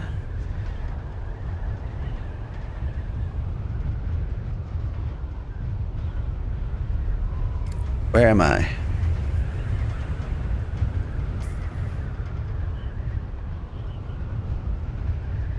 We're in B.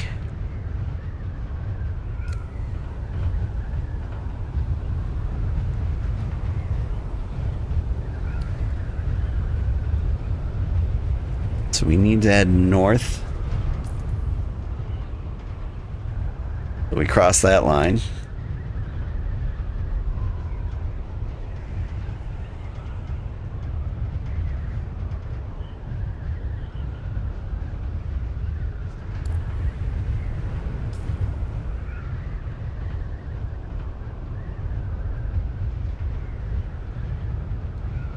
Ugh.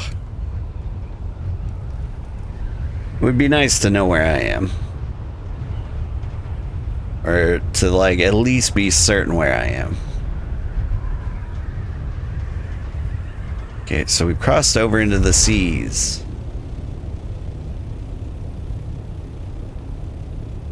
And so, like, over there in those rocks is where I think the testing station is.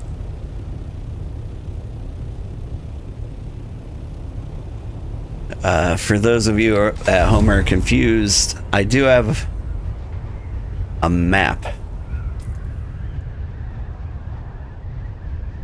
Not on screen, but elsewhere. Okay. The biggest rock formation at the top of the cluster. So that'd be like that guy?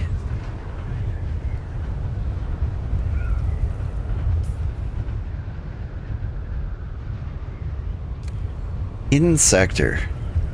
Wait a second.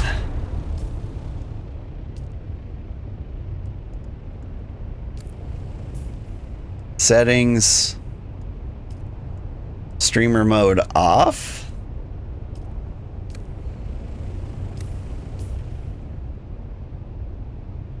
Oh, that's so dumb. So, yeah, I can see what section I'm at. It was all hidden because I had streamer mode, but that makes Deep Desert incredibly difficult. Oh my god. That makes me so angry.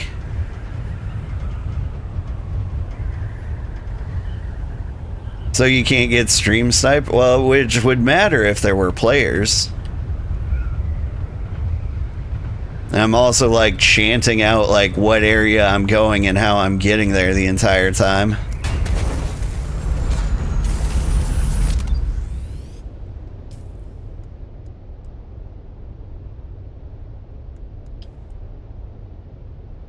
I seem to be missing a respawn beacon. It's alright, don't need it. This is a final suicide mission.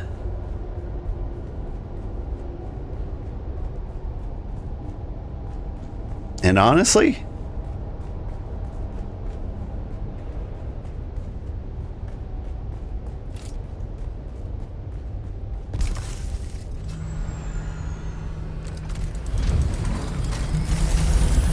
there we go. Respawn point set outside.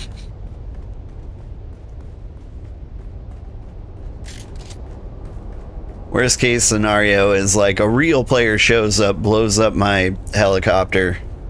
Ornithopter, sorry. And then, what, I'm stranded down here? Which is fine. Because I was gonna quit anyway.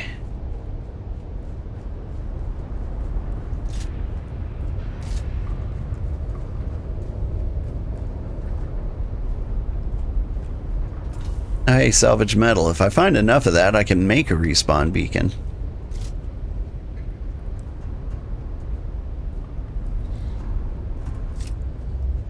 A lot of fake heads out here.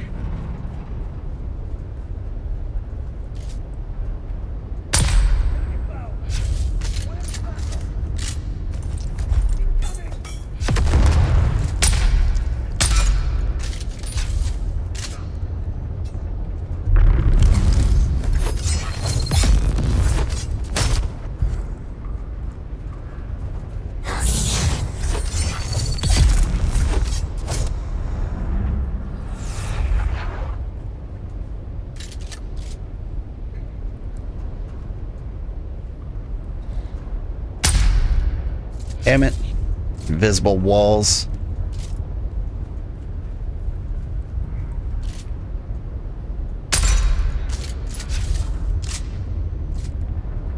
Is that over your shoulder? Stop it.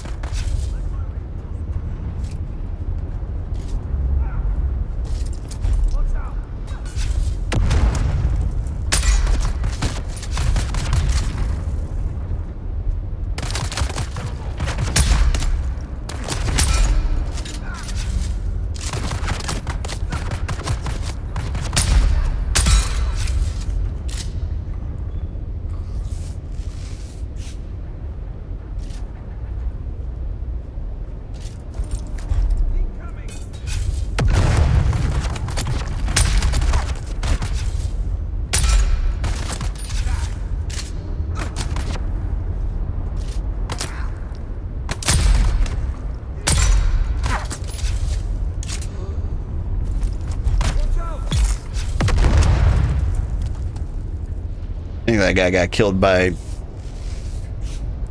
getting hit in the head.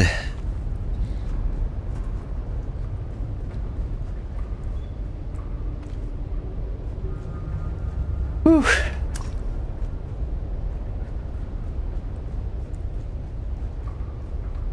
Keep accidentally using my Mark IIs. Meant to be using my Band-Aids the entire time.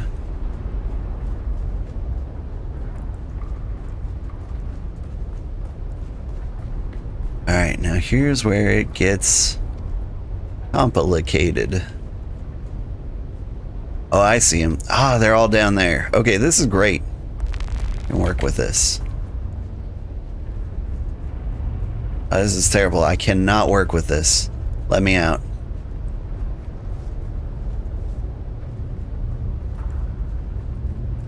Yeah, we're about to take some fire.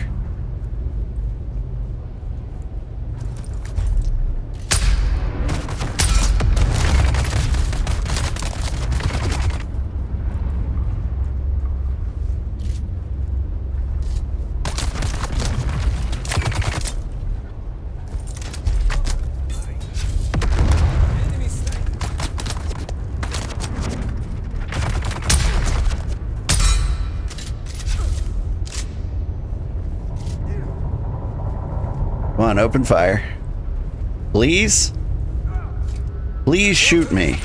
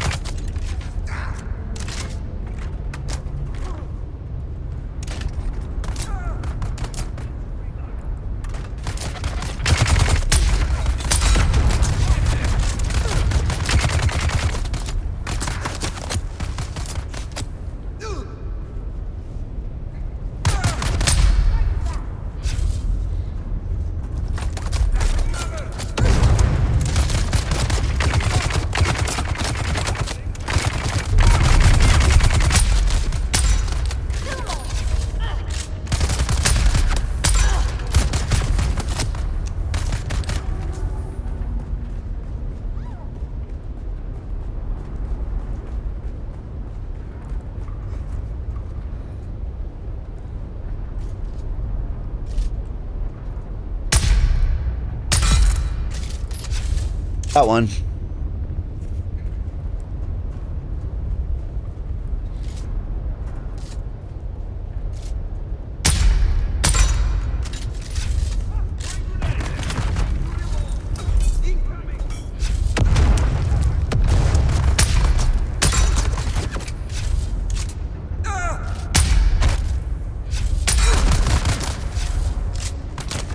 Woo!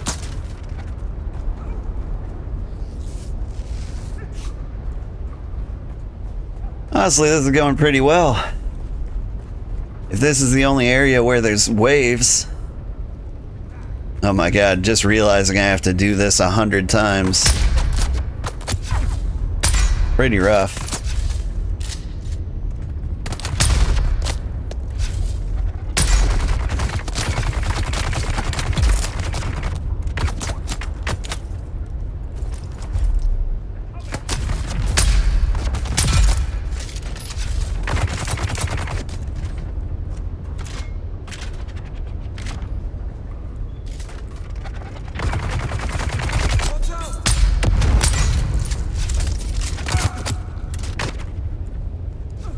This heavy weapons guy here, bane my existence.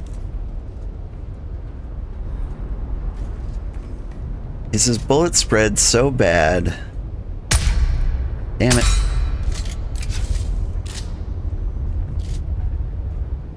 And if he opens fire from over there,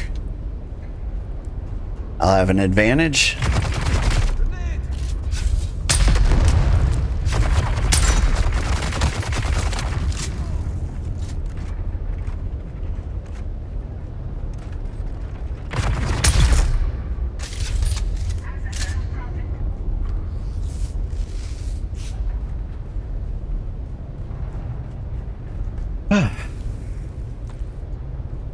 Oh, thank God, he gave me 15 light darts.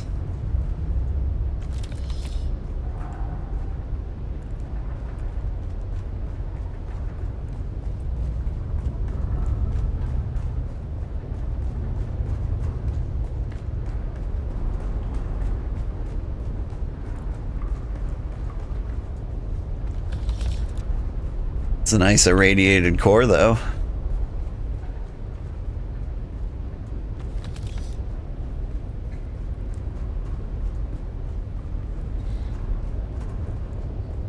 I don't know, we're doing it. Kinda.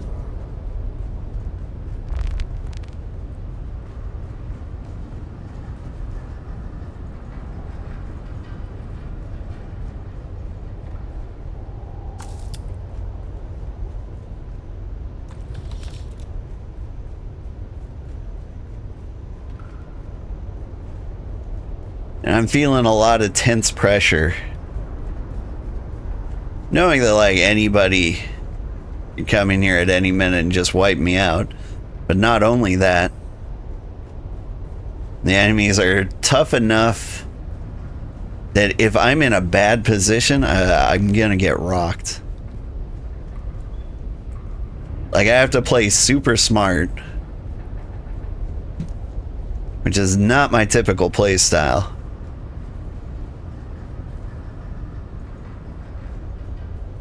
Like, I hate playing in a way that I can't make any mistakes. Because it really slows down the gameplay. I gotta, like, wait patiently, think everything through. Sometimes do the same two cheesy things over and over and over again.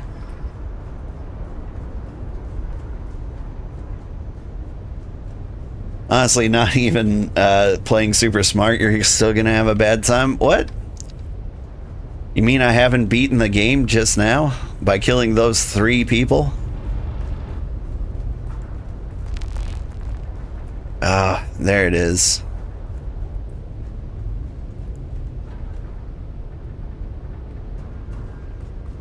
Let me peek around this corner.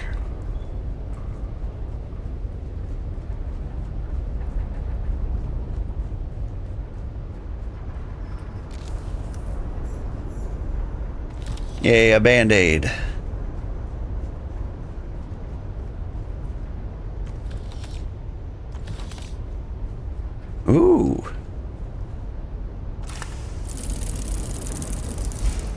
We got good stuff. We got an Omni-Focus Dew Scythe. Like, we did it. We got a treasure. As a solo player in the deep desert, in the PvP zone.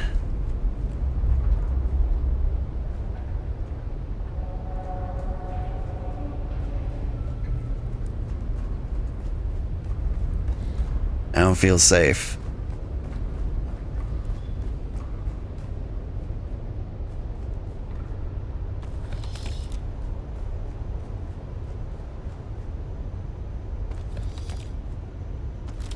The testing stations in the deep desert are super hard. Yeah. But we did it, right? I think we did it. Like,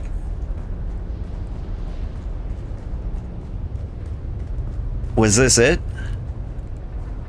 We came down the stairs. Very carefully and methodically picked off the people in this hall.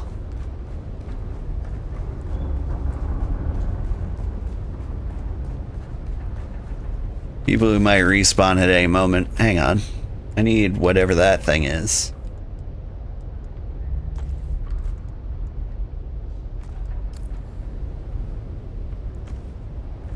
Thermo responsive ray amplifier.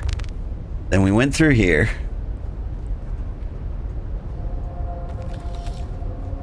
We fought 3 people for an hour. This door opened. We ran in here. We got the bangle. Double check. We looted everything in here.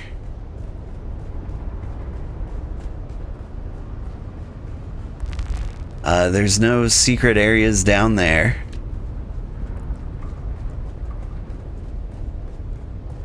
We went in here. We got the galaxy chest, which was not here.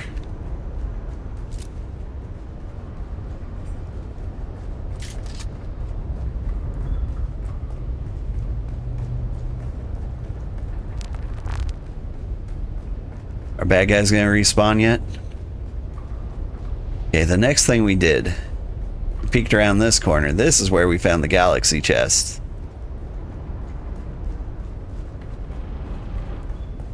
We also peeked around here. Emptied these boxes. They didn't have anything super huge.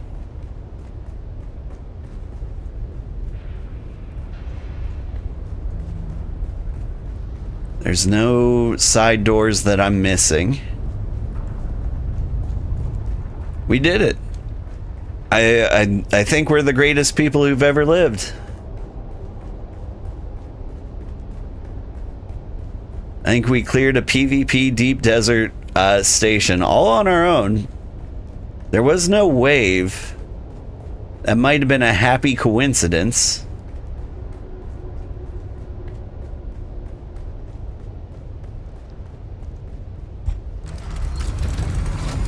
But we got treasure. Plastinium gear stuff. I think we did it. I think we beat the game.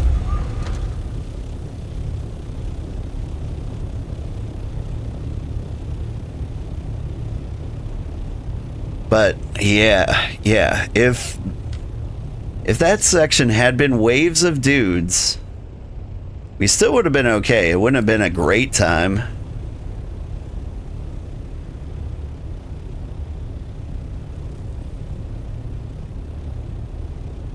But like, I had the loop that dealt pretty well with heavy guys. Pretty great against the speedy gun guys. That was probably the best testing station we could have been in.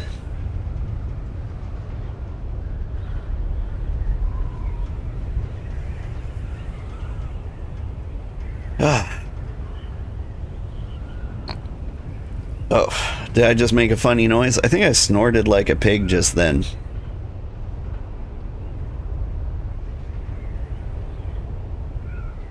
That last testing station gave me indigestion.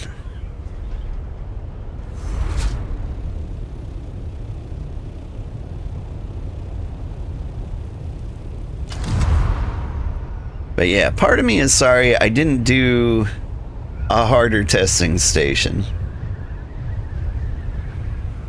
Like, I feel like I proved it was doable solo, but not really desirable solo.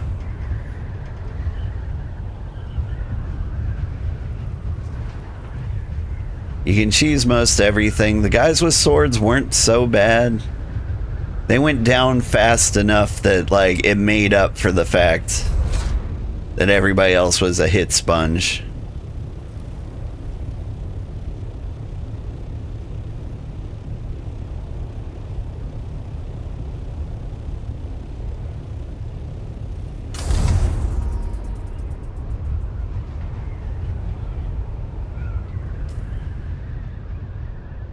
How do I get out of here? Straight south. That way.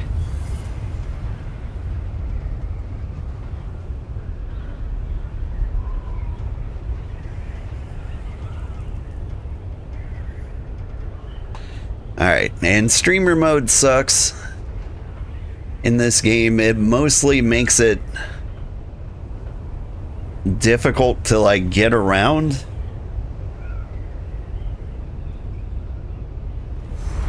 Like, one of the other cool features I noticed is that it would censor my name, the server I'm on, things like that.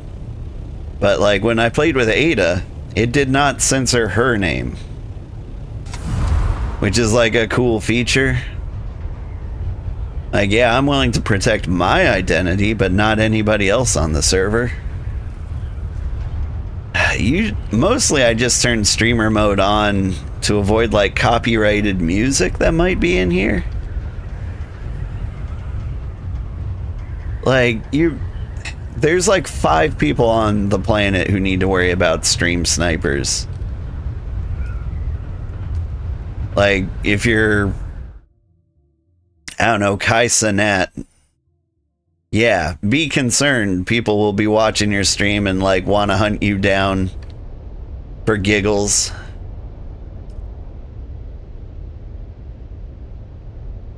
But, like, man, I just work here, you know?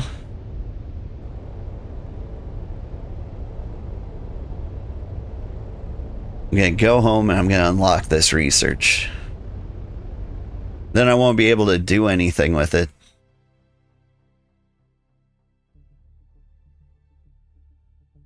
But we got a feel for the deep desert. I don't know, if I really wanted, like, a similar PvP feel to what they're, like, trying to go for in the deep desert, I think the best game for that, probably Hunt Showdown. Like, you know, an extraction shooter. That's what they tried to make the deep desert.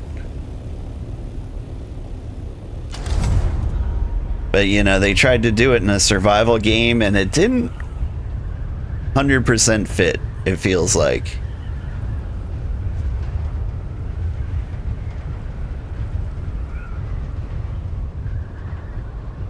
Like, I honestly don't understand, like, why they tried with the PvP.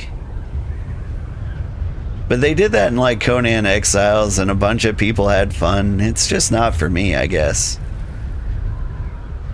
And I did see people enjoying themselves in Dune with the PvP.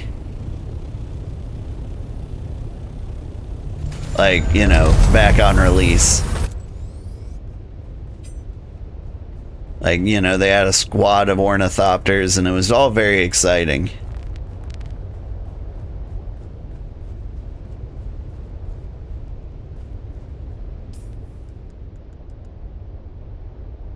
Research. Omni-focused dew scythe.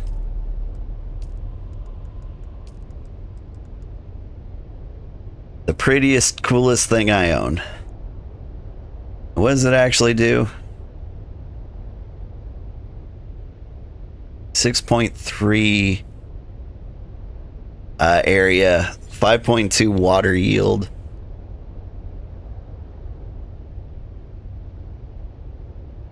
Gather more moisture from the plants at reduced gathering area.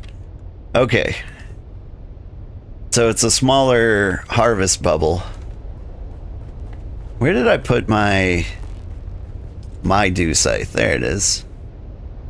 14.1. So it's a pretty greatly reduced water yield. Or, sorry, harvesting range.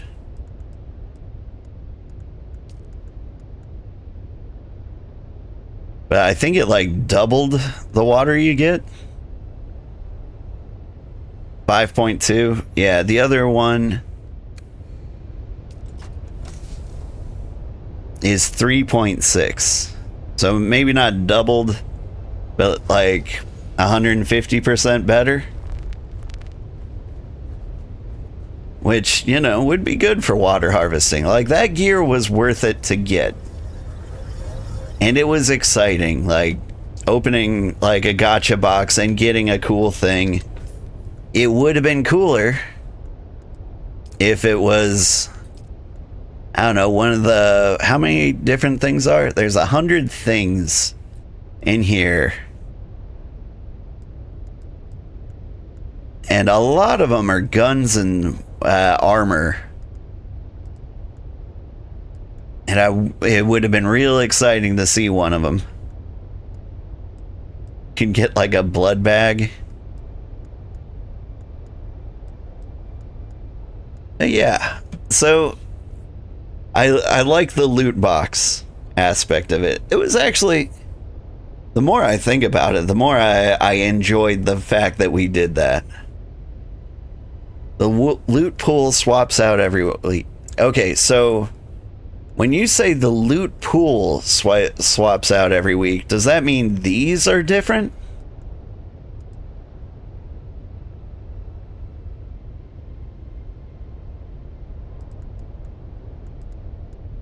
Yes.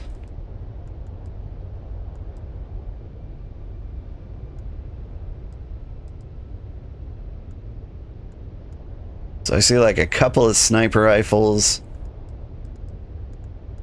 This like entire set of things can be entirely different. So what happens to this guy if I don't build him?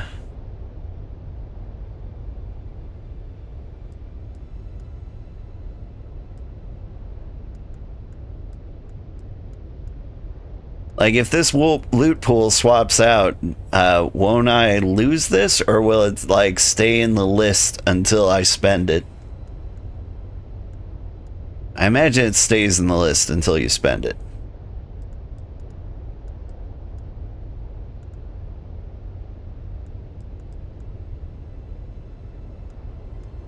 Okay, and this dispenser jacket was at least the same tier as everything else.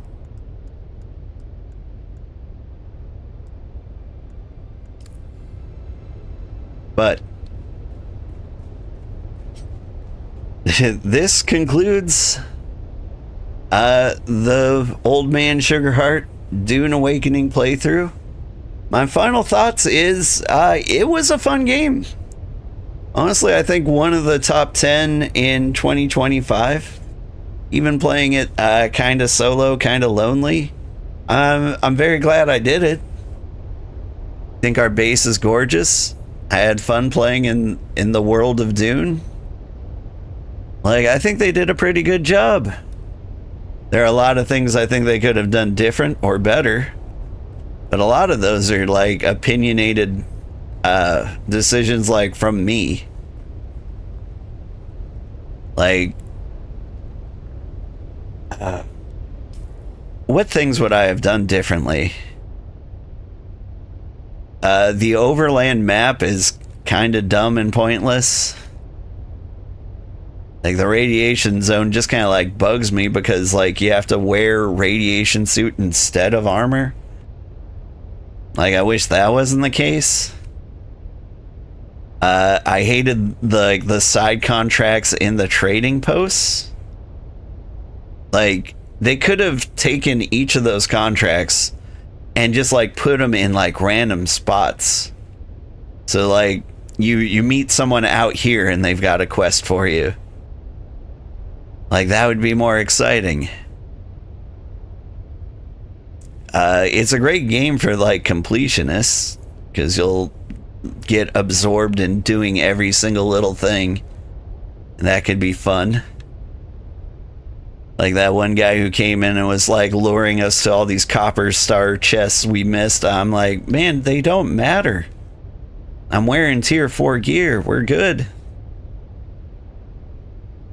But like, this is an enjoyable game, especially if you were playing with like friends or a significant other.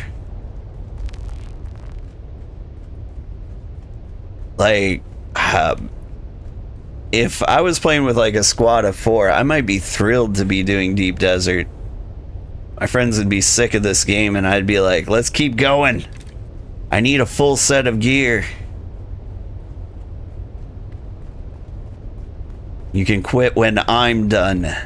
And they would be like, ugh. And then after we finished, they would spend a year not playing any games with me. But it would be great. But anyway, thank you so much for watching. I had a great time. Stick around, we'll find somebody to raid.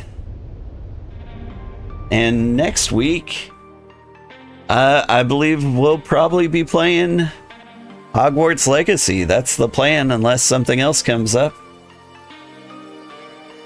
Let's see, who's playing games? Who can we raid? We're gonna raid Kenshin, our good friend who is playing Star Rupture.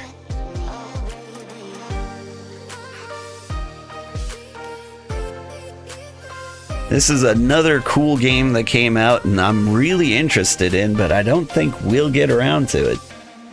Have a great day, everybody. Bye-bye.